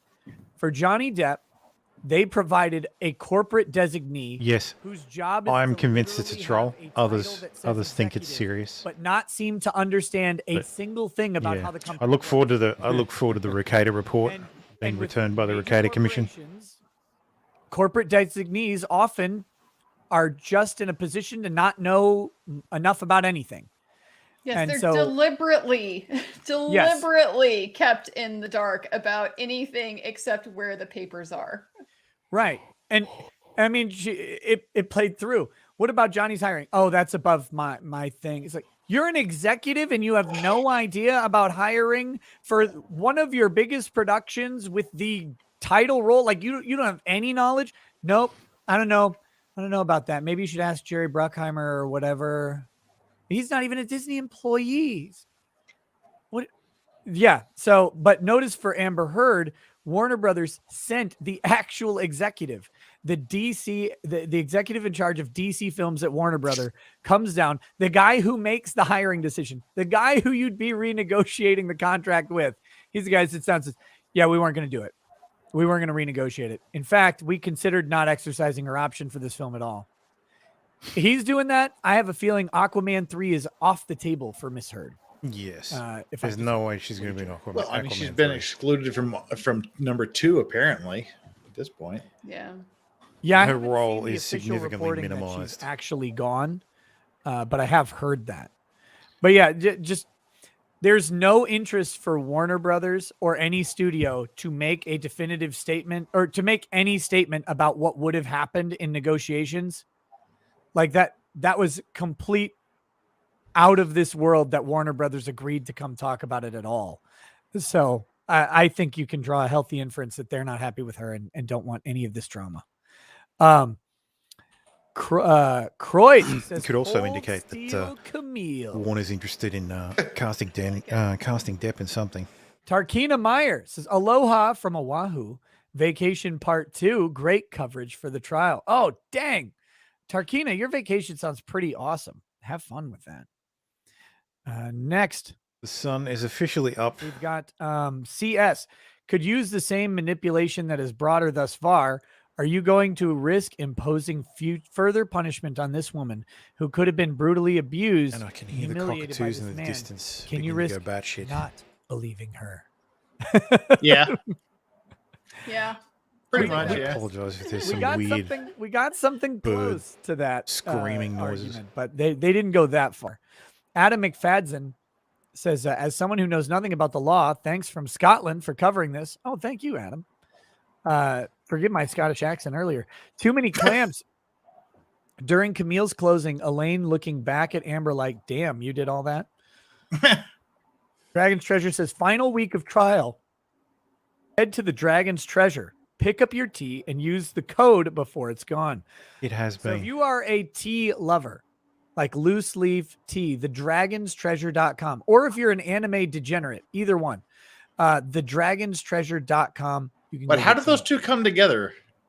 Because is the new to guy, me. because the guy who runs it's a weirdo. I don't know. And it's good tea. You've had Shout out to the team, man. Go and visit thedragonstreasure.com. Hand-picked loose leaf tea, hand blended or whatever. My favorite blend is Elixir of the Gods. I think it's great, and I could drink that shit all day. But yeah, go to dragonstreasure.com and type in promo code Amber Poops in Beds. That will get you a nice little discount on it. So there you go. Dean008 thoughts, And they ship to Australia. closing. I think I've shared them a couple times now. Light B, hey Nick, I'm listening in while I work, so I'll need you to do all the drinking for me so I can live You vicariously. can join the through Tea you. of the Month Love Club. the stream and the work you all do for us. And the tea man will send you a beautiful loose leaf tea. Paraboy 925. Ugh, Maker's Mark is my absolute favorite bourbon that I can afford, but I'm 30 weeks pregnant and can't participate. Please toast one for me. To Paraboy, who is bringing a child in the world and conscious enough of that child to avoid something that they like, that delay of gratification yes, for the long term. Dragon's Treasure. Cheers to you. You're already momming it. Buy their tea.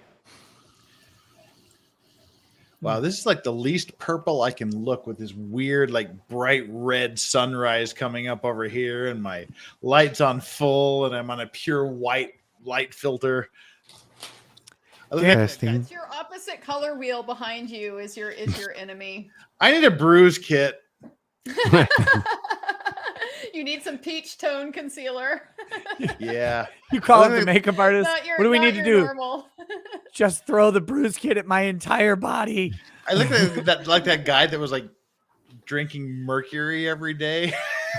Blue guy. Oh yeah. The colloidal silver. Yeah, guy. the colloidal silver guy, not mercury. Yeah, it was colloidal silver. Yeah. Oh my gosh. Daniel Chapman says, what, if any, are the chances of Camille's dress being the hottest thing you've seen in this case? It was a good dress. We can't lie. It was a good dress, but I gotta say, when Dr. Muffins put on the glasses the first time was, I think the chat broke immediately. We all got caught out. We all got caught out, just kind of admiring God's handiwork.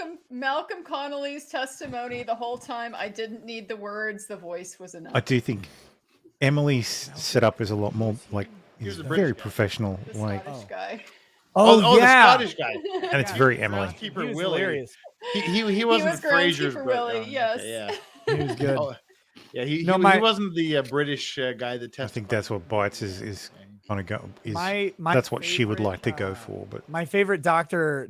Muffins. I don't think meme, she'll ever do it is, as well. Aussie Man reviews, and it's yeah. it's that short clip of her putting on the glasses, and like she puts them on. He just looks at the camera. He goes, "Fuck." It's like, no. Oh, this is like a legitimate thing. Aussie Man reviews did her. Yeah, he well, I gotta watch this. yeah, he did a short video of her putting on the glass. It was very funny. Kelly Bell. I don't think I've seen that. Mentioned that Amber Heard could have taken the private underground exit at the courthouse in California that all celebrities. Yeah, look, it does feel basic Twitch streamer, but I don't think she streams on She would have Twitch. been offered it and knowingly declined, wanting paparazzi photos. Yeah, I had been told that was the case, but I couldn't. I can't verify that. I don't know.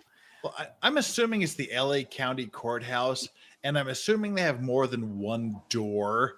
Yes. Yeah. And I'm assuming if she goes, holy fuck, there's a shit ton of reporters out here. I don't want to have anything to do with this because I want to protect. She's also got the expensive use the clock that counts your subs. Something like that. Well, the other behind thing her. you do is you brought a publicist. Send your publicist out to manage the paparazzi. Are you talking about? Get Are you talking them about out there. Emily, It's their or are you talking job about to go Bytes? Tell them to fuck off. Because Emily's a big fan Get of, out there, she says the rank cursey them. Oh, wait, words. we've got another guest. And all you have is her going, hey. Oh, it's the Runkle. This is like one of the last people I have never actually been on a stream. Need a second dose What's of up, Runkle? Yes. Good to meet you. So it's been a hell of a day. I bet. Yeah. Yeah, no How kidding. many hours sleep you on? Are we counting sleep that took place on the street? Yes. Oh crap! I think I forgot my notebook at the. Oh well. At the It is courthouse? what it is. No, at the restaurant we were just at. Oh, yeah, okay, yeah. We'll have to send them a message and go, "Hey, what the hell?" Bytes is milk toast. That was wild. He is super What was loud. with I Elaine will today? turn it down a bit. Today? Today? I've been with Elaine for the last 6 Where have weeks. you been? Yeah, no, that's fair. What was with Elaine today is it's a day that ends in Y. Yeah, I like Andrew. Andrew's great. Well, this was especially legal- bad. I legal have mindset is rarely a good seen backup to somebody's, Nick. Contribution to a closing where they would have been better just. His sitting problem is down. his time zone. Yeah. Because he's in Korea and No, that was my impression. I saw you gave some praise to Rottenborn's closing, which I can certainly identify with. I thought he did a pretty competent job. I don't think it was stellar, but I thought it was competent. But then Elaine comes in and erases it from the memory of everybody listening. Yeah, it was. I'm sitting there and I'm listening to Rottenborn going, he's making a pretty good legalistic argument. You know, the facts aren't on his side, but he's really pounding on the law to try to carve out a path to zero. And I'm going. Then Elaine has the aneurysm. And then Elaine just. At times I was like, where is she going with this? Like, it was just wandering all over the place. I was wondering if she or I was having a stroke. I mean, she was a plate of spaghetti, man. You have no idea what noodles touching what and where you were going next, and everything's covered in a sloppy sauce. It's like an Applebee's spaghetti. It's terrible. It was bad. I was just sitting there going, why? And she ran out the clock so badly that Rottenborn is left with a 6-minute rebuttal. And to be fair, that was a pretty good 6 minutes. But he's up against 40 minutes. Oh, you don't use a comb on long hair. Bad. Oh my God. And she's like, well, use we a have brush. 6 minutes left. Well, what about those sidebars? And the judge is like, I already gave you the sidebars. I wasn't counting those. So I have long hair. It's very 6 thick. minutes. And you put a comb in it and it gets about 3 inches before it gets stuck. What about those sidebars? That had to be counted. Nope. Nope. Shit. Yeah, you're in a bad place where you're sitting there like desperate for a couple of minutes back. Yeah. So I thought Rottenborn did pretty good with those 6 minutes. Yeah, it's hard to plan a rebuttal for 6 minutes of time. Maybe. I think they might. I think Runkle might be right. Unfortunately, I think. Strike. I think they're taking the. Have to come back from. I just don't. Taking the law part very seriously. No, that's the thing is Camille had 40 minutes, so she was able to shut down all of his previous Pain is not a arguments. kink that I have. And then spin up a bunch of new arguments that he couldn't deal with in time. Yeah. Yeah, and what I really appreciated about what she did was she laid a bunch of traps. You go, I will guarantee there's a kid that the jury comes back today. 9 different teas. I'm going to give it till 5:30 in Virginia, and any one of and then I'm going to go to bed. All 6 minutes to really get there. You into. go, almost guaranteed. So I think he took the right path. He just kind of turned away from the T-ball mound and went over to a batting cage. He's like, I'm going to try and hit over here. And I think that's what made his thing the most effective, because if he would have stepped into any of those subjects that she hit on her rebuttal, he would have burned up all his time. And I think the jury would have been left going, well, why'd you pick that one and not the other ones? And so I think he kind of deftly navigated the shit sandwich he was left with. Yeah. Elaine really spiked them there. Yeah. Did she switch sides midway through? Did we not notice that? Well, I have to say that of all the yeah, I've got Twitter open as well. For her legal attorneys, her legal fees, conspiracy theories, the idea that he is paying Elaine to just be Elaine and to be incompetent is the most persuasive of all of these to me, just in terms of being consistent with what we can actually see happening on the ground. Like, of all the lawyers Elon could pay, why the hell would he choose this one? Why would you choose this one if you wanted to win? It's probably better for Elon if she does have some blackmail on him, that she gets exposed to the world as a lying hoaxer who fabricates evidence. So I see no inconsistency here. Yeah, Twitter is being retarded. I don't know what was with that, but normal. I mean, I was getting a little nervous after Rottenborn's response. I was like, if you get a really legalistic jury who's going to follow that path, he's provided them with a path to no money. And they could still find that, they could still go that direction, but Camille did a hell of a job. But I think that argument was undercut by the statement that, we claimed $100 million, but we really didn't mean it. Well, and the other bad. Oh, that was so damaging. Well, and the other thing is that, she made several misrepresentations of the facts. Mm-hmm. So Camille gets to launch off her rebuttal with, "Oh, right, here's all the things that they got wrong, and that you will remember from the evidence, and you can check." And she's putting them in a position where it's like, not only is your client is Amber Heard a lying, but you can't trust the lawyers to give you the straight details either. And I think it was really effective. And the jury, sadly, the jurors who were easiest to read are also the ones who didn't make it to deliberation. Yeah, that's annoying. So it's like the poker championship in there. It's all of the people who are the best at showing no emotion are on to the jury. Nice contrast there. I in still the, feel that they're probably pretty pro-death, picture they use for Amber Heard. those are just from little micro expressions, as opposed to jurors H and B who got kicked, who were at times pretty obvious. Was the Juror jury I, exclusion random? There's definitely been How did you a decide who switch was in the not media coverage. going into the jury? It it was random, but it's kind of decidedly unusual. pro because Heard at the apparently beginning, random at and the beginning all of of the a trial, sudden, and then placed into a sealed envelope so that all of a nobody sudden knows who it it is. flipped. Yes, the best of Lawtube in one Or place. puts him into a sealed envelope and then only opens it at the end of the trial. Oh, I even have okay. That works. I'm happy. Supreme Leader Bytes. Yeah, it was here as well. And so juror H, when she, who was juror 14 on their, thing, when she heard her number being called, like that she's one of the alternates, she was visibly disappointed. And my read on her, in terms of her expressions, was that she was really looking forward to delivering on the Justice for Johnny Depp hashtag. Nick, hey Nick, I got an inside person who just said that they're going back into courtroom now.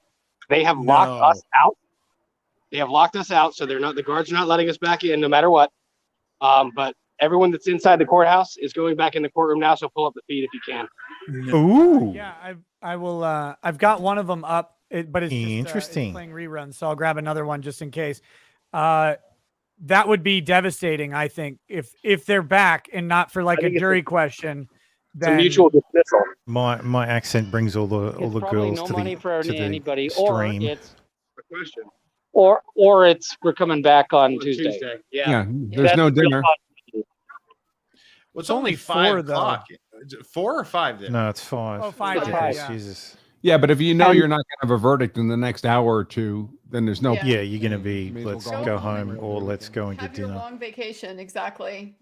Yeah, Get and they ready were to drive to planning. Rehoboth.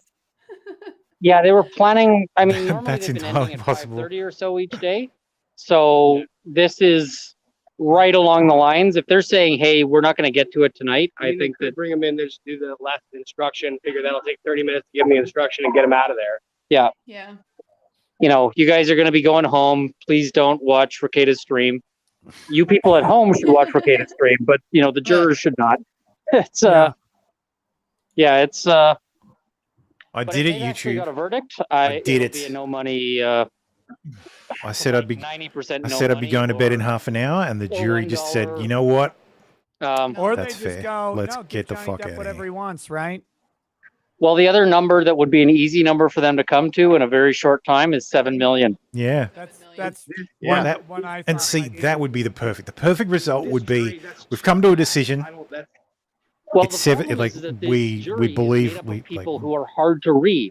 we And find in favor so of they could Johnny all Depp. have the same opinions as We're giving the him ones who $7 million got plus costs. found.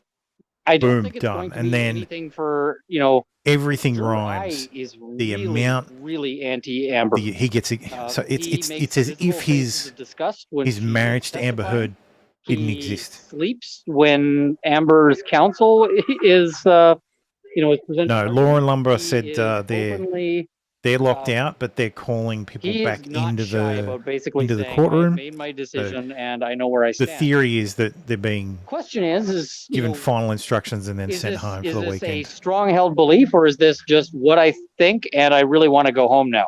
I was just saying it's, that "I it would be really wanna go home perfect now," he might if they agree came to to a just decision say, today and it was $7 million "Nobody gets any money, let's go." because it would all rhyme jury comes like back and they awards, said Johnny on Depp this his like the 50 million, 25th pledges 100 in 2016. This all started. There you go. Well, here's the And it's brought us to here's the today. result I And would if love there to was a see, $7 just million from payment, a there'd be all purely this polling rhyming. That it'd be perfect. It'd be So Hollywood. the jury gives Johnny Depp $1, and he donates the entirety of the balance of his verdict to the ACLU, and then like 250,000 to children's hospitals. Just here you go, ACLU. You get $1. I would like that. That'd be a good after tax. Looks like they might be starting one up. No. So court TV is up to something. Okay. I haven't seen their feed. They ended the live that was running all day, so I'm wondering if they're starting a new one. Okay, I've got Law and Crime up, and I've got Fox 5. Yep. So Painter, Shanley Painter has said jurors are going home for the weekend. They will be brought back to the courtroom to be dismissed for the weekend. So that's it, peoples. So no decision today. I've got them pulled up. Here, I'll just show people what we've got. There's But I did nothing say I'd be happening here in particular till 7:30. yet. So I will. And see, stand by that. this is why we're better than Law and Crime, because we've got 4 weird-looking guys, and also Andrea Burkhardt, who is not weird-looking. So I thought Nick was watching Shanley's Twitter account. I've just learned that you don't live stream. They're releasing the jury. You don't live stream at 6:10 a.m. here because you're either purple, black, or totally washed out. You just gotta get some lighting in front of you. It's the smart factor. I do. This is my lighting in front of me. It turns me purple. Hey, a deputy just walked past us on the phone, and he just indicated that they were releasing the jury. Okay. Yeah, they're going home. Yeah, they're going. Not surprising. Yeah. I mean, really, I'm not surprised at all. Oh no, I figured that's what it would be, but now I've got damn it. I have an interview on Tuesday because I thought they were going to be going through the weekend. It's not. I have to maybe reschedule it, and it's the interview I've wanted to do for so long. But You're not doing the 24-hour juror watch over the long weekend? No, the juror's not coming back till Tuesday. So yeah. Which would make it extra funny to be doing juror watch. Yeah. See if Bytes' intel is good. Oh, yes. And happy birthday. Amazing. Hey, Kurt, I did want to tell you that Court TV is reporting that the jurors are being sent home for the weekend. There you go.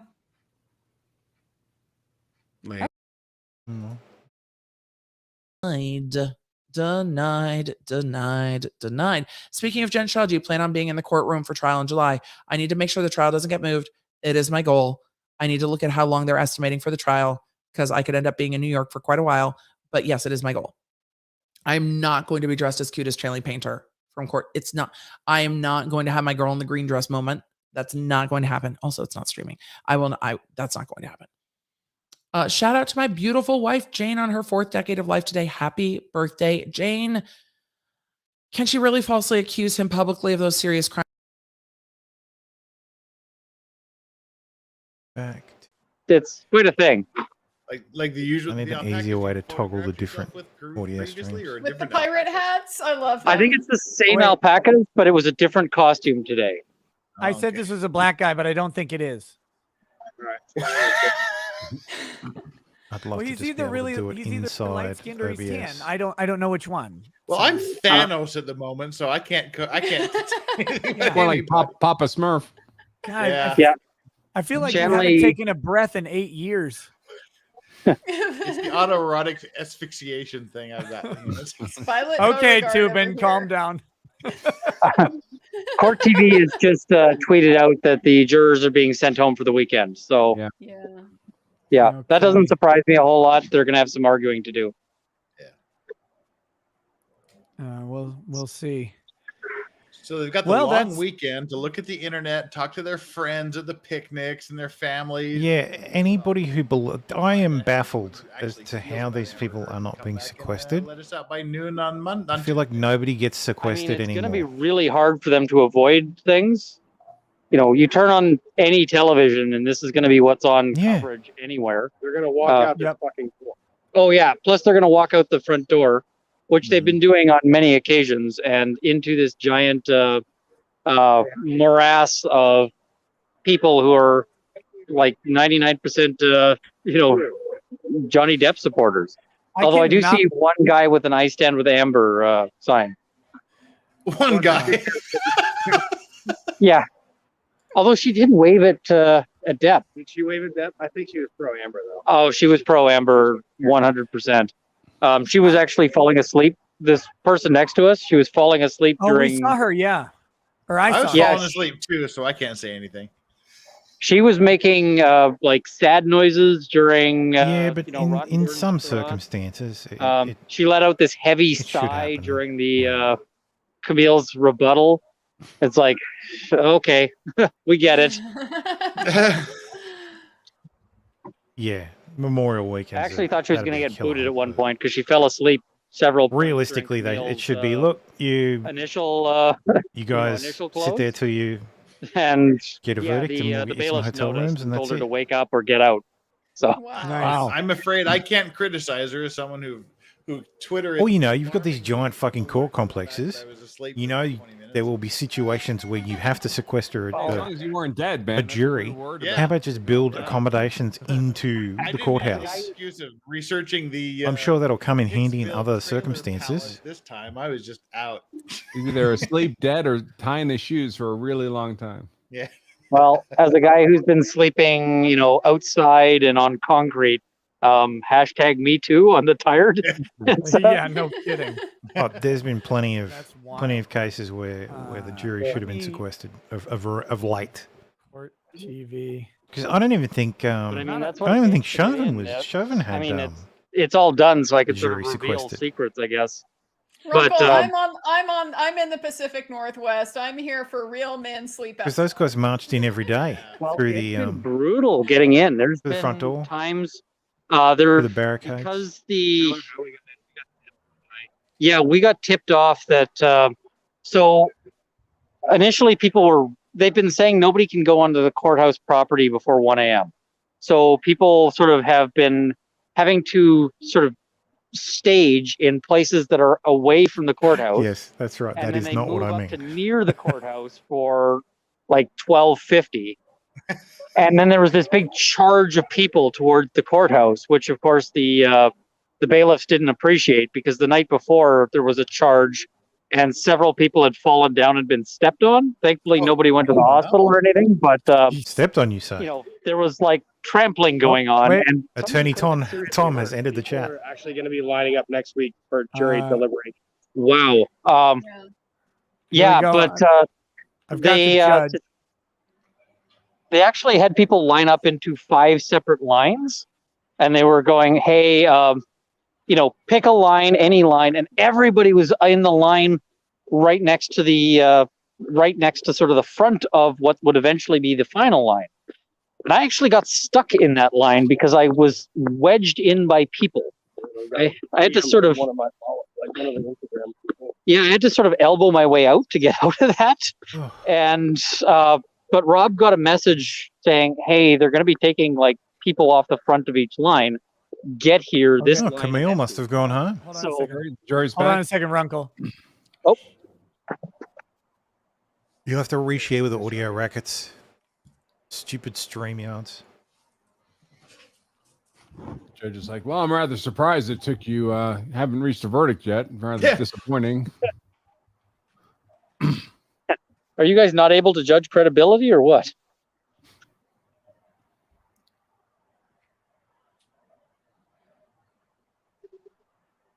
There's no sound, Nick. There we go. Sorry. Got to reshare. God, it's, Yes. Electronic means. Seems like the most. No wonder For y'all you, couldn't hear. co-workers, acquaintances, and strangers. And I also instruct you that you cannot do any research or make any inquiries about this case, whether online or by any other means. Please perform these actions that will be functionally impossible. For 3 days, and you're coming back at 9 o'clock. Is that correct? All right, we'll see you 9 a.m. At that time. You'll go straight to deliberations at that point. I won't bring you in here for that time. Okay. All right. Thank you. So Amber won't know she's lost for 3 more days. Yeah, Johnny and Amber have both already fucked up. Your mouth to God's ears. They just issued a press release as well, basically saying that they're going to continue Enjoy your lining weekend up. and just be close by at 9 o'clock on Tuesday, right? All right. Thank you. All right. You too. Thank you. Okay. What now? Sorry, Rob. They're going to continue doing lineups every day for deliberations until a verdict is reached. They're going to put them in an overflow courtroom. And when a verdict is reached, they're going to clear Judge Ascarati's courtroom, bring the people who stood in line at 7 a.m. or 5 a.m. or whatever it is into that courtroom to bring the jury in to read the verdict. Oh my God. Which You guys are staying for that, right? You're going to have people who lined up at like 10 p.m. and slept outside the courthouse all night.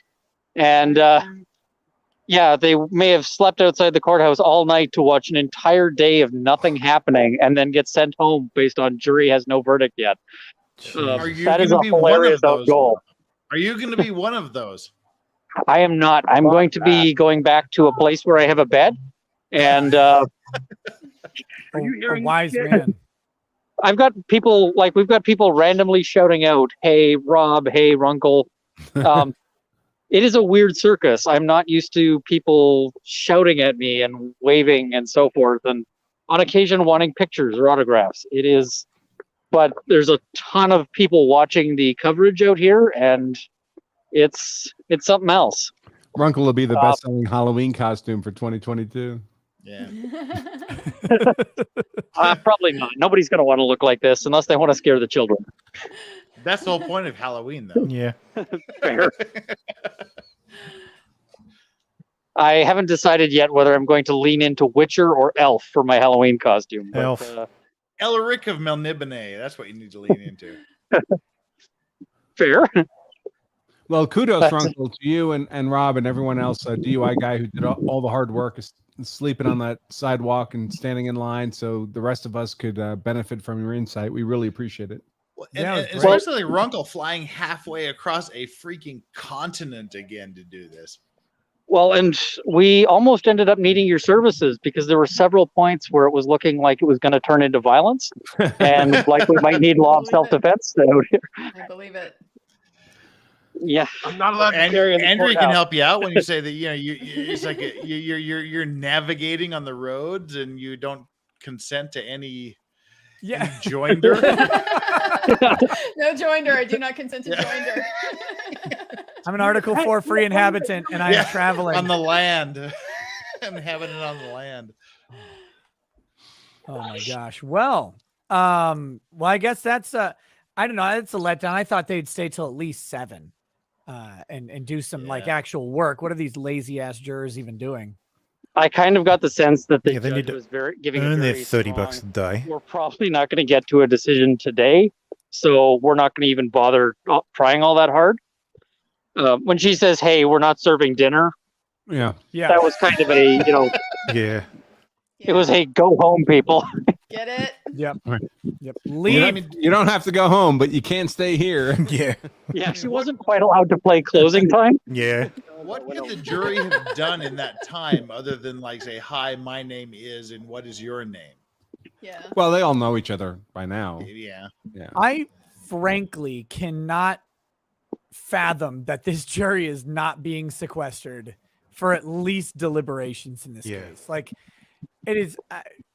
I would have suggested a high-profile case like this with so much social media coverage anticipated that they should have been sequestered in the first place for the whole time. I know it sucks, but then at least during deliberations, I mean, what the hell are we doing? Well, of course, over a 3-day weekend, Memorial Day, they're definitely going to see something. It's a 100% chance that one juror will watch something. Clocks keep stopping. But it's just a civil case. That's what it And comes down to for me. They're not. Your best friend Eve Barlow has been so well behaved until now. Yeah, right. Well, I mean, the other thing is they haven't really had much juror control on anything.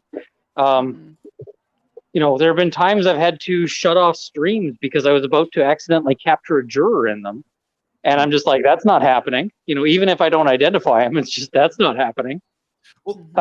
So I do have to say, my disappointment is immeasurable. And my day is ruined. Move around?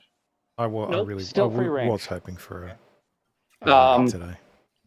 But I mean, I missed it, but the other day there was a woman in court who apparently held up her baby and said, we are soul connected, and this is, when will you acknowledge that this is your baby?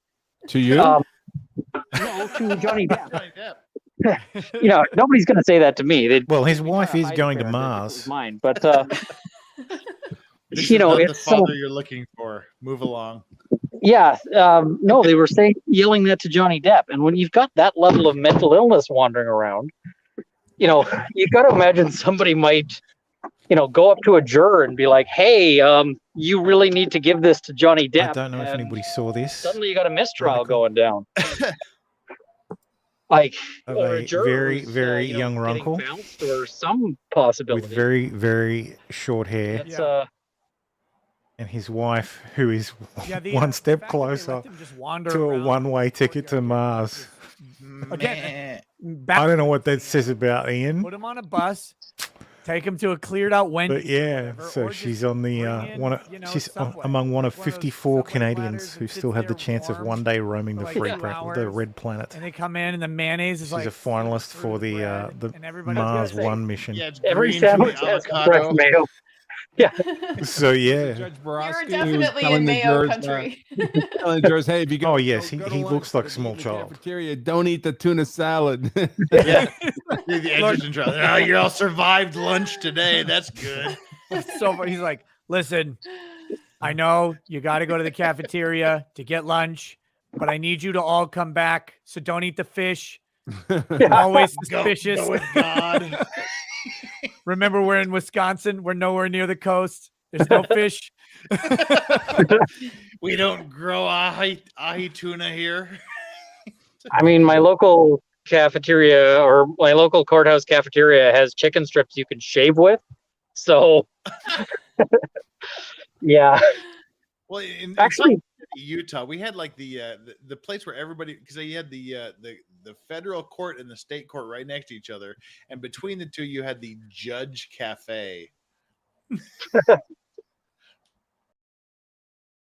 Jumping on Me Too movement, mainly focused on women, then moving to cases like this where society pushes to believe men.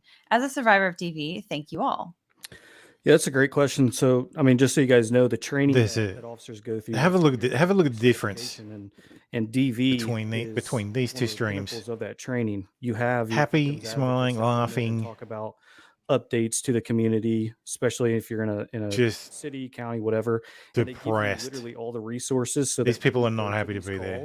I mean, you're prepared as an officer to not happy to be anywhere. Take that case to the next level. You know what you're looking for. But this does not look like a fun bunch. You literally can go one by one and ensure that you're meeting the elements of the crime to help that victim. And you give them all the resources. If they need someplace to go, you have shelters that you can take them to so they can get out of that situation until an arrest or... look, it probably doesn't help that it's all... Someone asked me if the next case I'm covering it's mostly icons. Is Runkle's child support case for the lady in court. Sleeping on the streets. Yeah, are we, exactly. Oh, it's the energy levels. I've heard that one before. Is your name? I'm more energetic. Working those streets. And I've been streaming for 9 hours. Yes. I gotta say, it was... See Runkle leaning into a car window. It was way less pleasant. Absolutely. It looks like a fucking Zoom meeting over there. It was way less pleasant than that. Looking for a party. I guess I should probably start. There's a copious amount of super chats, which is awesome. And I should probably start reading the rest of them. So since the jury's actually going home, we've seen them dismissed by the court. Yes. It's a court happy hour versus the sanctimony stream. As far as Johnny Depp is concerned, to all of my panelists, you are welcome to stay as long as you desire, but I will be reading many chats. So I will probably yes, I'll next probably wish you stream luck is for now always and, a party. head out. Super chats will probably take a while. Legal Vices. This is the first time I've been on a stream with you. Pleasure to meet you. Hopefully it's not. Hopefully that happens again soon. I echo that sentiment. All right. See you guys later. See you, Runkle. Get some rest. See you, Runkle. See you guys. Brush your fucking hair. All right. I think I got to make sure I get Runkle and Rob in the description. Man, I can't wait till I'm powerful enough to have an editor to do this for me. Law and Lumber. There it is. Goodness gracious. For the longest time, I could not tag him on YouTube. It just wouldn't ever find it, but now it finally does. And he's fucked up the tags. That was nice, man. Those people who are insane. Womp womp. They were working enough before. to go down to the courthouse and sleep on the mean streets of Fairfax County. It's the spaces in Runkle. That's beyond me. Screwed it up. I'd be like, yeah, can I get a hotel? I don't want to be out here at all. I won't wait outside for anything. Like waiting in line is the thing that I hate so much. And they go down there just hours and hours. very much going to enjoy going upstairs and climbing to you can only a do cold that for bed so long, and then you got to get and exhausted. sleeping for a couple of hours at least. Big props to them. It's a fantastic. Thank you to everyone who joined me. Let's see. Thank you. Christina, I had fun. Pirosco. I hope. Get wrecked, Christina. I hope you guys did too. I say the jury will have their verdict by the end of the day. But yes, long climb up that tree. I'll try not to fall out. Okay, you're not wrecked yet. I also think they will determine she has perjured herself. I'll see you guys around. If there is Peace. one veteran sitting in the jury. Well, that won't be up to them. That question is not going before the jury. They can make